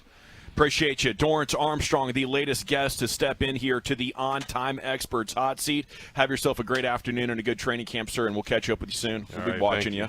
There he goes. Dorance Armstrong with you on 105.3 The Fan, home of the Cowboys. And, yes, Brian has been singing this guy's praises for a long time. I think he's going to have a big year. I think he's going to have a big one. There he really goes. Do. I mean, you're such a fan. You don't think it's going to hurt that much with Randy Gregory being gone. No, and I don't, because I like, he's in his fifth year. You talk about playing the techniques and stuff like that. I think AD's an outstanding defensive line coach. I love the way this guy learns, quietly goes about his job, but he can rush the passer. He can play inside. He can play out. I think him, Sam Williams, those guys are going to give you some good work this year. What was that dang it for, Chuck? Oh, sorry. I had some – I completely forgot about – he went to North Shore High School, so I had some extra stuff, high school football related, to throw his way. North Shore. That just won several state championships. Yeah, knocking off Duncanville. So I meant to get into some high school football conversation with him, but I completely forgot we were having so much fun. Well, thanks to Dorance for joining us here on your home of the Cowboys, 105.3 The Fan. It was a padded practice Cowboys Monday. J-Ron Curse went out, but came back. James Washington went out and did not come back. And, gentlemen, I have some names for us to consider here. Which one of these wide receivers are you most interested in? Will Fuller? Yes. Antonio Brown? Odell Beckham Jr., Cole Beasley. You also have a couple of geezers out there, T.Y. Hilton and Emmanuel Sanders. That rounds out your top half dozen wide receivers who are available. Do you want to see the Cowboys go and get one of these guys, or do you like what they have as far as some of their young players? Noah Brown making an impression. Jalen Tolbert looks like a rookie who could help produce on some level, Brian. Do you have an answer to this question for me? I think the thing with Will Fuller, he's the one guy that's really an explosive player, vertical player. He's had some problems with some injury histories and stuff in the past. You got to think about, though, the type of receivers you currently have on the roster. Are you going to get a slot-only type of a player? I think that falls in with Cole Beasley and things like that. You're going to have to get a guy that can kind of play all three of the spots. Will Fuller, I just think there's stuff left in his game. Yeah. But I just worry, though, about, again, these guys should start to talk about the health. That's a big thing. Yeah, all these guys are going to have warts. You're going to buy low on a lot of these dudes. He's the guy if you're looking for, okay, Washington's out. Washington was supposed to be the deep pass guy. So Will Fuller can absolutely do that. And at his best, Will Fuller's better than James Washington when it comes to that, I would say. Yeah. And so he brings an element of speed to the offense that I think this offense could use as much of as possible. And so I think if you're going for the one-for-one swap in terms of skill sets, I would want Will Fuller. And he was out all last year with like a finger injury. It's not like, I'm coming back from an ACL or one of these big ones. It was a finger. This dude should be in pretty good physical condition. He has the soft tissue stuff. But look at the Texans and Deshaun Watson with and without Will Fuller over the years and how much better they were offensively, and the numbers for Deshaun Watson, how much better they were when Will Fuller played. I think he would be the guy that I would look to go at. Well, Adam Schefter is reporting that the Cowboys fear James Washington's foot is broken. Yeah. Jerry Jones had just talked about it and said he didn't know the details but was concerned. And it was apparent, from the way that he went down and didn't get back up and needed to go off on a golf cart, that it was a pretty extreme foot or ankle injury, and like a break of a foot is what we are speculating on right now. It happened right in front of me, and I knew when he couldn't put any weight on it, he was grabbing the middle of his foot, thought maybe it was a sprain there. But think about, too, Robert Prince. He's the new receivers coach.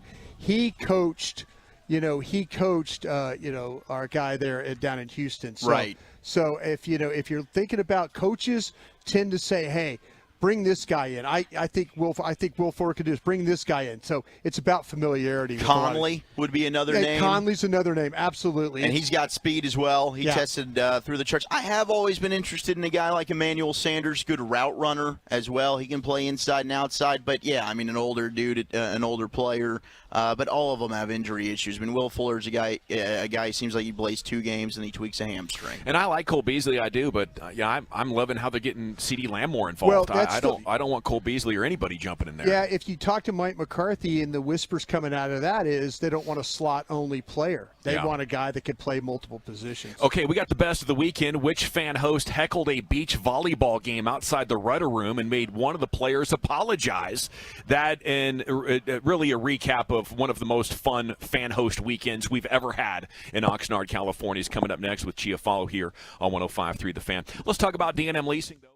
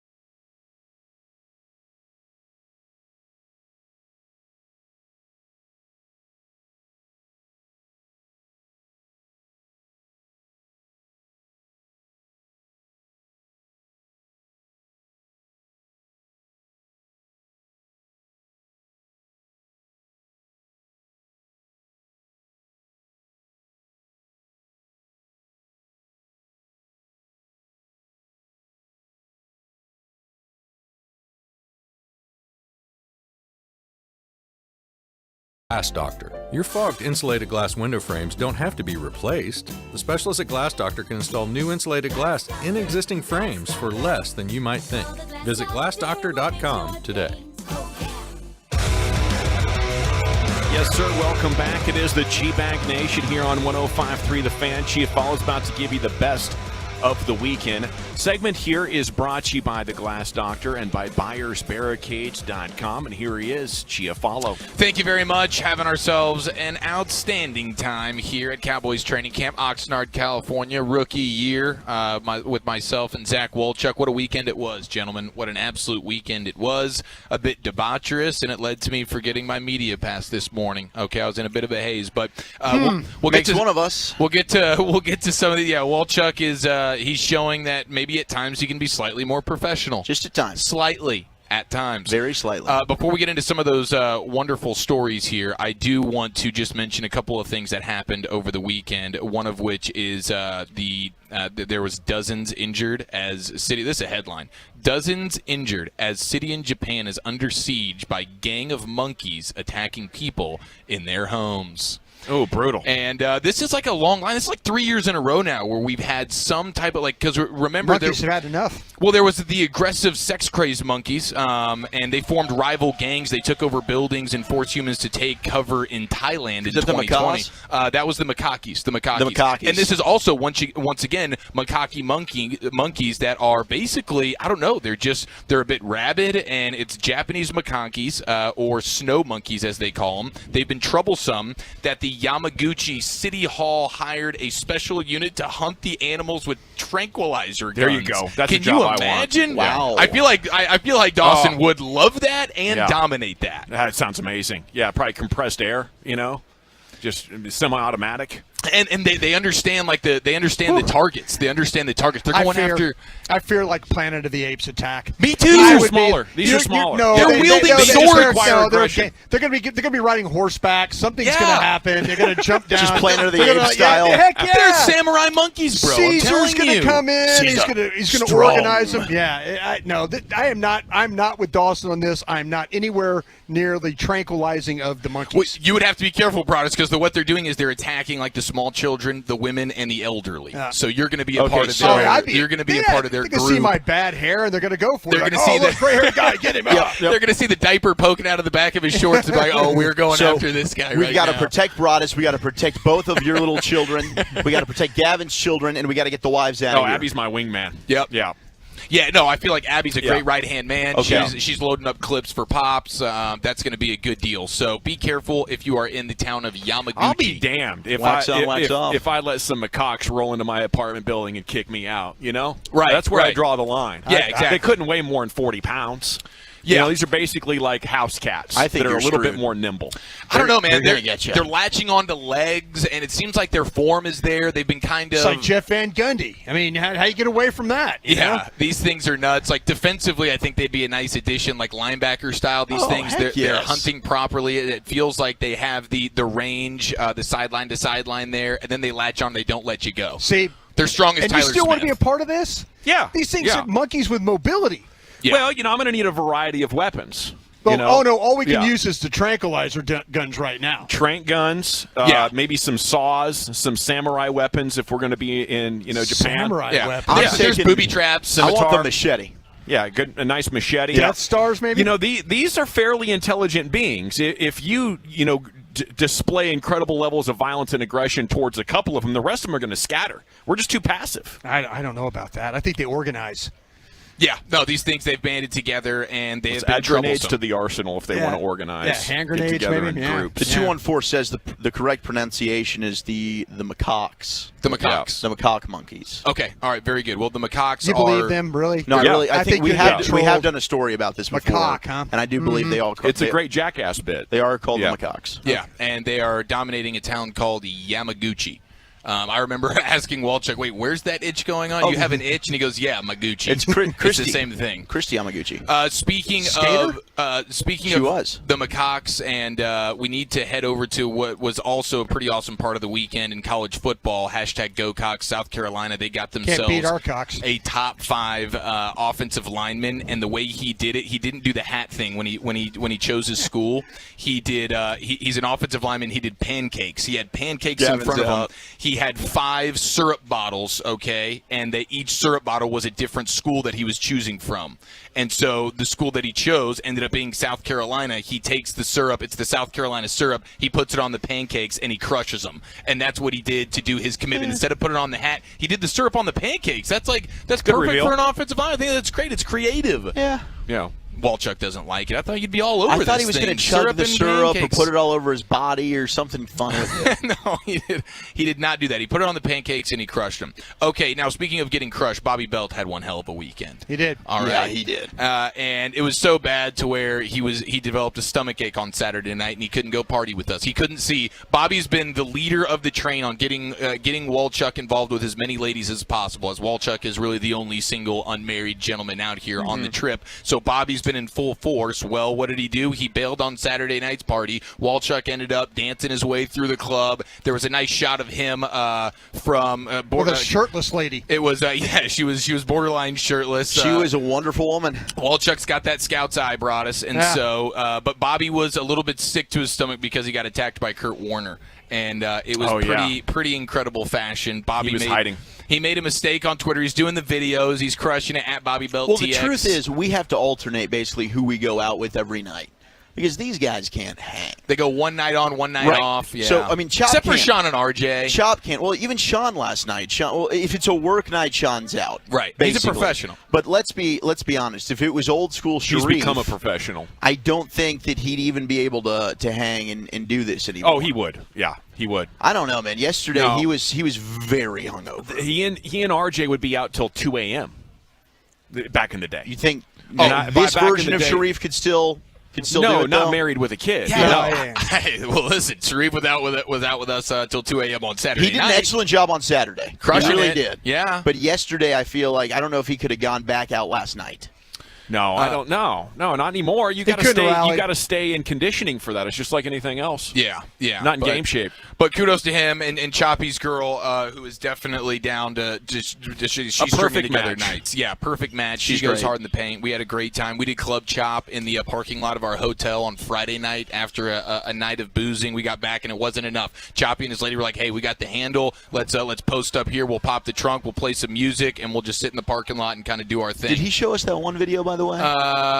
He still needs to show us that we one still video. need the 10-minute Gosh, video. Choppy's got a 10-minute video on his phone. Everyone, that would be flood Choppy's Twitter. Show them the 10-minute video. Yes, please hit him up on that because he was bragging about something that we're definitely going to need to get our eyes on. But it was Bobby Belt who got crushed at practice because he tweeted out He tweeted out a video of a route. He called it a slogo, and it was an out and up. A sluggo. Sluggo, whatever. Now we need to make a video for Eric. It's not a slogo. It's a sluggo. I like to say slogo, but either way, Jane Slater, what we did, so we're all at the rudder room, and Bobby's feeling terrible because on Twitter he's got this video. He says it's a slogo. It's not, and so everybody's just crushing him. Bobby's got a lot of followers, so when he makes a Twitter mistake, it's not like me and Walchuk where we could probably delete it, get out, and no harm, no foul. People are seeing this with Bobby, and Bobby's got the NFL Network stuff. So guys like Kurt Warner are following Bobby Belt on Twitter. So when he makes an X's and O's football mistake, everybody comes to jump and pile on. And so that's what happened. Bobby ended up having to delete the tweet. Kurt Warner comments on it, and he's like, "No, this is wrong, Bobby." And he spelled out kind of what was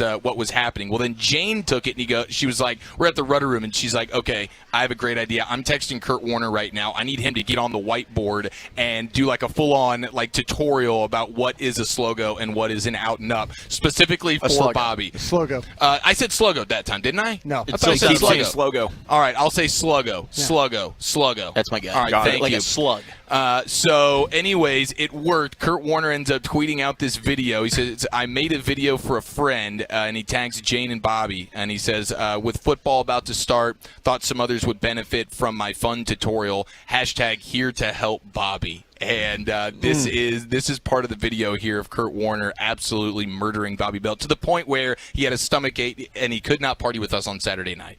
So let's finish our tutorial. Here comes Amari Cooper again. Again, you can't use any of this because this guy does not play for the Cowboys anymore. I don't know if you know that, even though that's the team you cover. I'm really questioning now what kind of knowledge you have overall. But all right, Bobby, so you with me? Here we go. To review, slant, SL, slant, push up, go inside, sluggo, SL, with the go at the end, a slant and go. Okay, then we have an out.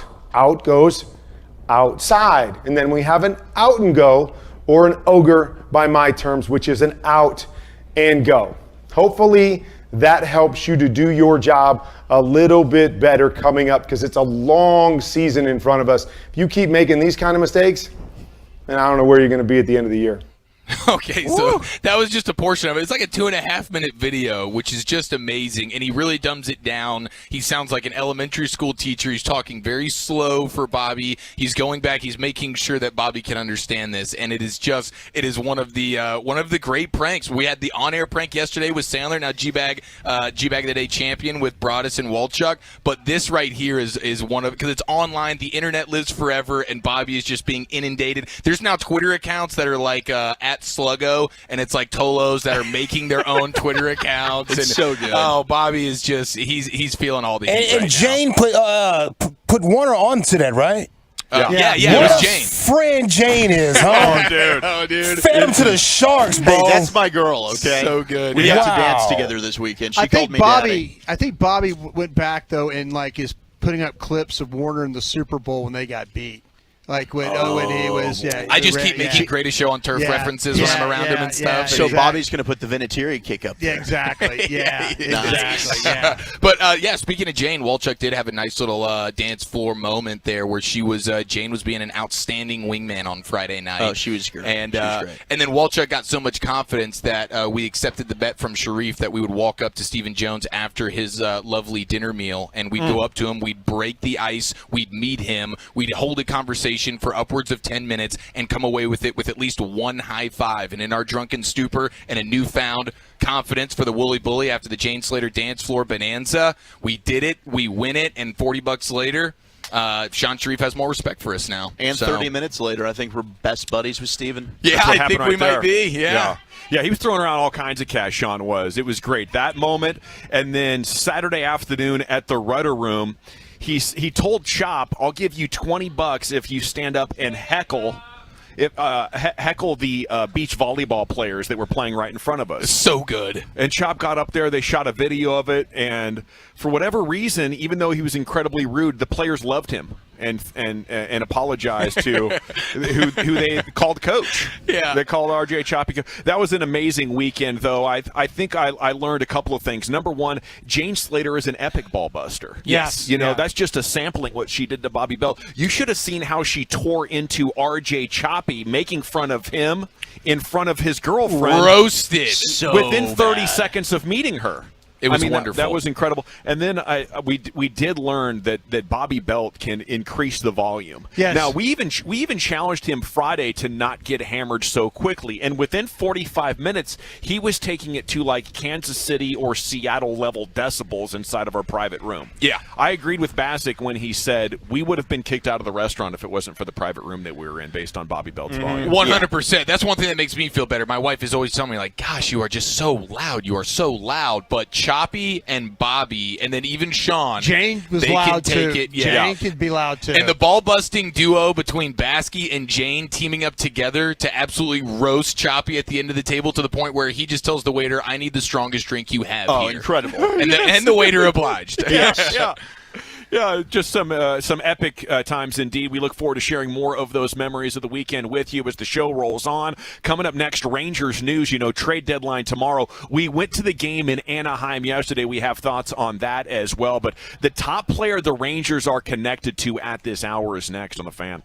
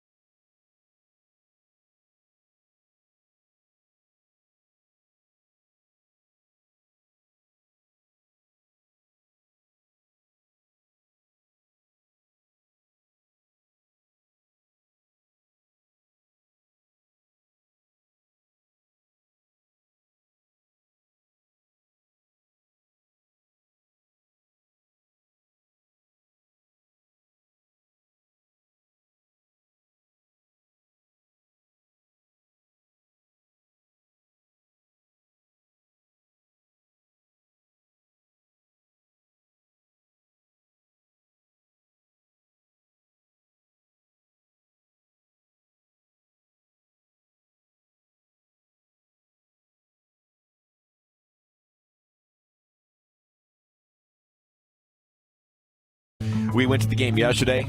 The Rangers won, and we have the trade deadline tomorrow, so there is a lot to talk about. General at your service here on your home of the Rangers. Tonight's pregame at 6:30. They're back in town. Brian brought us.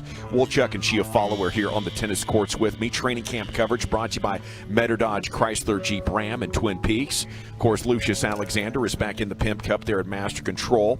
And he'll have LA Live coming up at about 5:40, 5:45-ish tonight in the Expressway. But, I'm excited about tomorrow's trade deadline, guys. I think teams are willing to let good players go. I think the Rangers have assets. And I think most importantly here, the reason I believe something's going to happen is you sign Seager and Semien. You're not just going to stop halfway and spend all that money to be 5 games below 500. And these guys are in their prime. It's not like they're 25 years old and you're like, you know what, we have time on our side, we can be patient. If they don't do something now, they got to do something in the offseason.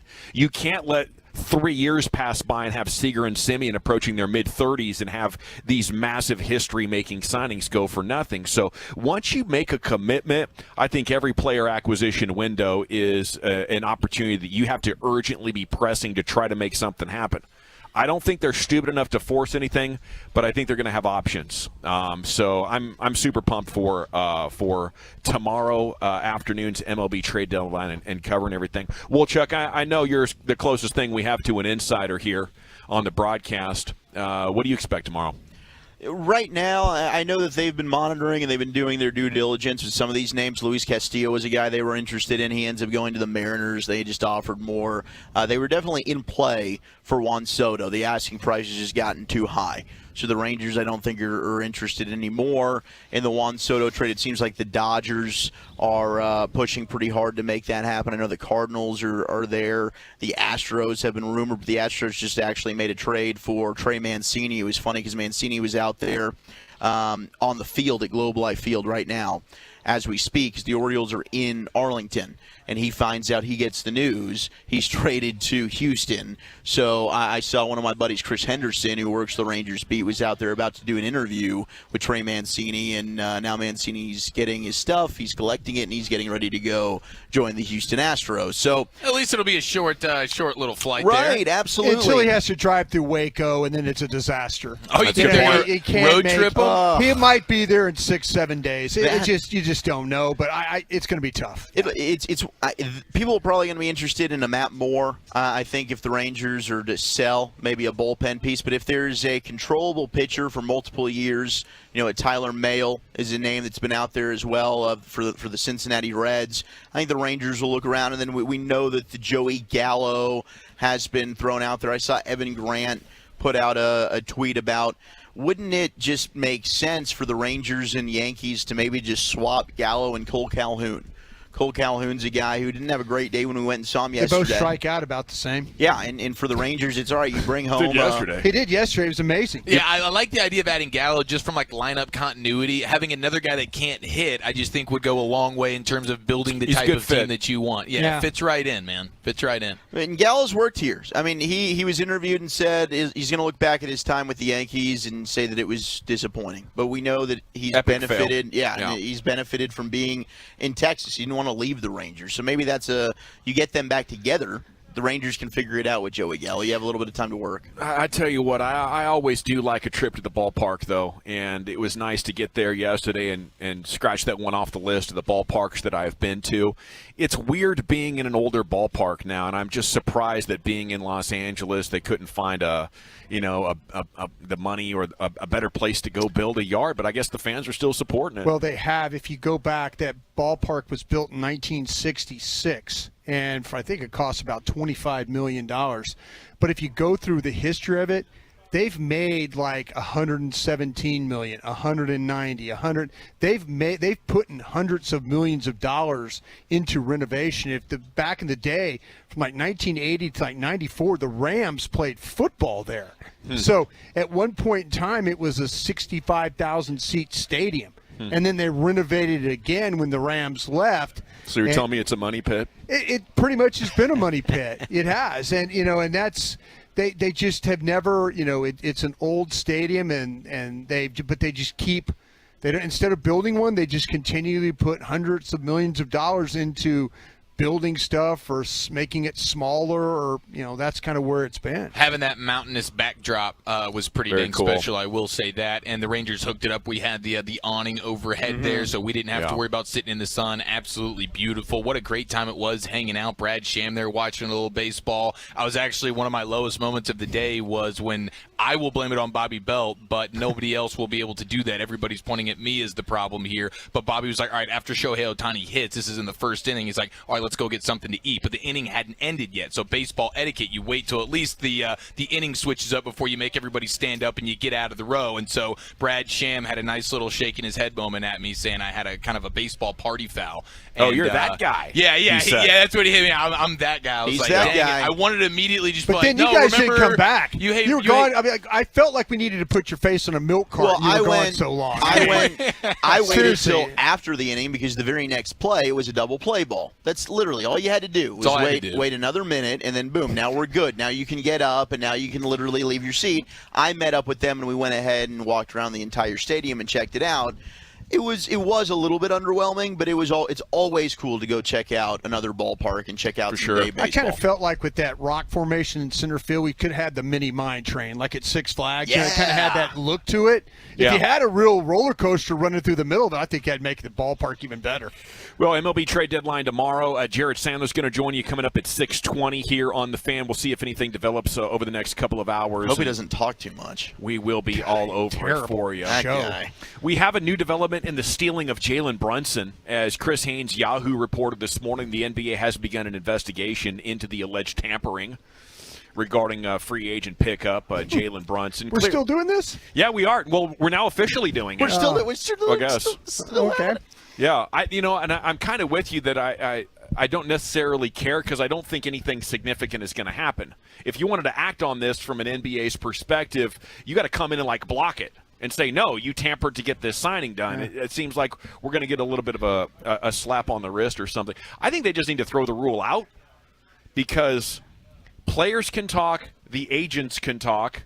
You're just taking yourself out of the process. Yeah. You're just letting everybody line everything up the way they want it, and then they come to the teams when free agency starts and says, okay, here's what we have agreed to. Thanks for not talking and interfering so we can get exactly what we want without you guys being involved in the process at all. It just seems weird that the NBA would make a rule against their own executives and teams interacting with the players. This is really what's touched off the agents doing such a massive takeover on the personnel movement. And maybe there's some benefit to it. But I don't know why the NBA feels like they need to have this tampering situation be so serious.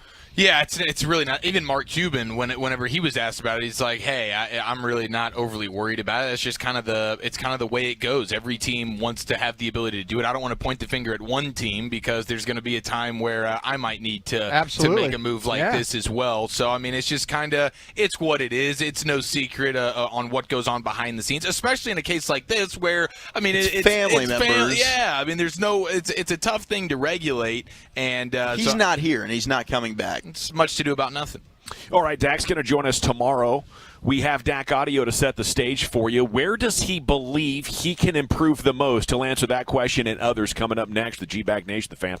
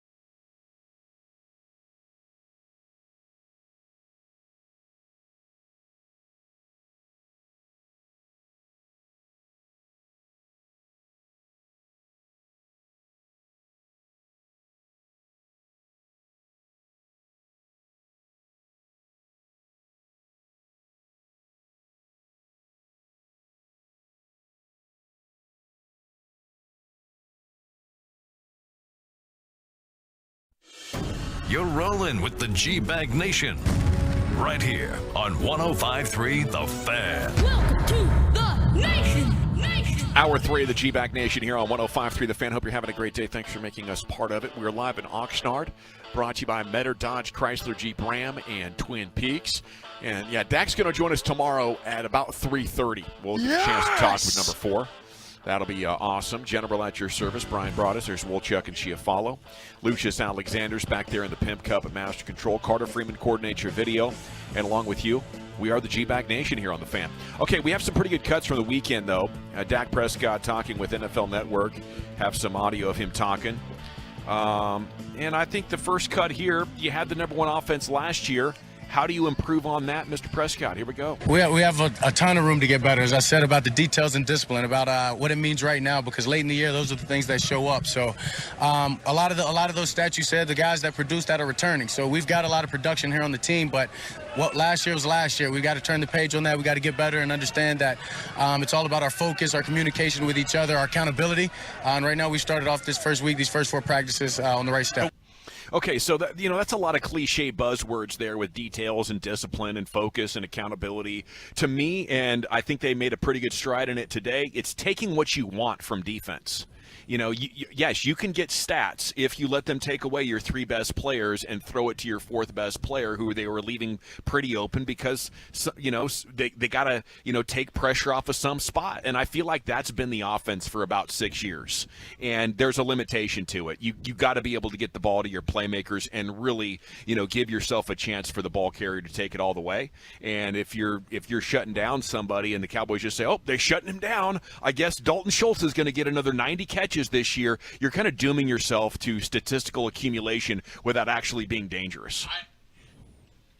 I'm sorry. There. Okay, there you go. Red means go. Red means go. I agree 100%. And today you saw one of those plays where it's double coverage, CD Lamb, post, 20 yards down the field. Dak rifles it in, trusting his guy there, pushing the ball down the field, saying, you know what, I trust that even though Anthony Brown and Malik Hooker are right here closing in, I trust that, one, I can put the ball where it needs to be, and my guy CeeDee Lamb is going to be the sure-handed wide receiver 1 that we need. And boom, what was it? It was a huge, massive play. And you can also see, even last week when it was a lot of red zone and 2-minute drill and stuff like that, doing their best to try and get the ball into the hands of their playmakers. Here's Pollard, here's Lamb, even the new Turpin guy with his electricity and his speed. It's just, hey, let's make our playmakers, let's let them go out there and have some fun. So, Brian, I wonder if, because throughout the offseason you're talking about we need to see film room. We need to see more recognition. Is that a sign that maybe that work's been done and he's recognizing more stuff? Man, I hope so. And I'm looking forward to asking him that question, really, because never worry about the physical side, the mental side with Dak. And it's not being a dumb guy, but what are you studying? What are you seeing? What are you learning? He always talks about turning the page and all that. No, I don't need you to turn the page. I need you to figure out what happened to you last year. But I think the Chiefs onto some really good sign that he ripped the ball inside on those stuff with the safety standing right there in tight coverage. That means you're seeing it. If you have confidence enough that you could put the ball between the safety and the corner and throw him into that hole, then that's a great, great sign that that confidence is starting to happen. I think it goes back to what we talked about earlier today as well, where it's, you don't have to see it to trust it, right? It's one of those things where we've been critical about Dak. He's turnover adverse. That's something we've discussed throughout his entire career, which is great. Ball security is so important in this. You don't want to give the opposition added opportunities, added drives. But this is one of those things where you've got to be aggressive. You've got to take your shots down the field, and maybe we felt that Dak's been a little bit apprehensive to do that. Dak's really pulling the trigger here. And you can take those chances, and you've got to, if you see one-on-one and CeeDee Lamb's even lined up against the best receiver, even if it's against Diggs here in practice, he's winning off the line. He beat Diggs on a double move. We talked about it last week, and he's wide That's open. What you have to do to Doesn't Diggs, throw the yeah. football, Yeah. But Dak's just got to trust it, and even if he's not seeing it and it's not there, get the ball out. And we saw that today with a couple of his throws, and all of this is trending in the right direction, in my opinion.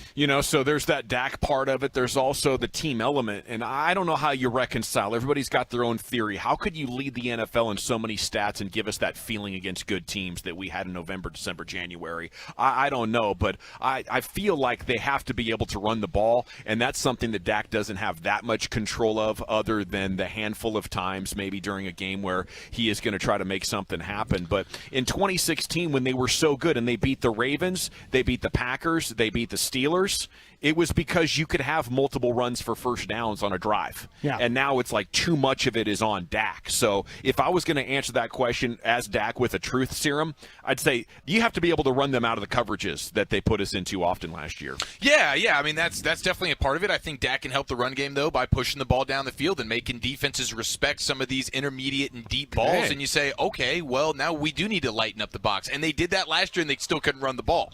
So there is that element where at some point, hey, the running back has to make a play, the offensive line has to do some blocking here. But if the defense is concerned about having to defend 15 to 20 yards down the field because you're consistently ripping the ball in there, okay, now we're lightening up the box, and boom, you can do it one way or the other. You can run the ball to open up the pass, you can throw the ball and open up the run, and I think there's an element of that as well where, hey, the defense has to be scared that you're going to push the ball down on them a little bit. Right, and to that point, I guarantee you there are going to be defensive coordinators, especially early in this season, that are not going to respect what the Cowboys have with their receiving core, especially until Michael Gallup gets back. They're going to, and now you don't have James Washington with his injury today. If you just missed it, James Washington fractured his foot in practice. Now he's going to be out for who knows how long. So the Cowboys are looking at a rookie in Tolbert, and you got CeeDee Lamb, and they might have to go add somebody off the street. Noah Brown's looked good in practice. TJ Vasher's flashed a little bit, but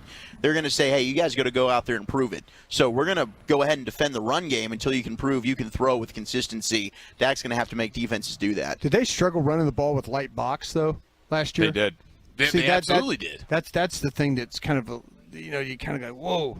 That's the one thing. If in fact you get a favorable box, and it might be the situation too because of a running back that was hurt. Well, I'm optimistic as well. I think Tyler Smith's going to help that. I think we saw that a little bit today. I think so too. Yeah, we got to talk about that coming up at 5 o'clock. What Jerry Jones says about Zeke being the featured back.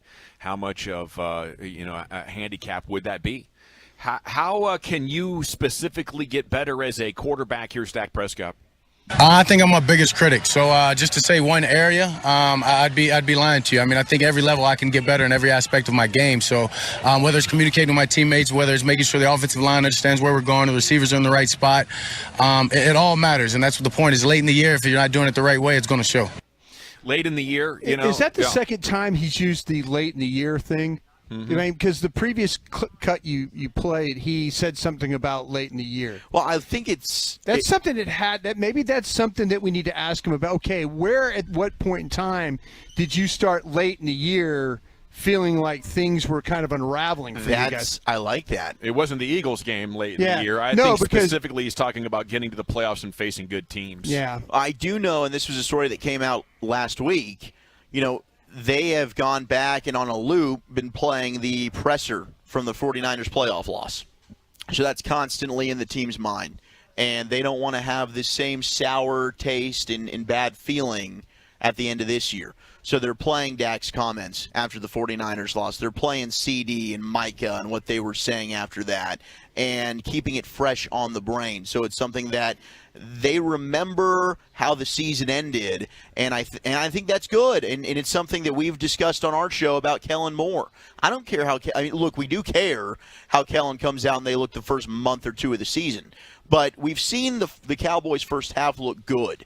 How's the back half of the season when offenses have now adjusted to Kellen Moore? Defenses have adjusted to Kellen Moore and the offense that he's running. What does he then do to kind of try and tweak and counter? That's where I think this offense has struggled. Yeah, for Dak specifically, I think last year not running the ball hurt him. He could improve ball placement on the short routes. But something I've talked about for the last couple of years is how do you take the next step with your anticipation? He's been good. He's been sufficient. Can you be great?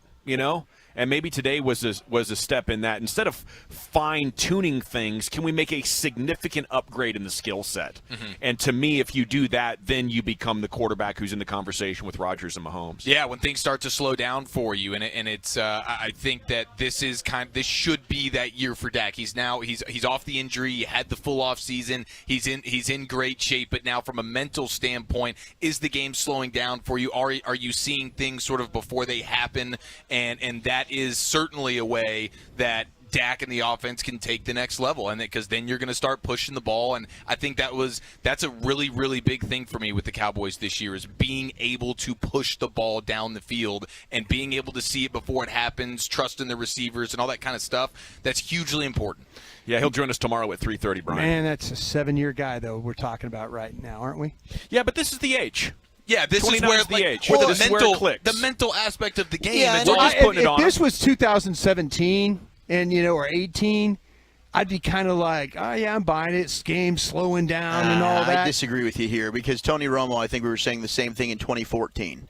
He was the smartest he'd ever been. He was reading defenses. He was in total command of the offense. I think we were saying this was the best version of Tony Romo we've ever seen in his career. And he was saying the same thing, that mentally things had finally clicked. He was talking about the film stuff. I mean, I just think the quarterback position is so difficult up top. And Brian, I'm not exactly trying to just come at you here, but I do think that is the one position where mentally everything is just going 50,000 miles an hour, where you do year to year, there's just constantly an involvement and a progression there mentally for the quarterback. So what do you think about the guy at Buffalo then?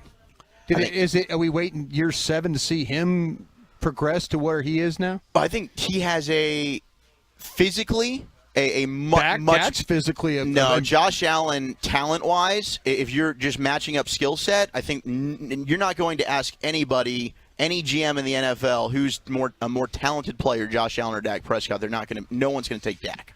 Yes, because, I mean, Josh Allen, physically, he's more gifted of a player. 100%. Absolutely. He was picked in the top 10. You don't think Dak's physically gifted? I'm not saying that. Just I'm saying Josh Allen. No, you just did. I said Josh Allen is more physically gifted of a player. That's why he was a top 10 pick, and Dak Prescott went in the 4th round. I don't know. I mean, I kind of feel like that Dak is physically a gifted player. He is. But you're saying, it's taken 7 years to the mental aspect of him to kind of come around? I don't think mentally he was bad last year, but I do think that you will start to see the best version of him this year. Okay. Yeah, I think that's fair. Josh Allen is a little bit more physically gifted. He's faster. He throws a harder ball. Dak's physically gifted.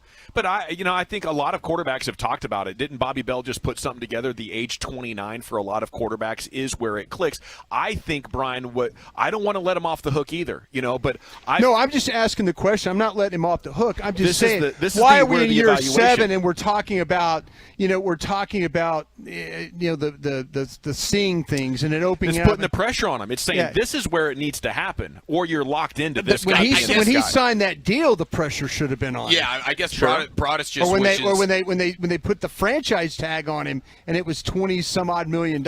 Yeah, I think so. Broadus, you're saying you wish some of this mental aspect, all that kind of stuff, is something that we would have already seen, right? You're saying this is not a year 7 thing. This is maybe a year 4 or 5 thing. Yeah, we sound like we're talking about the quarterback of the Jets or Jacksonville or one of those things. These second, third-year guys.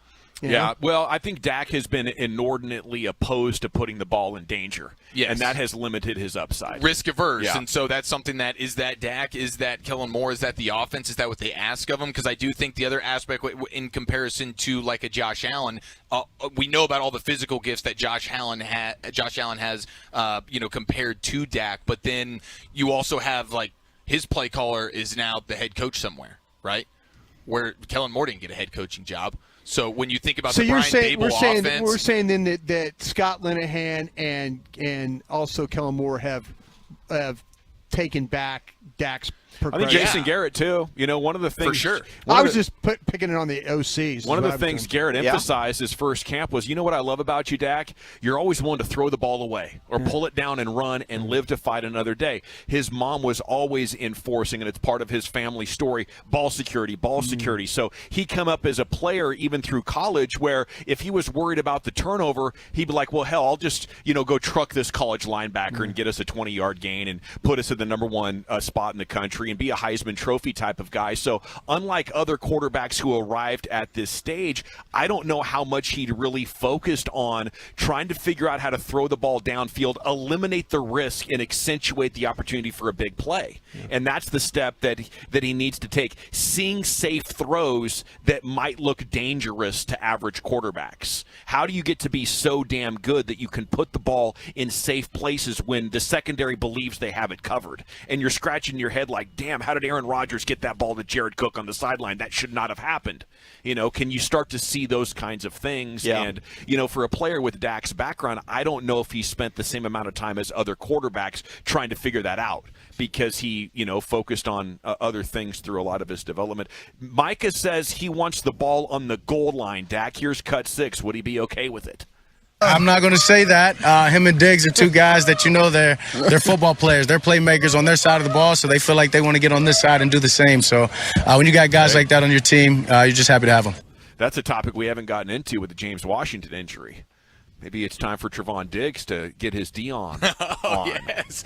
I like that idea. I think they are confident, though, with how much they're using Tony Pollard at the wide receiver spot. I'm starting to get a feel for it. That is an extremely intentional thing that they intend on doing, and especially when you have the loss of James Washington today. Amen. Like, Tony Pollard is a guy that, Zeke's the running back. There's Pollard lined up next to CD Lamb in the slot and that kind of stuff. So you have the Tony Pollard stuff, and with every wide receiver injury, you would think his wide receiver plate would continue to grow. And you're seeing Rico Dowdle's getting a lot of run as well, because they're probably imagining, okay, if we're trying to get super creative with Tony Pollard and use some of his wide receiver skill set, then a guy like Dowdle, who brings some juice as well from a speed standpoint and a burst standpoint. So that's something to keep in mind as well, where, hey, Tony Pollard, they're looking at, I think, as one of these Deebo Samuel tweener wide receiver running back. The text reaction is really good, guys. Salute to everybody for giving us your thoughts. It's been 6 years. Dak is who he is, not going to change. I would say history disagrees. Quarterbacks with experience, what happens is now they've had essentially 2 NFL careers. If the average career is 3 years, at 6, now all these rookies and young guys, they're going to feast on them. Okay, so veteran experience at quarterback matters so much. They're literally starting to play chess while all these rookies are coming in. They're going to pick on these dudes, and that's why quarterbacks are having so much success in their 30s, where you go back just 12 years ago, there was a long run of nobody had won the quarterback Super Bowl on the other side of 30. Like, you weren't winning it as an older quarterback for the longest time because you need to be in your prime and be athletic and be tough. They've totally changed the rules and made the job much more cerebral now, and that experience is going to pay off for Dak huge over the next 3 or 4 years, I believe. 201, didn't Dak throw 37 touchdowns last year? If you listen to Brian, you think he was Quincy Carter. Wow, they're coming at you, bro. No, I mean, but then again, you're one and done in the playoffs. Your offense. He threw 37 touchdowns. How many of those touchdowns? And get if you're going to say, hey, well, and I'm going to say kick the Commander game or kick the Eagle JV game. Right, exactly. Fine. Thank you. That's fine. I mean, if you can't do that. Dak threw touchdowns in that thing. But if you're happy winning 12 games and getting bounced in the playoffs, and that's what you want to do, hey, bro, go get your Run the East T-shirt and wear it proudly and be all that, Sure, I have 37 touchdowns, great. But, I'm just – if you want to sit there and say in year 7, you better hope that he's able to carry this football team. Because right now the receiving core ain't what it's supposed to be. Well, we're going to find that out this year. Yeah. They've set it up, and we've talked about it this offseason to where the pressure is on number 4. Yeah. It's all on him. You know what you guys just saw right there? That was Clapback Broadus, as coined by KG. No, I just feel like you got him. You tore him up. No, I feel like though the numbers for half the season he had MVP-like numbers, and for the second half of the season they weren't very good. Top 10 at 420. Wolchuk coming up next. Where are we headed, sir? Oh, baby, it is National Respect Your Parents Day. So I've got the top 10 classic TV families of all time. What's your favorite? 877-881-1053. Do that next on The Fan. We're in Cali, and the living is easy. Bring it up, bring it up, bring it up! Training Camp, presented.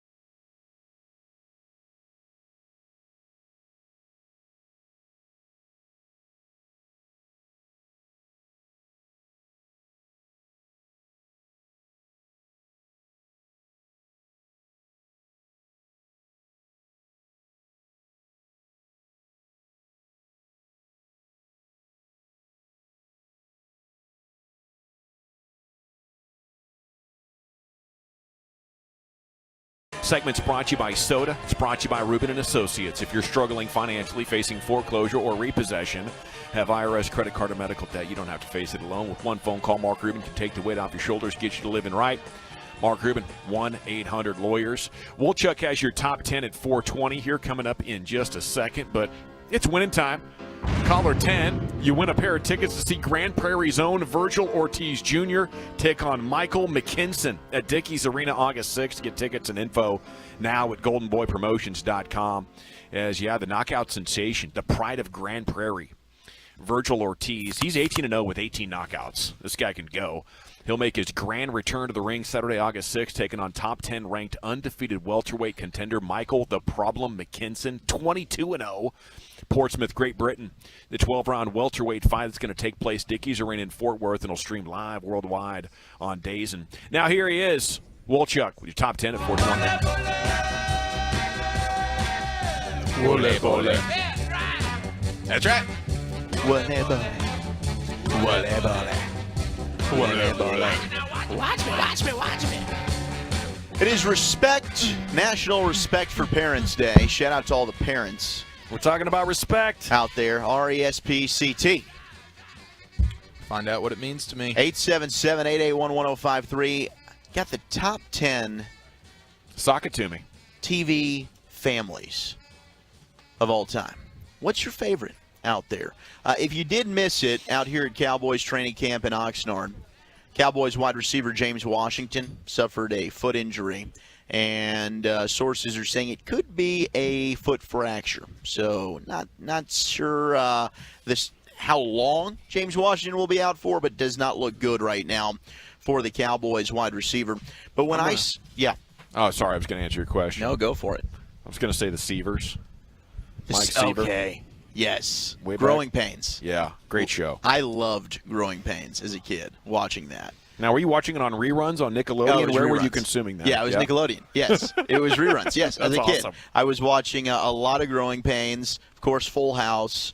Boy Meets World was my jam. Absolutely loved Boy Meets World. So the Matthews. Fire. Yeah, the Matthews. That's a strong fam right there. But do you guys you think TV parents, TV families, some that jump to mind for you? The Bradys. Mm-hmm.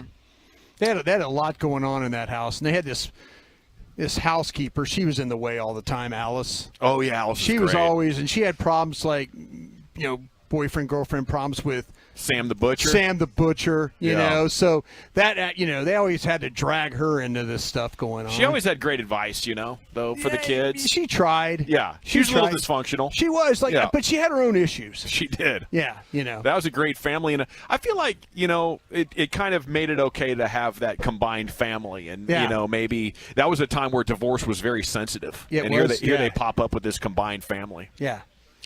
I like the Proud Family, Wolchuk. I'm a big Proud Family guy. That's a really, really solid group there. What show's that from?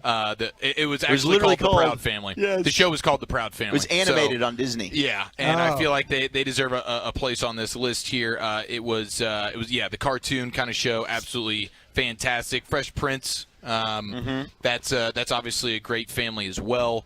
And then how about Family Guy? What about the Griffins? Peter Griffin. Lois and Peter Griffin. Hell of a father. I mean, those are the parents there. But then Brian, Stu. I mean, that was Chris and I'm trying to remember the daughter's name. Meg. Meg, voiced by Mila Kunis. But I was a big Family Guy guy.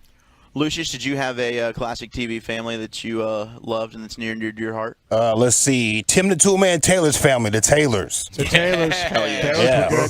Yeah, go talk to the neighbor and get all your stuff handled. Let's see. What else? Everybody Loves Raymond. I like that show. Oh, yeah. I like that family. There you go. Good family. Very popular show. Yeah. The Sanford and Son. That's right. And the damn Clampets.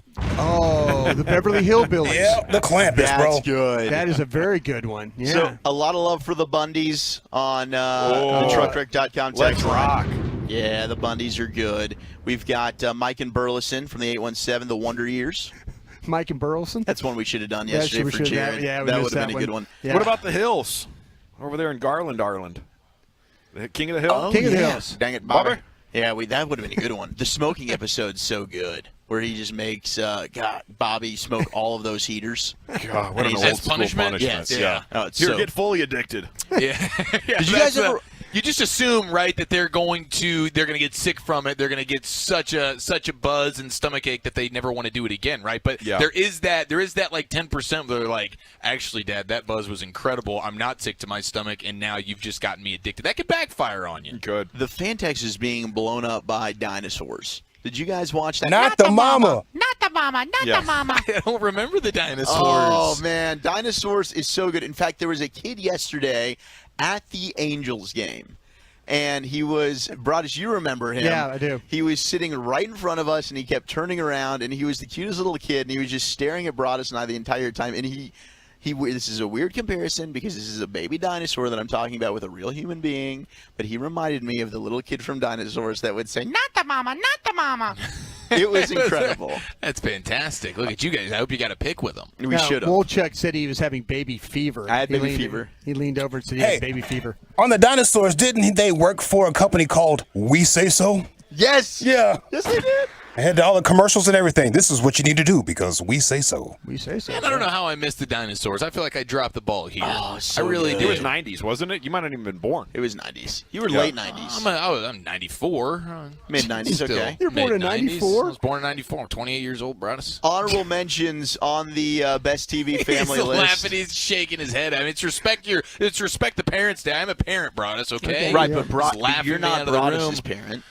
It's respect for parents. Fair I enough, guess it fair fits, enough. maybe. Yeah. The Foremans, by the way, getting a lot of love on the fan text. That 70s show, dude. Red and Kitty, that's some solid parenting right there. Good cop, bad cop, all the time. We are getting texts about the Cosby Show. Cosby Show back in the day. It was a good show. It was the most Cosby popular Show's show. amazing. Yeah. It was a great show. It was. It's a great show. It was frowned Part upon. of America. Yeah. Just because he did some weird things don't mean the show wasn't amazing. Right. Everyone else was still great. Yeah. The Brady Bunch is honorable mention. There you go. We've got Ned and Catelyn Stark from Game of Thrones. That gets an honorable mention. Everyone died in their family, though. That's a morbid one. Step by Step, Frank and Carol Lambert. We've got number 10, the Gilmore Girls. Lorelai Gilmore. I never watched that show. Boo. I grew up with a girl named Lorelai Duffy. Okay. Yeah, so How that's a was fun she? fact. She was a sweet girl. Hot? Sweet girl. Very, very pretty lady. For most people's standards, not yours. No, she was pretty for anybody's Like standards. for Bet you the people. Waltons are on this list. Hope she's doing great right now. Oh, the Harper family from 2.5 Men. Oh, I loved the Harpers. Man, the Charlie Charlie Sheen. Charlie Sheen. Yeah. Those were so much better. As much as I love that 70s show and Ashton Kutcher and stuff like that, that show started tanking as soon as Charlie Sheen was not on it. Red and Kitty, though. But Red and Kitty. Fantastic. They're going to make the top 10? I hope so. If not, I'm going to be upset.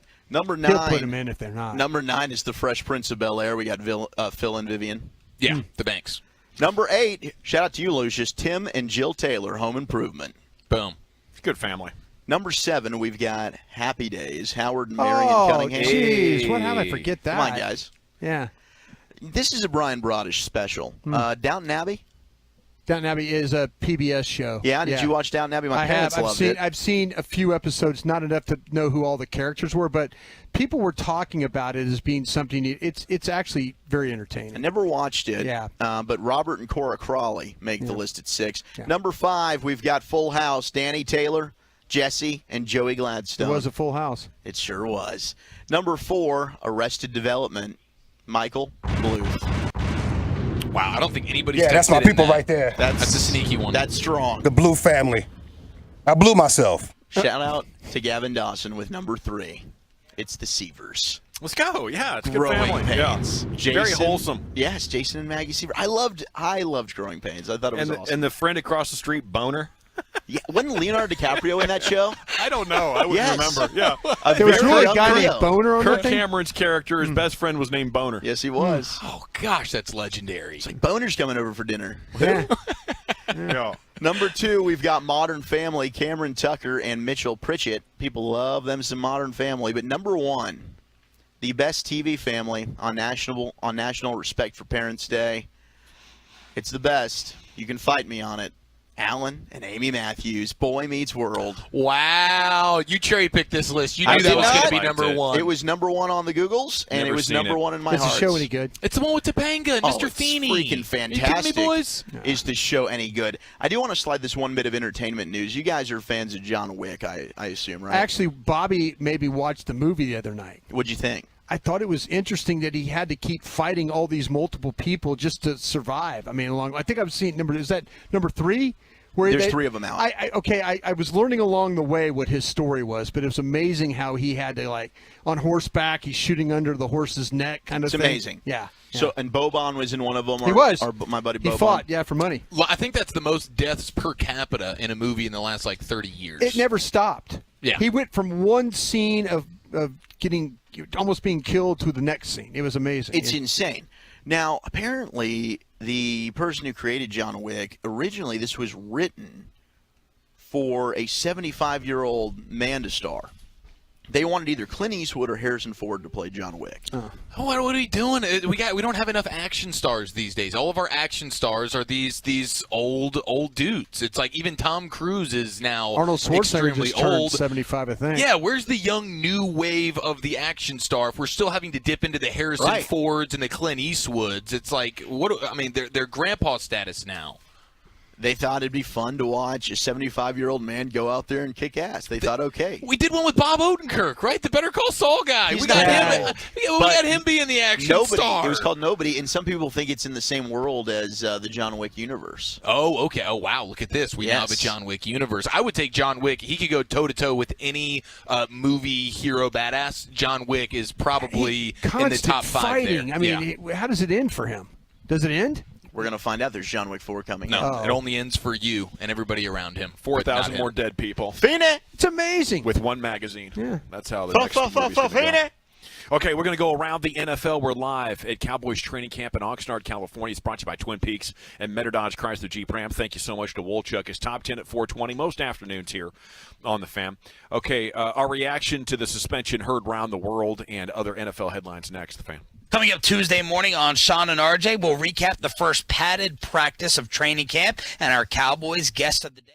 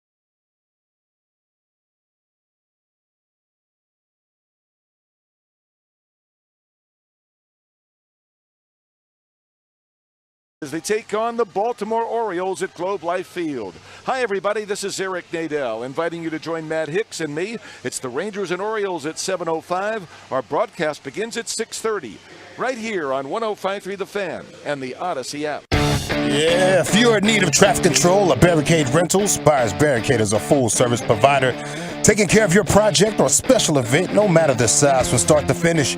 It is the Texas Authority in Barricade Rentals. BuyersBarricades.com. Thank you, Lucius. It is the G-Bag Nation here on 105.3 The Fan.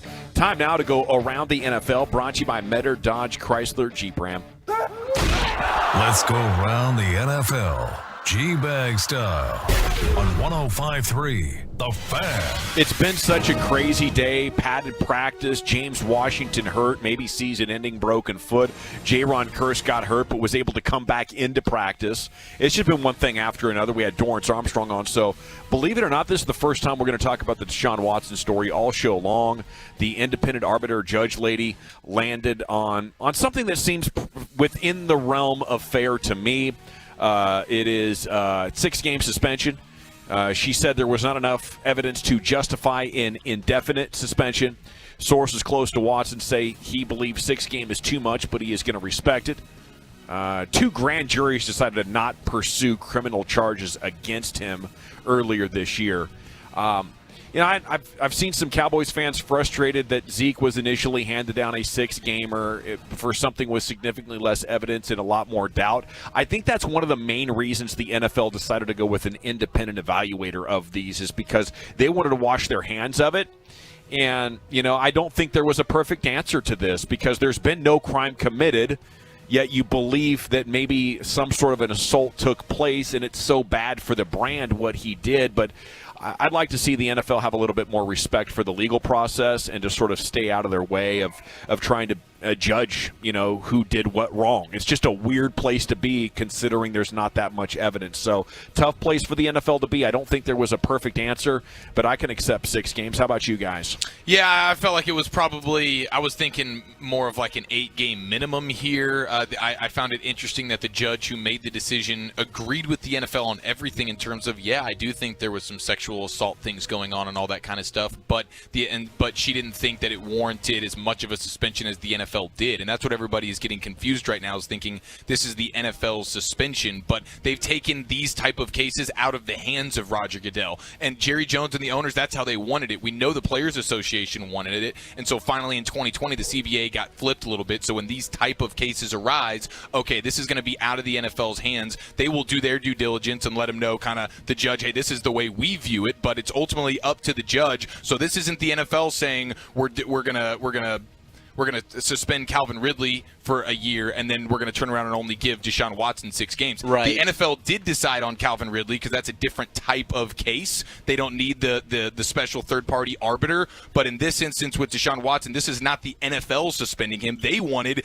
indefinite. They wanted full season, all that kind of stuff. And then the judge came in and said, nah, we're going 6. Now, the NFL can still appeal if they want to, so we'll see if they decide to do that and say, no, we want this to be more. My guess is they probably won't do that. I highly doubt the NFL appeals. It still benefits them to have Deshaun Watson serve as little games as possible, because who else is going to be watching the Cleveland Browns unless Deshaun Watson is quarterbacking them? They're not a team that anybody's going to want to tune into and watch them on national TV with Jacoby Brissett starting at quarterback. So it's beneficial to the bottom line, which is the financials and the dollars, and that's what the NFL really does care about. To have Deshaun Watson on the field and playing, I think that's a great point that Eric made, because I think a lot of the easy reaction is, wow, the NFL cares more about gambling and marijuana than it does about actually what happens to females out there with these sexual abuse accusations. But the NFL was really pushing for an indefinite suspension plus a financial fine for Deshaun Watson, is some of the reporting that I've read. Unfortunately, they were unable to successfully get either, so here we are at the 6 games. I mean, he's paying massively in loss of reputation and image. I don't know how he's ever going to endorse a product. I think the losses might be in the tens and tens of millions of dollars for Deshaun Watson. Maybe he'll pull out of it and sort of change his identity if he can win a Super Bowl. Or you know what? It's funny you say that, because there's a side of me that agrees, and then I think about what happened with Michael Vick. And I felt like that Michael Vick would never have an opportunity to. And it's strange that, with the whole thing with his was with dogfighting. You know, and you talk about the stuff with women. The one thing the NFL turns an eye to about that is if you look at the owners. You know that they're not. Well, gonna Michael Vick was able to take responsibility for it and become a spokesman for treating dogs well. I don't know if Deshaun's ever going to own it. See, that's what I mean. He's trying to settle all these cases now and stuff like that. I think he is trying his best to. It's going to be 1 or 2 years before you really see him, come out and say, "Hey, listen, what I had was." I had a fetish. I had a sexual problem. I had whatever. I mean, I don't know if you want to admit all that, but, until he does. Tiger Woods. Didn't Tiger Woods do that? Woods, went to therapy or whatever it was. I mean, that's the whole thing. I mean, that's, to me, I just think that people come back and that you don't think that they'll have their career back that way.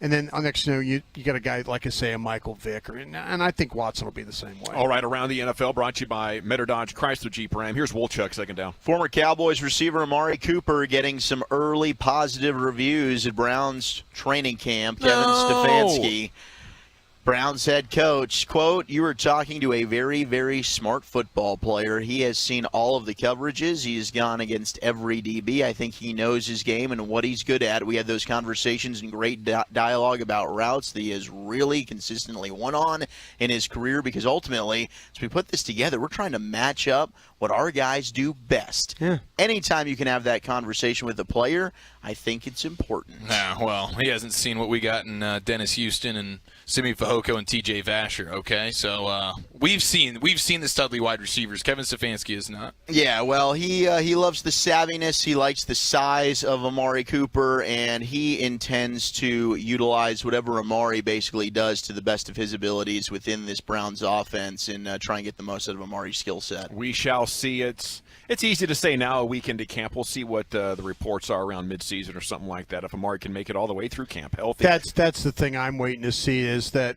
when are we going to get that first? Oh, Amari Cooper's not practicing today because. Yeah. And then we'll see if Kevin Stefanski's all positive about talking to a smart guy. And he'll say, yeah, he's a smart guy because he didn't have to practice.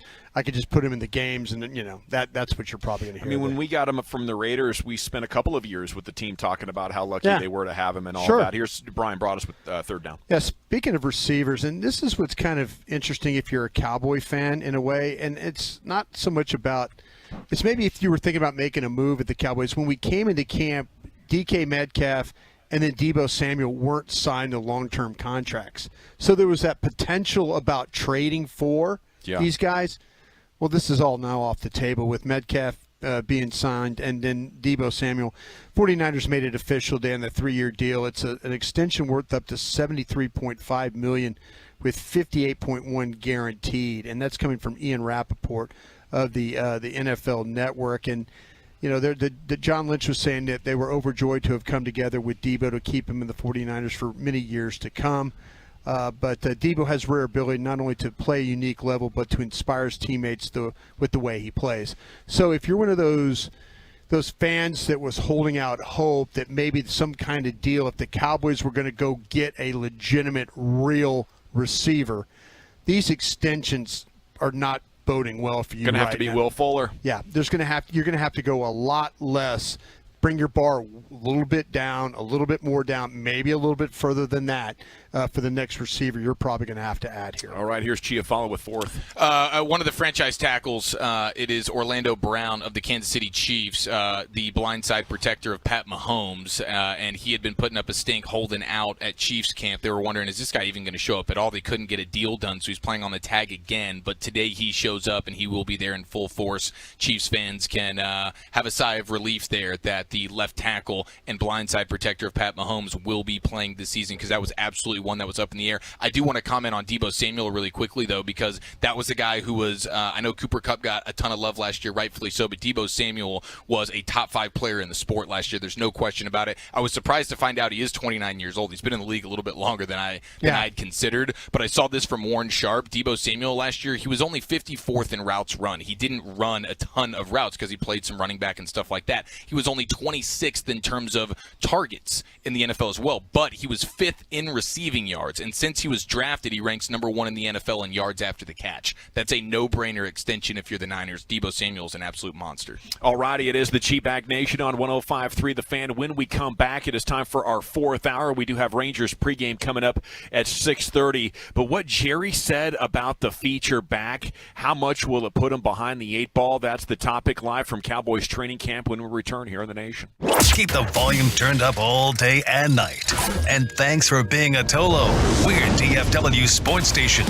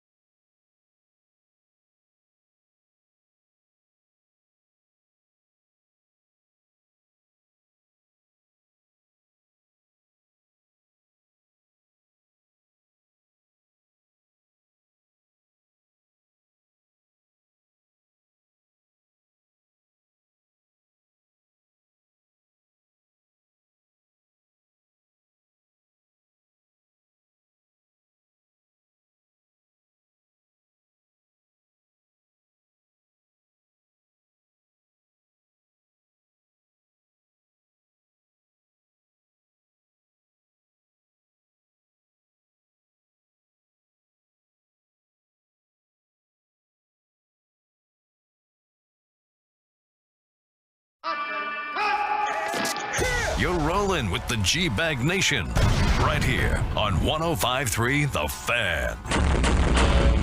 Hour 4 of the G-Bag Nation here. What Jerry Jones said about the running game. Are we doomed? General at your service.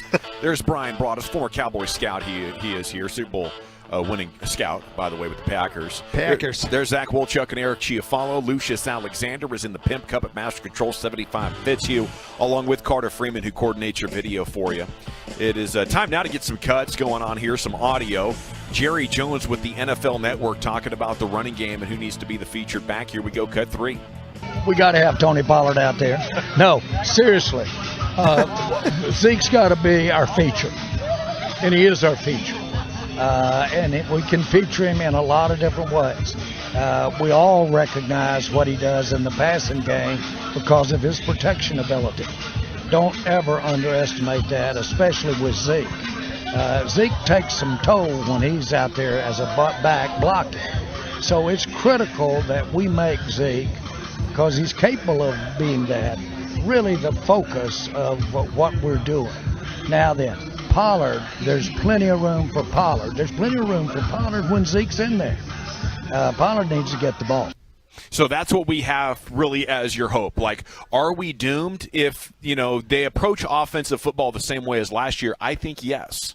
But if you're going to have Tony Pollard involved a bunch while Zeke is on the field, then I think everything Jerry Jones said kind of makes sense, as long as you're ready for Zeke to produce on a per-carry basis about average in the NFL, and you're going to get involved Tony Pollard doing some electrifying things on the edges. Did you feel like that Jerry is like when he said about Pollard that like the hosts of the NFL Network, they like laughed? Like, yeah, like you got him involved in 4 years. We've heard that before. No, really. I'm trying to seriously, I'm being serious. I'm being serious. Like, guys, come on, we're going to get Tony Pollard the ball. Yeah, LaDainian Tomlinson guy looked at him like, yeah, right. You're really going to get Tony Pollard involved.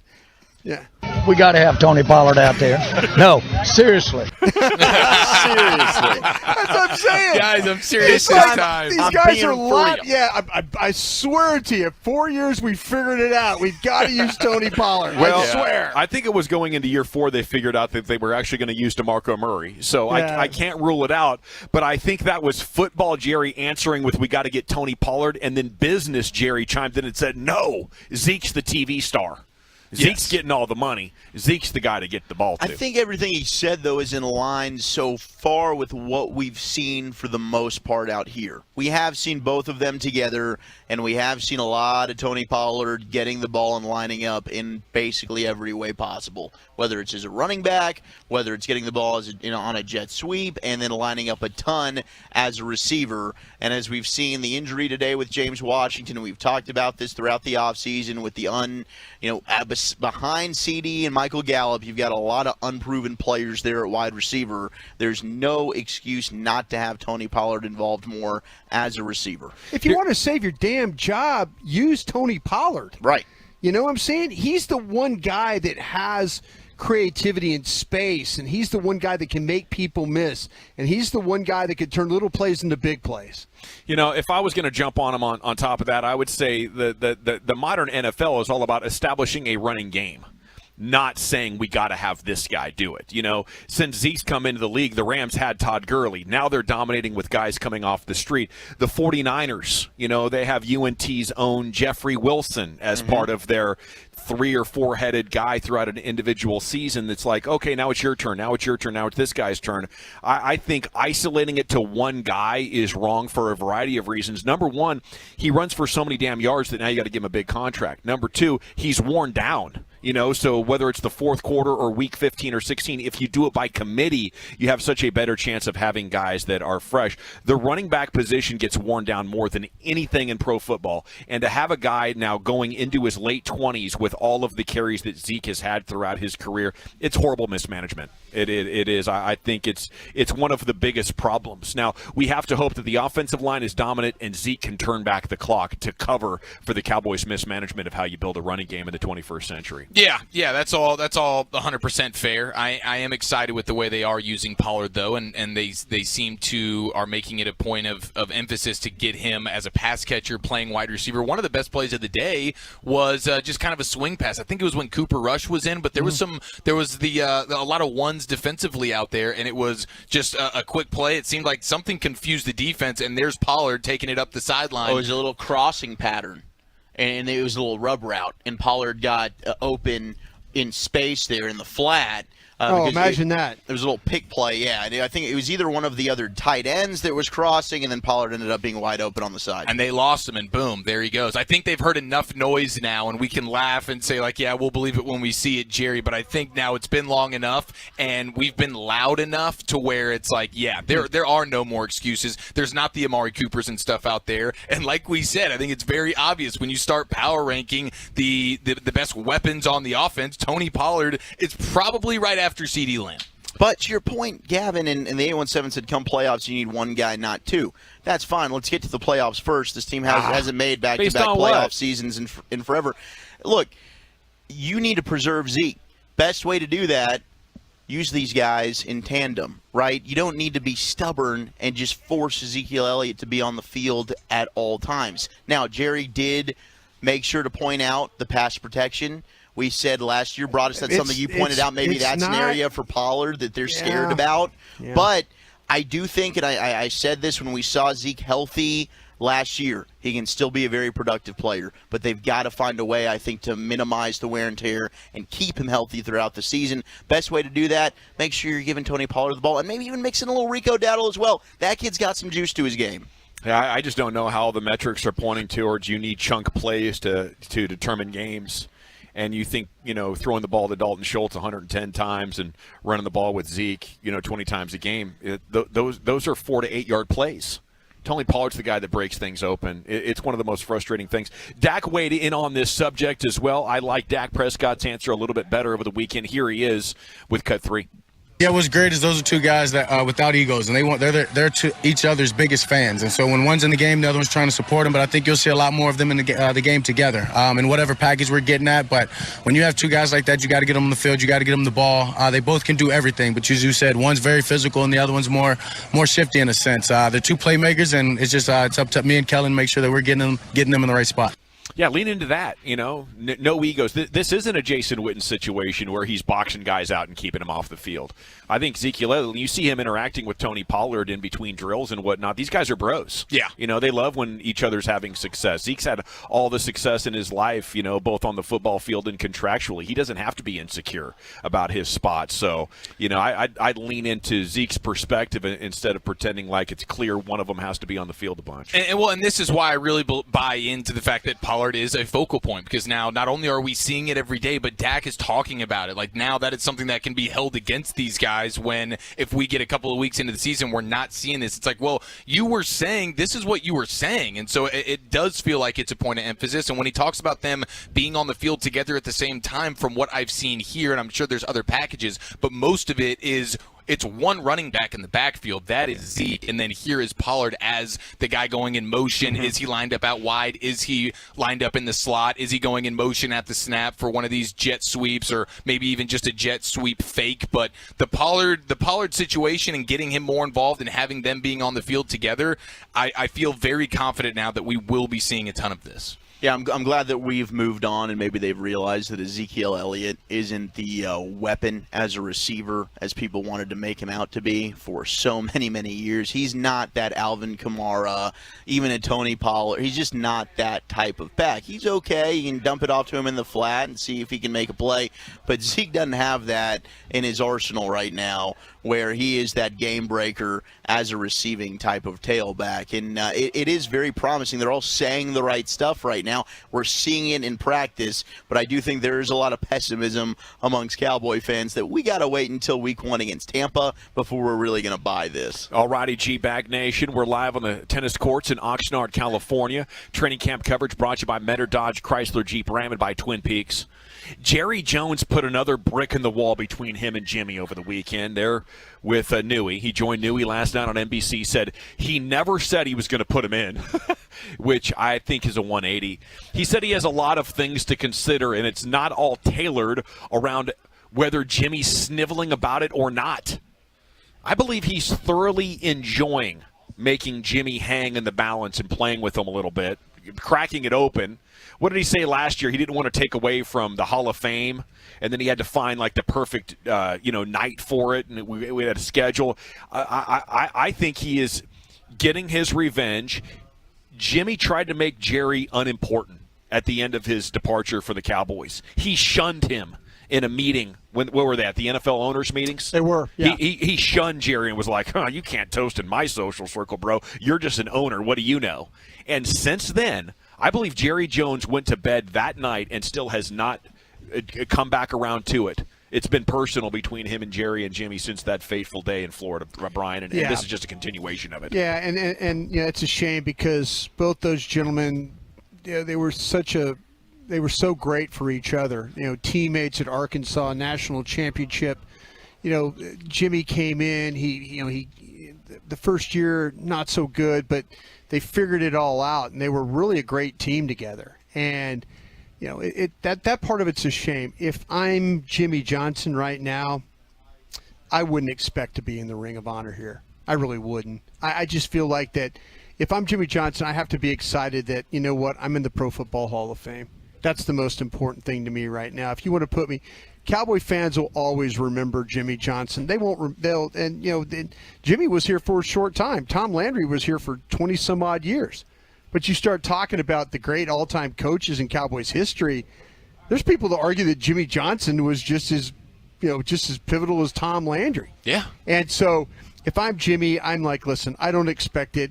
Pro Football Hall of Fame, far more important to me than Ring of Honor for the Dallas Cowboys. Did anybody was anybody as confused as I was at the word sniveling? Was anybody did anybody have to jump on the Googles and figure out the definition? That's not a word that I had heard. Crying. It's kind of it's whining, crying. Yeah, it's kind of. It's a very disrespectful word to throw at Jimmy there. Like Jimmy's whining and weird. crying about it. Their entire relationship. It's 1 minute. They're great. They're having a moment together on the Fox set, and I think it warmed Cowboy fans' hearts. Yeah. It's like, hell yes, we're moving past this. This is awesome. And I think ultimately that's what we all want. We all they're great together. Yeah. I mean, them together created maybe the best dynasty in sports history.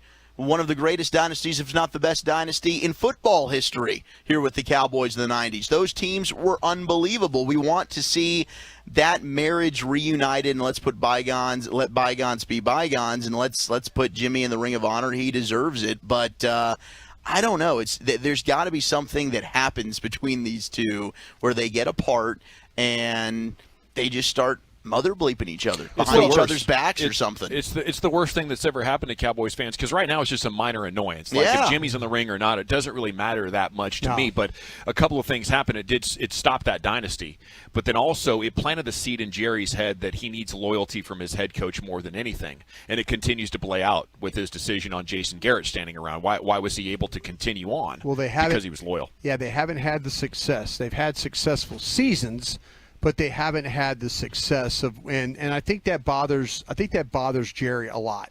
That that 25, 26 years they have not had that success. And Jimmy, on the other hand, is like, well, look at Jerry.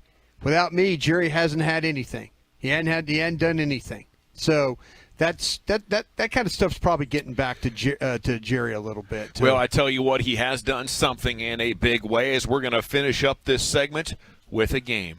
Gentlemen, how's that sound? Fantastic. The top 10 most valuable franchises in the NFL. If you missed it, there are new rankings. Sportico recently concluded a study, puts the Cowboys at the top number one of the entire world. $7.4 billion, I believe? Or $7.64. $7.64. $7.6 billion. This is Jerry's Super Bowl. Is what this bad boy is worth. I bought it for what, $120 million? It was right, $140 million? $140 million? Yeah, something like that. So pretty good appreciation on the investment. Coming in number 2 is a team that has a new zip code And the Rams recently became Super Bowl champions. The Rams at Yeah. $5.9 billion. Right behind them is, I know, Zach, earlier you mentioned it might be the greatest dynasty, what the Cowboys did in the 90s. This is the actual greatest dynasty, the Patriots. Sure. Patriots, yeah. In the salary cap era. Yeah. $5.8 billion. They're usually number 2. I think they got unseated a little bit. Number 4 is a division rival that plays in the media capital of the world. Giants. New York Giants, $5.73 billion. Number 5, number something on the list. Next on the list is a team that sits about, 4 or 5 hour drive north of here. Maybe 8 hour drive. Chargers? No, it's the 49ers. Yeah, 49ers About coming in. 6.5 hours, yeah. Yeah, coming in at $5.1 billion. Okay, next on the list, the top-rated franchises, valued franchises in the NFL. Now, this team played a pivotal role in the early days of the Cowboys. I believe they gave them their quarterback as a gift from what number is this? George Halas. Oh, Bears. That time owner. Yes, $5 billion. I think they had multiple quarterbacks, and they gave you Danny Don. I think that's how that worked out. I did not know that. Number 7 on the list is the other team from the world's media capital. Jets. They're trash. Yeah, but they're still worth $4.8 billion. They're trash. Number 8 is a division rival. Commanders? Yeah, Commanders still coming in. Top Over 10. the Eagles. That's crazy. $4.8 billion. They barely have fans that come to the game. Well, that's because they get crapped on every single time they show up. They got a plumbing issue at FedEx Field. Dan Snyder can't afford to fix it. Let me tell you, when Jack Kent Cook owned that team way back in the day, I'll tell you, that right there, waiting list for tickets, everybody, I mean, you're in the middle of central the government and all that, powerful people hanging around. That thing has changed a lot. It just fell off like 10 you years get that ago. thing going again, that could be tough. Their number 9 is the other division rival. Boy, it's good to be in the Cowboys Eagles, division. yeah. Eagles coming in. And then number 10 on the I list. think he spent $183 million on his team. Number 10 on the list just got a big boost because they traded for a star quarterback. That'd be the Broncos. Yeah, Denver Broncos, 4.6. The team worth the least in the NFL. I'm going to say Houston. the Jacksonville Jaguars. It's a good guess. Good guess. Lions? No. Another good guess. This is a team that actually was just in the Super Bowl. The Bengals? Oh, the Bengals. Oh, the Bengals. They're still worth $2.8 billion. They didn't get an uptick for being in the Super Bowl? I think there's stadium issue. Well, they got the That stadium. is an uptick. It doubled in value. Oh, there you go. It was so bad. They need a stadium, Brian. Yeah. Well, no, I mean Paul Brown Stadium though, but they don't sell the rights and stuff. Like the Brown family's just happy to be in the picture Yeah. of it all. Yeah, That's how I'd be. I'd be like, Yeah. we could do all this business. Let's just hang out, though. Like the Cowboys got this all lined with concessions. That just seems like more work. You know, we got a check coming from our NFL TV guys. Let's have a good time. Yeah, I appreciate them taking care of us, though. Like, I guarantee you think the Porta-Johns look this nice over there at the Cincinnati Bengals, reigning AFC champions? No. Their training camp? Absolutely not. I appreciate it. It's time for the Expressway. We'll get you what's been breaking, everything in the world of sport. We got Bobby Belt joining you at 5:30. We have Lucius Alexander's LA Live coming up at about 5:40 here on The Fan. But I want to chat about Men's T Clinic because this